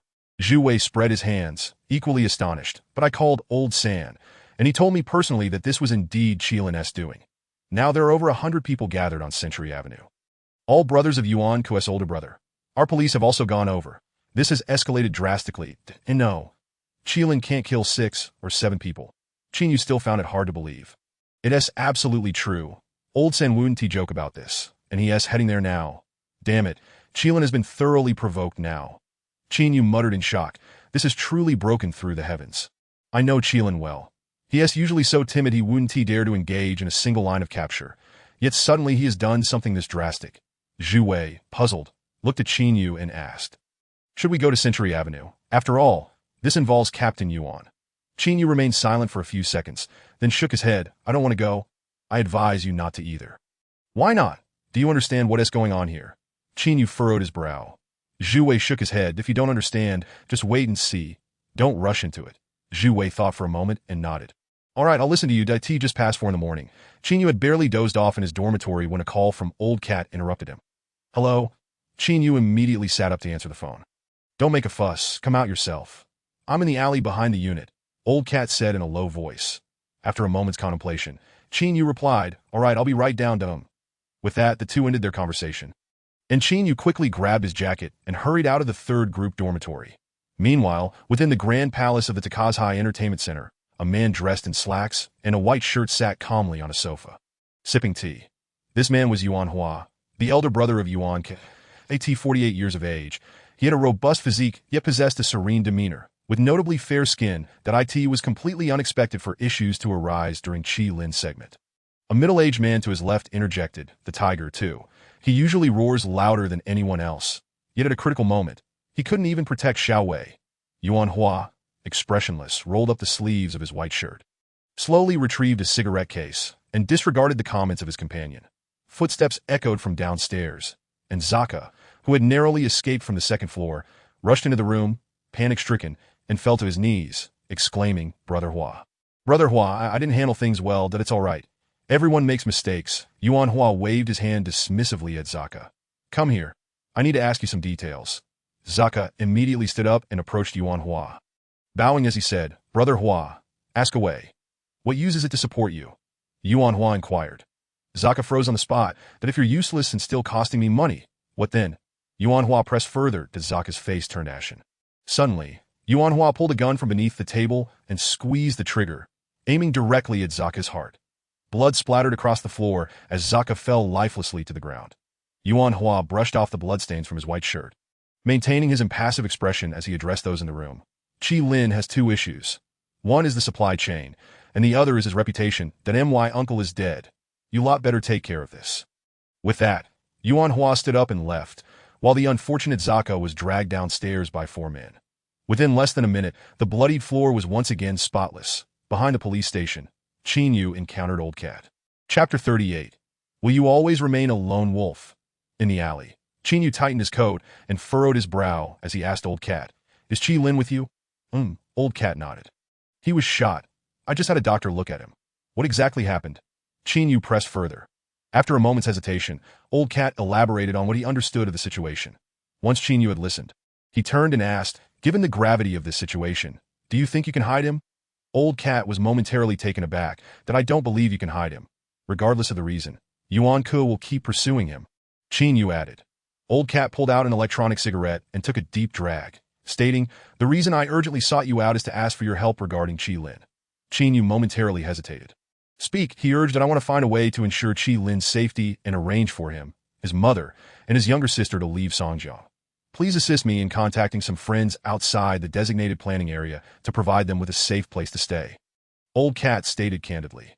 Whether he can leave or not depends on fate, but I still need to do what must be done. Chinyu fixed his gaze on Old Cat, responding straightforwardly, I don't believe my relationship with Chi Lin has reached that level. Old Cat was taken aback by his words. This isn't merely a case of armed murder. There are numerous conflicting interests and hidden motives behind it, which you surely understand if I help him and get caught up in this mess. Who will help me if I encounter trouble? Chinyu calmly inquired. Old Cat took another drag from his cigarette. Old Cat, I managed to secure a residence and a job in Songjiang after years of struggle in the designated planning area. You have Director Li above you, but I do not, Chinyu stated candidly, meeting Old Cat's gaze that I'm sorry. I cannot assist with this matter. Old Cat looked up at Chinyu and suddenly chuckled. I know you possess great ambition and ideas, so I can understand your choice. Chinyu remained silent. Xiao Yu, do you know why Chi Lin has ended up in this predicament? Old Cat asked softly. Chinyu was taken aback that in truth. You and he are quite similar. Both of you know what you want, approach every endeavor with calmness, and possess a strong sense of purpose, believing you can always discern the pros and cons at critical junctures. However, you are both extremes, one too rigid, the other too soft, creating a striking contrast. Old Cat mused, puffing on his electronic cigarette with a smile. But I must tell you, living life too coldly without any warmth of character does not guarantee success. Chi Lin is a living example of this. Moreover, going through life without a single confidant, I cannot believe he can go very far. Today, I sought you out because I considered you a friend. Thinking we had developed a bond, so I was candid, but I apologize for my presumptuousness. Chinyu frowned, remaining silent, that I'll handle this on my own. You should head back. Old Cat turned to leave, with his hands tucked into his sleeves. Chinyu watched Old Cat's retreating figure and suddenly called out, You know as well as I do that Director Li has been avoiding the drug trafficking issue. Getting involved could easily lead to trouble. Without looking back, Old Cat strode purposefully onto the street, responding, the tiger in critical moments knows how to protect his friends. Can I, Old Cat, be any less? I have never considered whether I might get into trouble, but I will definitely protect Chi Lin. With that, Old Cat got into his car and drove away. Before Chi Lin's troubles began, Old Cat would often scold him as if he were a wayward child. To outsiders, it appeared as though Chi Lin was merely a sycophant in Old Cat's eyes, lacking an equal friendship. However, when Chi Lin found himself in trouble, all the acquaintances who could avoid him did so, leaving only Old Cat, who had occasionally looked down upon him, willing to lend a helping hand. Some disdain was genuine, yet the friendship was equally real. Old Cat was that kind of person, no matter how well you were doing. He might not associate with you, but if he considered you a friend and you fell into misfortune, he would undoubtedly reach out to help that on his way back to the dormitory. Chinyu lowered his head. His emotions complicated as he recalled Old Cat's words, feeling a twinge of introspection that in the designated planning area. Chinyu had essentially trusted no one, having witnessed the darker sides of human nature. Many would sell their wives and children for a mere morsel of food or a job, and having seen so much, his heart had grown cold. This was a manifestation of self-preservation, and Chinyu might not even realize that while he had cultivated inner strength, he had somewhat lost the warmth that humanity ought to possess. Now, Old Cat's words reverberated in Chinyu's mind, causing him to question whether his excessive calmness and purposefulness were indeed correct. Could the work style he had adopted in the designated planning area be effective in the 9th district? The journey of life is long and solitary. Could one truly traverse the entire path alone? Old Cat's position, connections, and influence within the police station were evidently superior to his own. And if he dared to protect Chi Lin, did Chinyu, a specter from the designated planning area, overly concern himself with his minor status, thereby exhibiting a narrow perspective? Though the relationship between Chi Lin and Chinyu had not reached the level of life and death bonds, how did such profound friendships come to be? Lost in thought, Chinyu halted, suddenly recalling Old Cat's figure, that he could berate Chi Lin daily, appearing cynical and unreliable in his actions. Yet when it truly mattered, he would dare to take risks for the sake of friendship. Was such a person not worthy of deeper connection? Hesitating and wavering, Chinyu ultimately pulled out his phone. Damn it, even the smartest individuals can be swayed by the foolish, Chinyu sighed, immediately dialing a number. After several dozen seconds, the call connected. Hello, let's discuss the drug trafficking issue. Chinyu turned and left the back entrance of the unit, quickening his pace towards the other side of the road. In the independent second-floor unit on Century Avenue, Yuan-ko locked the door and stood by the window with his phone, stating, Chi Lin has no friends, just Old Cat. Old Cat's relationship with Director Li. The man on the other end of the line furrowed his brow and offered a half-hearted warning. That's not easy for me to investigate. Your task is to find out where Chi Lin is. I'll handle the matters above, Yuan Ke shouted, his eyes reddening that he must not be located. We must secure the channels. All right, I understand. In a warehouse on Fuyuan Road after the doctor finished cleaning Chi Lin's wounds and was about to leave. Old Cat directly held him at gunpoint. You can't leave yet. Once my friend has exited, I'll let you go. You won't be shortchanged. How can you be so untrustworthy? The doctor cursed vehemently. You're too crude. Stop babbling. I can get rough if you keep it up. Old Cat said, pulling the doctor away and locking him in a room. Then turning to his assisting friend, he asked, can we find a way to get Chi Lin out? He killed Yuan Hua's close uncle. The situation outside is chaotic. Getting him out will be exceedingly difficult, his friend said, his face grim. You know how much power I have, Old Cat scratched his head. Do you think contacting someone from the station army could work? Hard to say. His friend shook his head. Then on a dilapidated wooden bed, Chi Lin coughed violently and shouted, don't worry about me. Just take my mother and little sister away. Shut up.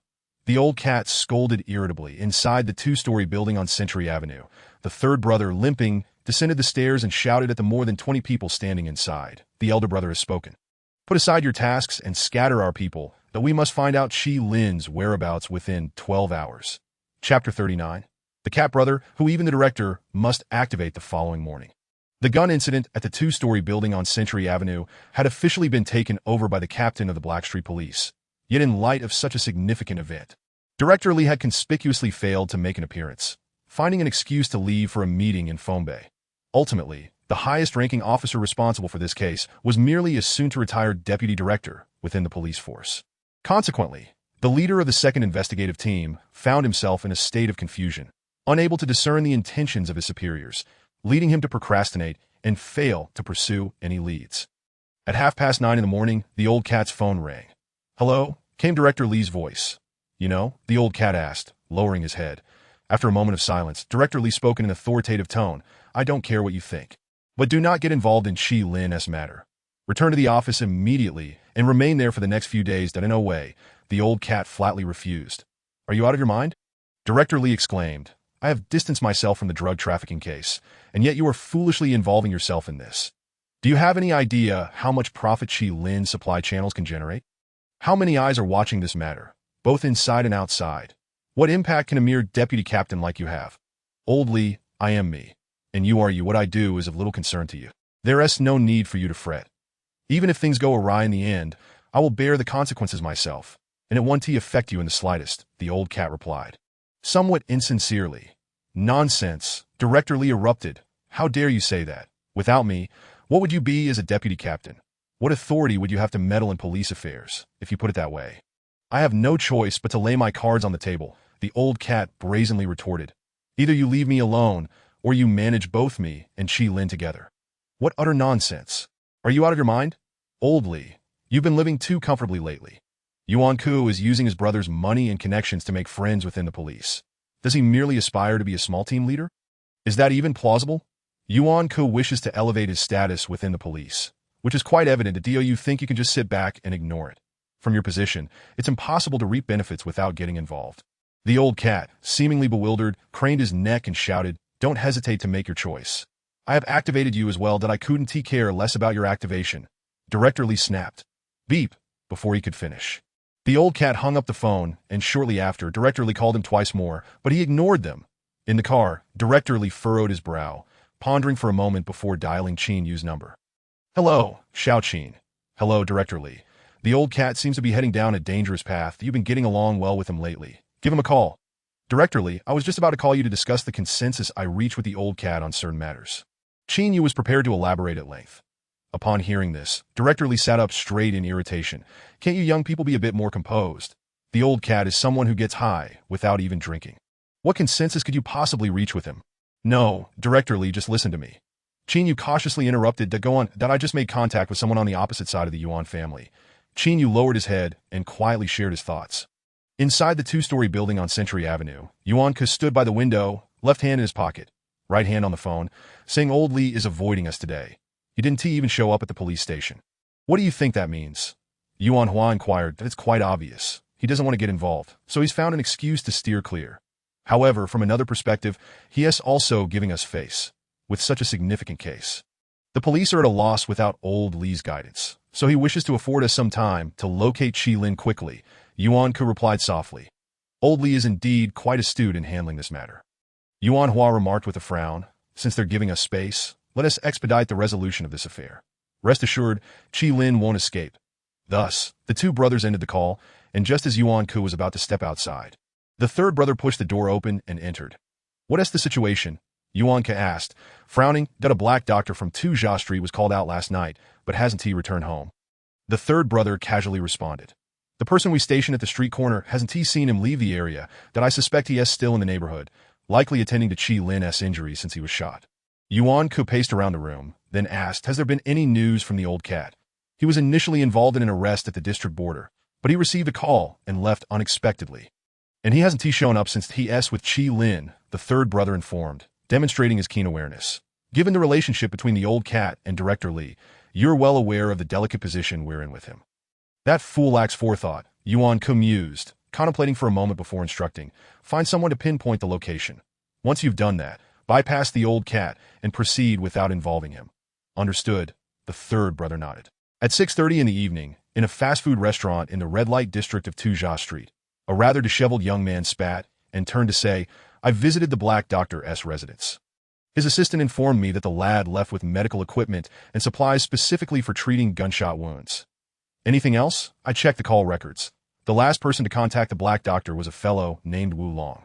A minor player in the gambling scene, the scruffy youth chuckled, he's right here in 2 Jia Street. Our brothers have already located him. He left his house all day. Confirm it. And I'll head to 2 Jia Street with my crew to assure that an hour later, on a street lined with icicles, over 20 vehicles were parked. Yuan Ku and the third brother sat inside a car, waiting for less than 10 minutes when the scruffy youth hurriedly approached, nodding and bowing as he stood by the car window, saying, they're inside. How many? At least 3 or 4, the scruffy youth replied in a hushed tone. Our brothers spotted them through the window, but couldn't see clearly. The third brother pushed open the car door and waved, get out. Together, Yuan Ku also opened his door. The third brother paused and quickly reminded. In this situation, it's not appropriate for you to show your face, right? Old Lee has already made his stance clear.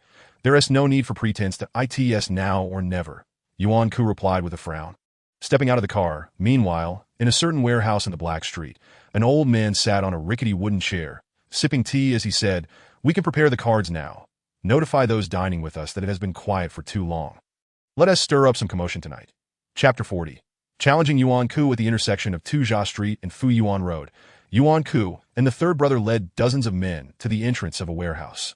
Open it, the third brother commanded his followers. Wait. Yuan Ku pondered for a moment before raising his hand to halt. The old cat is a stubborn type. Forcing this could lead to unnecessary trouble. Third brother, make a call to the team. Upon hearing Yuan Ku's instruction, the third brother took out his phone and stepped aside, while the others surrounded the warehouse, leaving no room for escape. The old cat was no fool. He had been keeping an eye on the outside, and soon realized that Yuan Ku and his crew were approaching. Inside, a friend who was helping to conceal them looked panicked as he addressed the old cat. They re-on to us. What should we do? On the rickety wooden bed, Qi Lin clutched his abdomen, forcing himself to sit upright. With a pale face, he shouted at the old cat, Brother, you've done enough for me. I can't drag you down any longer. Just protect my sister and mother. I'll go out on my own. What nonsense are you spouting at this point? The old cat scolded impatiently. You stay put. I'll go outside and negotiate with Yuan Ku. Old cat. Qi Lin cried out, tears streaming down his face. I owe you so much. How will I ever repay you? The old cat glanced back at Qi Lin, saying, in the police, you are my only friend. If you're gone, who will I scold in the future? Qi Lin stood frozen in place at the sound of those words. None of you go outside, the old cat declared before stepping out alone. 2 minutes later, the iron door of the warehouse swung open, and the old cat, puffing on an electronic cigarette, glanced down at Yuan Ku and the others, saying, if you conducted investigations with this efficiency, Songjiang would be a bastion of law and order by now. Yuan Ku was momentarily taken aback, responding with his hand in his pocket. Old cat, is Qi Lin inside? Yes, the old cat realized that lying was futile and chose to be forthright. Fine, since you're being direct, so will I. Yuan Ku looked straight at the old cat, speaking plainly. Qi Lin's situation is complicated. There are the medical authorities and the police involved, and below that, please refrain from excessive chatter. It all boils down to a single statement, does it not? You perceive Qi Lin as a feeble coward, treating him as if he were a mere dog to be bullied.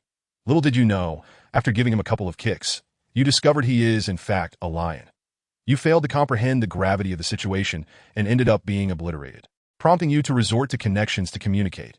Am I correct? The old cat, with a puff of smoke curling from his lips, retorted with bright eyes. Let me tell you two things. First, I have inquired with Chi Lin, and he possesses nothing that you desire. Second, regardless of your intentions, I cannot allow you to lay a finger on him, even if Chi Lin opts for legal proceedings. You must steer clear of him. Yuan Ke furrowed his brow, gazing at the old cat, and after a prolonged silence said, Are you aware that my manner of conversing with you is out of respect for someone? I am not a fool. I certainly recognize that this is for old Li's sake. The old cat, with a defiant posture, responded unabashedly. But you see, the situation is rather fortuitous. Old Li is not only my relative but also treats me exceptionally well. Today, I am leveraging my relationship with him, and I ask you, does that infuriate you? Old cat, are you perhaps lacking in intellect? The third one scowled and reprimanded. You are causing trouble for old Li. The old cat, upon hearing this, exploded in fury, jumping up like a shrewish woman and shouting, Can you tell me who you think you are? This is a conversation between individuals with backgrounds. Why are you, a mere lackey, swelling with pride? Do you believe that if I decide to ignore everyone, I won't be able to make things difficult for you? You truly are infuriating. The third one found himself at a loss for words when confronted by the old cat's ferocity. The old cat averted his gaze, casting a sidelong glance at Yuan Ke, and remarked, It is best not to sever ties completely. There are countless stars in the sky, and do you know which one shines the brightest tomorrow? One should practice forbearance that I cannot take him away. I have no way to account for it. Yuan Ke's expression grew impatient. If Chi Lin possesses that item, let him come out and tell me himself. That is impossible. Old cat, I have already shown considerable deference to Director Li. What will you do if I do not show you respect? Kill me?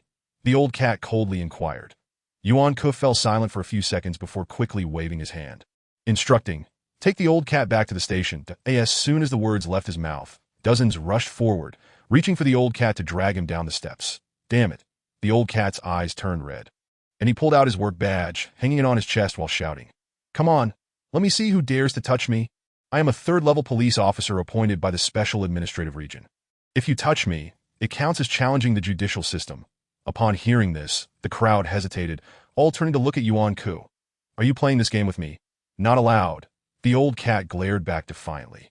Yuan Ke wore a sinister smile, turning to the third one and commanded, Let them in. The third one pulled out his phone, lowered his head, and dialed a number. Moments later, several police vehicles suddenly entered Fugan Road and parked at the roadside. With Zhu Wei, Guanqi, and nearly all members of another team stepping out, Chi Lin is inside. Apprehend him. Yuan could gesture to the crowd with a wave.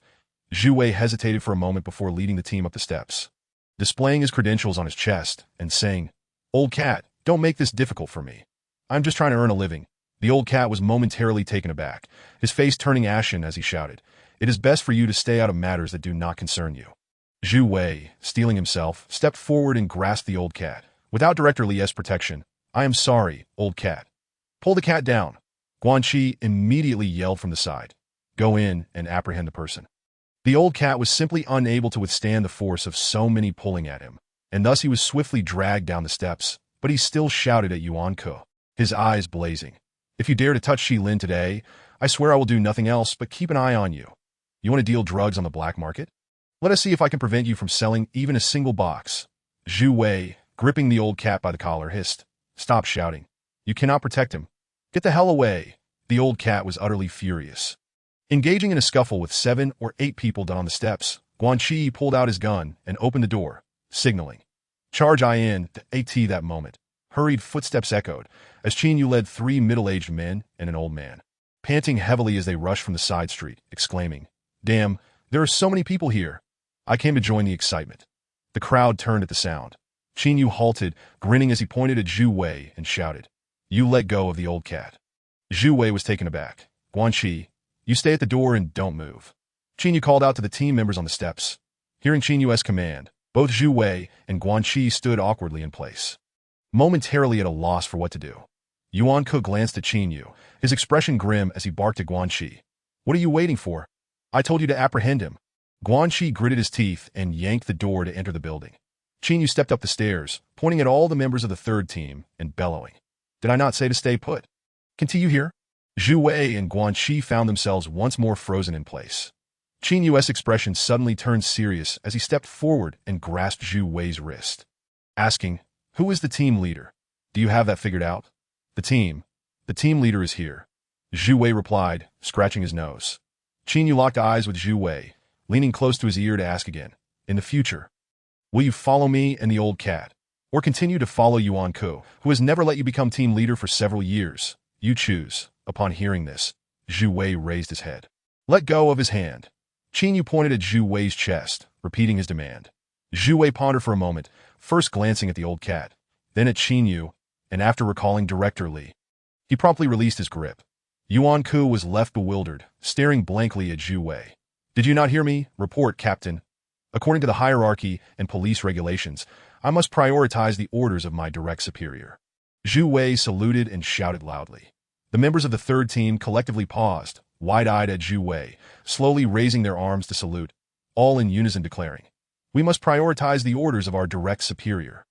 Qin Yu turned back, stepped in front of Yuan Ku, and succinctly stated, "You speak of righteousness, and I have done my utmost to assist you, yet why have you covertly aimed a gun at me more than once?" Chapter 41. The three families gather at Tujia Street. Before Yuan Ku arrived, he indeed anticipated he might encounter some trouble with the old cat, but he never expected Qin Yu would also become involved. Arriving alongside Old Ma and the others, what does this signify? It indicates that Qin Yu's presence is not to support him. Yuan Ku felt perplexed and enraged, convinced that although he had exploited Qin Yu, he had nonetheless provided the latter with an opportunity, yet this brat had the audacity to stand opposite him at such a critical moment. "Qin Yu, what role are you playing here?" Yuan Ku, beset by a series of misfortunes, not only faced a death in the family, but also had yet to find a reliable supply channel, leaving him devoid of the previous amiability and righteousness he once displayed. Replaced instead by impatience and indifference. "Captain Yuan, shall we step aside to converse?" Qin Yu inquired with a smile. "What is there to discuss? I must take the person away." Yuan Ku irritably waved his hand. After a moment of contemplation, Qin Yu gestured for the old cat to remain calm, speaking softly to Yuan Ku. "Captain, Qi Lin has already suffered enough. We ought to practice forbearance. Do you believe you have the weight to say such things?" Yuan Ku coldly replied that I share the same stance as the old cat. I merely wish to ensure Qi Lin's safety. Qin Yu responded in a low voice. "Captain, some cards have been laid on the table, and none of us will emerge unscathed." Yuan Ku, already restraining his anger, felt the threatening undertone in Qin Yu's words, causing his temper to flare. He suddenly raised his arm and swung, that a sharp sound resonated as Qin Yu received a slap across the face in full view of everyone. "Know your place. Without my say-so, do you truly think you could be the team leader?" Yuan Ku shouted with wide eyes. "I'll state this clearly. Even if Old Li were here today, I would still take Qi Lin away. Everyone unrelated, get lost." The moment he finished speaking, the scene fell into silence. Qin Yu touched his cheek, smirking nonchalantly, and turned to Old Ma, calling out, "Lend a hand to my friend." Old Ma, still clad in his tattered military coat, hunched his neck, hands tucked into his sleeves, leisurely turned back and shouted, "Is there anyone in Tujia Street who knows me?" Old Ma. Seconds later, the street began to tremble as numerous figures surged from dilapidated buildings, filthy alleys, and storefronts. Yuan Ku looked up at the crowd, jabbing his finger at Qin Yu's chest, and asked with a grin, "Heh, so you have backup now, do you?" In the blink of an eye, hundreds of men with white cloth strips tied around their arms, wielding weapons, gathered under the dim light, that a burly man in a leather jacket led the way. Cursing, "Yuan Ku, whether you and your brother like it or not, today I'm going to put you in your place." Seeing the surging crowd, the dozens of Yuan Ku's men wore serious expressions. At the bottom of the steps, Old Ma pulled out a cigarette case and lightly shouted, "Anyone in Tujia Street who wants to continue enjoying drugs, come out and help. I'm going all in today. As long as the Ma family can hold this ground, I'll sell drugs at zero profit for 3 months." As the words fell, the narrow Tujia Street echoed with thunderous footsteps once more. Yes, various factions, political connections, and the powerful corporations behind them are all vying for their interests. However, the patients and the impoverished residents living here have lost access to affordable medication due to their relentless pursuit of profit. Thus, upon hearing the call from Old Ma, they instinctively rushed out. Upon witnessing this scene, Lao San took a couple of steps back and shouted into the walkie-talkie, "All brothers on Tujia Street, come out immediately. Hurry, at the intersection of Fu Yuan Road." Yuan Ku cast a cursory glance at those summoned by the Ma family, then turned to Qin Yu with a sardonic smile and remarked, You can protect Chi Lin on Jia Street, but can he remain hidden there for eternity? Meanwhile, in the dark district on Century Avenue, 8 rugged and muscular men, all shouldering duffel bags and wearing knitted gloves, approached 2 vacant buildings devoid of any signs of life. This area was already far from the center of Songjiang City, flanked by a cemetery and a dedicated garbage dump for the dark district, rendering it utterly desolate. Here we are, let's proceed. The leader glanced around before turning to the others and instructing, have we confirmed this is the right place? Yes, the tiger had someone pick up the drugs here before. The leader nodded, check it out and get ready to work. 5 minutes later, in the central area of the empty building, 6 or 7 young men sat at a table playing cards. The windows on either side of the room had been intentionally boarded up, allowing not a sliver of light to seep in, giving the impression that no one resided there. The room was shrouded in smoke, and one of the young men sitting to the left, with an electronic cigarette dangling from his mouth, asked, everyone's been called to Jia Street. Shouldn't we go take a look? What for? Things have been quite hectic lately. The higher-ups have spoken. We stay here and do our jobs. Another young man replied with a frown. Understood. Suddenly, the overhead lights flickered a few times and then went dark. What the heck? Why did the lights go out? Is the generator broken again? Tiago, go check with a flashlight. Bang! Abruptly, a dull thud resonated at the door, followed by hurried footsteps approaching. That someone's coming. Grab your things, shouted the young man seated at the table. Bang! Before the card players could fully comprehend the situation, gunfire erupted at the entrance. A torrential downpour of bullets flooding into the room, resulting in a chorus of screams as 3 individuals were shot dead on the spot. The door. The leading assailant switched on his flashlight and gestured for his companions to remain still. That's enough. No more shooting. We need 2 high-profile targets. Within the precinct, Director Lee sat at his desk, toying with a teacup, his brow furrowed in deep thought. On the adjacent sofa, the senator responsible for political matters casually crossed his legs and inquired, isn't it a bit premature to be making choices now? Do you think I want to? It's that fool old cat forcing my hand. Director Lee sighed and cursed. Yet, it's also true that Yuan Hua has attempted to win me over multiple times, and I've remained non-committal. It could be seen as a stance in itself that in the coming period, the situation may become quite tumultuous, the senator cautioned quietly. Things have already escalated on Jia Street. I suspect I won't be able to rein it in. Just wait for the call. Director Lee raised his cup and took a sip of tea in the Grand Palace after finishing a phone call. Yuan Hua cursed with a grimace. That old ma, thinking he has a say on Jia Street. You all go over. There's no need to hold back on your tasks. That old cat being so obstinate because of Director Lee's stance? A middle-aged man on the left frowned and asked that if that's the case, things could get complicated. Yuan Hua waved his hand dismissively. I give him face because he the director. Without it, he nothing. Tonight, I'm going to have Chi Lin. Chapter 42 Collision of powerful figures on Jia Street. The Ma and Yuan families had already formed their ranks, nearly 1,000 people facing off against each other. Weapons glinting ominously, plunging the atmosphere into an oppressive tension. In the center of the crowd, Yuan Ku, with a crooked neck, looked at old Ma and asked, you thought that after a couple of days of being well-fed, you could stand tall? Huh. I'll ask you one last time. Will you step aside or not? The road is completely blocked. How can I step aside? Old Ma replied nonchalantly, slowly turning to address those behind him. The drug supply line is cut off. How do you expect to survive? Survive? We'll just starve to death, shouted the leading burly man in response. Can you afford the Yuan family's medicine? Old Ma shouted again towards the impoverished residents in the street. We can't afford it. So what is the plan? Wait to die? Wait. We have no medicine. If we all perish, then nobody will be left standing. Let us fight them.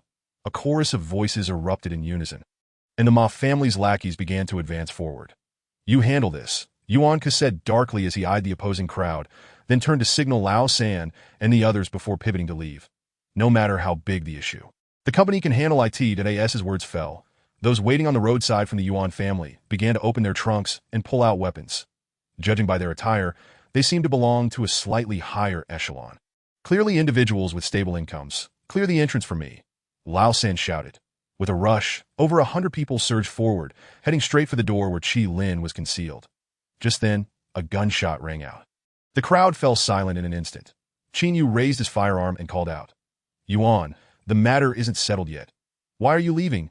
Yuan Ku, having already walked several meters away, turned back at the sound. Qin Yu stepped forward, holstered his gun, and turned to old Ma, saying, Everyone, hold on. Let me have another word. What if there's a chance for negotiation? Qin Yu, Do you genuinely not understand the situation? Yuan-Ke pointed at his chest. His voice deliberate. Do you have any idea how much profit the drugs in just the Dark District can generate each month? Do you think you can resolve this matter with your weight? Ding, ding, ding. Just as he finished speaking, Yuan-Ke's phone rang. Answer it, Qin Yu suggested with a smile. After a moment's hesitation, Yuan-Ke pulled out the phone, his eyes fixed on Qin Yu as he answered. Hello? The goods and people in your warehouse are in my hands, a stranger's voice echoed. Yuan-Ke froze at the revelation. You all continue your discussion. Call me once you're done.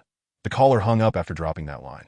Yuan-Ke stood there, phone in hand, his expression shifting between uncertainty and anger as he looked at Qin Yu, mentally calculating his next move. Qin Yu pulled out his electronic cigarette, tapping it lightly in his hand as he spoke softly. Yuan, I reiterate, spare where you can. You've allied with the Ma family and cleaned out my warehouse. Yuan-Ke clenched his fists, his tone low to ha. Qin Yu chuckled, not directly answering. That's not right. Yuan-Ke's gaze bore into Qin Yu as he continued. Without support from above, you wouldn't have the guts to act this way. You have someone backing you, don't you? Qin Yu met his gaze but remained silent. Oldly? After a moment of contemplation, Yuan-Ke pointed at Qin Yu's chest and asked, Is it him? As long as you don't touch Shi Lin, there won't be any issues with the goods or the lackeys that I've already paved the way for you. Why are you siding with Oldly instead? Yuan-Ke glared, demanding, Do you think he's formidable? I'll tell you this. The connections he has in the precinct don't even compare to mine. Within the precinct, I call him director, but outside. You know how I refer to him, right? I know you have someone behind you. Qin Yu nodded. It's not easy to gain entry from the outside. Songjiang is complex. With your foundation, one misstep could lead to your ruin. Indeed, I've come to realize that, Qin Yu replied, squinting. Had I not been cautious and discussed matters with Old Ma beforehand, the drug trade might have cut off, and I could have ended up dead on some street corner. Yuan-Ke fell silent at this revelation. Let us be clear. You've supported me, and I've done my part for you. The past is the past. Today, we are talking about Shi Lin.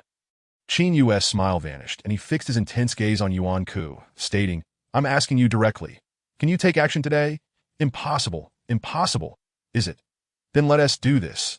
Qin Yu's demeanor shifted abruptly, his expression turning icy as he glared at Yuan-Ke, shouting, You can seize Shi Lin right now. I want to stop you. 6 hours later, when you kill him, I will bring evidence of your drug dealings and testimonies from those arrested. And I will come for the Yuan family. You know exactly how much the goods and people are worth. Try making a move, I dare you. Yuan-Ke raised his hand, ready to slap Qin Yu. In a flash, Qin Yu extended his right hand, fingers gripping Yuan-Ke's throat like a vice, his eyes fierce as he cursed. I'm not Shi Lin. You'll only know the pain of resistance once you are brought down. I spared you before, but this time, I won T.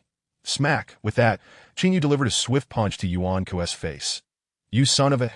Lao San was momentarily stunned, pulling out his gun to aim at Qin Yu's head. Qin Yu turned, glaring at Lao San, and shouted, Know your place. You have no say here. Crash, crash. Qin Yu called out, and the three men behind Old Ma immediately drew their guns, inside the police chief's office. Director Li, after answering a phone call, stood by the window and dialed Yuan Hua's number. Oh, Li Si. Long time no see. Yuan Hua's hearty voice echoed through the receiver.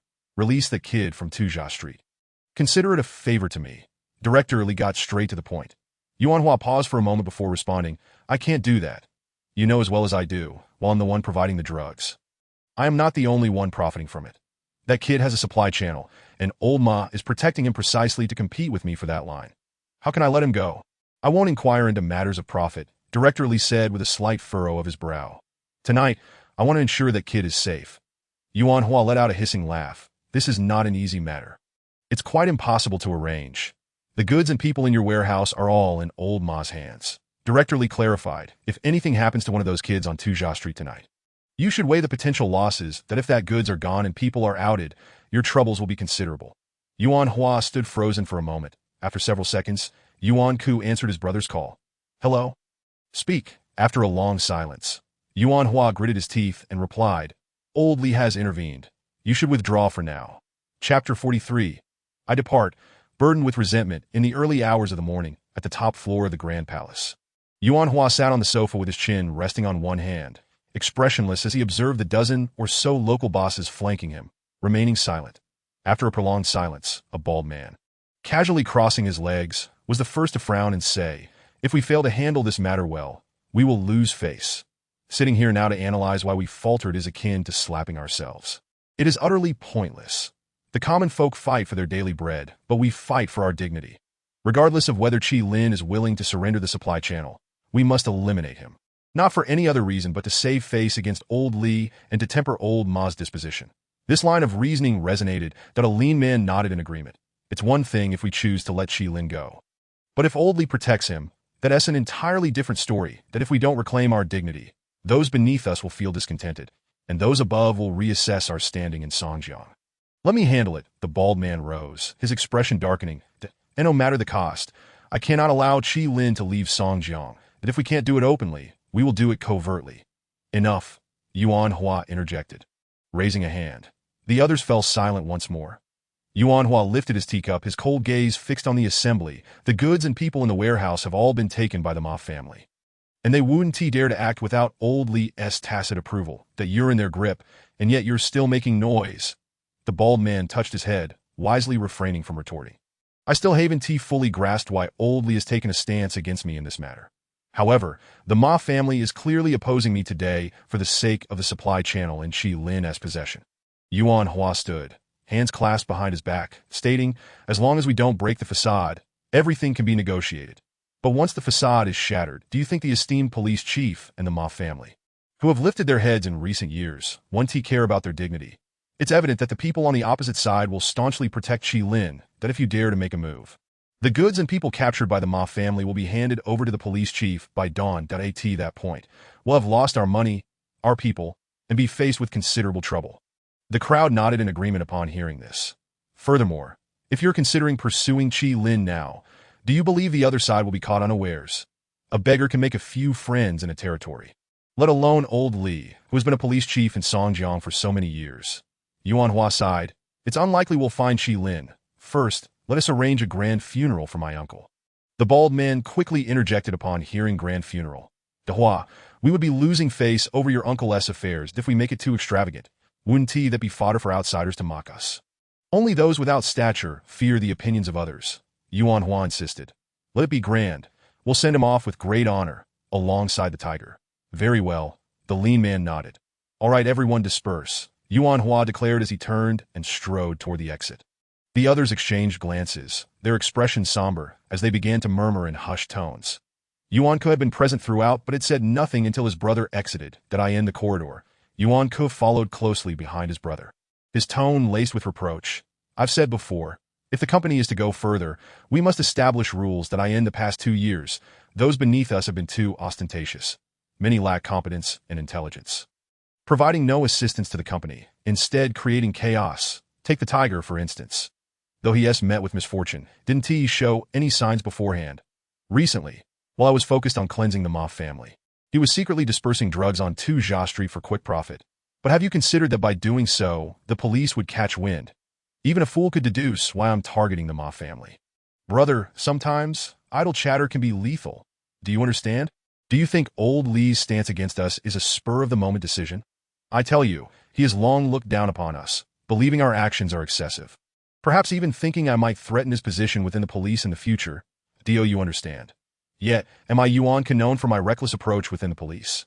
Not at all, that I've always kept my head down. And this reckless impression is solely the result of others within the company. Yuan Hua turned to face his brother, his expression impassive as he asked, what exactly are you trying to convey? I merely wish to say that the pain suffered this time, losing even our uncle, necessitates that we learn a lesson from it. We cannot allow this failure to be in vain, Yuan Ke passionately asserted. It is time to establish rules and clear out a few. Yuan Hua scrutinized his brother for a long moment before suddenly pointing at his chest. You must understand, your brother did not carve out this territory with a group of high achievers. Those who follow us are the very people who once struggled to make ends meet. And to this day, those same individuals remain your brother's most reliable support that if you impose rules and clear them out. When the Ma family comes, who will handle it? You or I? What I mean is, your ideas are merely theoretical and do not suit our circumstances, Yuan Hua retorted before departing. Yuan Ke, his blood boiling, shouted, Brother, the 9th district will not remain chaotic forever.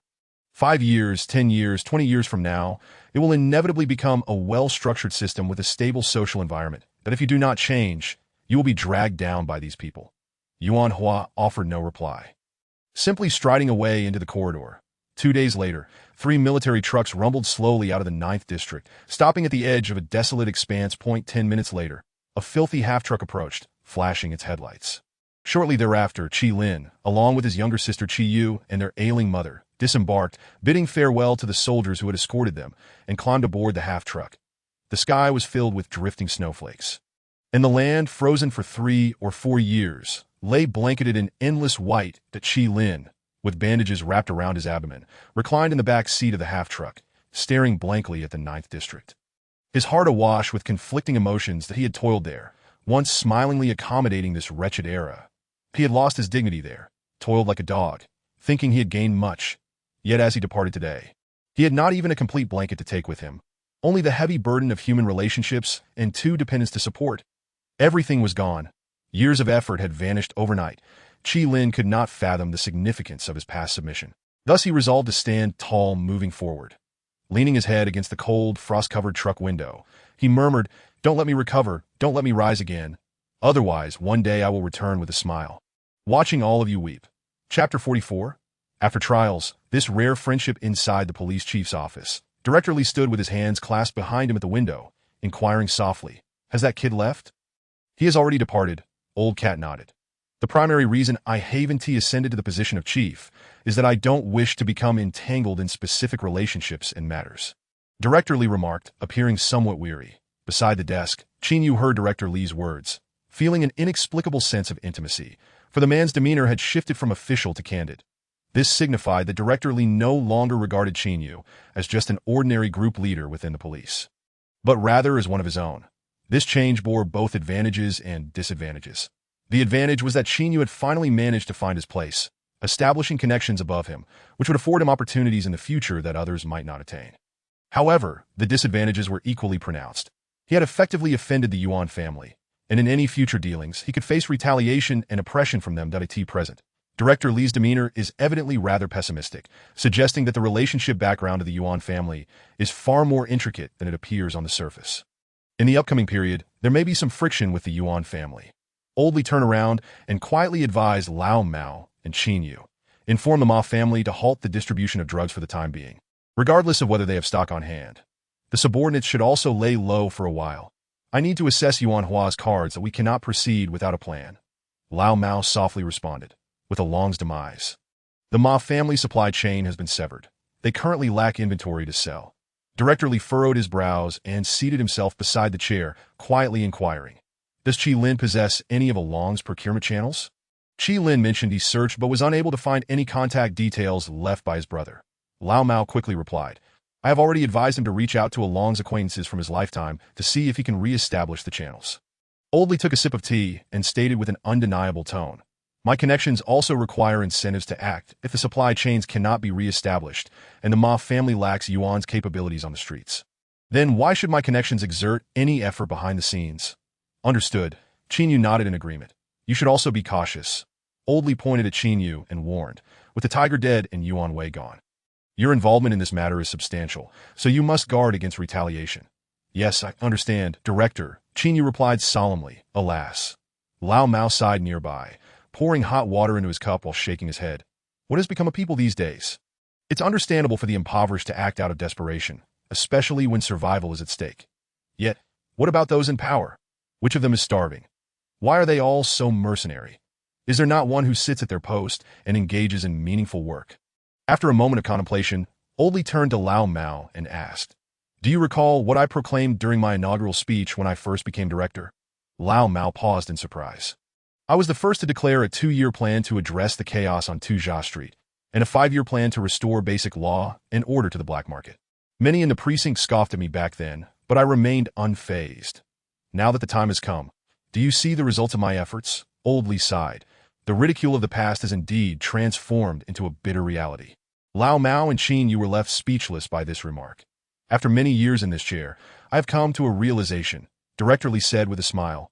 "No matter how grand the ideal, it cannot triumph over reality. The environment is dire, order is rife with loopholes, and those in higher echelons are vying for power and profit, seizing the opportunity brought by the world's reshuffling to secure absolute influence for themselves or their factions. Under such circumstances, personal ambitions hold little value. Therefore, If you desire change and wish to accomplish something tangible, the best approach is not to resist, but to integrate. You must adhere to the current rules. Perhaps after a term, you might reflect and find that you have left some mark on society. Listening to old Lee's words, Chin suddenly perceived a wealth of stories embodied within this middle-aged man, filled with wisdom and aspirations worthy of admiration, that he also noticed that Lao Mao shared certain similarities with Director Lee. Both belonged to the type of individuals striving to carve out their identities amidst the chaos of the times. Even if it meant occasionally compromising, being compelled to compromise. Enough of this rambling. It serves little purpose.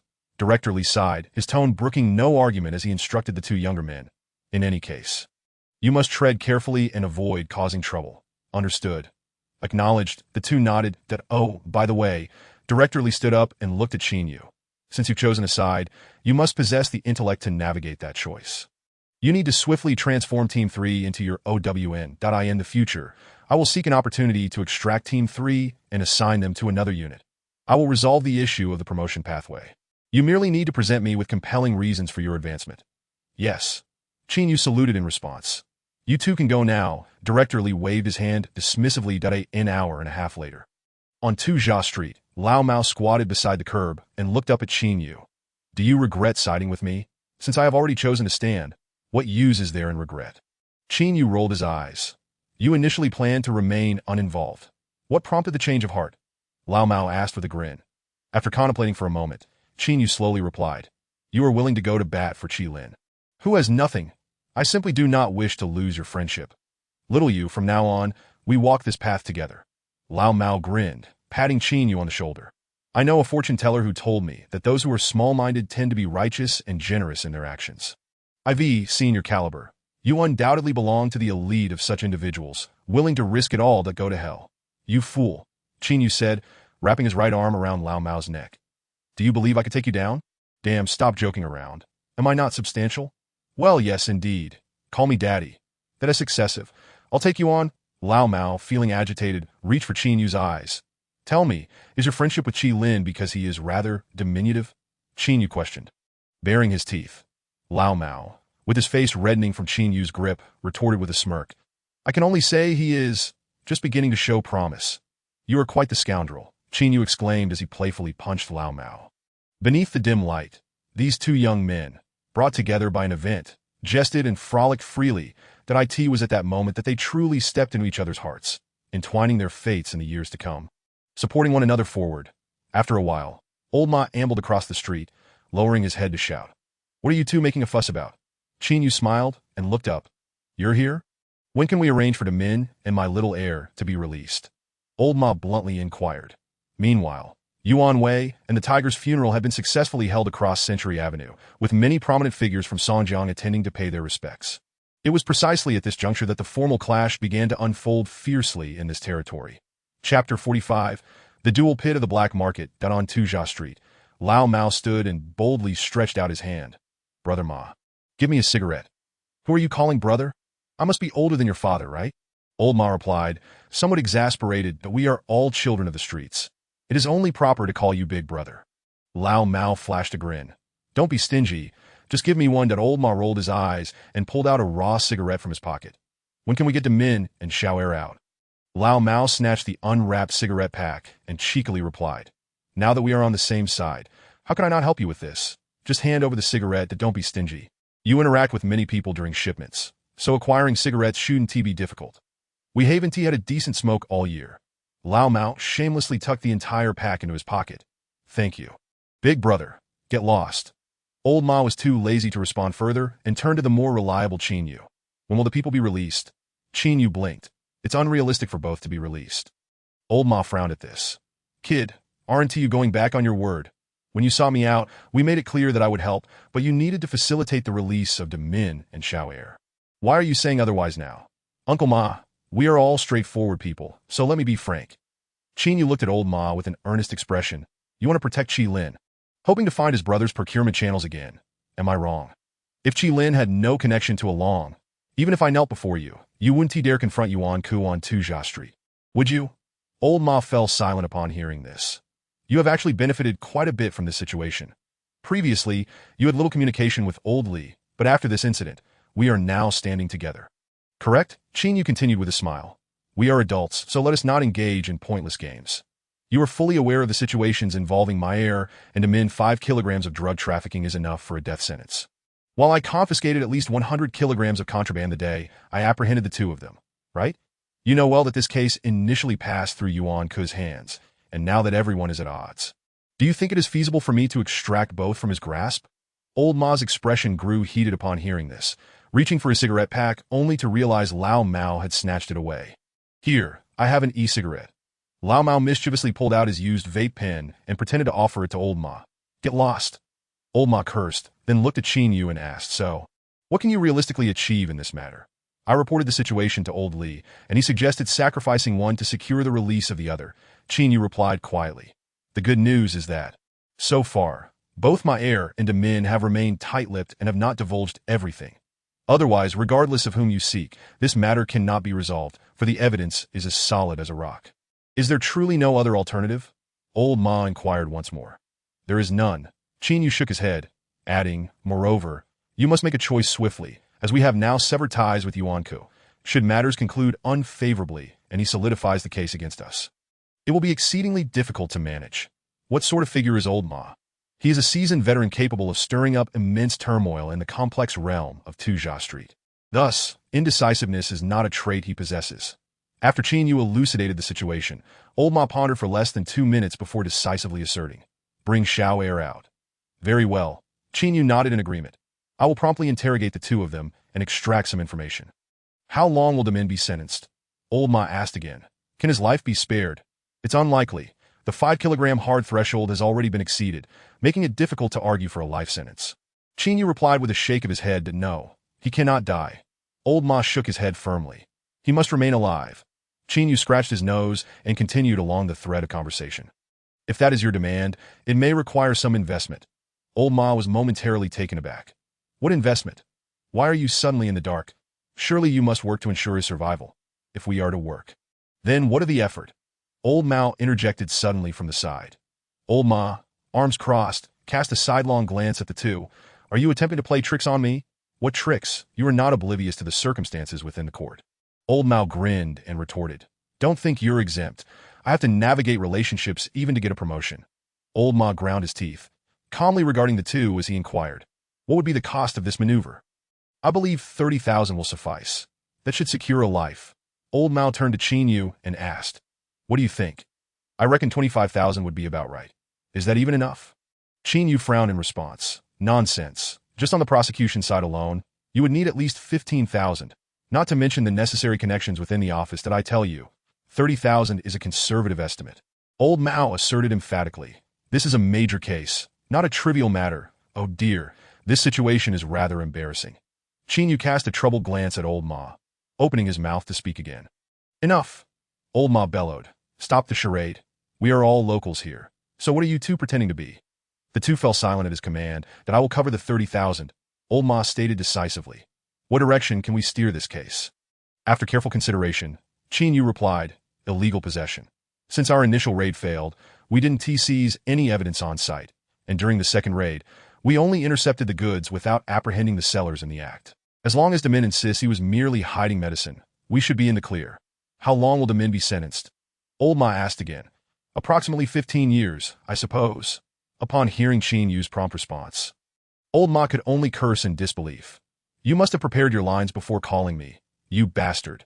Engaging in conversation with someone of your stature certainly requires some preparation, Old Mao chimed in. I just realized, though you both appear youthful, you are quite the deep pit, Old Ma remarked, grinding his teeth. The two exchanged a knowing smile, refraining from further comment. Very well, let it be settled. Tomorrow I will arrange for the funds to be delivered to you.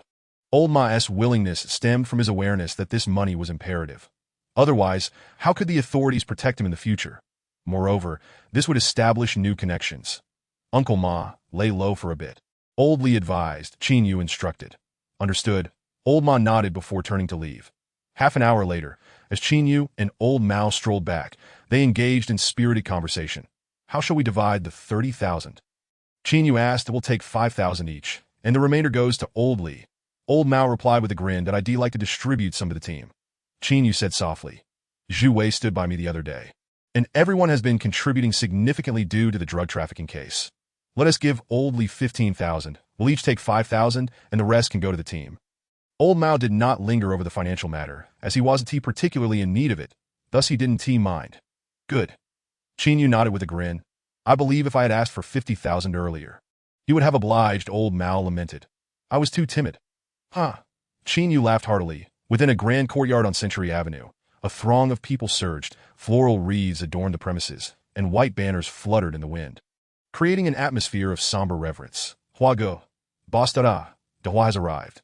Hua, my friend, why does your countenance appear so grim? As Yuan Hua entered through the door, greetings echoed from the crowd, with various titles and a multitude of ethnicities, showcasing the profound influence he wielded in this locale. Nodding in acknowledgement and pausing occasionally to exchange pleasantries with acquaintances, Yuan Hua finally made his way into the main hall. Guests lit incense while family members expressed their gratitude. The person in charge called out from within, as Yuan Wei's wife stepped forward to present a rare sandalwood incense. After bowing, Yuan Hua personally inserted the incense before the portraits of Yuan Wei and the tiger. De Hua, what am I to do from here on out? A small ant wailed, collapsing to the ground. Yuan Hua turned and extended a hand to his sister, saying, After the funeral, you shall move in with me.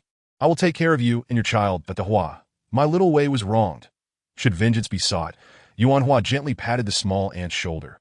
Control your emotions. There are outsiders present.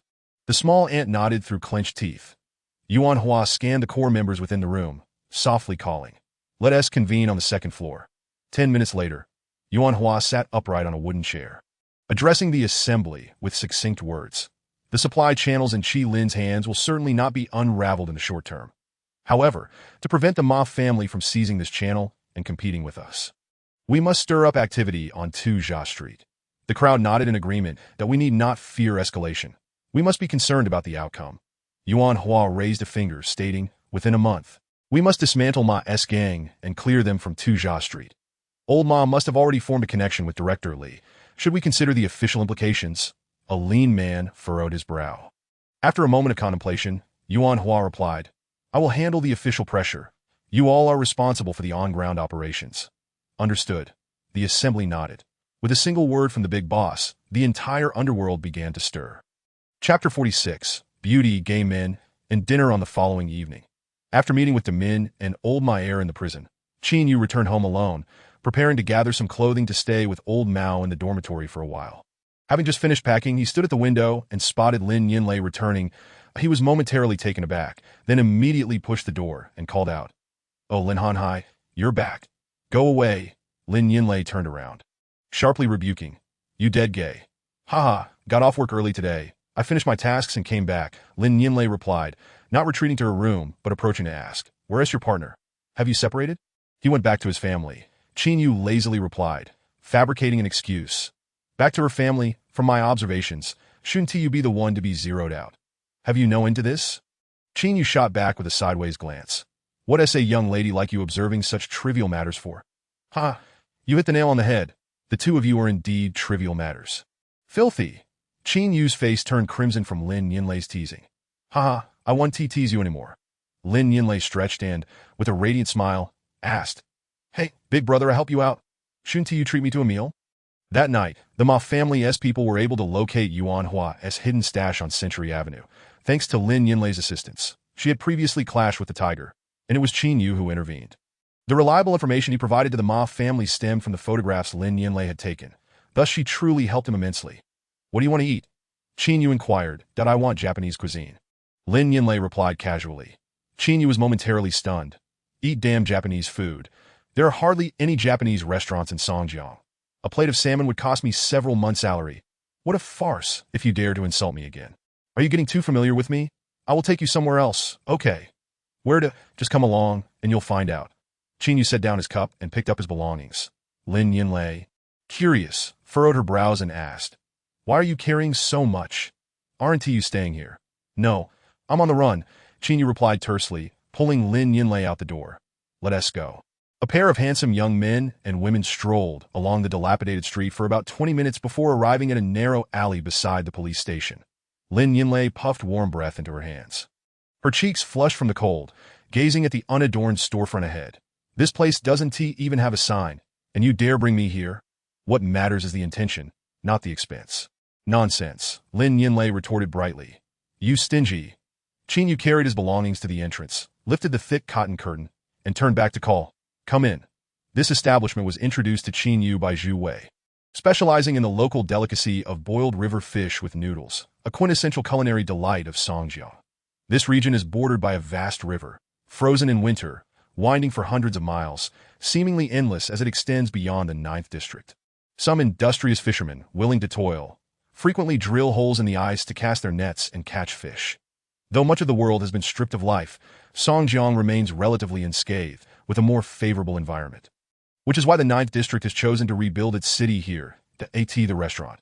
After Qin Yu and Lin Yinlei had settled at their table, the proprietor brought over a large iron pot, resting it before them atop a charred wooden base for warmth, as the cost of gas was prohibitively expensive for such a small eatery. Lin Yinlei, brushing back her hair, peered into the pot. Filled with river fish generously sprinkled with red chili and hand-pulled noodles, inhaling the fragrant steam.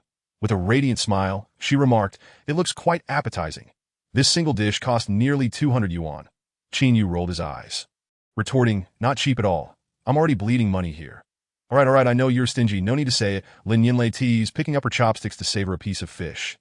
"It's truly delicious. It's not just tasty, it's also quite affordable." Qin Yu, famished, began devouring the noodles ravenously. "Why do you eat like a starving ghost? Aren't you afraid of burning your mouth?" Lin Yinlei frowned, muttering, "Isn't it better to be a bit more composed?" "I am just a guy, not trying to woo you, so why pretend?" Qin Yu provocatively replied. Lin Yinlei smirked, "Do you have a crush on me? Otherwise, why would you help me deal with that old tiger the other day?" "I am fond of your chest hair. It's over 2 meters long," he joked. "Shut up. I'm just kind-hearted. That's why I helped you," Qin Yu added insincerely. "Heh." Lin Yinlei flashed a smile at Qin Yu. "No inappropriate thoughts, okay? I could be your friend and even teach you how to flirt with your beloved." Qin Yu, uninterested in banter, looked up at her and asked, "I'm quite curious about something.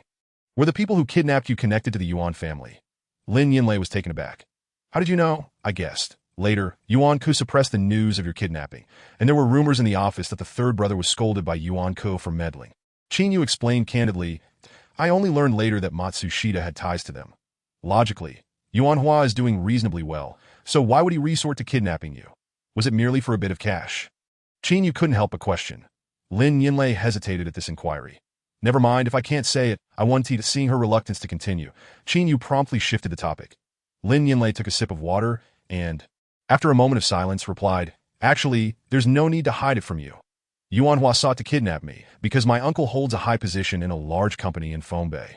He wanted my uncle to do him a favor, but my uncle refused, so he resorted to this method.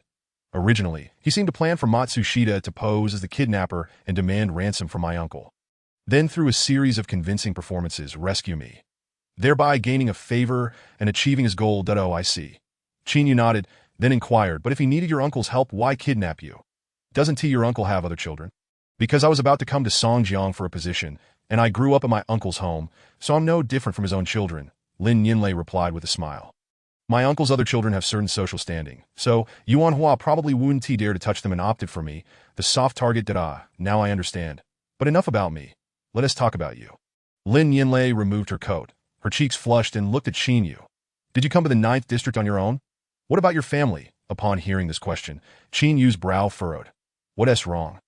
Lin Yinlei sensed something amiss in his demeanor and probed further. "I have no family. Before the establishment of the 9th district, there was chaos, and I was abandoned. Some say my parents died. Others claim they fled with my brother." Qin Yu's gaze dimmed. "Regardless of the rumors, after all these years, I've nearly forgotten them." Lin Yinlei was taken aback for a moment, her eyes wide with surprise. "I'm sorry. I thought it's fine. I am used to it." Qin Yu waved dismissively. They fell into a moment of silence, both focused on their meals. Approximately 20 minutes later, Qin Yu settled the bill, and he and Lin Yinlei exited the small restaurant once more. Outside, the cold air bit sharply, and snowflakes began to drift down. Lin Yinlei shivered, puffing warm breath in her hands. Women have a screw loose. Wearing so little on a day like this. Aren't you afraid of freezing to death?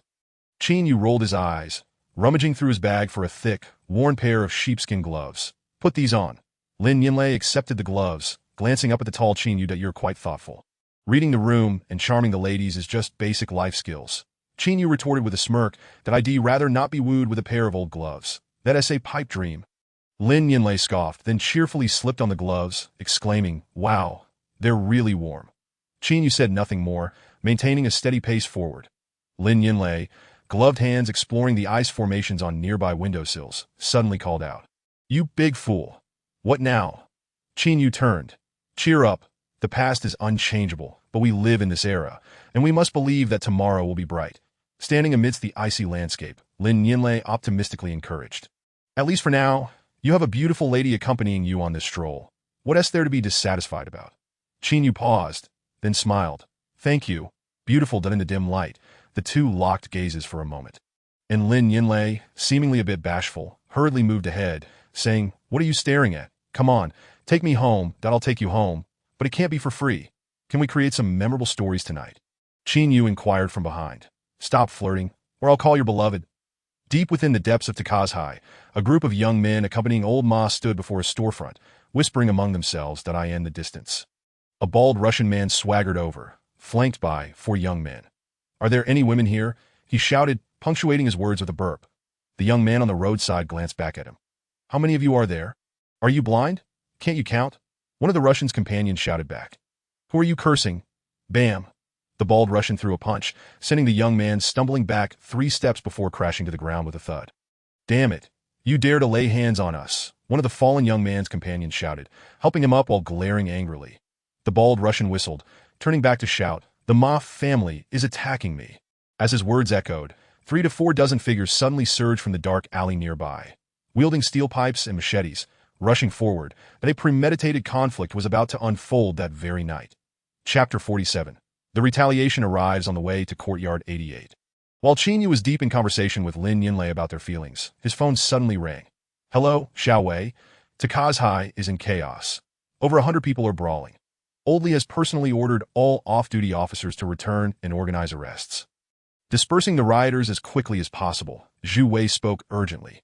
Qin Yu was taken aback. "That I told you the Yuan family wouldn't stay quiet. All right, wait for me. I'll return to the team immediately." "Okay." After a brief exchange, they hung up, and Qin Yu turned to Lin Yinlei, saying, "You should head back on your own. Something has happened over at Takazhai, and I must rush over." "All right, you focus on your business." "I can walk back by myself," Lin Yinlei promptly agreed. "Make sure to head back quickly. It's chaotic out tonight. Stay safe." "Got it, you hurry along." With that, Qin Yu wasted no time in further conversation with Lin Yinlei, quickly turning and heading towards the police station. At the police station's first team operations area, the acting deputy captain, Old 3, called all members of the first team for a meeting, but notably omitted the third group. Standing beside the work desk, Old 3 held a teacup and casually addressed the group. "The commotion at Takazhai is too loud. These drug dealers have gone mad and don't care whether you're on the government's payroll. So when you get there, assess the situation and don't be foolishly charging in head first." And understood that as dozens of people listened to Old 3, they remained outwardly calm, but inwardly they were fully aware.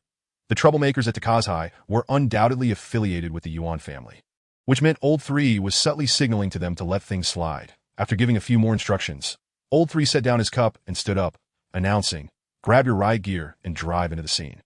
Switch all radios to our team's dedicated frequency. I'll call you if needed." Upon hearing his command, everyone nodded and quickly departed.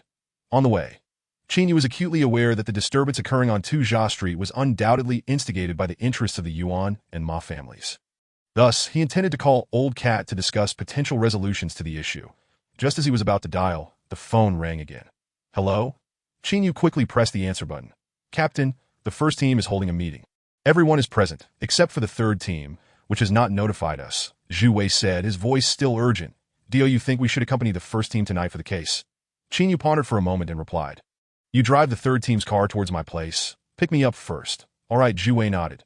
"Tell our team not to panic. If the third team hasn't called us, it's better that way. That IT saves me from having to keep an eye on them during the case. Just remember, even if Yuan Ku and the others seek revenge, I'll be the first to stand in front of you." Qin Yu understood that Zhu Wei, Guanxi, and the other brothers from the third team stood by him that day on Tuzha Street, not only because they valued him, but also because they recognized the backing he had from Li Si, which emboldened them to disregard Yuan Ku's orders. Therefore, at this moment, Qin Yu reassured Zhu Wei and felt a deep sense of camaraderie with the third team, as they constituted his true foundation rather than mere members of the first team. This was why, after he and Kat had tricked old Ma out of 30,000 yuan, his first thought was to share some with everyone. In today's environment, interpersonal relationships were strikingly pragmatic. If people were willing to support one another, one had to ensure that they were also provided for. All right, I understand, Captain, I'll head over immediately. I'm halfway there. You should hurry, and you'll see me by the roadside. Okay, Zhu Wei replied and promptly ended the call. Qin Yu lowered his gaze to his phone as he briskly walked along the frigid street. Just as he was about to press the dial button to contact old Cat, he suddenly felt the unsettling sensation of someone watching him from behind. This instinctive reaction was honed from his years spent in the planning district, prompting him to glance back immediately. On the roadside, a man wearing a knitted hat and a grimy leather coat was hastily striding forward. Head down, Qin Yu took a quick look at him, then turned back to focus on his phone. Behind him, footsteps grew more hurried and distinct. Qin Yu abruptly turned around again, and the man in the knitted hat raised his head. Inserting his right hand into his pocket, that moment, they were approximately 10 meters apart. Qin Yu stared at the man in confusion, only to see two other men approaching from across the street. A wave of ominous foreboding washed over him. Suddenly, the man in the knitted hat drew a gun. Bang, crash. Without a moment's hesitation, Qin Yu's body instinctively leaned sideways, his shoulder thrusting forward as he took long strides, shattering the glass of a storefront and bursting inside like a cannonball, accompanied by a shower of glass shards. Inside the store, 3 or 4 unremarkable-looking women were seated on a sofa, whispering to one another when they abruptly heard a loud explosion from outside, followed by the sight of Qin Yu stumbling into view. The women screamed in terror, their feet clad in cheap high heels or slippers, as they covered their heads and fled upstairs upon entering the store. Qin Yu did not pause. He merely scanned the surroundings with his eyes and dashed towards the second floor.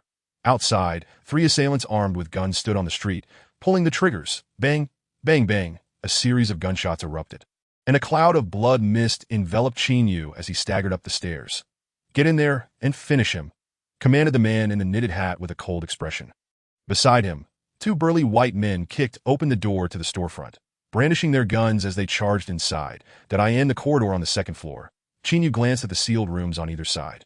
Noting that the entire interior lacked windows, in a moment of urgency, he kicked open a door. Once inside, he surveyed the environment and leaped nearly half a meter high, gripping an old cabinet and yanking it down with all his might. Crash! Thud! The cabinet toppled over, and Qin Yu gritted his teeth, using his shoulder to push it against the door to block it. After a few heavy breaths, he leaned against the cabinet, feeling around his body with his right hand before discovering that he had been shot in the right hip, and his lower body was already becoming numb. Without a moment to spare, Qin Yu pulled out his phone and dialed Zhu Wei's number. Hello? Damn it, hurry, I'm going to be killed. Although Qin Yu's voice was frantic, his mind remained remarkably clear, articulating, I'm in a meat shop on the midsection of Bobby Street, one without a sign. The window outside is shattered, and there are 3 assailants. Hurry. In the corridor, the 3 assailants were already advancing towards him with their weapons drawn. On Tuzha Street, due to the provocations by the White Russian men, a brawl involving hundreds had escalated into a chaotic conflict. The Ma family's men showed no signs of retreat, even in the absence of old Ma's orders. Lower-tier henchmen, desperate for a semblance of business, had spontaneously organized a self-defense counterattack. Many individuals on the fringes of legality brandished weapons and low-quality firearms, brazenly opening fire on Tuzha Street. Chapter 48. In this chaotic era at the entrance of the second-floor room, the 3 assailants brandished their guns as the man in the knitted hat kicked the door lock 3 times. The door only shifted slightly, the lock dented and deformed. Step aside, said the burly white man on the left, frost adorning his beard, his gaze fierce. The other 2 moved aside at his command. Bang, bang, bang. A few gunshots rang out, creating numerous bullet holes in the center of the wooden door. Crash. Another burly white man kicked at the center of the bullet holes, shattering the door and revealing a large hole. Inside, Qin Yu was now separated from the door by the cabinet, and with the door splintered, he found it too late to approach it. 3 guns thrust through the gaping hole created by the burly man's kick. Damn it. Qin Yu's eyes reddened as he braced himself against the edge of the cabinet, gritting his teeth. He stood up. The cabinet tilted as he propelled it towards the hole. The rapid gunfire echoed down the corridor, bullets striking the cabinet, filling the air with the acrid scent of gunpowder. Then on the wooden floor, Qin Yu treaded on the pools of his own blood, using his shoulder to prop the cabinet upright, once again blocking the door. Damn it. The man in the knitted hat cursed, turning to ask, Did you bring the grenades? No. The white man shook his head. Get it open. At that moment, the 3 men had lost their line of fire. And given the cabinet's considerable thickness, despite its hollow center, it had 2 thick wooden sides. Thus, as bullets hit the wooden boards, their effectiveness depended entirely on chance. Some would penetrate the cabinet while others would remain lodged in the backboard.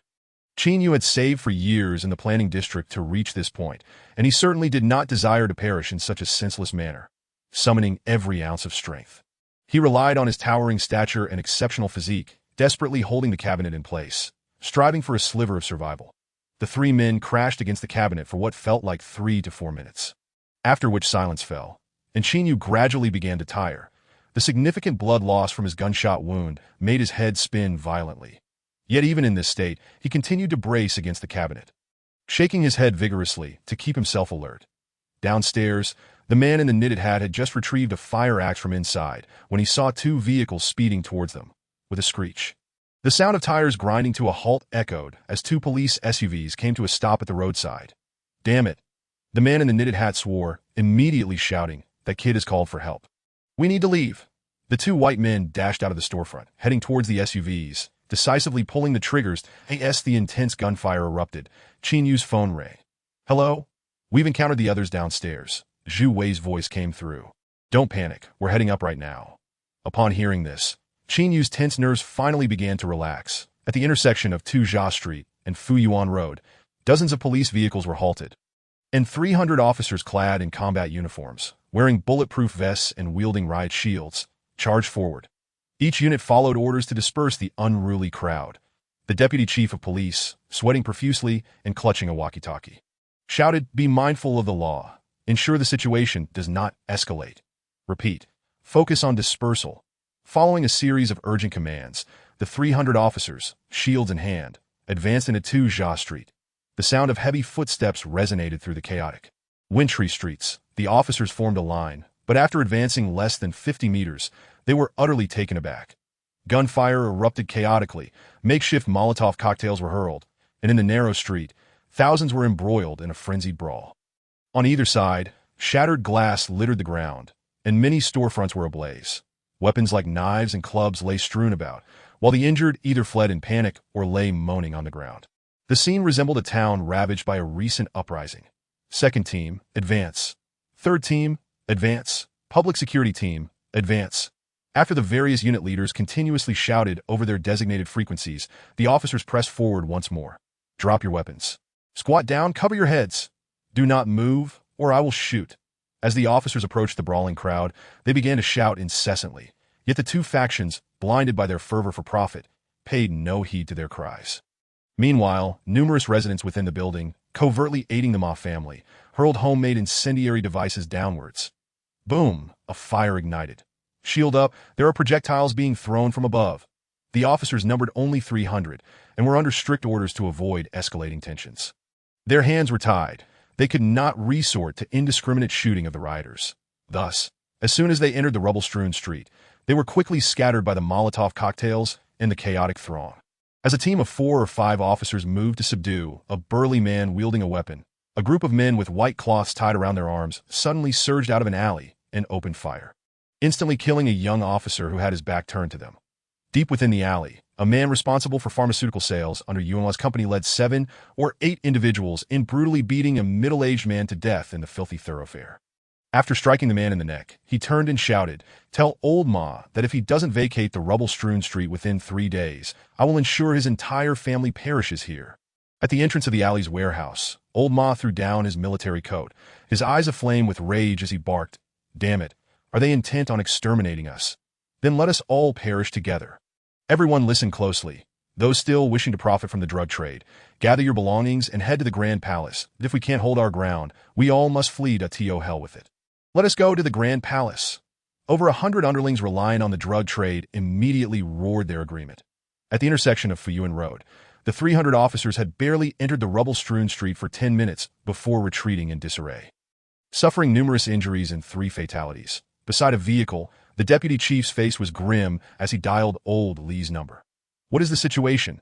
"It's escalated beyond our expectations," he replied, panting as soon as the teams charged in. They were forced back. The deputy chief continued, "My suggestion is to contact the police station immediately. It will be challenging for us to effectively quell the chaos." On the 2nd floor of Century Avenue, Yuan Hua was playing mahjong with 3 bosses from his subsidiary.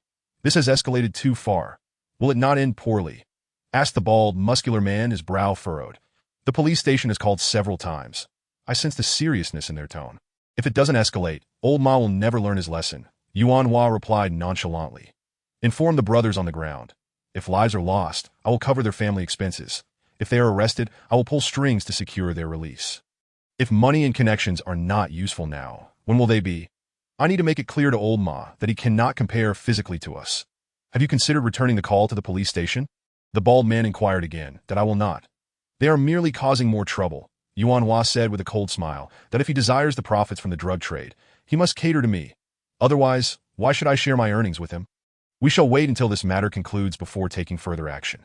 In the police chief's office, Old Li personally called old Ma, but the latter did not answer. This infuriated Chief Li, who slammed his hand on the table and shouted, "Contact the military.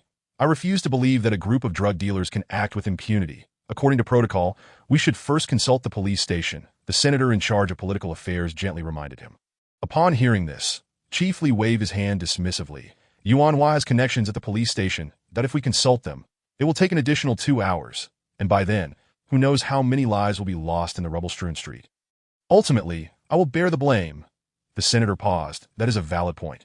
Contact Mateo from the military and tell him Old Li, request his troops to suppress the brawl, Chief Li urged hastily. Make it quick. We cannot allow this situation to escalate further. I will go at once. The senator nodded and departed. Meanwhile, a dazed Qin Yu, having been rescued by Zhu Wei, was swiftly transported to the hospital.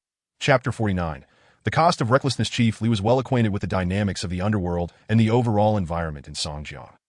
Although he often appeared low-key and preferred a moderate stance to avoid unnecessary troubles, his sensitivity to political maneuvering surpassed that of many others in response to the brawl on the rubble-strewn street evolving into a collective incident. Chief Li's decision to enlist military assistance was undoubtedly the most prudent course of action. That Yuan Hua's connections at the police station were indeed solid.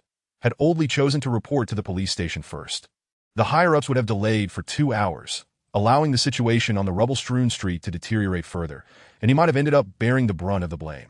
The underworld fell under his jurisdiction, and given such a significant issue, he would undoubtedly be held primarily responsible.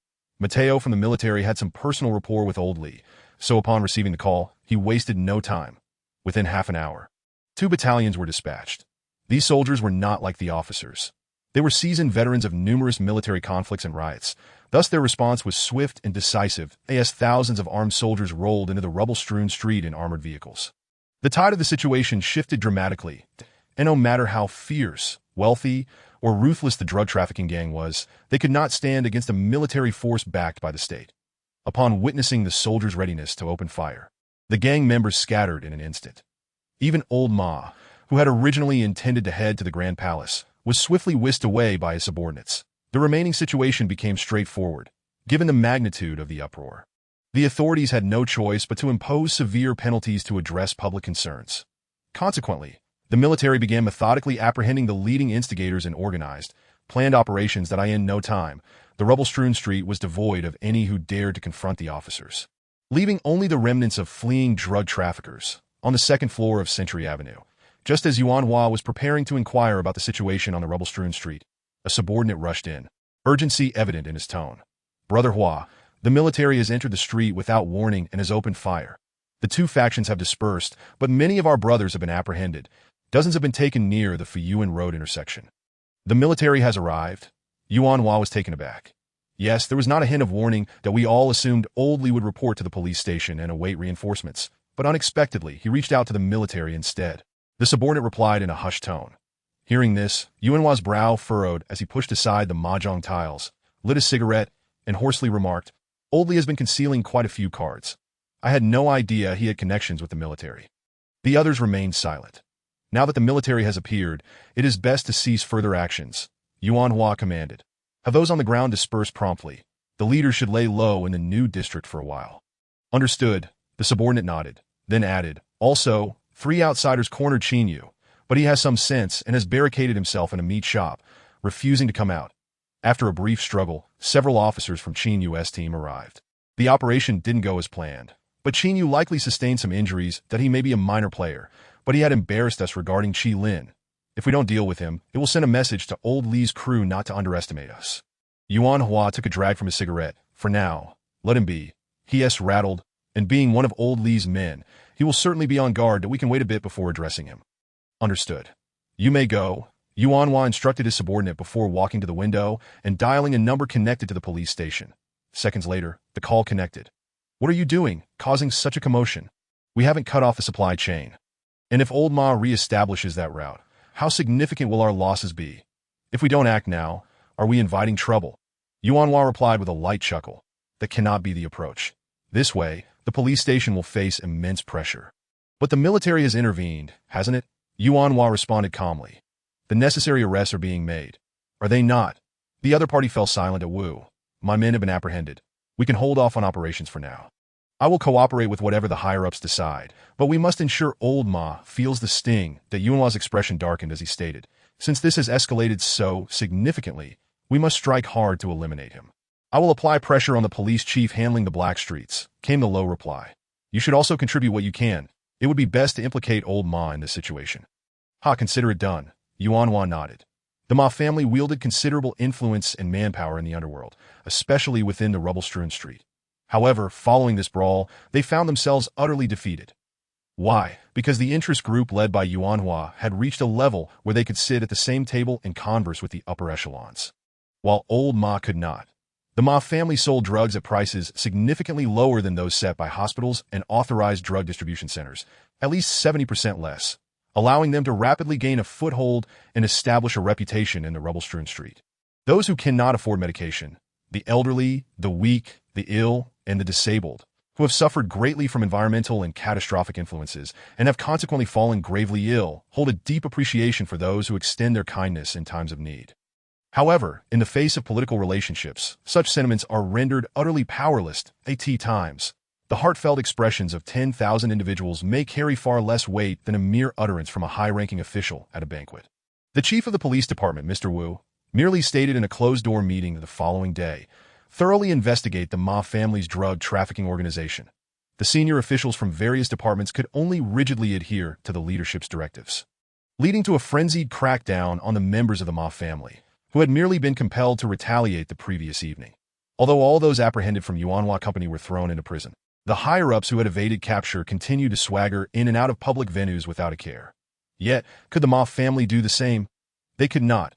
After their reckless indulgence, they were left to flee in a state of utter disarray, desperately trying to escape the impending oppression that in less than 12 hours.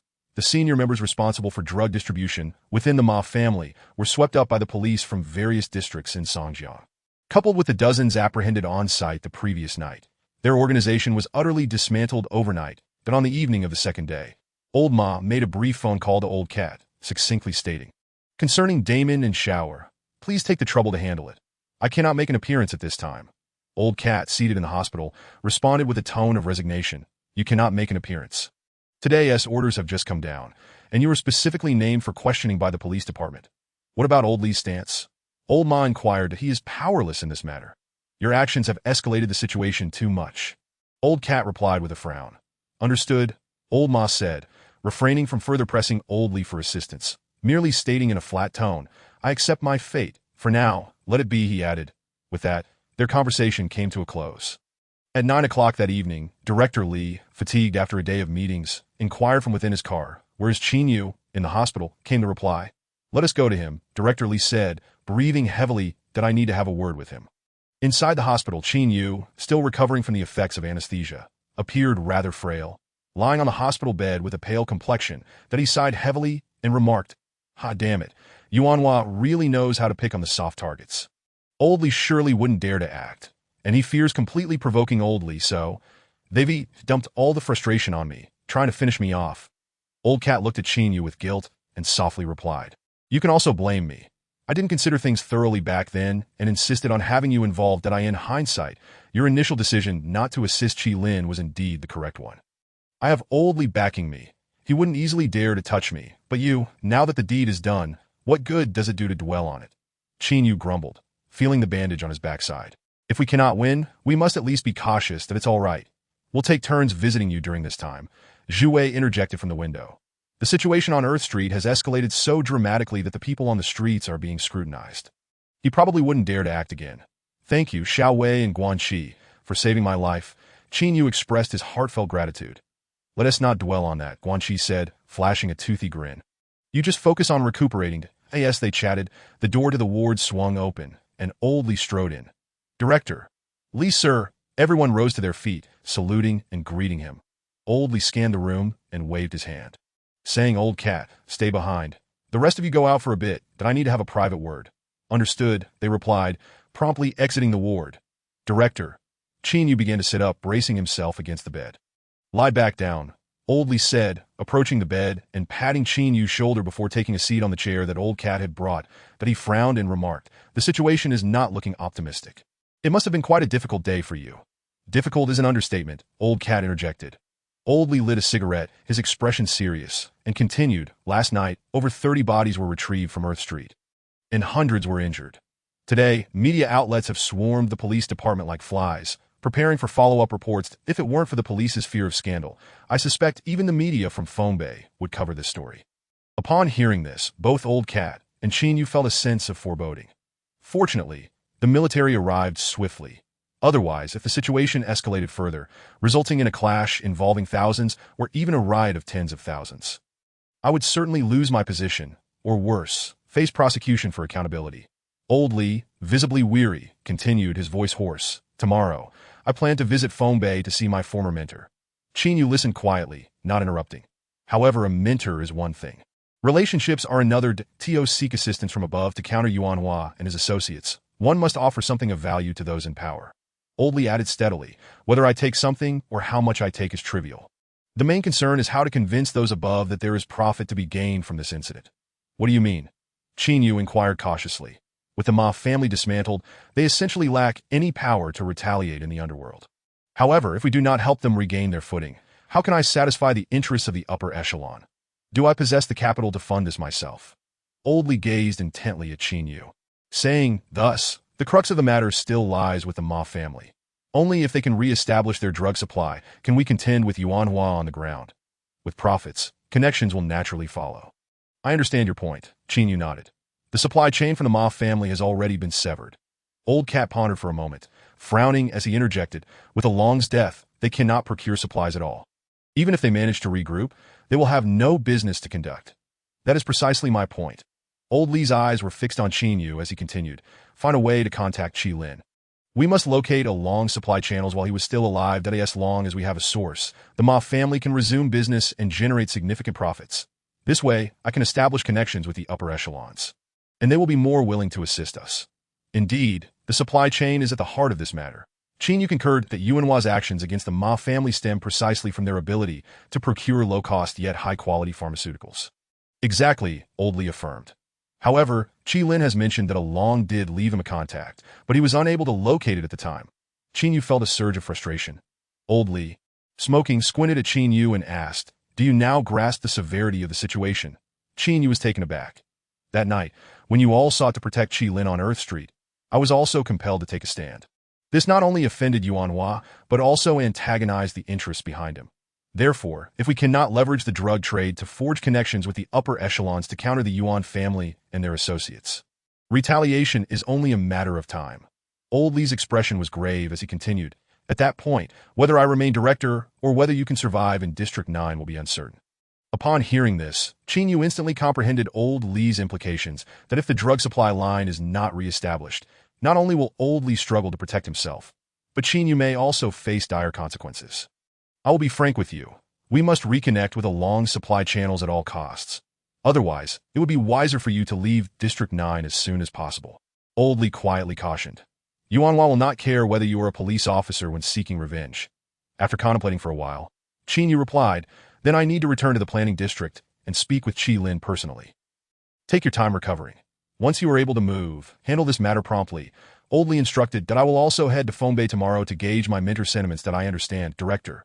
Additionally, Old Mom must remain hidden. The police department has completed the evidence chain, and his wanted notice is already on my desk, Old Li reiterated firmly. After a moment of deliberation, Old Cat immediately asked, what about the matters concerning Old Ma Heir and Damon? I had previously promised Old Ma that I would take care of at this juncture. How can we still facilitate their release? Old Li replied tersely. Let us hold off for now. With that, he turned and left in the ward, permeated with the scent of disinfectant. Qin Yu gazed at the ceiling with a sense of melancholy and unease, exhaling a long sigh. I thought the planning district would be complicated. But I never expected. The truly predatory environment is the seemingly secure District 9 that I somewhat regret dragging you into this. Old Cat admitted, feeling quite uncomfortable. Qin Yu licked his lips and stated, My nature is such that once a deed is done, I do not dwell on regrets. Please refrain from repeating that. It vexes me. After a moment of contemplation, Old Cat looked at Qin Yu and declared, When you return to the planning district, I will accompany you. Old Li won't allow you to go. Qin Yu chuckled. If I were the type to shy away from trouble, I would never have helped Qi Lin in the first place. Old Cat replied without hesitation. Let us not say more. I am going with you this time. Qin Yu looked at Old Cat and smiled brightly. In the planning district, Qi Lin, leaning on a crutch, stepped into a dilapidated room and looked up to see his mother organizing a bundle. Mom, what are you doing? Just tidying up some clothes. The elderly woman sat upon the frigid bed, lowering her head to extract a black leather bag from her bundle. Qi Lin was taken aback by the sight of the bag. Furrowing his brows as he inquired, Mother, what is this? Chapter 51. Embarking on a journey fortunately, the gunshot that Qin Yu endured did not injure his pelvis. However, he lay in bed for over 20 days before he could be deemed fully recovered. During this period, the old cat, Zhu Wei, Guanxi, and others did not return home at all. They worked at the police station and came to the hospital after hours, fearful that the Yuan family might deliver a fatal blow to Qin Yu. Fortunately, after the violent conflict in Tujia Street, the Yuan family, wary of escalating tensions, chose to suppress the matter further, given their connections within the police precinct. Additionally, the Ma family was significantly disrupted, with many key members captured and scattered, resulting in a spell of relative tranquility in Songjiang.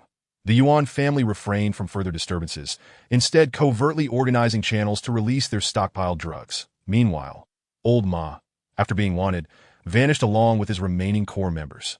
Yet this superficial calm did little to assuage the concerns of Li Si and Qin Yu, for they understood that the Yuan family's current restraint was merely a strategic retreat, seeking to avoid conflict and maintain face with the police. The deaths of Yuan Wei and Lao Hu, along with the price paid for clearing the Ma family from Tujia Street, represented irreconcilable differences that it was inevitable that Yuan Hua would seek revenge in the future. It was merely a matter of time. Thus, once Qin Yu's injuries healed, he promptly reported back to the police station and had a face-to-face discussion with Li Si. Inside the office, Li Si urgently asked, Has Qi Lin been contacted? Qin Yu shook his head. He left in a hurry. He surely wouldn't dare use the phone he used at the station, so I haven't found him yet. Isn't the dwelling in the planning area you arranged for him? Old Li queried with curiosity. After arranging Qi Lin, my friend went out on business and won't be back for a while, Qin Yu softly replied. But it's all right. I know where Qi Lin is. I can simply go find him. You must do so promptly, Old Li urged in a low voice, that I've completed my discussions with the teacher, as long as we can establish a supply channel. Everything else will follow that I can leave, but how do I explain my absence to the police station? Qin Yu tentatively asked. Old Li smiled at his response. I've already arranged everything for you. Internally, we will say you are studying in Fongbei for 2 weeks. The reason is that after you shot Matsushita, it's only a matter of time before you are promoted to a level 2 officer and officially appointed as group leader. Thus, the office has agreed to your request for study as a matter of course. Should I submit a report to the team? No need. I've handled all the paperwork. Just spread the word in the group and leave. Understood. Qin Yu nodded. Xiaoyu, you are well aware of the gravity of the situation. Old Li sighed, his brow furrowed as he reminded him, whether I can remain in this position, and whether you can stand in Songjiang, hinges on this endeavor. Upon hearing this, Qin Yu rose, his expression solemn, as he replied, I will do my utmost to see this through. Very well, go ahead. Old Li nodded in approval. Half an hour later, Qin Yu arrived at the neglected third team, calling upon Guanxi, Zhu Wei, and the Taiji brothers for a brief meeting. I will be away for half a month. During this time, you will handle cases with the third team that I've already notified them, so regardless of what happens next, you'll have a place to go. Qin Yu sat in his chair, smiling as he addressed them. I've been in Songjiang for a while now, and I must say, I am genuinely grateful for your support during this critical time. If by some stroke of luck we manage to get through this ordeal, you can count on my continued support. Guanxi scratched his nose, chuckling as he remarked, we were never particularly important in the first team. Old Zhu has tried several times to become group leader, but Yuan Ko has consistently ignored him. Therefore, for small players like us, since there is limited room for advancement, we might as well stick with those we are comfortable with. Indeed, Zhu Wei nodded in agreement. We've already chosen our sides, and there is no point in regretting it. Frankly, if Old Lee can no longer hold on, then I'll simply leave the police station. I refuse to believe that after confronting Yuan Ku in Tuja Street, he could send two people to eliminate someone as insignificant as me. Don't worry, group leader. We are all seasoned veterans in the precinct, and we know how to navigate these waters, Guanxi reassured him once more. Just focus on handling your own affairs. That moment, everyone understood that Qin Yu's request for leave was certainly not for studying in Fongbei, but rather that Old Lee had some special arrangement for him, which was why they offered such encouragement. Thank you for your understanding. Qin Yu stood up, patting Zhu Wei on the shoulder. I entrust the affairs of the group to you during my absence. Handle what you can. For anything you cannot manage, feel free to consult the captain of the third team. He has a strong relationship with the old cat. Understood. Understood. The group rose in unison. Then wish me a safe journey. Qin Yu grinned, extending his palm. Everyone exchanged glances and placed their hands on the back of Qin Yu's hand, collectively exclaiming, safe travels. In the afternoon, on the road to the 88th courtyard, Qin Yu turned to the old cat and asked, Did you ever mention to Old Lee that you were coming with me to the planning area? Oh, I forgot, the old cat replied, somewhat congested, his demeanor appearing rather dazed. Are you out of your mind? Old Lee surely wouldn't want you to go. Why didn't you mention it beforehand? This sudden departure could lead him to think I coerced you into coming. Qin Yu exclaimed in frustration. Calm down, the old cat replied nonchalantly, spitting on the ground as he pulled out his phone to call Old Lee. After a few dozen seconds, hello? I want to go to the planning area with Qin Yu, the old cat stated directly. Director Lee was momentarily stunned, taking 3 to 4 seconds to respond, before exclaiming in confusion, What the hell are you going to the planning area with Qin Yu for? To play around? Are you out of your mind? That place is even more chaotic than Tuja Street. What is the point of joining the fray? Get back here now. Old Lee, usually composed, exhibited a loss of control when faced with Li Fugui's foolishness. I am not asking for your permission. I'm merely informing you that I'll send over the leave request shortly, that I'm telling you to come back. Don't shout at me that if Xiao Yu goes alone. He'll be too vulnerable that if he encounters trouble, I can offer him some advice, the old cat countered. Just don't give him any advice. Otherwise, Qin Yu will undoubtedly meet his end at your hands. Old Lee shouted in exasperation. Get back to the station this instant. Don't worry about it. I'm definitely going. Just stay calm at home, as long as there is a glimmer of hope for establishing the supply channel. I'll risk everything for it, the old cat replied nonchalantly. Upon hearing this, Old Lee was rendered speechless, ceasing his rebuke, that if there is anything, just call. The old cat promptly hung up and on the road. Qin Yu shot the old cat an amused glance. On the surface, it seems like you harbor a bit of resentment towards Old Lee, but in reality, you care about him quite a bit. Who cares about him? I'm just worried that if he loses his position, he won't have the freedom to act in the precinct, the old cat retorted, casting a sidelong glance. Let us hurry, stop dawdling. Upon returning to the 88th courtyard, they quickly tidied up their belongings, locked the door, and made their way outside. Along the way, Qin Yu glanced at Lin Yinlei's room, noticing the door was tightly shut and she was not home. What are you staring at my wife's house for? The old cat inquired with a sidelong glance. Have some dignity. Lin Yinlei told me she would only agree to be your mother. Qin Yu retorted with a curse. Get lost, the old cat gritted his teeth. Tell me honestly, are you a bit smitten with Lei Lei? Cut the nonsense. Qin Yu quickened his pace to leave at 8:30 in the evening. A military vehicle laden with supplies whisked the old cat and Qin Yu away towards the planning area. A place even more chaotic than Tuja Street. Chapter 52. On the road exiting the 9th district, the old cat immediately sensed a further drop in temperature, sitting in the cargo area of the vehicle. Draped in 3 or 4 military coats, he lifted the cotton curtain to peer outside, exclaiming, It must be at least minus 40 degrees out here. Pretty much, Qin Yu replied, occasionally rubbing his hands together. Don't just sit there. Get up and move around a bit to keep warm. Hey, did you also come by car when you arrived? The old cat casually asked, and I sat for a while. Then had to walk, Qin Yu replied. Truly a soldier, the old cat remarked, at a loss for words. After approximately 5 hours of driving along the snow-covered roads, they arrived at a small military supply station. The two of them disembarked, paid, and climbed into a nearly obsolete gasoline off-road vehicle to continue their journey. Due to the harsh environment, electric vehicles or hybrid cars were utterly unreliable for long distances in such temperatures. The gasoline off-road vehicle had been arranged through connections by Director Lee. Though it was on the verge of being scrapped, it had not come cheap. Fortunately, the car's heating system functions adequately, and its off-road capabilities remain relatively intact, making it quite robust and reliable on the road. The old cat surveyed the snow-covered landscape with the curiosity of a child, his expression inquisitive as he pointed to several large iron frameworks in the distance. Asking, "What purpose do those serve?" "They're marking towers." Chinyu responded casually, "That I in this darkness. You can't see, but there's a metal mesh beneath the tower." "Marking what exactly?" "Nuclear fallout zones," Chinyu explained in a flat tone. After the catastrophe, the government constructed numerous defensive structures, all of which ultimately failed. Those buildings housed various nuclear facilities. When disaster struck, there were explosions, leaving vast radiation zones. The purpose of that tower is to warn those in the planned area not to enter. Sigh. They were merely doing their jobs, the old cat lamented to as Chinyu drove. He asked idly, "What is your relationship with Old Lee?" The old cat froze momentarily. "What can't you say?" Chinyu chuckled. "Then I won't ask." "There's nothing that can't be said," the old cat replied, pulling out his e-cigarette and turning to Chinyu, saying, "Old Lee is my uncle. He joined the police force after my father died in a particular incident. My father died in his place, so my feelings towards him are somewhat conflicted. To say I don't harbor resentment would be a lie, but Old Lee has treated me exceptionally well over the years." Sigh. "I constantly force myself to forget the past, but as a son, I can't let go." Chinyu was silent for a long moment, then said, "You're much better off than I am. At least you have a relative who cares for you to resent." "I don't have anyone." The old cat inhaled from his e-cigarette, remaining silent. "Do you know what happened between your father and Old Lee?" Chinyu inquired again, "That I've heard it was Old Lee's mistake that led to my father's death in his stead."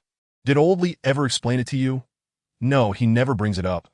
When I was younger, I often pretended to be angry to steer the conversation in that direction, but he never engaged." The old cat gazed blankly out the window. Perhaps he finds it uncomfortable to recall. "Old cat, the kindness Lee has shown you is well recognized within the police force. The past is the past. Clinging to it only serves to deepen the rift between you and Old Lee, and ultimately bears no fruit," Chinyu gently advised. "How many brothers would intentionally cause harm to their elder siblings? Moreover, what you know is merely hearsay. The truth could be entirely different, right?" The old cat hesitated for a moment before nodding. "All right, let's talk about something cheerful." Chinyu grinned, changing the subject. "When do you plan to get married?" "To whom?" "To Lei Lei." The old cat became inexplicably animated at the mention of relationships. "Can you show some restraint?" "I've already said."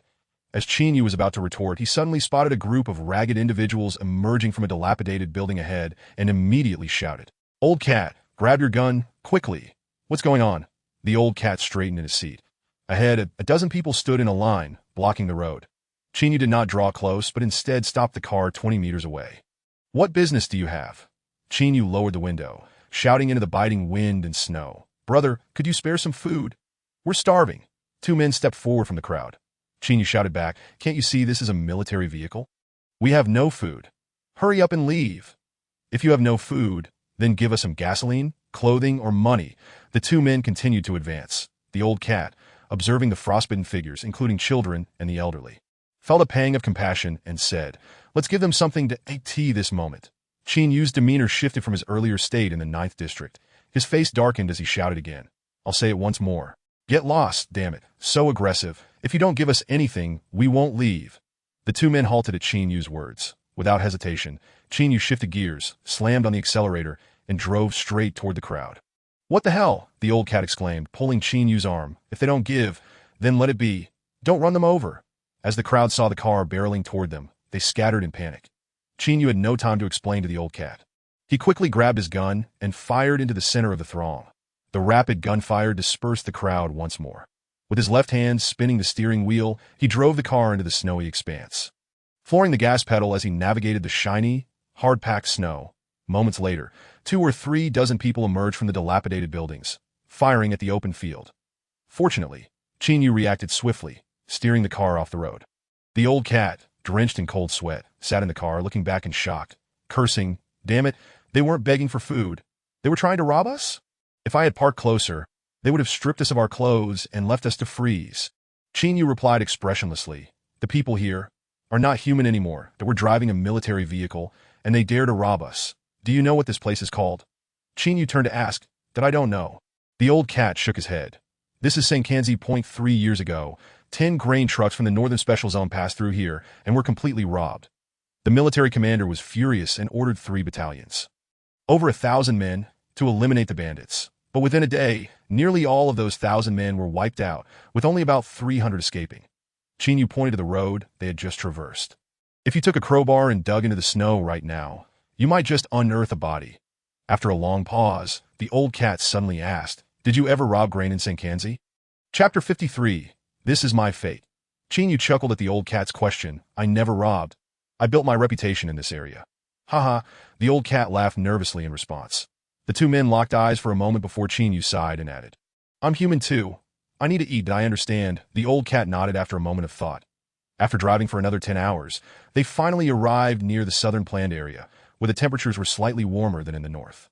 The place where Qi Lin was hiding, called Fengyan, was situated on the plains backed by mountains and not along the main highway. Many frequently organized hunting trips into the mountains, both for personal sustenance and to sell to the special zones for a bit of money, resulting in better living conditions and safety compared to Sankanzi. Although Qin Yu had not spent much time around Fengyan, he had a friend who resided there and held some influence, which is why he had settled Qi Lin there. The car stopped in front of a small house made from wooden planks and mud. The old cat and Qin Yu exited the vehicle. "What the hell? Is this place fit for human habitation?" The old cat looked at the crooked house and the barren surroundings, shaking his head in disbelief. "In comparison, the 9th district seems like paradise. Now I understand why you could establish yourself in Songjiang so quickly. If you can survive here, you can thrive anywhere. When you meet Qi Lin, don't say anything foolish, he's already in a bad mood. If you start rambling, it'll only make things worse." Qin Yu cautioned, "No worries. If I don't scold him for 3 days, he'll be itching for it." The old cat replied nonchalantly that you're incorrigible. Qin Yu laughed helplessly as he stepped toward the door. Creak. The doors swung open first. And upon hearing the car, Qi Lin stepped out, momentarily stunned at the sight of the two, but the old cat strode forward and slapped Qi Lin on the head, shouting, "Little brother, did you miss me?" You too. What brings you here?" Qi Lin asked, his voice stammering. "We came to see you because we couldn't reach you. We had to come check on you," the old cat quipped, stepping into the house and calling out. Mom Xiaoyu, Qi Lin's younger sister, Qi Yu, emerged from the inner room, politely greeting, "Cat, oh, my sister has grown up, so plump and healthy." The old cat, a natural at banter, spoke with carefree abandon. "That you're here, old cat." Their mother called from within the house. The old cat handed a large bag of food, purchased by him and Qin Yu, to Qi Yu, smiling, "All for you. There is more food and new clothes in the car. I'll bring them in a bit." "Thank you, brother." Qi Yu beamed as she accepted the heavy bag, using her cane to guide the old cat into the inner room. Seated on the heated bed, the old cat cheerfully asked, "How's your health?" "Mom, pretty good, Daddy, as long as you're well. That's all that matters. You should smoke less, live a few more years. I'm about to become the police chief, and soon, I'll take you and Qi Lin back to enjoy life." The old cat chatted boisterously with the elderly woman. In another room, Qi Lin gestured for Qin Yu to sit on the cold bed, smiling, "I'll get you some water, and no need. Qin Yu waved his hand. "You sit down," Qi Lin complied, sitting beside him. "Have you healed up?" Qin Yu asked directly.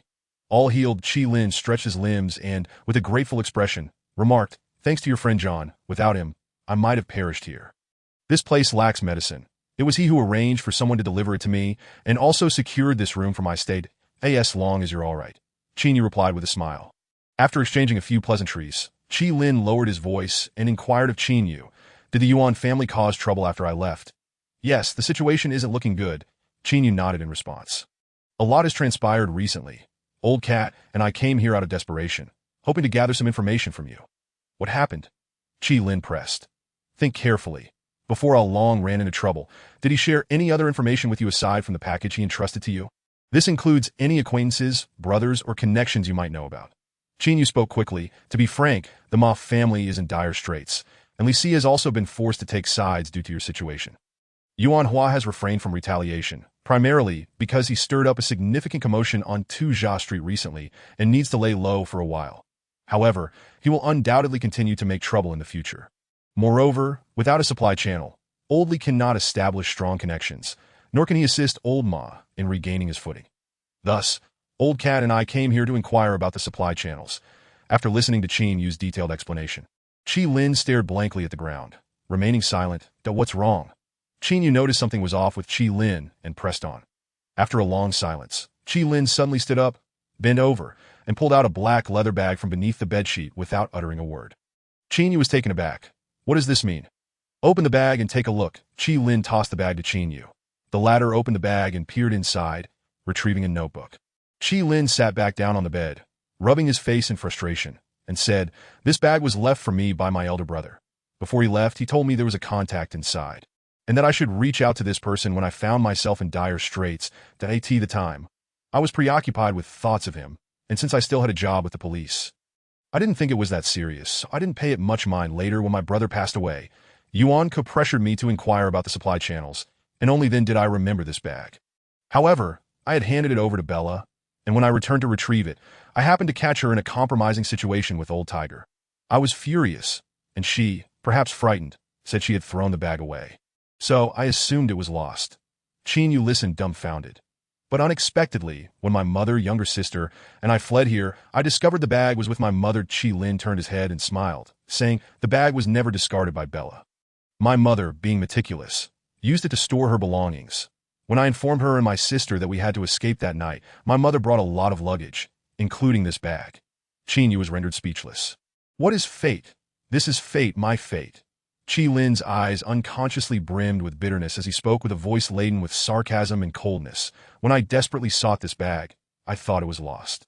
Yet after I killed someone, lost my job, was injured, and fled with my family in ruins to this place, it reappeared. Tell me, does heaven not show me enough mercy? Ha! Chinyu gazed at Lin, suddenly sensing that, although his exterior remained unchanged, he was undergoing an inexplicable transformation. That I looked at the notebook. There is only one page filled with writing, which contains a contact information, Lin stated, turning to Chinyu. But here, I have no means to make a call. Your arrival is timely. Let us seek out my brother's friend and establish the supply channel, no matter what. What do you mean? Chinyu asked tentatively. In the past, I looked down on my brother, thinking he lacked responsibility and only lived for himself. Lin smiled, his words clear, but now, I intend to follow the same path he did. The work he undertook. I shall now carry on. Chapter 54. A ray of hope in desperation after darkness fell. Chinyu and Old Cat accompanied Lin's family for dinner, continuously offering comfort to Chi's mother, assuring her that once the storm passed, they would find a way to reinstate Lin as a police officer in District 9, that the elderly woman was still unaware that Long had passed away. Nor did she harbor any expectations of her son becoming wealthy. Her only desire was to return to the life they once led, with her children gainfully employed and sustenance on the table. This way, even if she were to close her eyes one day, she would find solace in her heart. However, both Chinyu and Old Cat understood that as long as the Yuan family remained intact, Lin's status would not change, making a return to District 9 and resuming his role as a police officer nothing short of a pipe dream. After dinner, the three brothers entered Lin's room. Old Cat firmly shut the door and pulled out an old phone from his pocket. This phone was a virtual SIM card, operated by a small company in Phone Bay. Old Cat handed the phone to Lin, saying, "Use this to contact your brother's friend." "All right," Lin replied, taking the phone and looking down at the contact information in the notebook before decisively dialing the number. After a few seconds, Lin shook his head. "It's unreachable. It shows it's turned off." Chinyu pondered for a moment, his expression grim as he analyzed. "It's possible your brother's friend caught wind of the commotion in Songjiang and knows your brother is in trouble. So, this number may no longer be in use. Damn it, if that's the case, we might as well be finished." Old Cat cursed nervously. Lin, send a text to this number, Chinyu instructed while taking out his electronic cigarette. "Be straightforward and tell him that Long has passed. But you are his younger brother, currently unable to remain in District 9, hence the reason for your contact. Do you think that will scare him?" Lin frowned. "Lying is futile," Chinyu insisted. "Given the significant upheaval in Songjiang, your brother's friend has likely heard the news, so being honest will come across as sincere." "All right," Lin conceded, editing a text message and sending it to the number. Chinyu took a drag from his electronic cigarette and sighed. "Now it's all in fate's hands that if your brother's friend is panicking and has changed numbers, our chances of finding him are slim. However, if he is still in a wait-and-see phase, he should respond." Old Cat clasped his hands together, sighing as he murmured, "May the Buddha open his eyes. If we can successfully connect with Long's friend, I'd be willing for Yuan Ko to die a miserable death. 2 full days passed without a word from Long's friend, and by this time, the three brothers were thoroughly uneasy. Inside the modest dwelling, the usually carefree Old Cat now wore a troubled expression as he paced the room, hands clasped behind his back, saying, "I think this situation is hopeless." If he was still using this number, there would have been a response to the text by now. Indeed, Lin, sitting on the bed, replied with a furrowed brow. His silence likely indicates he has stopped using that number. Chinyu fell silent. If that were the case, it would be a complete disaster. Old Cat sighed and cursed, "It's no good. I might not be able to return to Songjiang. You still have nothing to worry about." At least Old Li is protecting you, and Yuan Ku and the others won't move against you for the time being. Qin Yu looked up and replied, but I am thoroughly finished, without a supply line. At most I have 2 or 3 months before they come after me. The 3 of them spoke. A palpable tension filled the air, leading them into an anxious silence. Suddenly, the phone rang, cutting through the quiet. The 3 men perked up, and Qin Yu immediately asked Old Cat, "Is it yours?" Old Cat froze for half a second, then pulled his phone from his right pocket, his face lighting up with joy as he exclaimed, "Yes, it's a new number. Damn it, hurry and let Qi Lin answer it."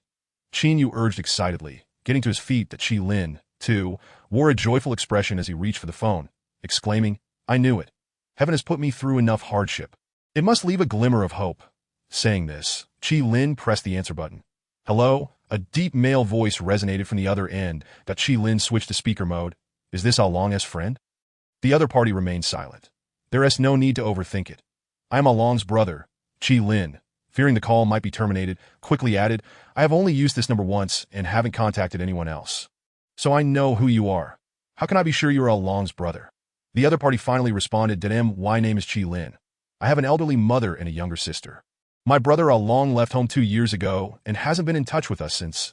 Qi Lin elaborated on his brother's details. He has a scar on his right shoulder blade and has the habit of resting one foot on the chair while eating. After listening, the other party fell silent for a moment before responding, "Along is dead. Why are you contacting me?" Before he left, he gave me your contact information, instructing me to reach out to you when I found myself in dire straits.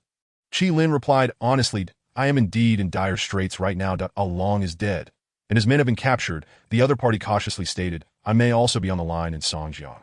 And at the moment, I have no capacity to manage others. You will have to fend for yourself." "Wait." Qi Lin, sensing the other party was about to hang up, shouted, "I'm not seeking refuge. I want to discuss business." "What business?" "The business my brother used to conduct with you." The other party was momentarily taken aback, responding with a cold chuckle. "Your elder brother has spoken of you. Did I end this line of work? Your temperament is simply unsuitable." "Not necessarily," Qi Lin retorted with remarkable bravado. "Before I left Songjiang, I fired shots on Century Avenue, took down a tiger, and single-handedly rescued my sister when my brother was alive. He hardly showed any prowess in this regard, did he?" After hearing these words, the other party fell silent for a considerable time before inquiring, "In the realm of drug trafficking, courage is the bare minimum. But to truly engage in it, one must have connections. Is the Ma family's network viable?" Qi Lin, quick-witted, countered, "I can still utilize his contacts. Has an agreement been reached?" "Yes, I can get in touch with old Ma right now. However, merely striking a deal with the Ma family is insufficient." The other party shook his head. "The Blackstreet's police chief has a nephew here with me. This moment."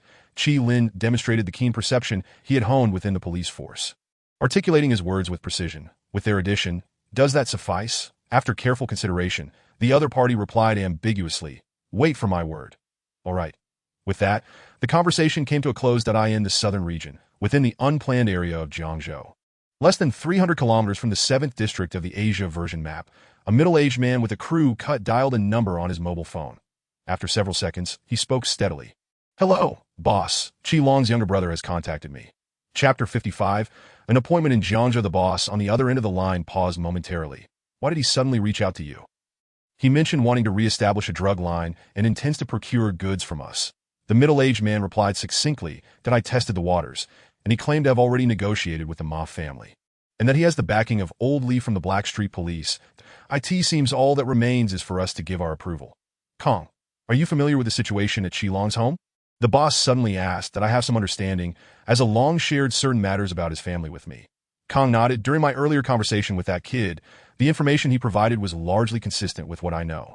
Additionally, some details can be verified, but certain nuances of life can only be elucidated by those who have spent considerable time together.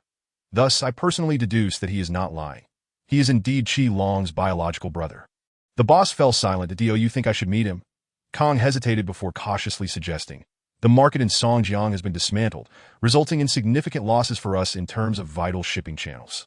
In less than 2 months, we have accumulated quite a stockpile here, so I believe it would be prudent to establish contact with him, that if he possesses the capability to accomplish the task, we could avoid the need to reorganize our operations in Songjiang in the future, but that's somewhat risky," the boss said, shaking his head slightly. "What if Qi Long's brother has already been co-opted by the Yuan family? If he were to deliberately mislead you, how would you respond?" "I'm not afraid of Yuan Hua from Songjiang. But I fear the pharmaceutical companies backing him. Kong replied that we have been undermining their market with our illicit drug production, which has drawn the ire of the Yuan family, the pharmaceutical companies, and various other entities that have been financially compensated. They would be eager to find us and eliminate us. That seems unlikely. Kong frowned. I have investigated the situation in Songjiang. This Qilong's brother, Qilin, is the one who killed Yuan Hua's close uncle and took down a high-ranking tiger, which forced him to flee from the 9th district. Such enmity is not easily resolved, is it? Does this Qilin have any family left? The boss inquired. Yes, he has an elderly mother and a younger sister. What if those two have already been taken under Yuan Hua's control? Could Qilin collaborate with them? The boss pressed. Kong fell silent upon hearing this, though we do not have comprehensive knowledge of the specific circumstances in Songjiang that if Qilin is currently under duress, then your appearance would undoubtedly draw attention. They need not act immediately. Merely following your line could lead them to us. The boss spoke with great caution. If we are exposed, given our current predicament, we would undoubtedly face annihilation when confronted by the pharmaceutical companies and their political connections. Upon hearing this, Kong felt a flicker of doubt that as long as we can maintain our drug production, we will never lack a market in this era. Right now, we appear weak compared to several officially recognized pharmaceutical companies, so we must tread carefully. First, we must prioritize survival, then seek growth, the boss advised softly. I do not recommend taking the risk of contacting Qilin. It would be best to lay low and temporarily abandon the Songjiang line. At this moment, Kong grappled with two conflicting thoughts. Firstly, his bond with Qilong was exceedingly strong. Otherwise, the latter would not have entrusted his contact information to his brother upon sensing potential danger. Thus, Kong wished to extend a helping hand to Qilin. Secondly, Kong held a pivotal role in this clandestine drug production team, managing the regional market, that if the Songjiang line were to be severed, he would not only face considerable financial losses, but also a decline in his status within the team. After much deliberation, he gritted his teeth and insisted, I believe Qilin poses no threat, for I have heard that Old Li from the Black Street has indeed clashed with Yuan Ko. Moreover, considerable effort was expended to establish the Songjiang line initially. I truly do not wish to relinquish it so easily. So, what does that imply? I wish to make contact with Qilin, Kong declared through gritted teeth. But rest assured, if the other side harbors ill intentions, I will terminate matters here and will not implicate the company. The boss remained silent for a while before softly responding.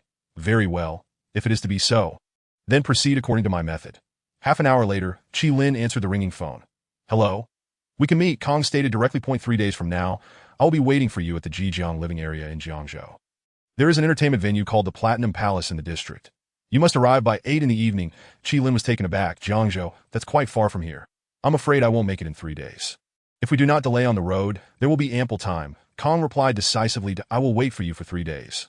All right, I understand. With that, Kong hung up the phone with a swift motion. In the room, Qinyu looked at Qilin, his tone urgent as he asked, So, what did he say? Agreed to meet, but in Jiangzhou, and he insists we arrive within 3 days. Qilin frowned in response. The timeline is a bit tight. Old Cat interjected with a curse. Jiangzhou is quite far from here, and we haven't met this person before. We're relying solely on a phone number that if the other side has any ulterior motives, it would be quite difficult for us to return safely. To Qilin, holding his phone, turned to the two and declared, regardless of whether the other party has laid out a feast or set a trap, I will definitely go. Otherwise, I will never have the chance to turn my fortunes around.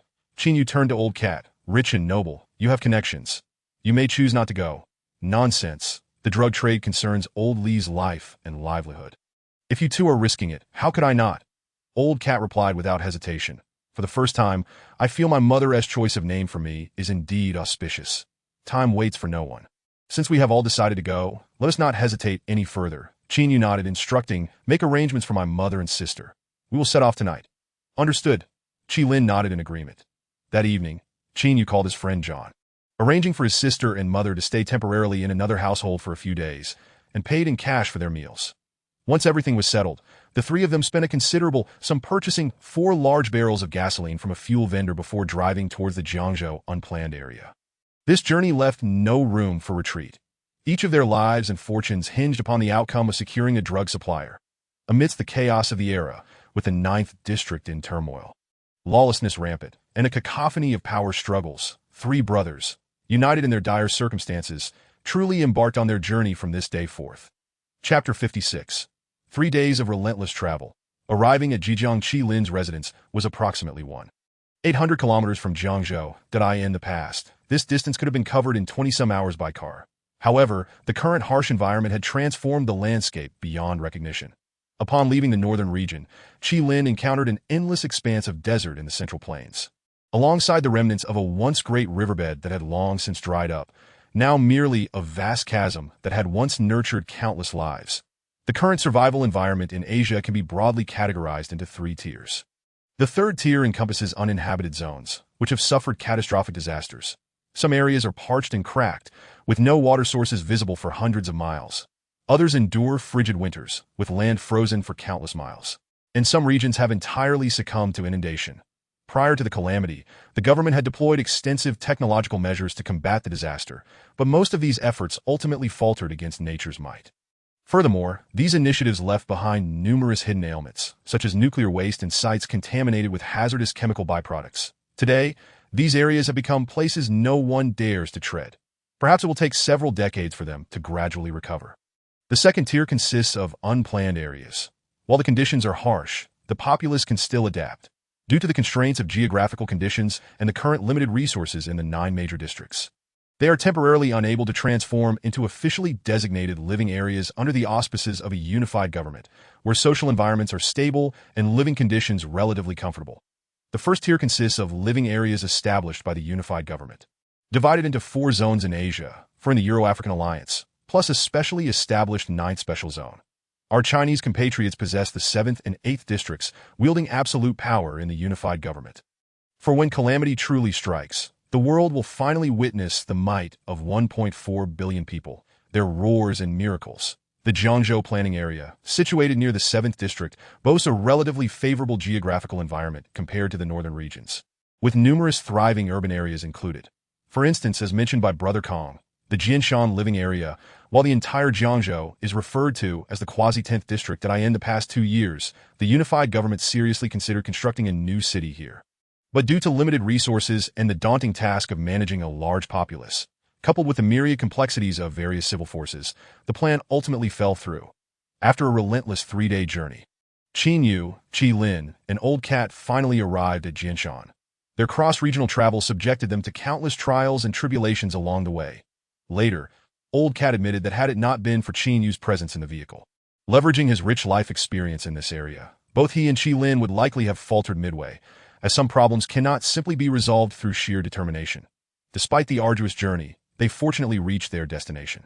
Upon entering Jianshan, the trio quickly consumed a warm meal, rested for a few hours, and as darkness fell, they hurried to the Buckingham Palace Entertainment City. The entertainment venues of this era are far more expansive, sophisticated and luxurious than the previous clubs, nightclubs, and KTVs. When people are struggling to satisfy their basic needs, there is little time for frivolous pursuits of song and dance, or the intoxication of wealth. The Buckingham Palace comprises only 3 floors, with over 20 private rooms, a dozen guest rooms, and a relaxation area akin to a light bar. Presently, very few individuals visit this place purely for leisure. The vast majority are engaged in business banquets and serious discussions. Due to the scarcity of resources, the cost of consumption has naturally escalated.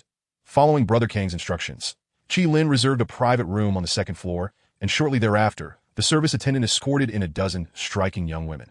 "Is this all the drinks we have?" the attendant inquired politely. "Yes," Lin nodded. "Then please choose your companions," the attendant grinned, adding, "We have all types here, skilled in singing and playing." The trio had come to discuss serious matters, and their minds were far from indulging in such leisure activities, so they politely declined, saying, "Let us wait a moment. We have guests yet to arrive."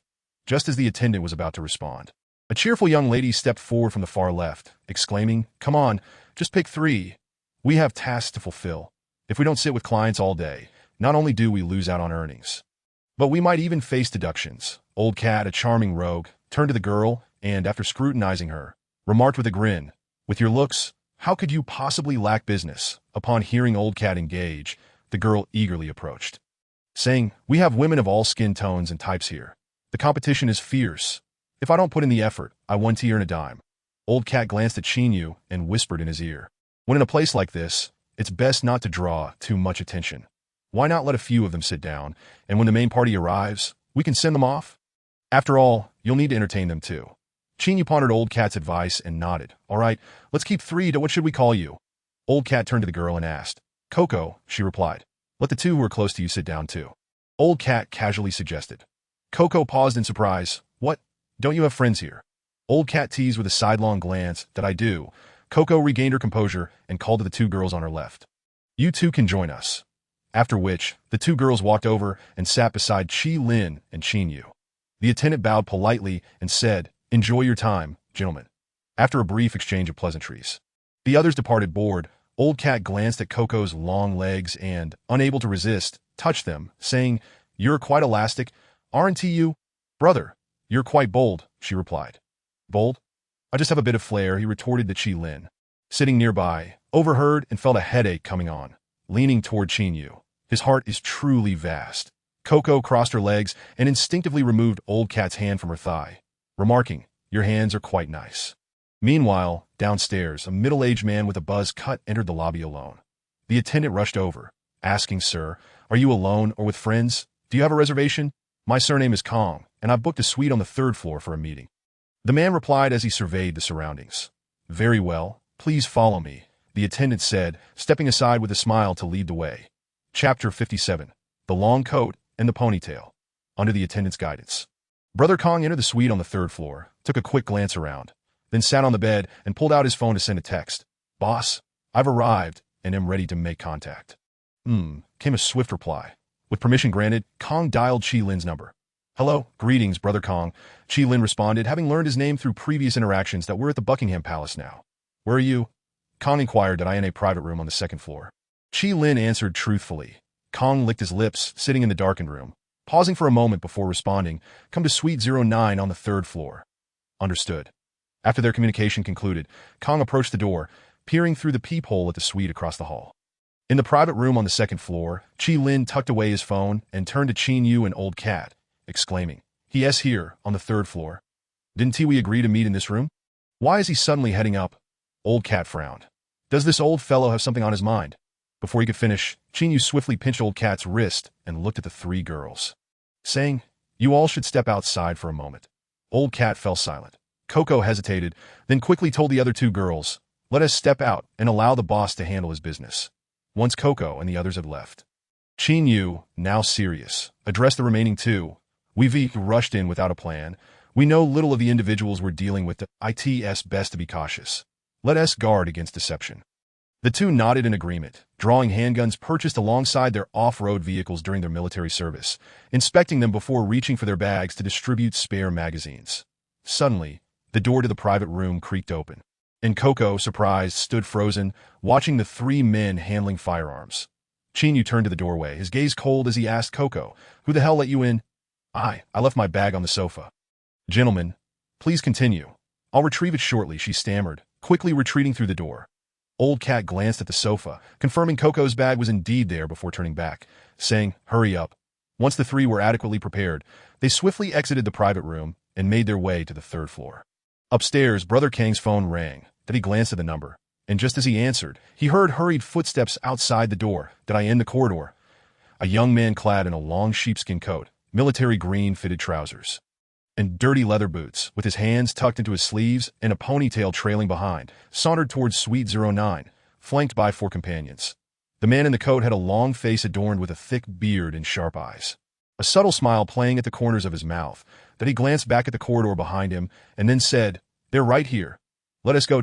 And no sooner had he spoken than his companions on either side quickened their pace toward the suite. Just then, from the direction of the 2nd floor staircase platform, a loud commotion erupted. Brown, I've given you all my capital. What is your meaning in treating me like this? Dear Wu, please don't act like a gambler. I am not a deity. I can't guarantee everyone profits. Nonsense. You set me up. Amidst the shouting from the 2nd floor platform, one of the men near the left turned to the man in the sheepskin coat and asked, Are we still going to do this? Ignore them. You all carry on, the coat-clad man replied, hands still tucked in his sleeves. With that, the two hastened their steps. On the 2nd floor platform, 3 middle-aged men were embroiled in a heated altercation with 3 Caucasians, yelling and cursing, reeking of alcohol. The staircase leading to the 3rd floor was narrow, and the commotion blocked Chin Yu and the others from ascending, observing that the opponents were inebriated and making a ruckus. Chin Yu reached out and nudged one of the Caucasian men, saying, Step aside, I implore you to refrain from such disrespectful language. Do you have any notion of the exorbitant cost of my suit? Kindly remove yourself from my presence. The arrogance of the Caucasian is utterly astounding.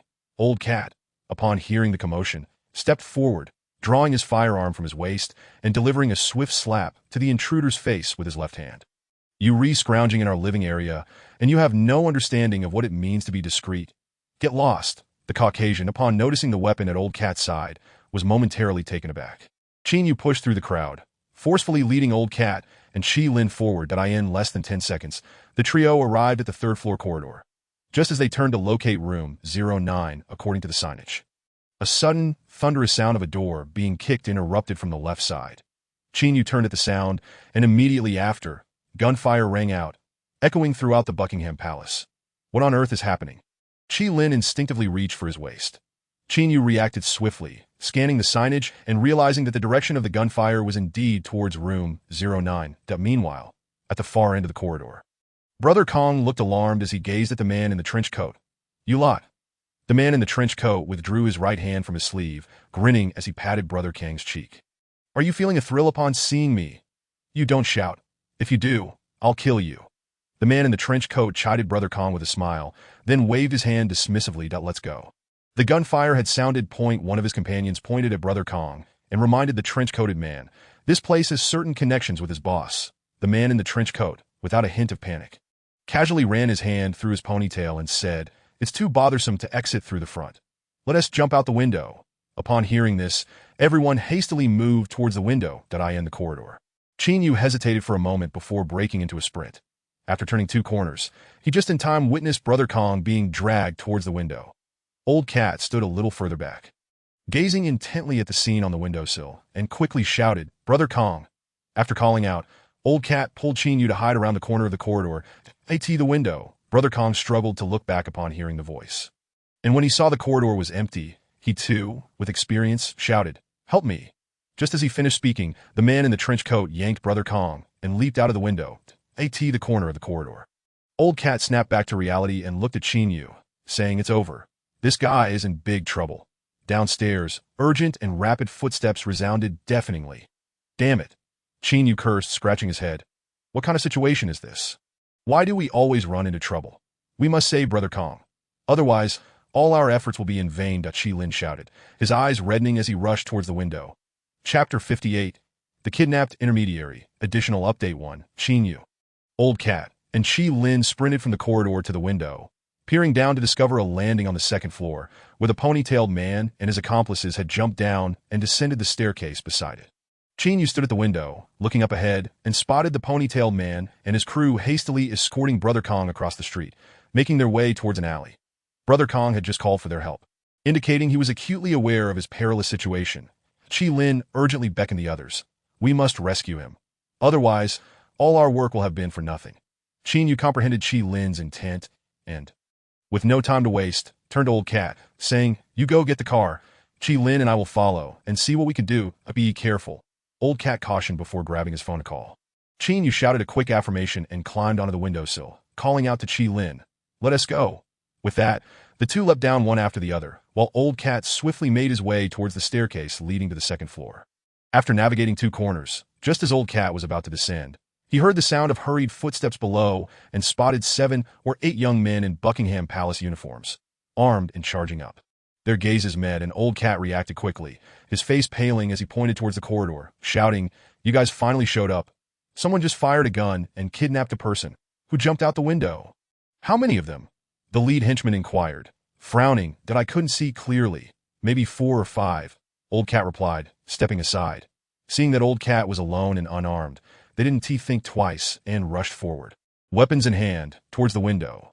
Wiping the sweat from his brow, Old Cat cursed under his breath as he hurried down the stairs. Damn, life has suddenly become so thrilling behind Buckingham Palace after rushing out of the chaos.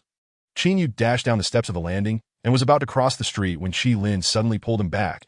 It seems they haven't noticed anyone following them. Let us not charge in recklessly. We should stay close and observe before making a move. Taken aback, Yu turned to Shi Lin and replied, I understand. After a brief exchange, they swiftly crossed the street and entered the alley. The power supply system in the designated area was already in disarray, and most of the residential areas plunged into darkness after 10 at night, let alone this unkempt alley. Thus, Yu and Shi Lin walked slowly within the alley. only able to discern distant silhouettes. Yet it was equally challenging for the others to spot them. Maintaining a safe distance, they followed without incident. The alley was somewhat narrow, and after approximately 200 meters and 2 more turns, they finally reached the the street corner of the alley. An old pickup truck idled, and the ponytail man had just arrived with Brother Kong, pressing a gun against his head that a young man in a black leather jacket approached from the left, engaging him in hushed conversation. Due to the distance, Qin Yu and Qi Lin could not make out the details of their exchange, but they sensed that this group was preparing to leave. Should we rush in to rescue him? Qi Lin asked, furrowing his brow. Qin Yu, illuminated by the truck's headlights, could clearly see the ponytailed man and his crew, thus he shook his head in response. I don't think these individuals are to be trifled with. They're clad in leather jackets and combat boots, likely accustomed to operating in desolate areas. Moreover, we only have 2 small handguns, in close quarters. We can't predict what they might draw. After a moment of contemplation, Qi Lin gritted his teeth and said, if this operation fails, I can always return to the designated area. An old cat has Li Si to look after him, so he'll never have to worry about survival. But what do I have? My continued existence relies on the 2 of you. The drug line is my only chance for a turnaround. I must risk everything. Qin Yu was taken aback by his words. Even if he pulls out a mortar, I'll still stand my ground against them, that Qi Lin resolved and stepped forward, gun in hand. Declaring, I'll open fire first to be by the roadside, the ponytail man pulled out a stack of cash from his trench coat and tossed it to the young man in the black leather jacket, saying, thanks for the help. I'll see you around and don't mention it, Brother Xiong, that if you need anything, just give me a call that it's crowded here. I'll take my leave now. The young man in the black leather jacket nodded and bowed slightly. In the alley, Qin Yu and Qi Lin proceeded side by side, their eyes firmly fixed on the ponytail man, ready to pull the trigger at any moment. 15 meters, 10 meters, the distance closed. Qin Yu looked up at Qi Lin and quietly instructed, we can't engage directly. I'll take out the 2 bystanders, and you can abduct the leader. Understood, Qi Lin replied, bending down as he prepared to sprint. Just then, an urgent phone ringing pierced the air by the roadside. The ponytail man suddenly turned around upon hearing the ringing. 2 minutes earlier, Old Cat had burst out of the chaotic Buckingham Palace, swiftly crossed the street, and jumped into a car. With a roar, he turned the ignition and reached for the gear shift, heading towards the back of the entertainment city. Suddenly, a dazzling young woman sauntered over from behind the car. Opening the passenger door, Old Cat turned, momentarily stunned. The girl, with a fragrant aura, settled into the passenger seat and casually closed the door, saying, hey there, tonight I'm going with you. Wait, who are you? Old Cat, recalling the name of the girl who had just been drinking with him in the private room, stuttered, Coco. Wow, you remember my name. Coco replied with a smile. Old Cat, not wishing to engage in idle banter, frowned and urged, you need to get out of the car. I'm not in the mood tonight. What is the rush? Coco asked, leaning closer to Old Cat. That I said to get out. Old Cat shouted urgently, I have something to attend to. Planning to slip away after a successful job. Are we? Coco inquired, her expression turning serious.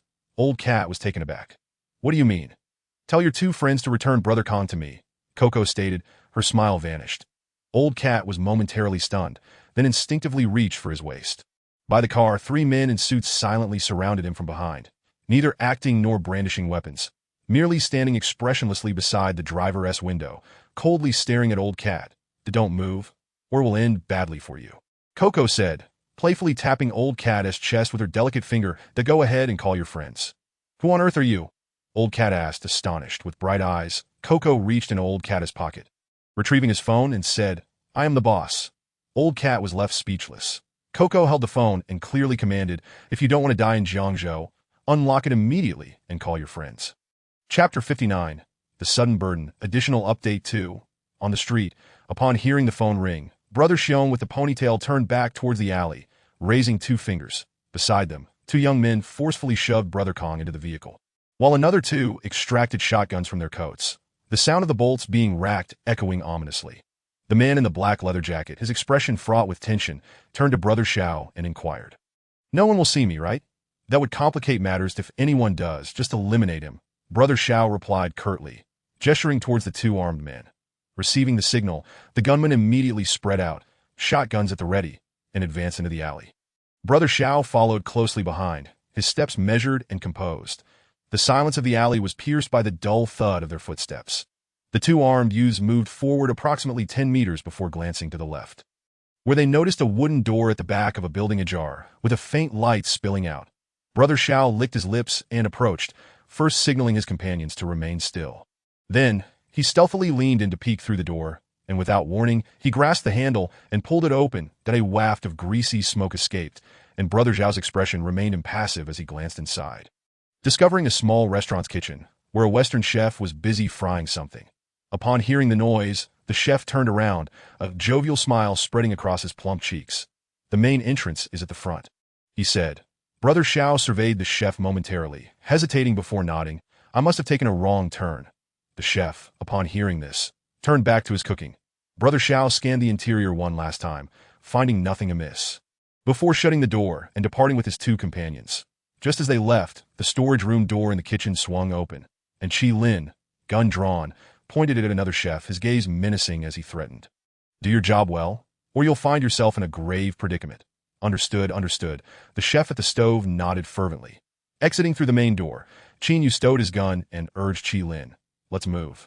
On the street, Brother Xiao settled into the car and turned to the young man in the black jacket, saying that was just the kitchen of a restaurant. "It seems one of the staff came out to make a phone call." "No need to worry, Dado. That's a relief." The young man exhaled in relief. "That if there's a need to make a call, feel free," Brother Xiao added casually before slamming the car door shut and commanding, "Let's go." The driver shifted into gear, flooring the accelerator as they sped away. Once the vehicle had vanished from sight, the young man excitedly retrieved the money Brother Xiao had given him, counting it with a mixture of glee and anticipation. At the front entrance, Qin Yu, walking briskly with his head down, remarked, "These people have inside help. Otherwise, they wouldn't have executed the operation so efficiently." The young man in the black jacket, Qi Lin, quickly turned his head. "The staff at the restaurant? Definitely that he just received money," Qin Yu affirmed. "What are you implying?" "I'll call Old Cat and have him come over in a car." Upon hearing this, Qin Yu pulled out his phone and dialed Old Cat's number. Seconds later, the call connected, and Qin Yu immediately erupted. "Tiger, is that you? Knowing we were busy, you still had the audacity to call, nearly getting us killed. Why the outburst?" "Your friend can't take calls right now."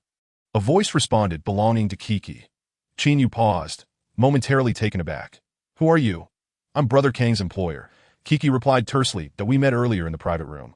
With a sharp memory, Qin Yu quickly recalled her voice and asked, "You re the one who came back for the bag?" "Indeed. But what is your point?" Qin Yu found himself at a loss that how long is gone. "We were about to abandon the Sunjiang lead. But Brother Kong insisted on helping you, and you all went and violated the rules," Kiki said, her brows furrowing lightly. "Return him to me. I want one of your friend's legs, and then we can consider the matter concluded." After a moment of bewilderment, Qin Yu emphasized, "You're placing a heavy burden on us. Whether it's your responsibility, you know in your heart." "Nonsense. Brother Kong isn't with us. He was abducted by others," Qin Yu insisted. His gaze fierce that we hadn't even had the chance to meet him. "Brother Kong was supposed to meet you tonight. The location and time were known only to you and us." Keek's icy voice cut through. "The moment you brandished your weapons and ascended the stairs, he was in peril. You expect me to believe you had no part in this?" Qin Yu found himself at a loss for words, his frustration simmering dangerously. "That I don't care if you're connected to the Yuan family or some pharmaceutical goons. If Brother Kong comes to harm, I assure you, you won't even know where to bury this kid tomorrow." "It really wasn't us," Qin Yu nearly shouted in exasperation, "but we came here to secure a supply channel." Kiki lightly drummed her fingers against her leg, pondering for a moment before responding, "We lack a foundation of trust." "Your words are hard to believe. How about this? If you assert that this matter has nothing to do with you, come find me, and we can discuss it face-to-face. The deal? You take me for a fool? You don't trust me now. Do you think seeing you will change that?" Qin Yu retorted, his brows furrowed, "That if we end up in your hands, what will be left of our heads? You neither return the person nor dare to meet. Do you think I'm just some barmaid?" Kiki sneered coldly. "Then there's nothing to discuss. Tomorrow I'll tell you where to burn paper for your friend." "Wait." Qin Yu's forehead dripped with sweat. "Give me some time.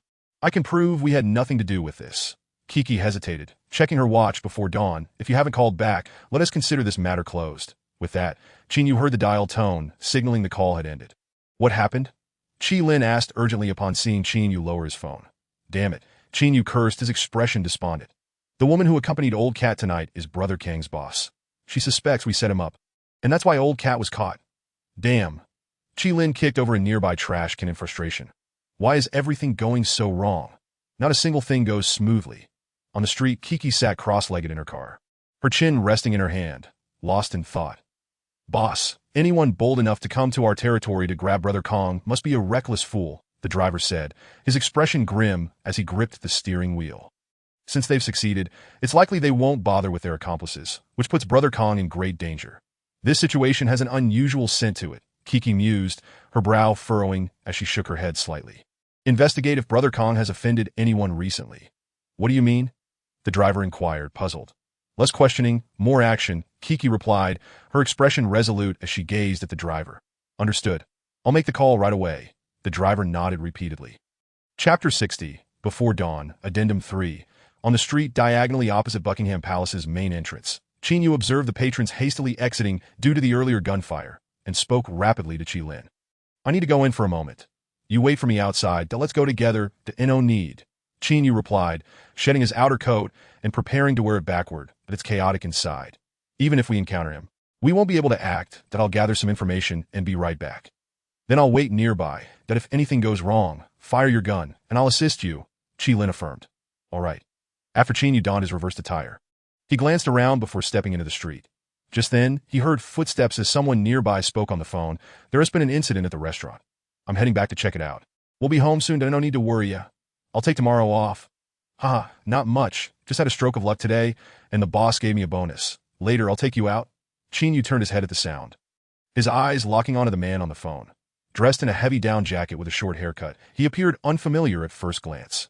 Yet, Qin Yu deduced from the man's pants, physique, and mannerisms that he was indeed the same individual who had spoken with the ponytailed man earlier.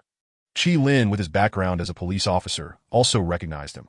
After a brief pause, Qin Yu turned and whispered to Qi Lin, "This saves us trouble. No need to go inside, I'll handle it," Qi Lin replied, quickly striding forward. Once the man in the black jacket hung up, he prepared to cross the street towards the restaurant's main entrance.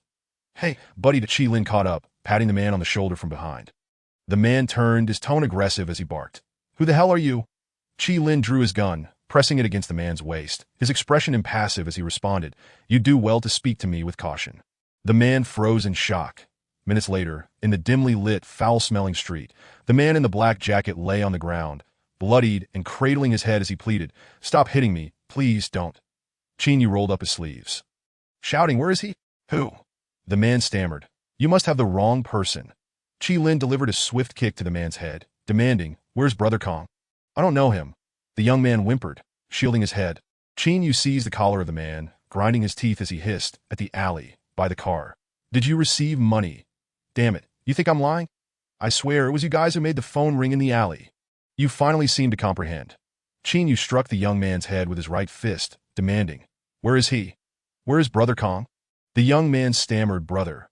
I am merely the messenger." Bang, Qin Yu, having entirely lost his patience, forcefully shoved the youth aside, raising his right leg and, with lightning speed, aimed a kick at the left knee of the young man's leg. Crack. The sound of dislocated bones echoed instantly to a wretched scream reverberated through the alley as the young man knelt, clutching his knee, and cried out, "Stop. I'll tell you. The one who kidnapped him is Brother Xiao. He came from the no man's land, lazy that he works for the Li family in Jiangzhou. I don't know why they targeted Brother Kong, but he might have been taken to the north of Jinshan." "Speak accurately," Qi Lin shouted, hands on his hips. Yes, Brother Kong was indeed taken to the north of Jinshan. I am certain. I overheard their conversation." The youth dared not argue further, his forehead hitting the ground, his tone now tinged with a sob in a certain cargo yard on Zhongxing Street in Jinshan. Old Cat sat on a chair with his pants wedged in his crotch, his bare buttocks barely resting on the edge, beaming at Kiki's sister. "There has been a misunderstanding. We are here for business. Not for kidnapping. To be frank, I'm a police officer, a decent person. How could I possibly engage in Lazy's work and abduction? Are you decent?" Kiki removed the hair tie from her wrist, letting her hair cascade elegantly. "You certainly weren't in that state in the private room." "I was indeed a bit unscrupulous then, but I never treated you like a service worker." Before he could finish, Kiki grasped Old Cat's chin, looking down at him. "Don't try to sweet-talk me to buy time. I am not. Tell me the truth. Are you here for Brother Kong?" "We genuinely came to make friends." Old Cat insisted, glaring. "My brother Qi Lin's elder brother is in the hands of the Yuan family.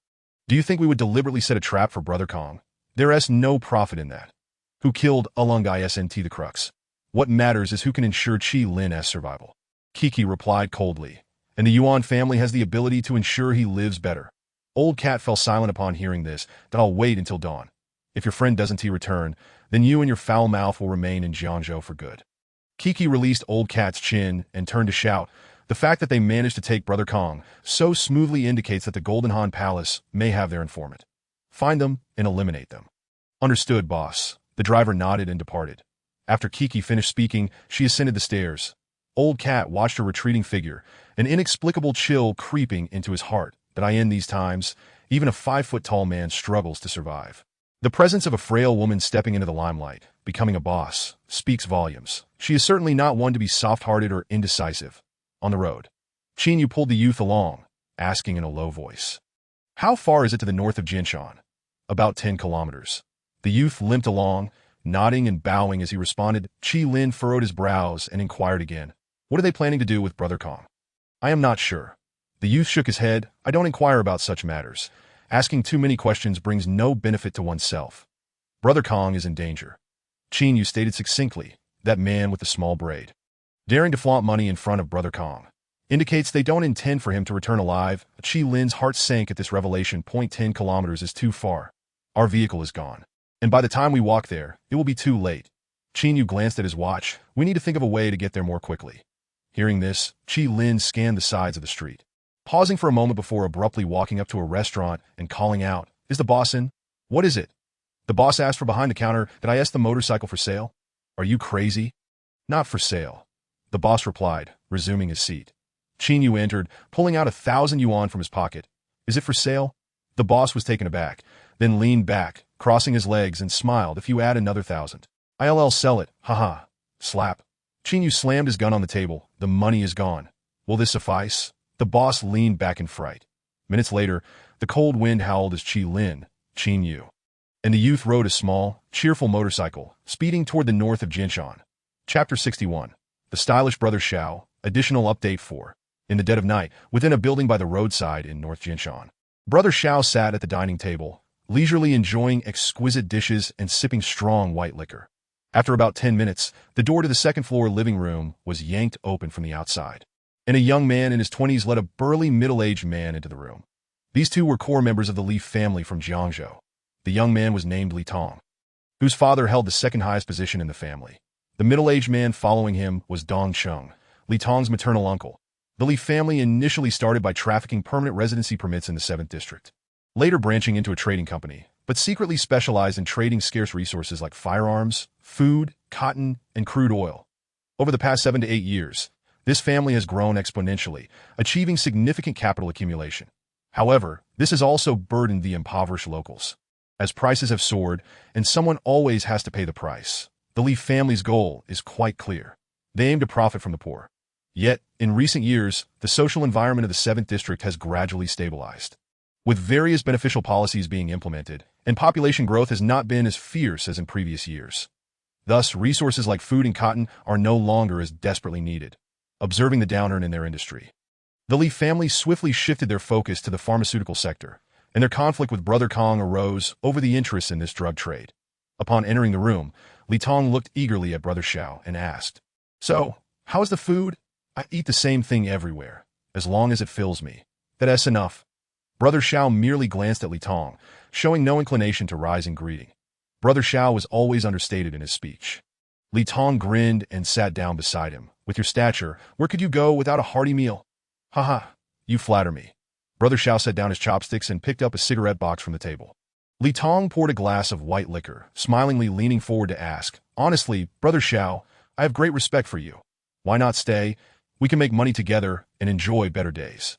"Thank you for your kindness," Brother Xiao replied, lighting up a cigarette and fixing his gaze on Li Tong. "But my heart is not in this, so let us keep things straightforward." Dong Cheng interjected, "Think it over. Being wild outside isn't as comfortable as having a stable job in one place. If you stay, I'll personally speak to my brother-in-law and ensure you receive at least 300,000 in dividends a year. It's not about the money. I want to go to the 9th district." Brother Xiao waved his hand dismissively. "What a pity," Li Tong sighed, raising his glass without pressing further. "Brother Xiao, since you wish to leave, I want to keep you if you need anything in the future. Just call out. You know what kind of person I am." "Understood." Brother Xiao crossed his legs, took his glass, clinked it with Li Tong's, and downed it in one gulp. "Uncle, give Brother Xiao his money." Li Tong set down his glass and called out, Dongqing nodded and stepped into the inner room. Less than 3 minutes later, he returned with 10 bundles of yuan, placing them on the table. Brother Xiao was taken aback. I thought we agreed on 50,000. The remaining 50,000 is my personal contribution for your travel expenses. Li Tong replied with a smile that you are being too kind. It makes me uneasy. Brother Xiao chuckled, picking up 5 bundles of cash and weighing them in his hand, saying, Haha, little brother, I appreciate your goodwill, but this 50,000 is what I deserve, and the other 50 is a favor. Money is easily spent, but favors must be repaid. I'm accustomed to my leisure and dislike owing anyone ditto. Next time we meet, I'll treat you to a meal that Li Tong was taken aback. Brother Xiao, you're being too formal that a man has his own character. Brother Xiao tucked the money away, his hands habitually slipping into his sleeves. Well then, I'm off that I'll see you off that I no need. I remember the stairs down.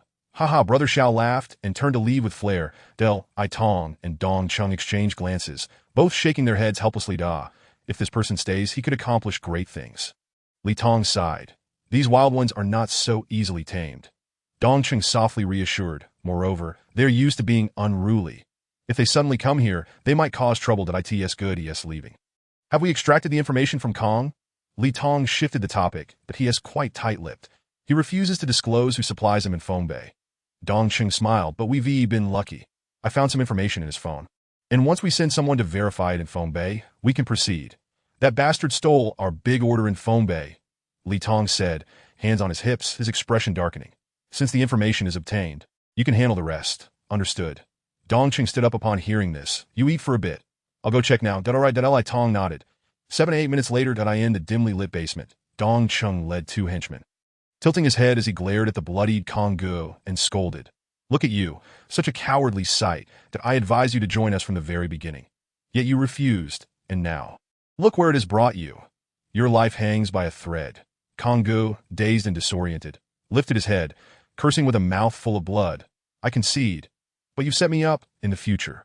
You must be wary of my employer. Employer? Who? That girl named Kiki. Dongqing chuckled, crossing his arms behind his back mockingly. Fine. I'll remember that I'll find an opportunity to guard her in bed.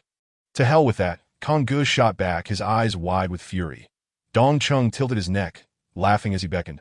Let us get to business. As the words left his mouth, the 2 men behind him drew their knives, stepping toward Konggu.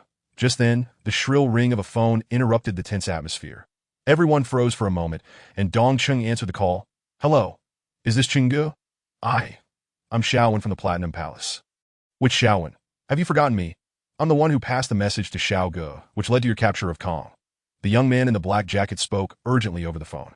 I see. Dongqing gestured for the 2 young men to hold off on Konggu and stepped outside to inquire. What is going on? Why the sudden call? After Kong Ji's incident, the higher-ups are anxious. They seem to know it was you who did this. That woman has somehow leaked information, and people are heading towards Jianshan North. The urgency in the young man's voice was palpable. There are quite a few of them, and they are coming with the intent to fight. My advice is for you to lay low for a while. Is the information reliable? Dongqing asked. Absolutely. Okay, understood. Dongqing nodded. Thank you, Xiaowen. You're welcome, Qinggu. All right then. The 2 ended the call. In the vacant yard across the street, Qingyu paced anxiously, eyeing the opposite side of the road, licking his lips as he said, Get ready, we're going to have to fight hard this time. Qi Lin furrowed his brow and questioned, Do you think this plan will work? If they succeeded, they wouldn't need to fight. Qingyu replied firmly, They will definitely come out. Just trust me. Chapter 62, A Clash with the Li family of Jiangzhou. The reason the young man in the black jacket suddenly called Dongqing was entirely due to Qingyu's insistence, and the latter acted out of desperation. Currently, Qingyu had only Qi Lin by his side, and they were completely in the dark about the enemy's strength, organization, or the situation inside the building. Charging in recklessly would be far too risky. Even if they were to fight, they couldn't act blindly.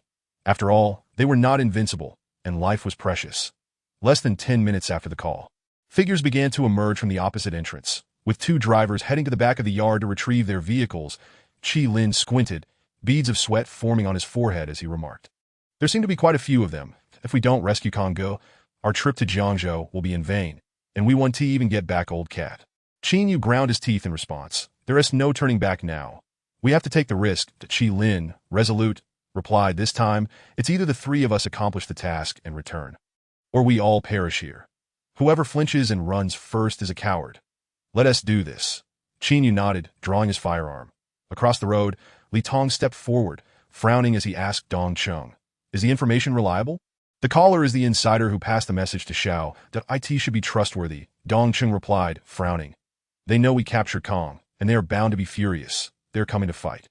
Our task has been accomplished, and there is no need to engage with them directly," Li Tong responded, hands clasped behind his back. "Call the local security forces. When they arrive, let the authorities handle it."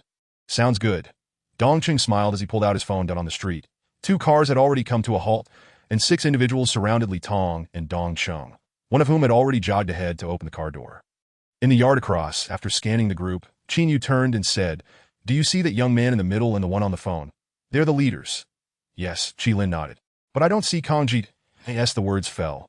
2 more figures burst from the building, carrying a large black bag, which they stuffed into the trunk of the CRS. There a person in that bag.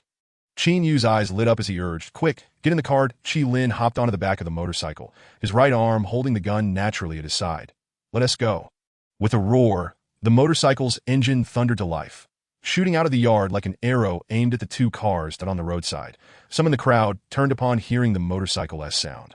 But the vehicle was too swift, and the gunfire erupted just as quickly. Bang, bang. Qi Lin, seated on the back, was the first to fire, aiming the gun at the crowd. "Someone," Dong Chung shouted, reaching out to pull Li Tong, who had just arrived at the car's side. Thud. The motorcycle collided heavily with Li Tong's waist, sending him crashing against the car door with a grunt. Qin Yu slammed the brakes, dismounted, and forcefully grabbed Li Tong by the collar. Qi Lin dismounted the motorcycle, gun trained on Dong Chung, shouting, "Nobody move! Back off!" The sudden turn of events left everyone stunned, and they instinctively drew their weapons. That Li Tong, struck by the motorcycle, felt a sharp pain in his lower back. Beads of sweat forming on his forehead as he leaned against the car door, grimacing. Qin Yu dismounted, clutching Li Tong close, and brandished a green fuse, shouting, "I have explosives on me. If anyone takes a step forward, I'll detonate it." Seeing the fuse, several individuals immediately retreated a few steps, dispersing their formation. "Are you from the Yu family? There aren't too many of you here, are there?" Li Tong inquired, propping himself up with his right hand. "We have no ties to the Yu family," Qin Yu replied, sweat beading on his forehead, "but Kong-gu was taken by you, and we've unwittingly borne the blame that we've come to reclaim our honor." "Are you coming for Shao Kong?" "Yes." Qin Yu nodded. "That if Shao Kong comes with us, there won't be any explosions, and your lives won't be at stake." The Qi Lin pressed his gun against Dong Chung, shouting at the crowd, "Can't you understand? Step back and raise your hands." Suddenly, Li Tong, leaning against the car, burst into laughter, his eyes fixed on Qin Yu. "Brother, you really have to bear this blame." Qin Yu was taken aback. "You read too late. Shao Kong is gone," Li Tong added, feigning calmness. "That you're talking nonsense." Qin Yu felt a jolt of fear, his face paling as he replied, "Don't play tricks on me. If I can't clear my name, I'll make sure to drag 2 of you down with me." "See? You don't believe me," Li Tong remarked, glancing at Qi Lin. "The person is in the trunk." Upon hearing this, Qin Yu's ominous premonition intensified. He tugged at Li Tong, hesitating momentarily before stepping back towards the car, slowly approaching the trunk and opening it with one hand. Inside, the black bag emitted a strong metallic scent of blood. Qin Yu swallowed hard and pulled back the opening of the bag. Kong-gu lay inside, unrecognizable, with 2 gaping wounds in his throat, blood still oozing forth. Qi Lin, holding Dong Chung at gunpoint, sensed Qin Yu's prolonged silence and trembled as he asked, "How? How is he? He's gone." Qin Yu's face turned ashen as he responded, "Damn it." Qi Lin's emotions erupted, the pent-up rage, resentment, and despair flooding his mind. At the rear of the car, Li Tong raised his hands, a smirk on his face as he coaxed, "Brother, you see, he has gone. You 2 probably can't clear your names now either. How about this? You put down your guns and we can sit down and talk." Bang! Qin Yu slammed his right hand against Li Tong's head, forcefully knocking it against the car door as he shouted, "What is there to talk about?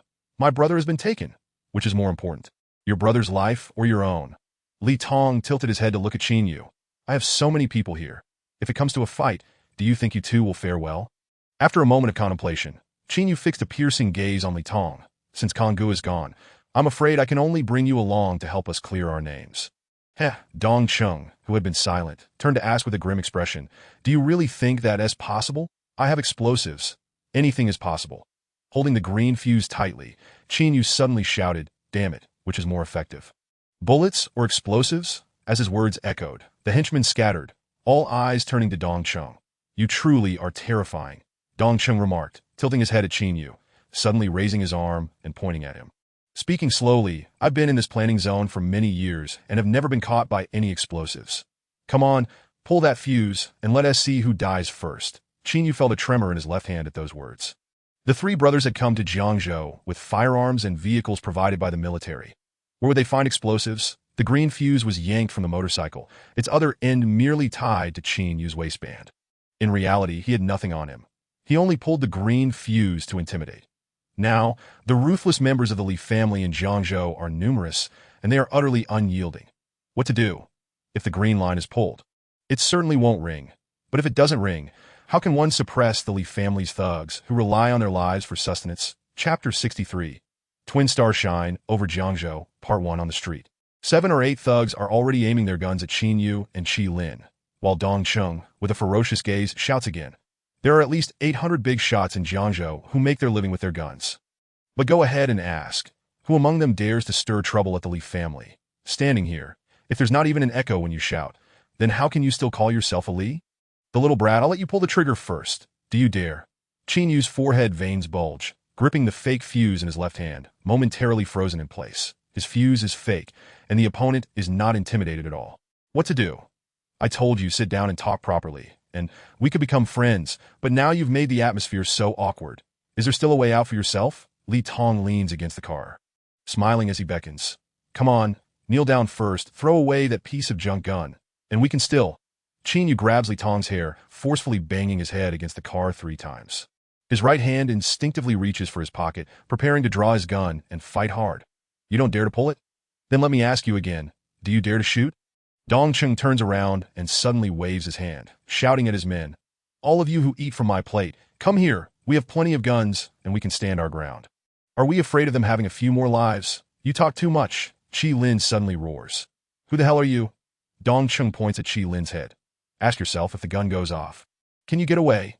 If I can't get away, then I'll just be buried here in Jiangzhou. What of it? Qi Lin yells back, abruptly pressing his left hand against Dong Cheng's head, the gun barrel directed downwards.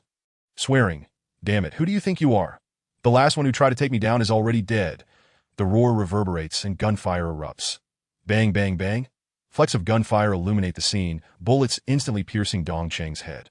Everyone present is stunned. Li Tong, who had just felt an advantage, stares wide-eyed as he sees his own uncle collapsing in a pool of blood. Little you, get in the car. Qi Lin releases Dong Cheng's head and strides forward. Kill him! Li Tong instantly loses his sanity and shouts. The chaotic gunfire erupts, with Qi Lin standing by the roadside, not dodging or evading, firing at the 2 closest to him. The 2 sides exchange fire at close range.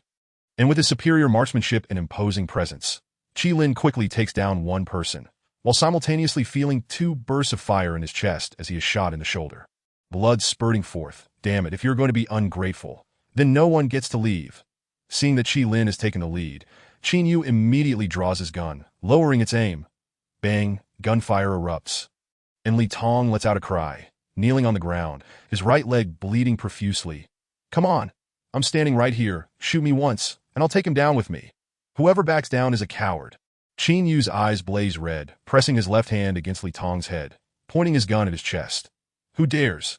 Come on, step forward. Not far away, the 5 or 6 scattered thugs look on in panic at Dong Cheng's corpse on the ground and the already injured Li Tong. Don't mind me, just kill him. Li Tong screams like a madman. Hearing this, Qi Lin turns back, aiming his gun at Li Tong's thigh, his eyes bulging as he bellows. Leave Songjiang. I've lost my brother and home. I've faced countless dangers to come to Jiangzhou, and if this doesn't work out, I'll lose another brother. You think you can scare me? I'm down to just 1 life now. If I don't fight today, I might not survive tomorrow. Don't talk to me about the Li family in Jiangzhou. Even if you're the head of a special district, if you dare choke me today, I'll take him down with me. As his words fall, 2 more gunshots ring out on the street. Li Tong's right knee is shattered by a bullet, causing him to roll on the ground in agony. Instantly losing consciousness, the Qi Lin suddenly turns around, gun aimed down, coldly observing everyone. Who is a warrior? Damn it, I'm asking who is a warrior? Who has it harder than me? Anyone. His words linger in the air, and not a single armed thug dares to step forward. No one. Then let us go. Qin Yu pulls Li Tong by the collar. Let us go. Qi Lin, you drive. 10 seconds later, Qi Lin starts the car. And after Qin Yu fires 3 shots into the crowd, the two leave in a disheveled state that on the road, Li Tong lies unconscious in the back seat, his thigh bleeding profusely, while Qi Lin drives. Staring blankly at the windshield, not uttering a word. Qin Yu takes a couple of deep puffs from his e-cigarette, immediately shedding his jacket and tearing at the inner lining, saying, "Take off your vest. You've been hit on the shoulder." "Hurt? Am I hurt?" Qi Lin hadn't even noticed he had been shot. "Keep driving, don't move, I'll take care of it." Qin Yu reaches out to unbutton Qi Lin's shirt. The car travels through the quiet and dark streets. The two brothers, one driving and the other tending to the wound, remain silent. After a long while, the car leaves Jinshan North, and Qin Yu hands the e-cigarette to Qi Lin. His voice hoarse. "You've changed so much since before. Life hasn't given me a chance to choose." Qi Lin replies flatly, his voice gravelly. "After Songjiang, after Jiangzhou, I've come to understand a few things." "What?" Qin Yu inquires. "For someone like me, without a backer, burdened with responsibilities, the only advantage I have in this era is that my worthless life can be exchanged for someone else's good life. Or for their riches." That Qi Lin turns his head, staring blankly at Qin Yu.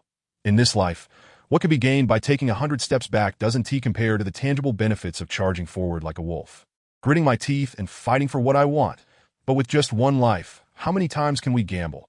Qin Yu stares blankly at the windshield, asking, "For me, Qi Lin died when we were in Songjiang. From now on, every day is a game." Qi Lin smiles as he finishes speaking, suddenly stepping on the gas. Approaching 3 in the morning at the main entrance of Buckingham Palace, Qin Yu yanks open the car door, leaning down to say to Qi Lin, "You're hurt. I'll handle the rest." Qi Lin looks down, pressing on the wound on his shoulder. "Be careful." "I'm fine." Qin Yu tosses back a casual remark. Turning and striding towards the main entrance, a few minutes later, in the lobby of Buckingham Palace. "Sir, you are? I'm looking for your boss." Qin Yu replies, leaning against the bar with a smile, "That I have some business to discuss." "Have you made an appointment with him?" "No, just tell him I'm from Zone 9. All right, please wait a moment." The other person nods. After a short while, Qin Yu is led by 3 thugs into the top-floor office. In the spacious lounge, a middle-aged man in his 40s, wearing a checkered shirt, sits on the sofa watching a program on the streaming platform, not raising his head as he asks, "From Songjiang? I don't recall having any business with that place." Qin Yu swaggeringly walks over, sitting beside the middle-aged man. "Call Coco and tell her you found out who captured Brother Kong." The middle-aged man pauses at this. "Who the hell are you?" "Slap." Qin Yu delivers a hard slap. "I told you to make the call." "Damn it." The middle-aged man curses, and the 3 youths beside the sofa step forward to take action. Qin Yu leisurely raises his arm, pointing at the middle-aged man. "If you touch me, Brother Kong will die immediately." Chapter 64. Twin Stars Shine Over Jiangzhou, Part 2. The middle-aged man observes Qin Yu coldly for a long moment before lowering his head to pull out his phone. Around 4 in the morning, 2 hybrid cars stop at the entrance of Buckingham Palace. Coco steps out, wearing a woolen coat that accentuates her alluring figure as she approaches the main entrance. Speaking urgently on the phone. "Yes, it was Old Bai who called me, saying he figured out Brother Kong's whereabouts. Yes, I've arrived, and we'll meet soon. All right, we'll talk in a bit."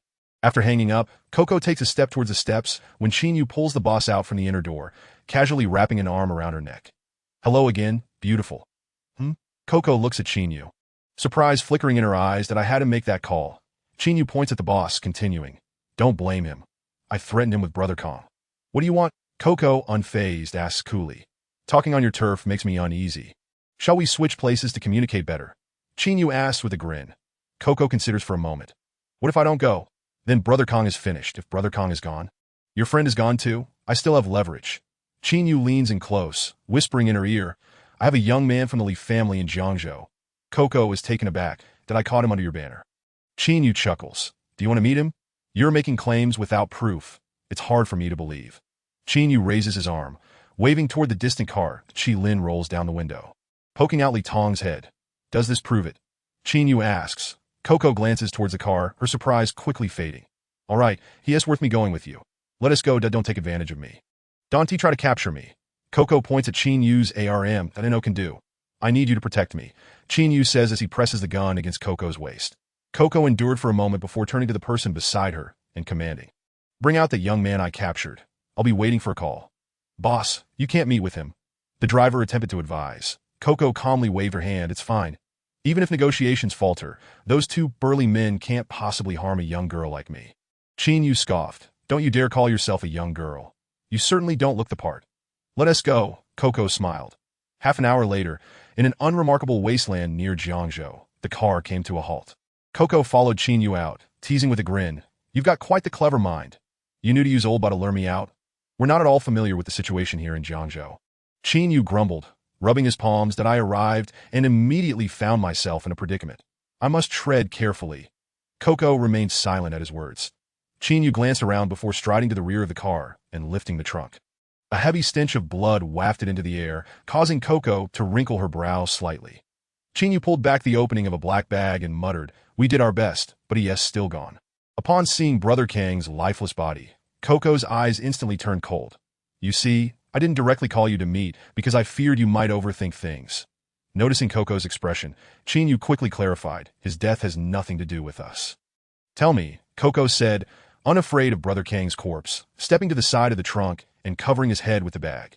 Qin Yu organized his thoughts and explained the situation to Coco in detail.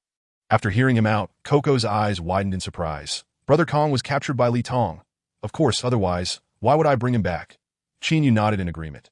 Though I couldn't save him, Li Tong is enough to prove that this matter is unrelated to us. Coco silently glanced back at the gagged Li Tong inside the car, pacing in place twice before stating, I will release your friend shortly. Let us consider this matter closed. That one do. Qin Yu shook his head. I came here to take over the drug line business that I never agreed to Brother Kong continuing his dealings in Songjiang. Coco calmly rejected. Your side is too chaotic. There are many with authority on the ground.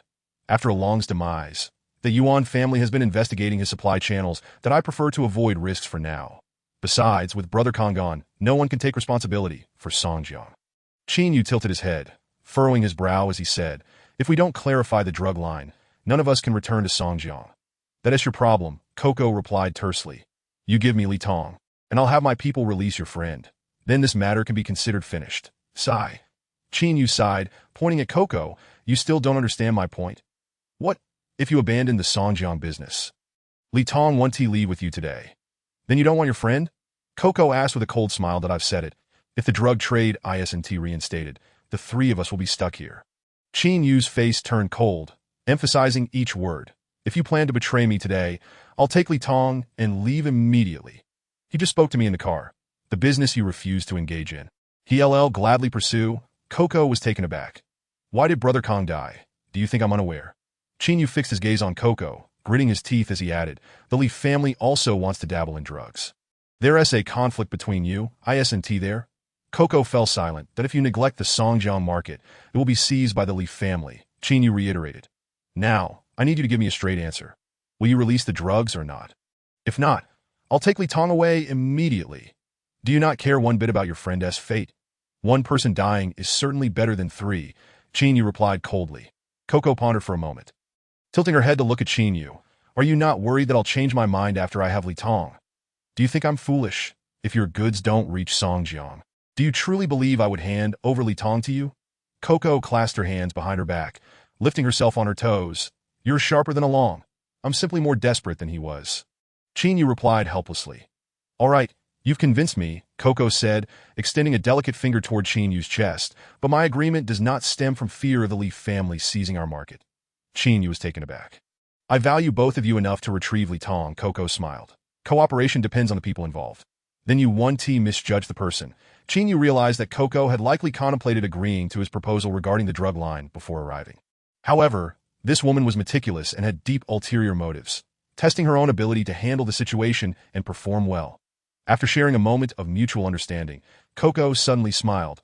What you said earlier was a bit hurtful. What? Qin Yu was taken aback. Here. Coco pulled out her phone from her pocket and handed it to Qin Yu. That he hesitated for a moment before accepting the phone, only to discover that the screen displayed an ongoing call. The call is connected. Go ahead and speak, Coco reminded him. Furrowing his brows, Qin Yu answered the phone. Hello? Hello, you son of a bitch. Damn you, Qin Yu. I've misjudged you. You constantly shout brother but sell me out behind my back. Saying one person dying is better than three, damn. Why don't you go die instead? Old cat rage in this world when making connections, don't befriend dogs. I've truly grasped this lesson. Qin Yu was left sweating and covered the receiver.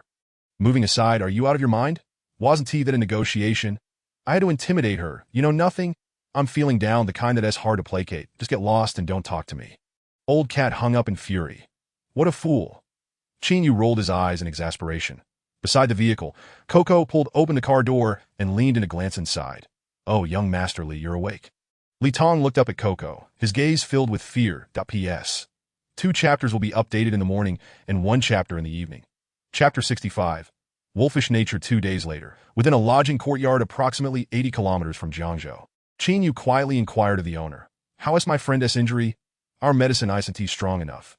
He is still running a fever." The owner replied softly that it would be best if a professional doctor could come take a look. "Can you find one?" "Money is not an issue." Qin Yu asked that I can find one, but these people are rather unpredictable. "I fear they might cause you trouble once called," the owner gently indicated, after contemplating for a moment. Qin Yu could only respond helplessly, "Then please fetch some quality medicine for me, at least something to reduce inflammation and fever." "All right, I'll send someone to Jiangzhou to bring it." The owner nodded in agreement. Hearing this, Qin Yu took out cash and discreetly handed it to the owner. "Thank you, there's no need for formality," the owner replied honestly, pocketing the money before turning to leave. "I'll bring you meals shortly." Such lodging courtyards can be found throughout areas with relatively good security, primarily serving those who are passing through. However, the internal environment tends to be poor, and the food options depend on what the owner has available, with little to choose from. Fortunately, the prices are cheap, and most owners are perceptive, discreet, and trustworthy. After finishing his conversation with the owner, Qin Yu returned to the left side room, where Qi Lin lay on the bed, his complexion pale, urgently asking, "How is the situation? Is there any news from Coco?" "No need to worry. I'm handling everything," Qin Yu gently reassured him. "Just focus on recovering." Qi Lin had lost at least 20 pounds during this time. His once plump cheeks now appeared gaunt. "That I'm just worried that old cat will be in the other party's hands for too long. It might lead to trouble. That I can sense that Coco wants to collaborate, especially after we acquired Li Tong." Qin Yu further comforted him. "I can reach old cat at any time. Everything is fine." "That is good to hear." Qi Lin nodded. "Just hold on a bit longer. I've already asked the owner to fetch the medicine." Qin Yu grinned. "If your fever doesn't subside, I'll have no choice but to call Coco and ask her to bring a reliable doctor." "I can hold on." Qi Lin coughed a couple of times, fixing his gaze on Qin Yu, his expression somewhat hesitant. Qin Yu, adept at reading expressions, casually picked up an e-cigarette and asked with a smile, "Is there something you want to say?" Qi Lin scratched his head. Qin Yu took a puff of smoke, staring directly at Qi Lin. "We three have gambled our lives together more than once. Is there anything you can't say to me? All right, then I'll speak up. Hurry up, that I want to discuss whether, after we reestablish the drug line, I can be responsible for running this route back and forth." Unbeknownst to him, Qi Lin had unconsciously grown accustomed to seeking Qin Yu's opinion or permission in times of trouble. Qin Yu blinked, frowning as he replied, "I hadn't planned on it." "What do you mean?" Qi Lin was taken aback. "Are you considering letting the Ma family handle the route?" "That's impossible." Qin Yu immediately shook his head, responding, "We three risked our lives to establish this line. How could I let them directly contact Coco? As the merchants established a closer connection with the suppliers, one must ponder the necessity of our intermediary role. While it is true that the Ma family has temporarily chosen to align themselves with Li Si, should they manage to communicate directly with Kiki, it would undoubtedly diminish our own influence." The Qi Lin, unprepared for the foresight of Qin Yu, instinctively nodded in agreement, responding, "You are correct. Initially, I intended for you to oversee the goods on Kiki's side while I facilitated connections in between," explained Qin Yu, drawing on his cigarette. "This task is perilous. It requires traversing between Jiangzhou and Songjiang, and with your mother and younger sister relying on you, any mishap could have dire consequences. Furthermore, the intermediary must maintain frequent contact with both the Ma family and Kiki, necessitating the ability to exert pressure and manage situations effectively." Qi Lin fell into silence for several seconds before asserting, "Xiao Yu, I wish to give it a try." Qin Yu turned to Qi Lin, gently advising, "Do not misconstrue my words. Your elder brother Along's fate is still fresh in our minds. This task is fraught with difficulty. Once the Yuan family realizes the drug lines have been re-established, they may seek leverage against us through the intermediary. Moreover, even if the Yuan family remains inactive for now, you have witnessed the grim fate that befell Brother Kong. This industry is lucrative and fiercely competitive. Both Lao Mao and I are reluctant to involve you. I understand your meaning. You and Lao Mao perceive my ties to my mother and sister as vulnerabilities." Qi Lin, with a hint of redness in his eyes, gazed at Qin Yu and contemplated for a moment before declaring, "But I cannot allow these circumstances to impose upon you endlessly. Xiao Yu, I no longer wish to place my fate and aspirations in the hands of others. During this time, I have come to grasp a fundamental truth. One must rise by their own efforts." Qin Yu paused, taken aback by his words. "Let me handle it. I will exceed anyone's expectations." Qi Lin reiterated, having been driven to the depths. If I do not harbor ambitions, I shall never rise again. Have you made your decision? I have. That Qi Lin nodded resolutely. Very well. Then you shall take charge of this matter. Qin Yu deliberated for a considerable time before stating, from now on, Lao Mao and I will focus on the official dealings, while you will manage things on the ground. The three of us will unite and undertake endeavors that create a stir. Agreed, Qi Lin replied with a smile.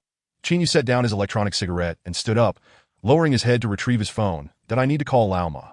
Are you going to request a goods list? Yes, and I also need to borrow some money. Qin Yu casually responded. Qi Lin was momentarily bewildered by this statement. What do you mean by borrowing money? Kiki will absolutely not release the goods without payment. To obtain the first batch, we must settle the accounts. Qin Yu shrugged, asking, but who among us has the funds? Who can afford the payment? Upon hearing this, Qi Lin felt even more perplexed. Surely Lao Ma will cover the payment. And I believe he would be willing to do so. That if necessary, we could directly call Li Si. He should be able to resolve this financial issue without us needing to borrow. No. Qin Yu shook his head. This money cannot come from Lao Ma, nor from Li Si. Qi Lin pondered this carefully. Qin Yu grinned, explaining softly, Old Li holds a high position as the chief of police, possessing significant influence in official matters. Although Lao Ma has recently faced considerable setbacks due to Yuan Ku's machinations, he still retains the ability to rally his team once the drug lines are re-established. But think about it. What do we possess? Aside from your willingness to take risks and Lao Mao's somewhat foolish demeanor, what do we have that holds weight? After much contemplation, Qi Lin blurted out, we have Kiki, we have the suppliers. Precisely, Qin Yu immediately affirmed. The suppliers represent the essential cohesion that binds everyone together, and since it is currently in our possession, we must seize this opportunity to restructure the pharmaceutical business around us. Therefore, we cannot allow Old Li to finance this, nor can we consult with the Ma family on every matter. You must understand, they are the downstream. Henceforth, they must rely on us for their sustenance. Hearing this, Qi Lin squinted and scrutinized Qin Yu, giving him a thumbs up, and oh wonder, even someone as proud as Lao Mao is willing to listen to you, and Li Si is inclined to support you. You indeed possess qualities that we lack. What qualities? Qin Yu asked playfully. Qi Lin, sensing the essence, took a moment to formulate a precise analogy. Qin Yu displayed a seemingly innocent smile and dialed Lao Ma's number. Moments later, hello, Lao Ma's voice resonated. Uncle Ma, please prepare a goods list detailing the required pharmaceuticals along with the previous purchase prices. I have a use for it. Understood, Lao Ma replied with a glimmer of understanding. Also, I need to borrow 150,000. Qin Yu stated decisively. I will repay this money gradually. Lao Ma frowned upon hearing this. Is it absolutely necessary to borrow that much? Think of a solution. I need it urgently. All right, Lao Ma acquiesced. Once the call concluded, Lao Ma set down his phone and immediately called out to those nearby. Bring out the previous purchase orders. I need to review them again. Also, gather 150,000 at once. That much necessary, a middle-aged man asked, frowning. Make it happen. Once I finalize this deal, the drug lines will be established, Lao Ma declared with resolute determination. Yuan Ku has left us with no room to breathe. If we do not take this risk, there may not be another opportunity. Chapter 66. Decisions that shaped the landscape. A day passed.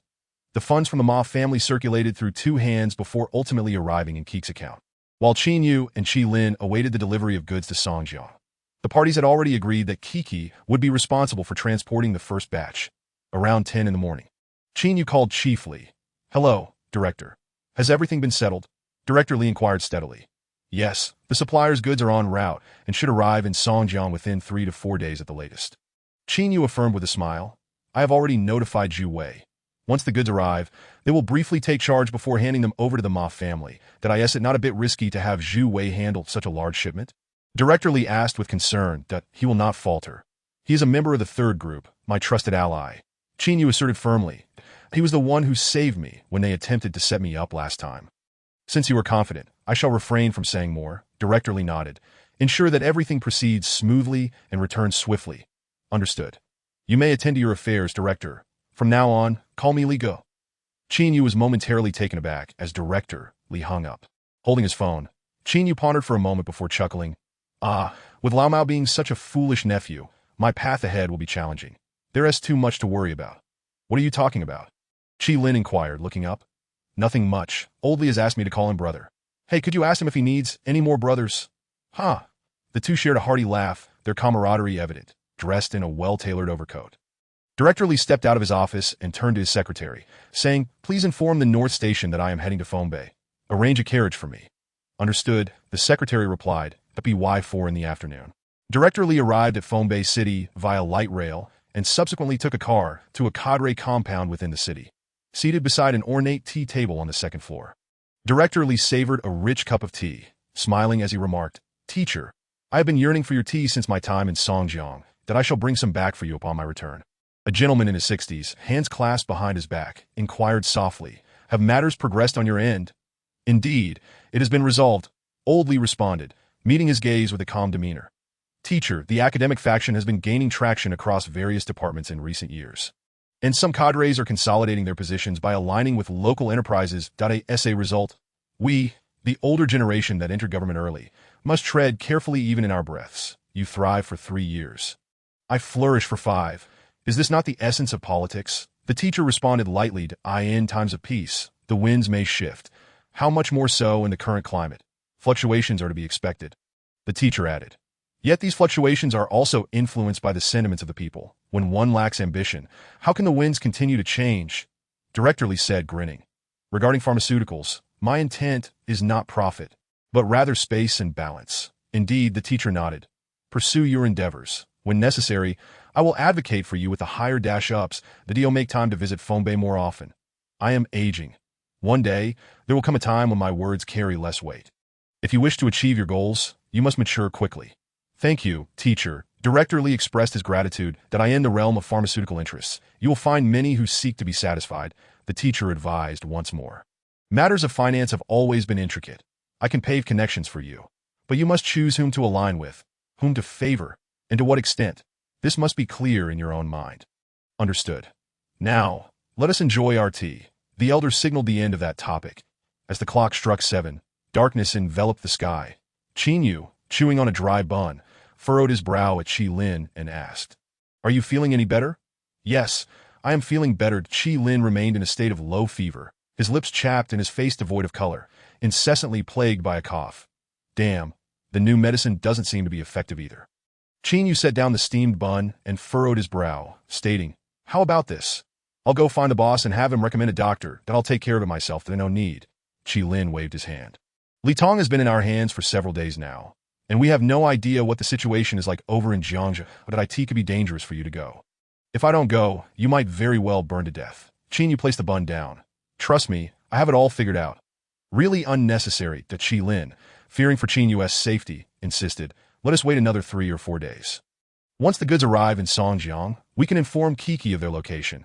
They will bring a doctor when they come to collect Li Tong, though we can't afford to wait any longer." Qin Yu reached for his coat. "A high fever that persists can lead to serious complications. I must see a doctor." "I said it's unnecessary. Just listen to me." The two began to argue over the matter of the doctor within the confines of the room. "Boss, what's going on in there?" At that moment, a voice from outside the door interrupted them. Qin Yu turned at the sound, just as he caught sight of 7 or 8 individuals striding toward him through the window. "Who are they?" Qi Lin asked from the bed. Qin Yu frowned and drew his gun, disengaging the safety. "Open the door!" A clear feminine voice rang out from outside. Stunned, Qin Yu instinctively opened the door. Outside stood Kiki, clad in a black trench coat, her legs adorned with knee-high boots, her long hair cascading over her shoulders, exuding an air of sensuality and allure. "What brings you here?" Qin Yu was taken aback. "Just thought I'd drop by," Kiki replied playfully as she stepped inside the room. Qin Yu scrutinized Kiki's silhouette and asked, frowning, "How did you know we were staying here?" "Just found out." Kiki stood with her hands behind her back, surveying the surroundings. Qin Yu felt a jolt of unease. He couldn't help but worried if it weren't Kiki who had discovered their whereabouts, but rather someone from the Li family in Jiangzhou. Then Kiki turned back, smiling brightly at Qin Yu. "Don't worry, the Li family won't find this place. They are no match for us here."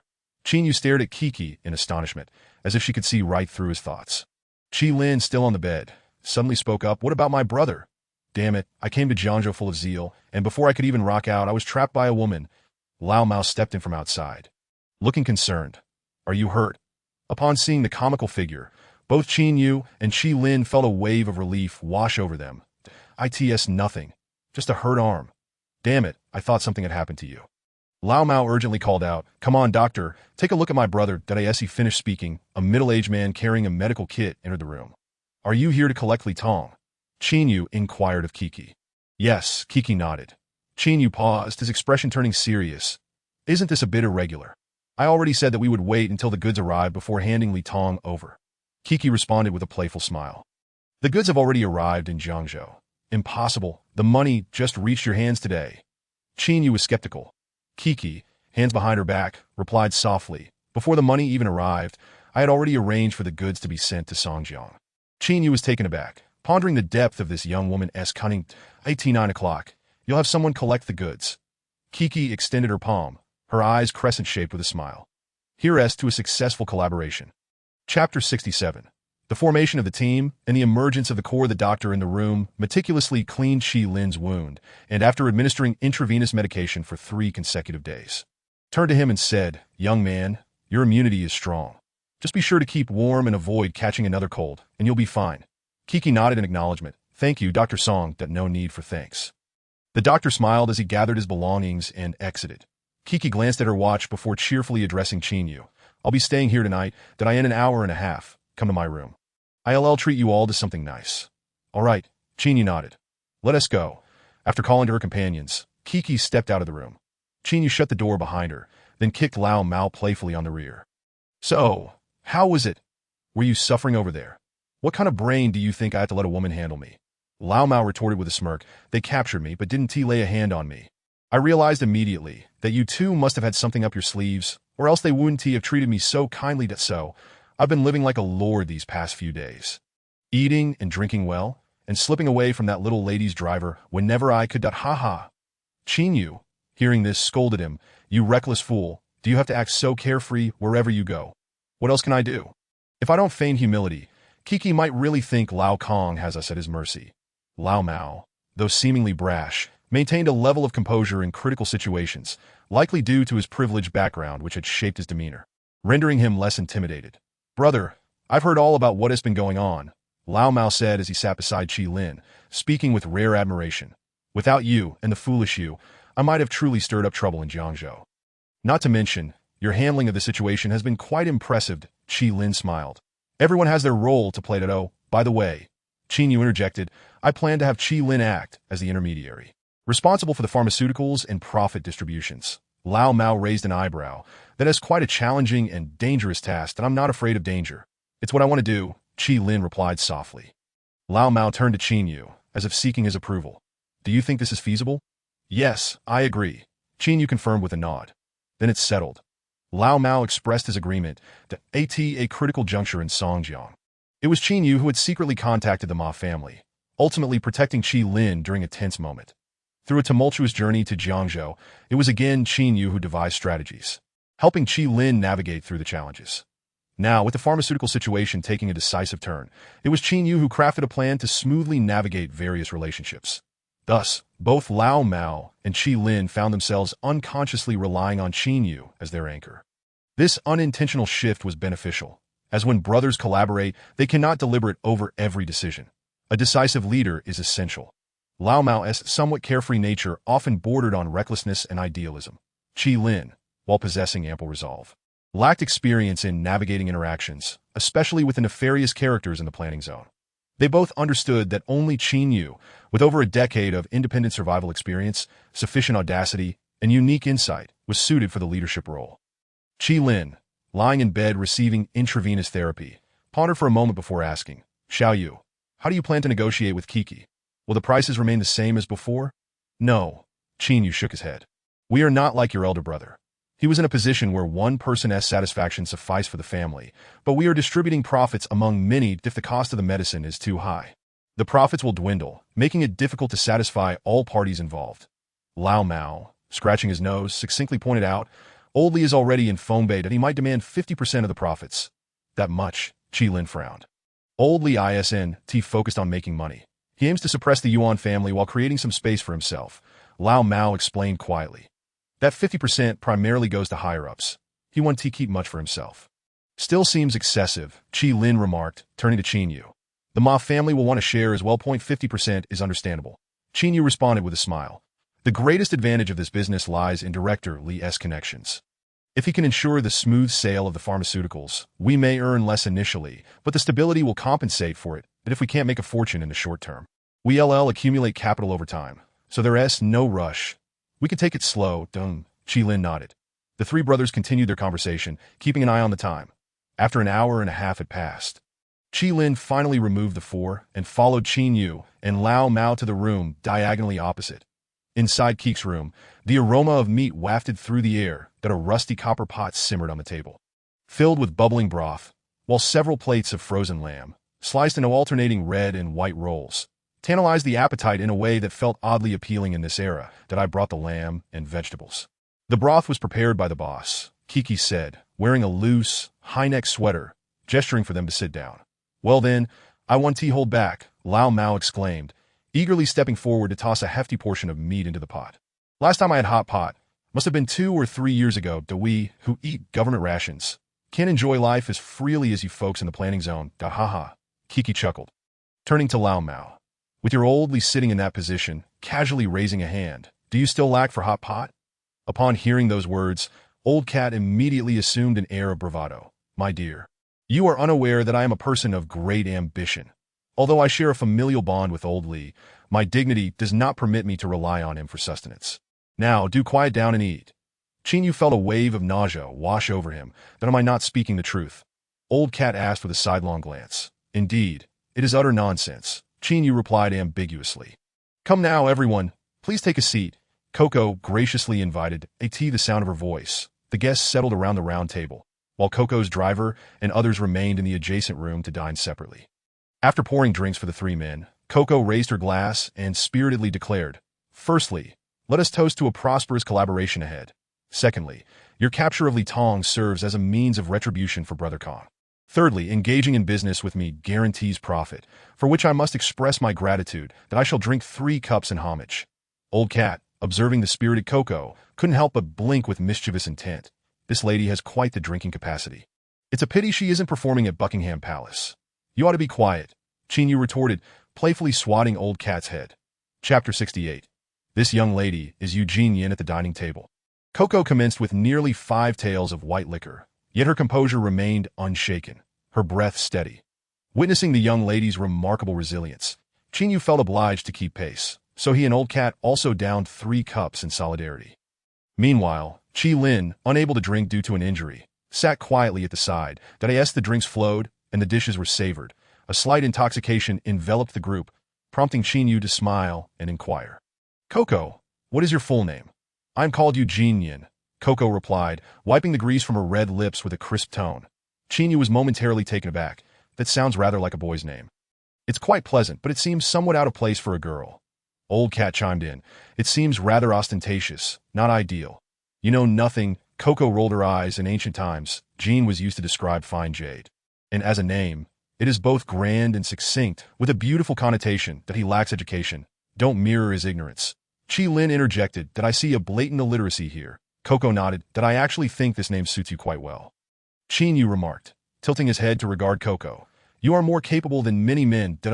Not at all. Coco shook her head. I'm merely following my father's footsteps. Is there no man in your family? Old Cat inquired. There is, Coco replied, cheerfully spearing a piece of lamb. But they are all inferior to me. The 3 men paused in surprise, and Coco playfully added, Just kidding, my 2 brothers are responsible for other matters. Heh. Qin Yu regarded Coco, suddenly asking, May I visit the pharmaceutical production workshop? Coco immediately shook her head. Of course not.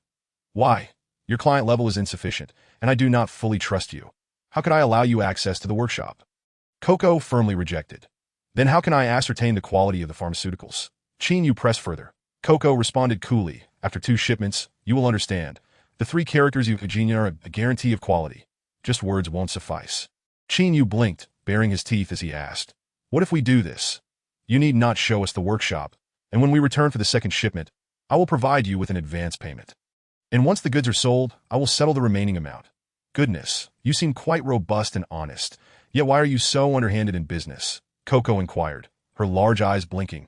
Are you facing financial difficulties? Afraid of inventory buildup, hence seeking to view the workshop as an excuse. Qin Yu was momentarily taken aback, before brazenly stating, I merely believe this ensures mutual security. Coco paused with her chopsticks before responding. An advance payment of at least 50% is required for me to release the goods.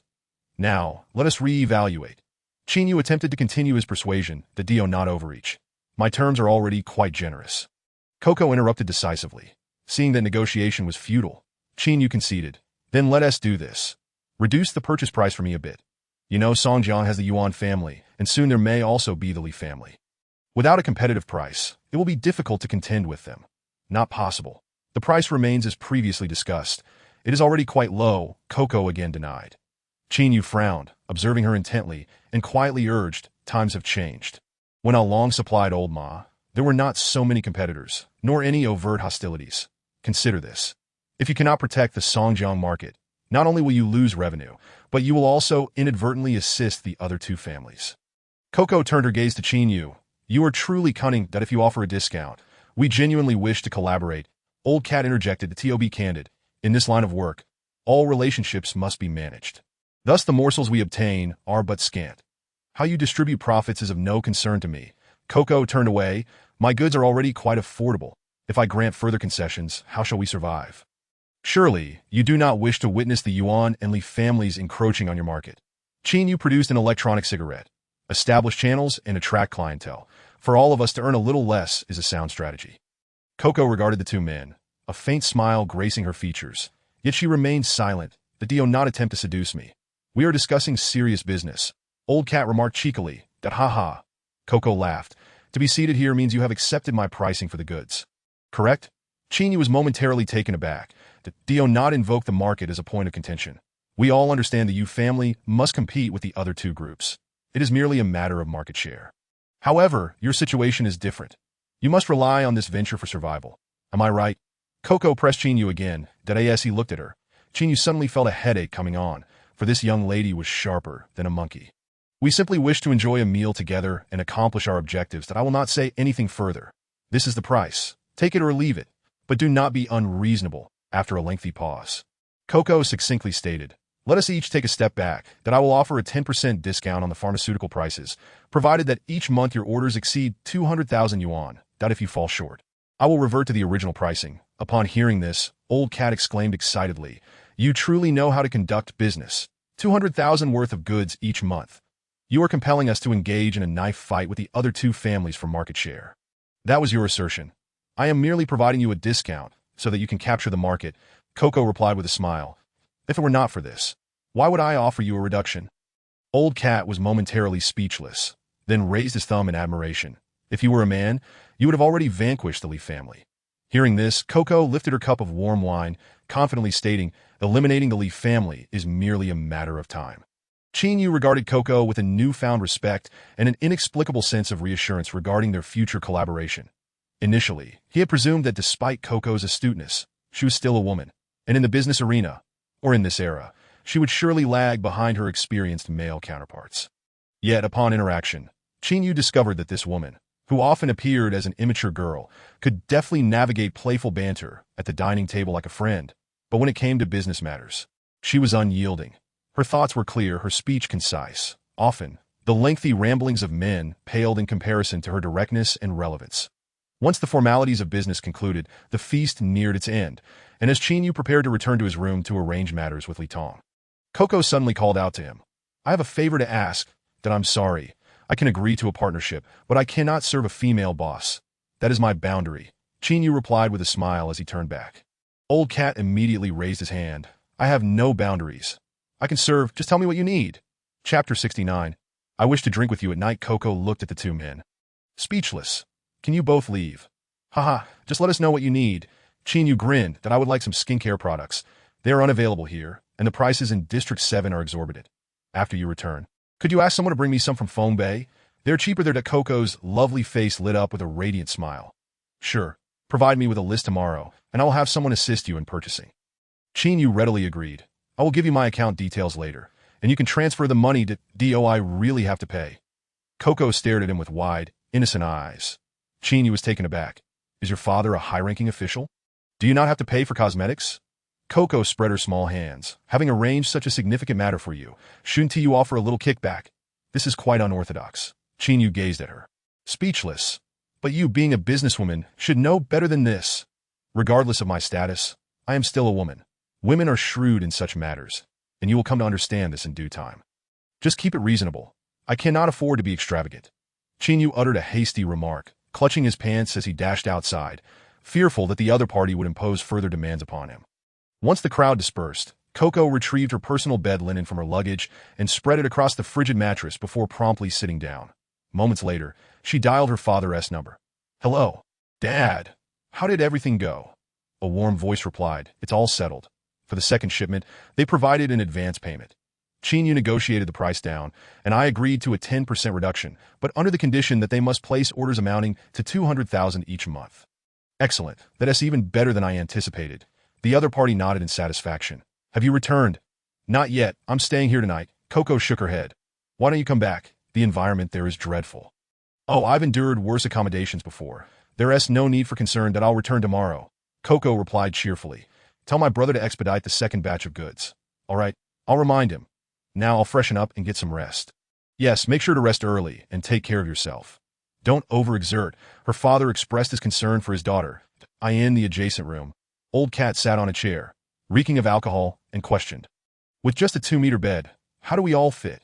Come on, can't you be less finicky?" Chi Lin retorted, exasperated. "In a setting like this, having a place to stay is a blessing. We can manage to squeeze in together." "I am not accustomed to squeezing." Old Cat puffed on his electronic cigarette. Chinyu haphazardly stripped off his clothes, flopped onto the bed, and cursed, "You're quite the pretentious one. It's not like it's mandatory for us to share a bed." "Is it? Forget it. I want to crowd you. I'll find somewhere else," Old Cat declared, buoyed by the alcohol. "Where are you going?" Chi Lin inquired with curiosity. "Where could you possibly find a place? Didn't you notice? Coco has had a bit too much to drink, and she seems lonely. That I'll grab some drinks and cheer her up." Old Cat could hardly contain his growing desire. "Just give it up." Chinyu lay back on the bed and muttered, "Stop chasing after her. Besides, didn't you say you liked Lin Yinlei? Who doesn't like her?" Chi Lin commented dryly. "You two just sleep that I'm out." Old Cat squeezed his pants and exited the room. Chi Lin, lying on the bed, furrowed his brow and wondered aloud, "Do you think this fool might upset Coco?" Old Cat knows his limits. It'll be fine. Chinyu replied, flipping over and draping his hand over Chi Lin's abdomen. "Come over here. I'm feeling a bit chilly. What do you mean by that?" Chi Lin was taken aback. There's a saying, "Don't use a stick for a backdoor entrance." "Have you heard it? Get lost." Chi Lin pushed Chinyu away, exclaiming, "What kind of people are we? I'm still nursing an injury, and you want to let up." Half an hour later, the lights within the lodging compound dimmed, and most occupants had succumbed to slumber. Old Cat, having procured some snacks and drinks, gently knocked on Coco's door. "Are you asleep?" After a brief moment, Coco, her hair wrapped in a pink towel and dressed in a thick nightgown, opened the door, staring blankly at Old Cat. "What do you want?" "I still haven't had enough to drink, and I believe there might be some loopholes in our cooperation." Old Cat assessed Coco from head to toe. "Shall we discuss it further?" Coco paused, scrutinizing Old Cat's face, then suddenly smiled. "All right, come in." Hearing this, Old Cat felt his heart flutter and promptly stepped inside, propping the door shut with his backside. "Sister, I must tell you, from the moment I laid eyes on you, I felt you were more generous than most men and exceptionally adept at business. Please take a seat. I'll just fetch something from the bathroom," Coco said, shutting the door behind her. "Okay, go ahead." Old Cat nodded eagerly. Coco, in her slippers, approached the bathroom door and turned back to ask, "Hey, it's pretty cold outside. You've been holed up in my warehouse for several days. Wouldn't you like to take a shower? There's hot water." Old Cat, caught off guard by her suggestion, felt his heart race. "What are you looking at me for? Are you going to wash or not?" Coco teased. "Did I ask that appropriate?" Old Cat swiftly shed his outer jacket. "We're all children of the rivers and lakes. Don't sweat the small stuff. That go wash up, and we can enjoy a drink together later." Coco, blushing slightly, remarked, "Actually, I admire you quite a bit." "What do you admire about me?" Old Cat pondered. "You were remarkably composed when you were with me," Coco said softly. "Over the years, I've dealt with many individuals in business, but few are like you." Upon hearing this, Old Cat felt a surge of excitement, swiftly removed his sweater, and rushed into the bathroom without a shower head. "Sister, just wait a moment. I'll share with you some tales of my past." Coco curled her lip and settled onto the worn-out sofa, engrossed in her book. After 20 minutes, when Coco noticed the sound of water had ceased, she calmly called out from the sofa, "Cat, you can use that large towel hanging on the line. Don't bother with your clothes. They filthy." Old Cat, hearing this, eagerly grabbed the towel and lamented, "This is truly an opportunity. If I don't seize it, I'd be wasting my name." Li Fugue. That a few minutes later, Old Cat emerged, towel wrapped around his waist and a jacket draped over his shoulders, only to find Coco standing at the door, preoccupied with something on her phone. "What is going on?" Old Cat asked, feeling the heat rising to his head. I don't know. The door suddenly 1T lock, and it swings open with the wind. Let me help you with that. No, you just stand outside and support it while I adjust the lock. Coco instructed, brushing her hair back. Okay. Old Cat complied, scampering outside to brace the door. Coco fiddled with the lock for a moment, and then laughed. It should be fine now. Step back, and I'll see if I can close it securely. It's too cold. The latch must have frozen. No problem. Go ahead, and I'll give it a tug. Old Cat nodded, but as Coco smiled at him, she pulled the iron door shut. Old Cat enthusiastically grasped the doorknob and yanked it outward, exclaiming, It's secured now. Quite sturdy. It 1T budge. Silence met him from within. The cold wind sent a shiver down Old Cat's spine, prompting him to call out, Open up. It's freezing out here. Inside, Coco had flopped onto the bed, laughing uncontrollably. You're not respecting me. I want you to cool your jets. What? Old Cat gaped, allowing the cold air to rush into his mouth. There's wind out here. Speak louder. I can't hear you. Coco chuckled again and switched off the lights. Old Cat knocked persistently on the door for several minutes, finally realizing he had been tricked, and shouted, Sister, this is a bit excessive. You don't drink. So how am I supposed to return home without my clothes? It's freezing out here. Coco ignored him. Damn it, the most treacherous of hearts are those of women. Old Cat cursed through gritted teeth. Glancing around, that a powerful gust of wind swept through, causing him to involuntarily hug himself for warmth. But as he turned, the towel around his waist slipped with a loud snap, leaving him exposed to the chilly air. Shocked, Old Cat quickly bent down to retrieve the towel. Suddenly, the small door creaked open. The innkeeper, carrying a flashlight after inspecting the courtyard, turned and was met with the sight of Old Cat's bare form, leaving him momentarily stunned. Old Cat was equally taken aback. After a long pause, the innkeeper, puzzled, asked, Brother, what exactly are you doing? Don't make a fuss. Do you have any clothes? Old Cat hastily picked up the towel. The innkeeper stood there speechless for a moment. Then his face turned crimson. Can you not be so indecent? Chapter 70. The journey home the following morning.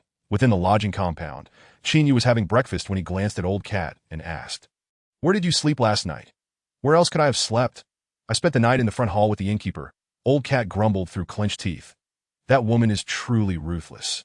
You didn't take care of business, so what is the deal with stripping me of my clothes? You deserve to be taught a lesson for that. Chinyu laughed heartily. It's obvious. What do you think Coco is? She is the daughter of the supplier's boss, and she is sharp as a tack. There's no way she'd casually get entangled with you. Did I that realistic? I thought she was hinting at something at the dinner table. Do you understand? Old Cat replied with a sideways glance. I envisioned a tale of kindling and flames, you understand, but it turned out to be a story of earthworms and cold winds. Right? Chi Lin interjected. This is outrageous. Can we even eat this meal?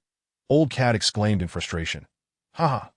Chi Lin and Chin Yu burst into laughter, both giving Old Cat a thumbs up in admiration. Point three individuals were engaged in jovial banter after having just finished their breakfast when Kiki, radiating warmth and cheer, walked in. Upon sighting her, the Old Cat immediately sharpened his claws and remarked, Oh, quite early, aren't we?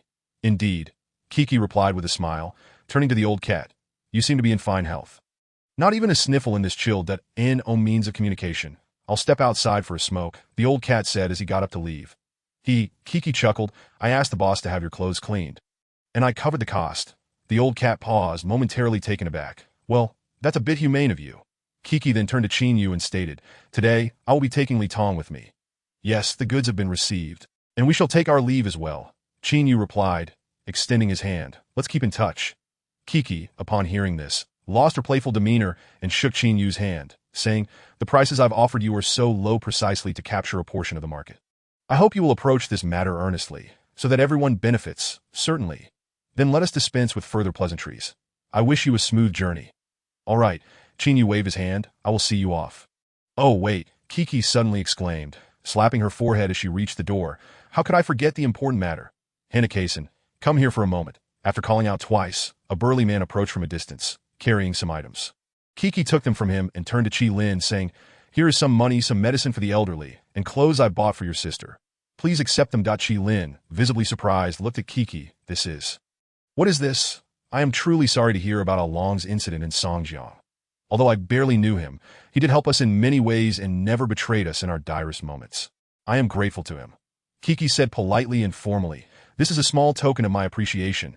Chi Lin stood there in shock for a while, deeply moved. My elder brother has been out there for many years, always telling me about the friends he has made. But after his misfortune, you are the only one who remembered him and thought of his family. Thank you, you're welcome. Kiki handed the items to Qi Lin. Smiling as she nodded, all right, we shall take our leave now. Let us go, I'll see you off. Several minutes later, Qin Yu, the old cat, and Qi Lin bid farewell to Kiki and her team on the road. This girl is truly remarkable, the old cat remarked with his hands behind his back. She is both cultured and capable, and meticulous in her endeavors. Who would have thought she would bring something for Qi Lin in memory of Along? Indeed, Qin Yu agreed. You didn't see it, Qi Lin said to the old cat, lowering his voice. Li Tong seemed quite tough, but do you know what his expression was when he saw Kiki in the car? What expression? He looked as if he had encountered a deathly foe. Qi Lin replied without hesitation. There was a hint of fear in his eyes, an unmistakable one at that. That indicates there are matters about this girl we are still unaware of. The old cat mused thoughtfully. Regardless of what we know or not, at this moment, our relationship with her is harmonious. Qin Yu said, smiling as he patted the old cat's shoulder. Isn't that right, brother? I don't think my rapport with her is quite so amicable. Haha. Qin Yu laughed. Let's go. We should tidy up our belongings and return triumphantly to the city.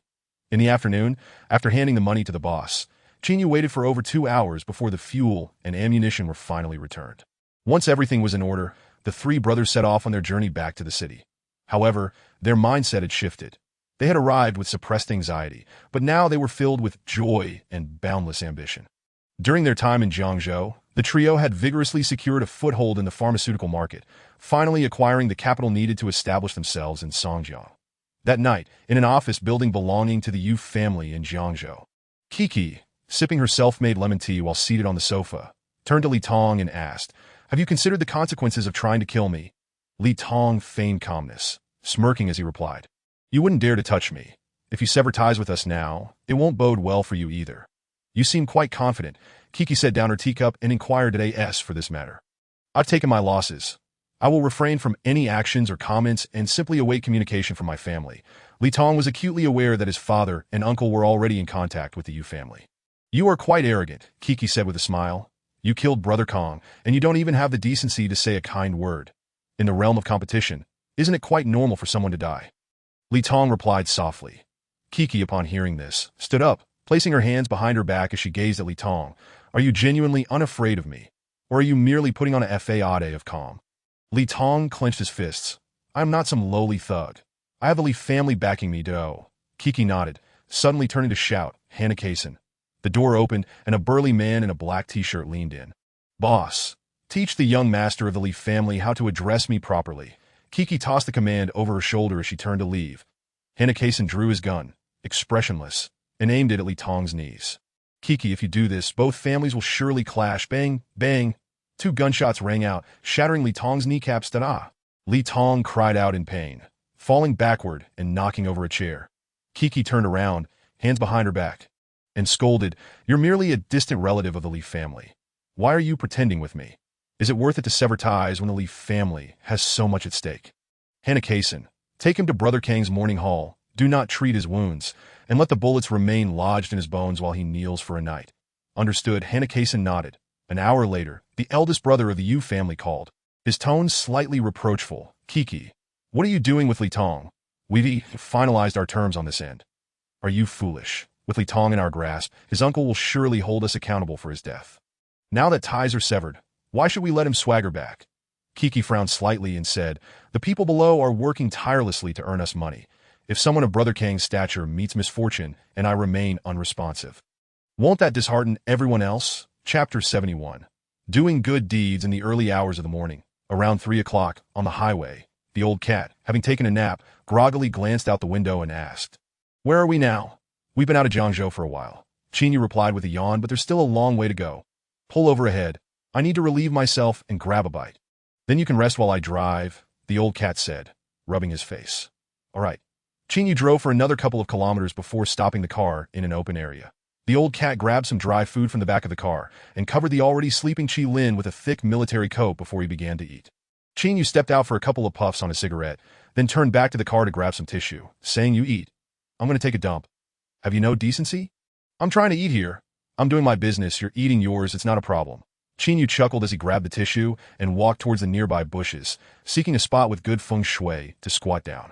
Inside the car, after eating a steamed bun with some cured meat and drinking 2 bottles of water, The old cat also got out to relieve himself, that I in the open field. Chinyu shouted. I'm not done yet, and you've already finished? You eat faster than a pig. Shut it, the old cat retorted as he fastened his belt. Hurry up, or I'll drive off without you. Just a moment. I'll be done soon. Chinyu wiped his rear end, stood up, fastened his belt, and started back toward the car. The old cat, sitting in the driver's seat, began to warm up the engine. As Chinyu walked back, he stepped on a patch of snow and suddenly tripped over something. What is this? Though the night was dark, the faint moonlight illuminated the ground enough for him to see. Lifting his leg, he kicked at the object beneath him, bending down to take a closer look. He discovered a young boy, approximately 15 or 16 years old, lying in the snow. The boy was bundled up, but his eyes were tightly shut, and his hair was coated in frost and snow, resembling a super saiyan in the designated area. Such occurrences weren't uncommon. Every year, many who found themselves without a way out would perish in the icy wilderness. Thus, after a moment's hesitation, Chinyu turned to leave. Help!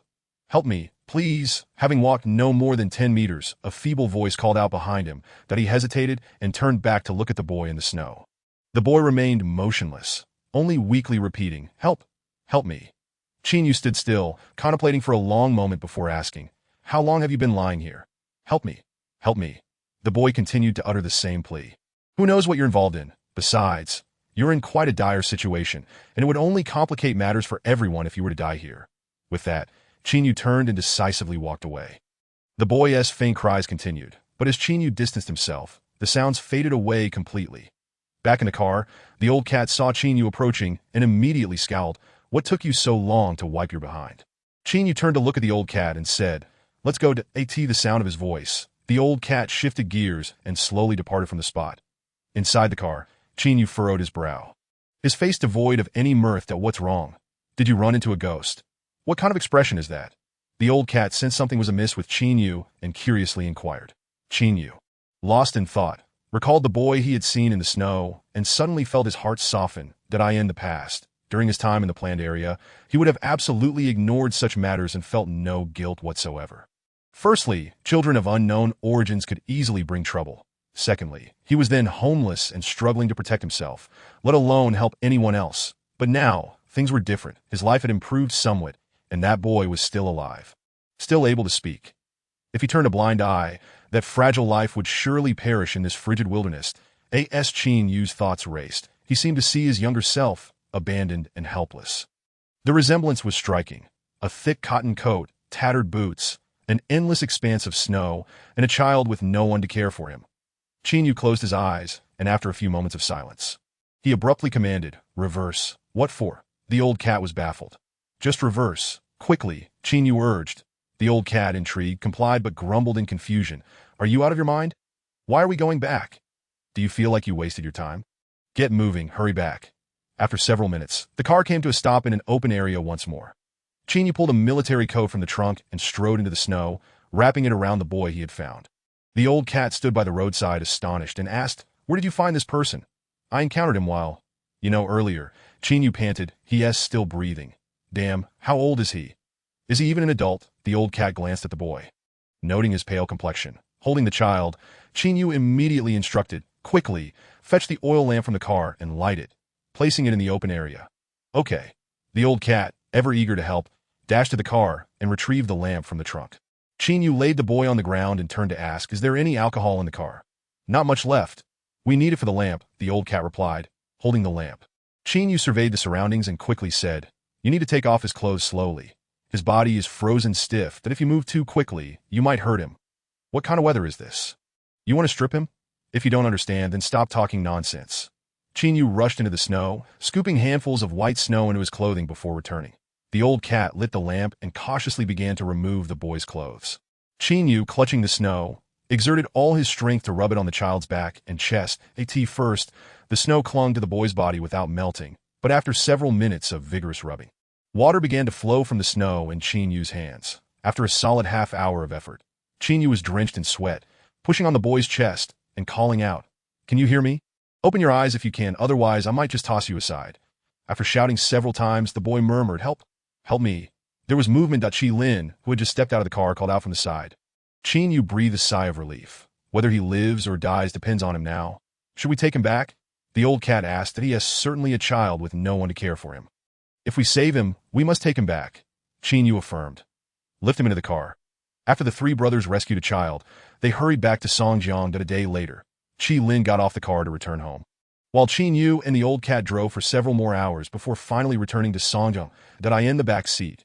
The child, who had been lying there for 2 days, began to regain color and started to call out. Is there something to eat? Give me some. The old cat was taken aback by the child's words. Little master, what kind of attitude does this kid have? We saved him out of kindness. And he is already acting like a lord. Chapter 72. From covert struggles to open conflict upon returning to Songjiang, Qin Yu and the old cat drove back to Courtyard 88 with the child they had picked up along the way. Inside, Qin Yu removed the child's now foul-smelling clothes and tossed them at the door, then bent down to splash his face with cold water. What are you planning to do with this child? Are you going to let him stay here? The old cat casually asked. Wiping his face with a towel, Qin Yu shook his head in response. I don't have time to take care of him. Once he is better, I'll ask Zhu Wei if he can arrange some small work for him in Songjiang. Just enough for him to survive.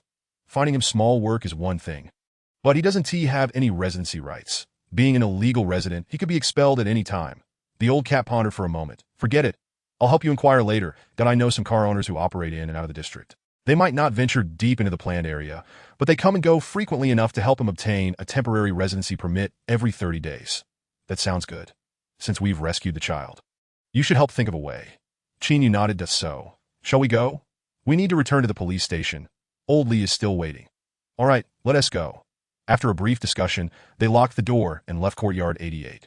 In the afternoon, inside the office of the police chief, Chief Li looked at Qin Yu with satisfaction and gestured for him to sit.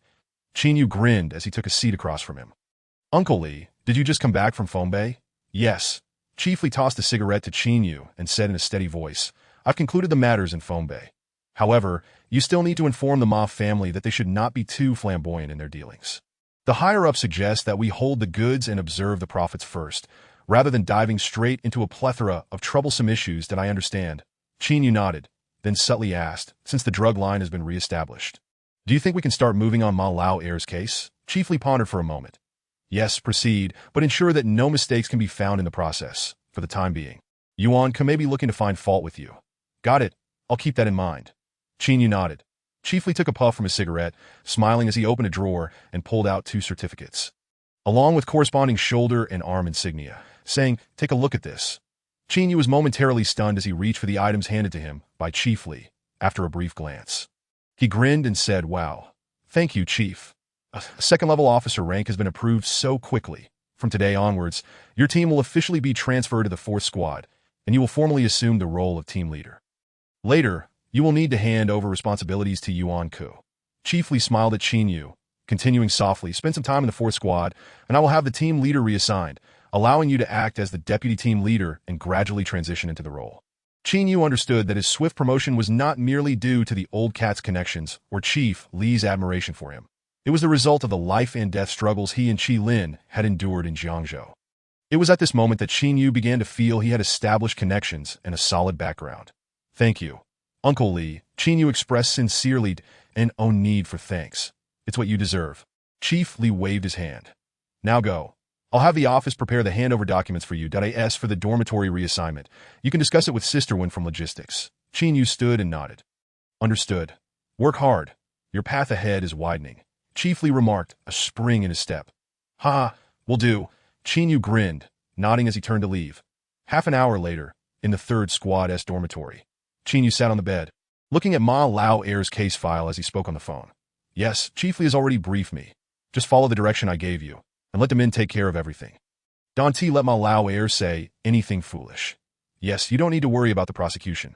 Chief Li will handle that. Right, the Min is facing illegal possession charges. He won't get a death sentence. But he should prepare for about 15 years that don't let the lawyer contact me. Just have him meet with the Min directly.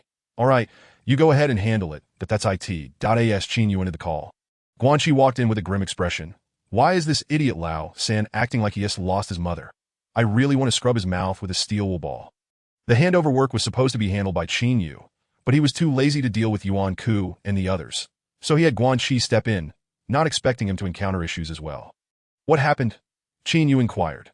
Guanxi loosened his collar, looking quite displeased. During the last major bust on Tuzhou Street, you had that incident at the butcher shop, right? When we went to rescue, we used some of the squad's firearms and ammunition, along with 2 grenades.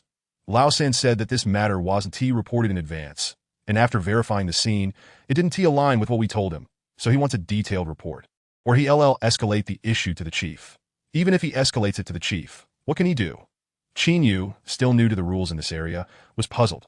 Aren't all the weapons and ammunition we use during operations supposed to be reported and approved in advance? This is to ensure strict management. Guanqi explained in a low voice, but given the current chaotic environment, it is entirely normal to encounter unexpected situations during patrols or when faced with cases, leading to incidental equipment and ammunition losses. However, he is using this to pick a fight, claiming that the equipment was allocated to our squad and that we have misappropriated it, creating discrepancies he cannot justify to logistics later. This person's perspective is confined to trivial office matters. Qin Yu, feeling irritable, muttered a curse. Ignore him. If he wishes to stir trouble, let him know. Team leader, Guanqi immediately advised, the usage of ammunition must ultimately be reported to the police station, as it pertains to whether officers might privately hoard crucial equipment and weapons. Therefore, if Lao San decides to stir up trouble and fabricates reports, it could lead to you facing disciplinary action. Qin Yu furrowed his brow and stood up, exclaiming, "He is truly bothersome. Sai, let us go take a look." After a short while, Guanqi and Qin Yu returned to their team's office area. Lao San was reclining with his legs crossed, sitting before the computer, engrossed in a live stream. Qin Yu, maintaining his composure, approached and lightly tapped his shoulder. "Third brother, are you busy?" Lao San turned at the sound, glancing at Qin Yu and said, "Oh, isn't this Qin team leader? Haha, congratulations on your promotion to level 2. I'm still far behind you." With a smile, Qin Yu got straight to the point. "I came to inquire when we might finalize our handover work. I want to expedite it as well, but regarding that case at the butcher shop, it was rather unclear. After visiting the scene, I didn't see any explosives used." Lao San replied with a nonchalant attitude. Qin Yu pondered for a moment, then leaned closer to Lao San and whispered, "Third brother, those 2 explosives were never utilized. I had them hidden away because someone keeps trying to set me up. I need to keep some hard assets for protection. Do you want one? I could find an opportunity to give you one some night." Lao San's expression darkened, and he slowly rose. "Are you trying to scare me again?" Haha. Qin Yu shot him a smile. "So, do you have a small heart or not?" Chapter 73. I don't want to grow up. Lao San fixed his gaze on Qin Yu, sneering, "When you first arrived, you were nothing. Now you're the team leader. Yet you still try to pull this outlaw nonsense on me. Do you think I'm afraid? The police department has granted you special privileges, allowing you to kill without consequence, yet you still hesitate to take action. Third brother, do you know why you can only be a lackey for Team Yuan?" Qin Yu pointed at Lao San's chest.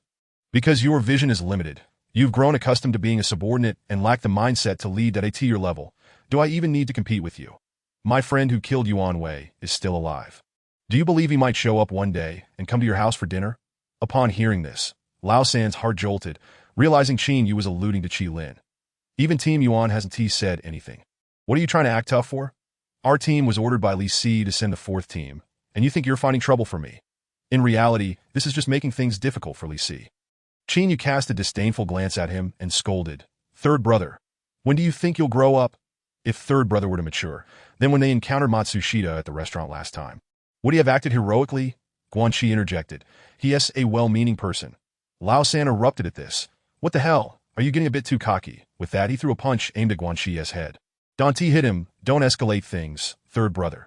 Qin Yu anticipated that Lao San would lose control and strike first, so he stepped forward, wrapping his left arm around Lao San's arm and clenched his right fist, exclaiming, "Third brother, listen to me. Standing here arguing is harmless, but if you resort to violence, that is a serious matter." Lao San had previously looked down on Guanqi, but upon hearing the taunt, he lunged forward with 2 punches. Thud! Guanqi dodged, pretended to be hit in the face, and fell backward, immediately shouting, "Why are you hitting me? On what grounds? I'll report you to the police station. I will file a complaint against you. Come on, get up. I'll take the fall." Lao San, infuriated, raised his foot to kick Guanqi.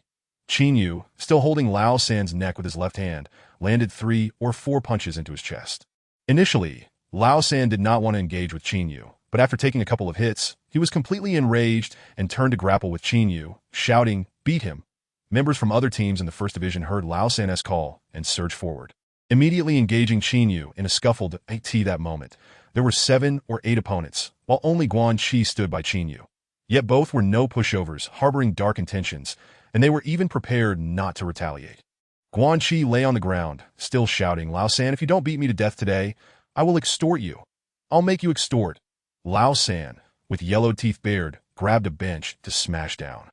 Just then, Yuanke happened to walk in through the front door, glaring and shouting, What is going on? Are you all crazy? With that furious roar, the room fell silent. Lao San, panting, looked at Yuan Ku. Team Yuan. Don't interfere. I'd rather strip than let this slide. Yuan Ku's head throbbed at those words. His face darkened as he scolded, Shut up and put down that chair, upon hearing this. Lao San calmed down slightly and after a long moment, tossed the chair aside. Yuan Ku furrowed his brow, glancing at everyone in the room, then stepped forward to Qin Yu, asking, Oh, so you think you're quite the prominent figure now? Feeling unburdened to act however you wish, Qin Yu smiled. Team Yuan, I'm just a poor fellow. How could I be so inflated? Today, Li Si ordered us to assist the fourth team, and I had Guanxi come over for the handover. But third brother insisted that the equipment consumed during the last case at the butcher's shop doesn't team match up. I came here to reason with him, and he got agitated. You see, we have surveillance in this room. If you don't believe me, we can check the footage. Upon hearing this, Yuan Ku's expression darkened further. Xiao Qi, go to the monitoring room and have the clerk pull up the footage. Qin Yu quickly added, Forget it. Yuan Ku waved his hand, his expression unreadable as he turned to Lao San. Hurry up and complete the handover. They used explosives in that case, which indeed does not add up. Lao San was about to argue that I told you to do what you're told. If it doesn't add up, figure it out yourself. Yuan Ku shouted sternly. Lao San bit his lip and fell silent. Yuan Ku turned to Qin Yu, smiling. Qin team leader, do you have any other requests?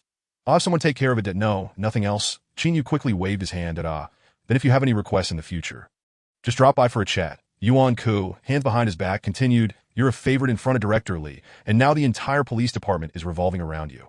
Team Yuan is just joking with me. Qin Yu helped Guanxi up and turned to leave. All right, Team Yuan, we'll take our leave. Yuan Ku watched Qin Yu, still smiling. Qin team leader, I wish you smooth sailing in the police department ahead. Thank you, Team Yuan. Qin Yu didn't look back as he led Guanxi away. Inside, Yuan Ku turned back, darkening his expression to Lao San, asking, Can you, as the deputy team leader, actually do your job? It is not that I'm being unreasonable. It's that Guanxi now dares to speak to me with a sarcastic tone. Lao San defended himself. What did he say that was sarcastic? He said I haven't grown up. Lao San glared, panting as he replied. Yuan Ku fell silent for 3 or 4 seconds before sitting down and responding. That is quite a profound summary. Lao San felt particularly humiliated upon hearing this. His face flushed as he glanced at the nearby officers, feeling quite vexed and wanting to retort. Yuan Ku looked at Lao San, suddenly shouting. Li Si has made it clear he wants to support Qin Yu. Why are you obstructing him over trivial matters? Do you think you can hinder team leader Qin or just irritate Li Si? Wearing the title of deputy team leader, you're only engaging in foolish antics. This is an office. We should approach matters with a smile, not like some street brawler shouting about violence at every turn. Lao San found himself at a loss for words. Without having the means to decisively defeat him, he should refrain from making moves on such petty issues. It only makes one appear foolish. Yuan Ku frowned at Lao San. Li Si has already chosen sides, and it's not with us. So you can't act as you did before, thinking you can do whatever you please within the police department. Otherwise, if they catch you slipping up, you might find yourself in serious trouble. Older than Yuan Ku, Lao San endured the scolding without retorting. I understand. Yuan Ku, well aware of Lao San's limitations, recognized his loyalty to both the Yuan family and himself. After calming his emotions, he offered a way out. Tonight, you and I will head back to the elder brother's place. Recently, there have been rumors that old Ma's people are moving goods again, which might be related to Qin Yu's disappearance during this period. All right. Lao San nodded. That evening, after Qin Yu treated everyone in the team to a meal, he returned home early to prepare for rest. Upon entering, he saw Lin Yinlei sitting in a chair, propping her chin as she chatted with the child he had brought home. Chapter 74. Codename 3088, Qin Yu looked at the two with a curious gaze and asked, Oh, how did you two become friends? Lin Yinlei smiled upon hearing him. Haha, I came back from work and saw him prying at my door. I asked him what he was doing, and he said he wanted to borrow something to eat. Upon hearing these words, Qin Yu turned to see a child sitting on the bed, devouring noodles. No, this is rather uncouth, isn't it? Do you not understand the adage that a rabbit does not eat the grass near its burrow? Why must you steal from your neighbor? The little boy, dark-skinned with long hair and a face smeared with dirt, looked up at Qin Yu and protested. I did not steal. I borrowed that I was hungry and could not find anyone, so I had to go to a familiar place to scavenge for something to eat. Is prying open someone else's door without permission considered borrowing? Qin Yu ruffled the boy's hair. Keep this up and don't say I won't throw you into. I am borrowing it. I plan to return it tomorrow.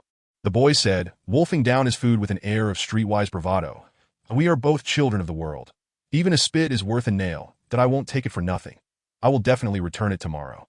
Qin Yu was taken aback. What nonsense are you spouting? You know nothing of the world. Ha, this little brother is quite amusing. Lin Yinlei chuckled, her eyes narrowing playfully. Hey, brother, what are you going to return me for the noodles tomorrow? Rats have their paths, and cats have theirs. If I say I will return it, I will. Why do you have so many questions, woman? The boy rolled his eyes. Qin Yu, overhearing, also rolled his eyes and turned to Lin Yinlei. He is someone I found in the planning area as snow shelter. I doubt anyone cares for him, that he has grown accustomed to being wild, like a feral donkey. You have a kind heart. Lin Yinlei said, gazing at Qin Yu in mild astonishment. What can I do if I encountered him? Qin Yu deftly changed the subject. Have you eaten? I had a meal at work, Lin Yinlei replied. Stretching her arms that, oh, by the way, the gloves you borrowed last time are washed. Wait a moment while I fetch them for you. Did you buy gloves? Qin Yu inquired that, oh dear, I've been so busy lately. When would I have time to shop? Lin Yinlei pouted that I haven't been shopping in ages, and I need to return to Fongbei next month. You can keep the gloves, consider them a gift. Qin Yu grinned. Just when I need a favor from you, what is it? When you go back to Fongbei, could you bring me some cosmetics? Qin Yu pulled out a list from his pocket that Coco had given him. My friend asked for my assistance. Just buy what S on this list, and I will give you the money in a day or two. Lin Yinlei's eyes sparkled mischievously as she looked at Qin Yu. Oh, buying for your sweetheart, Ms. Old Cat. Shut it. Are you dating someone? Lin Yinlei pressed further to no, just a regular friend. Qin Yu stood beside the cabinet, suddenly asking, why do you ask? Are you jealous? Lin Yinlei's face flushed instantly. Are you out of your mind? Jealous of you? Dream on. With that, she turned on her heel and left. Qin Yu watched her graceful figure retreat, then called out, he's eating. Should I come to your room for a chat? Get lost, Lin Yinlei snapped back, briskly returning to her room. Look at you all flustered, the little boy remarked, his large eyes blinking as he sat on the bed. Qin Yu turned around and pulled out a cigarette. What is your name? My name is Wang Hunan, but some friends from the streets like to call me Big Tooth. The boy, drenched in sweat from slurping the noodle soup, sighed heavily. Qin Yu said.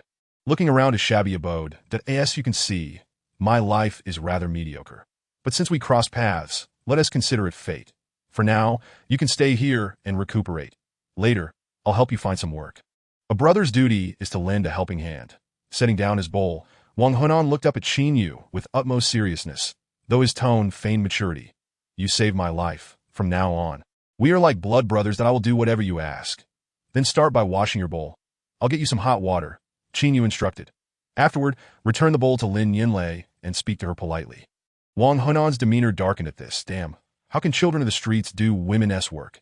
Qin Yu was taken aback. What do you expect? Do you think I'm going to serve you? Hurry up and wash the bowl. Hey, who are you calling young master? Mind your manners or I'll give you a beating. Qin Yu slapped the boy playfully. Get to it. An hour later as the lights in the neighborhood dimmed. Qin Yu bathed Big Tooth in a wooden tub and then used his razor to shave the boy's head.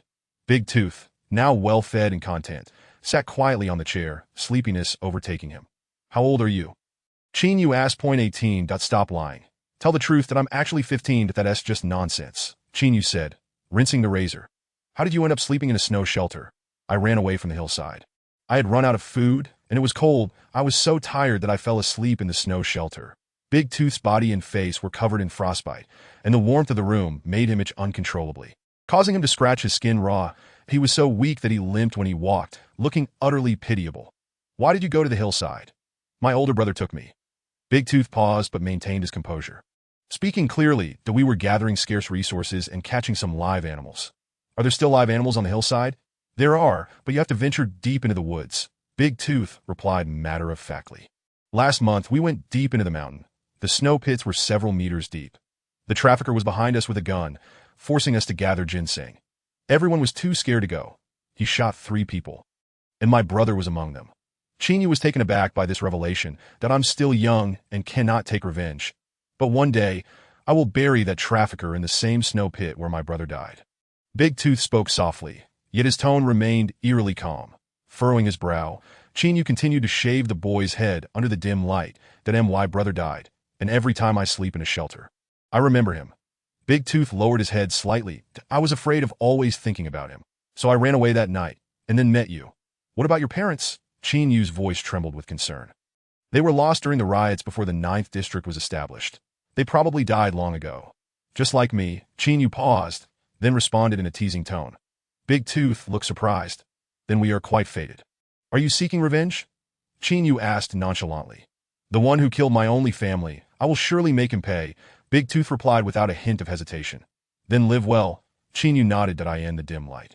As Big Tooth's filthy hair fell away, he soon became bald. It was then that Chin Yu noticed 4 tattooed numbers on his neck.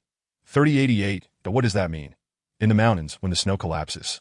Everyone gets buried beneath it. We have too many people. Typically, we are managed in teams, and the boss can't remember all our names. So he uses numbers instead. If something happens, we verify the numbers at night to see who is missing. Big Tooth cursed loudly. We are shovels. We are baskets. We are the tools for gathering ginseng. But we are not human beings. Ha ha. Hearing this, Chin Yu felt a surge of emotion, his eyes reddening as memories of his past flooded back.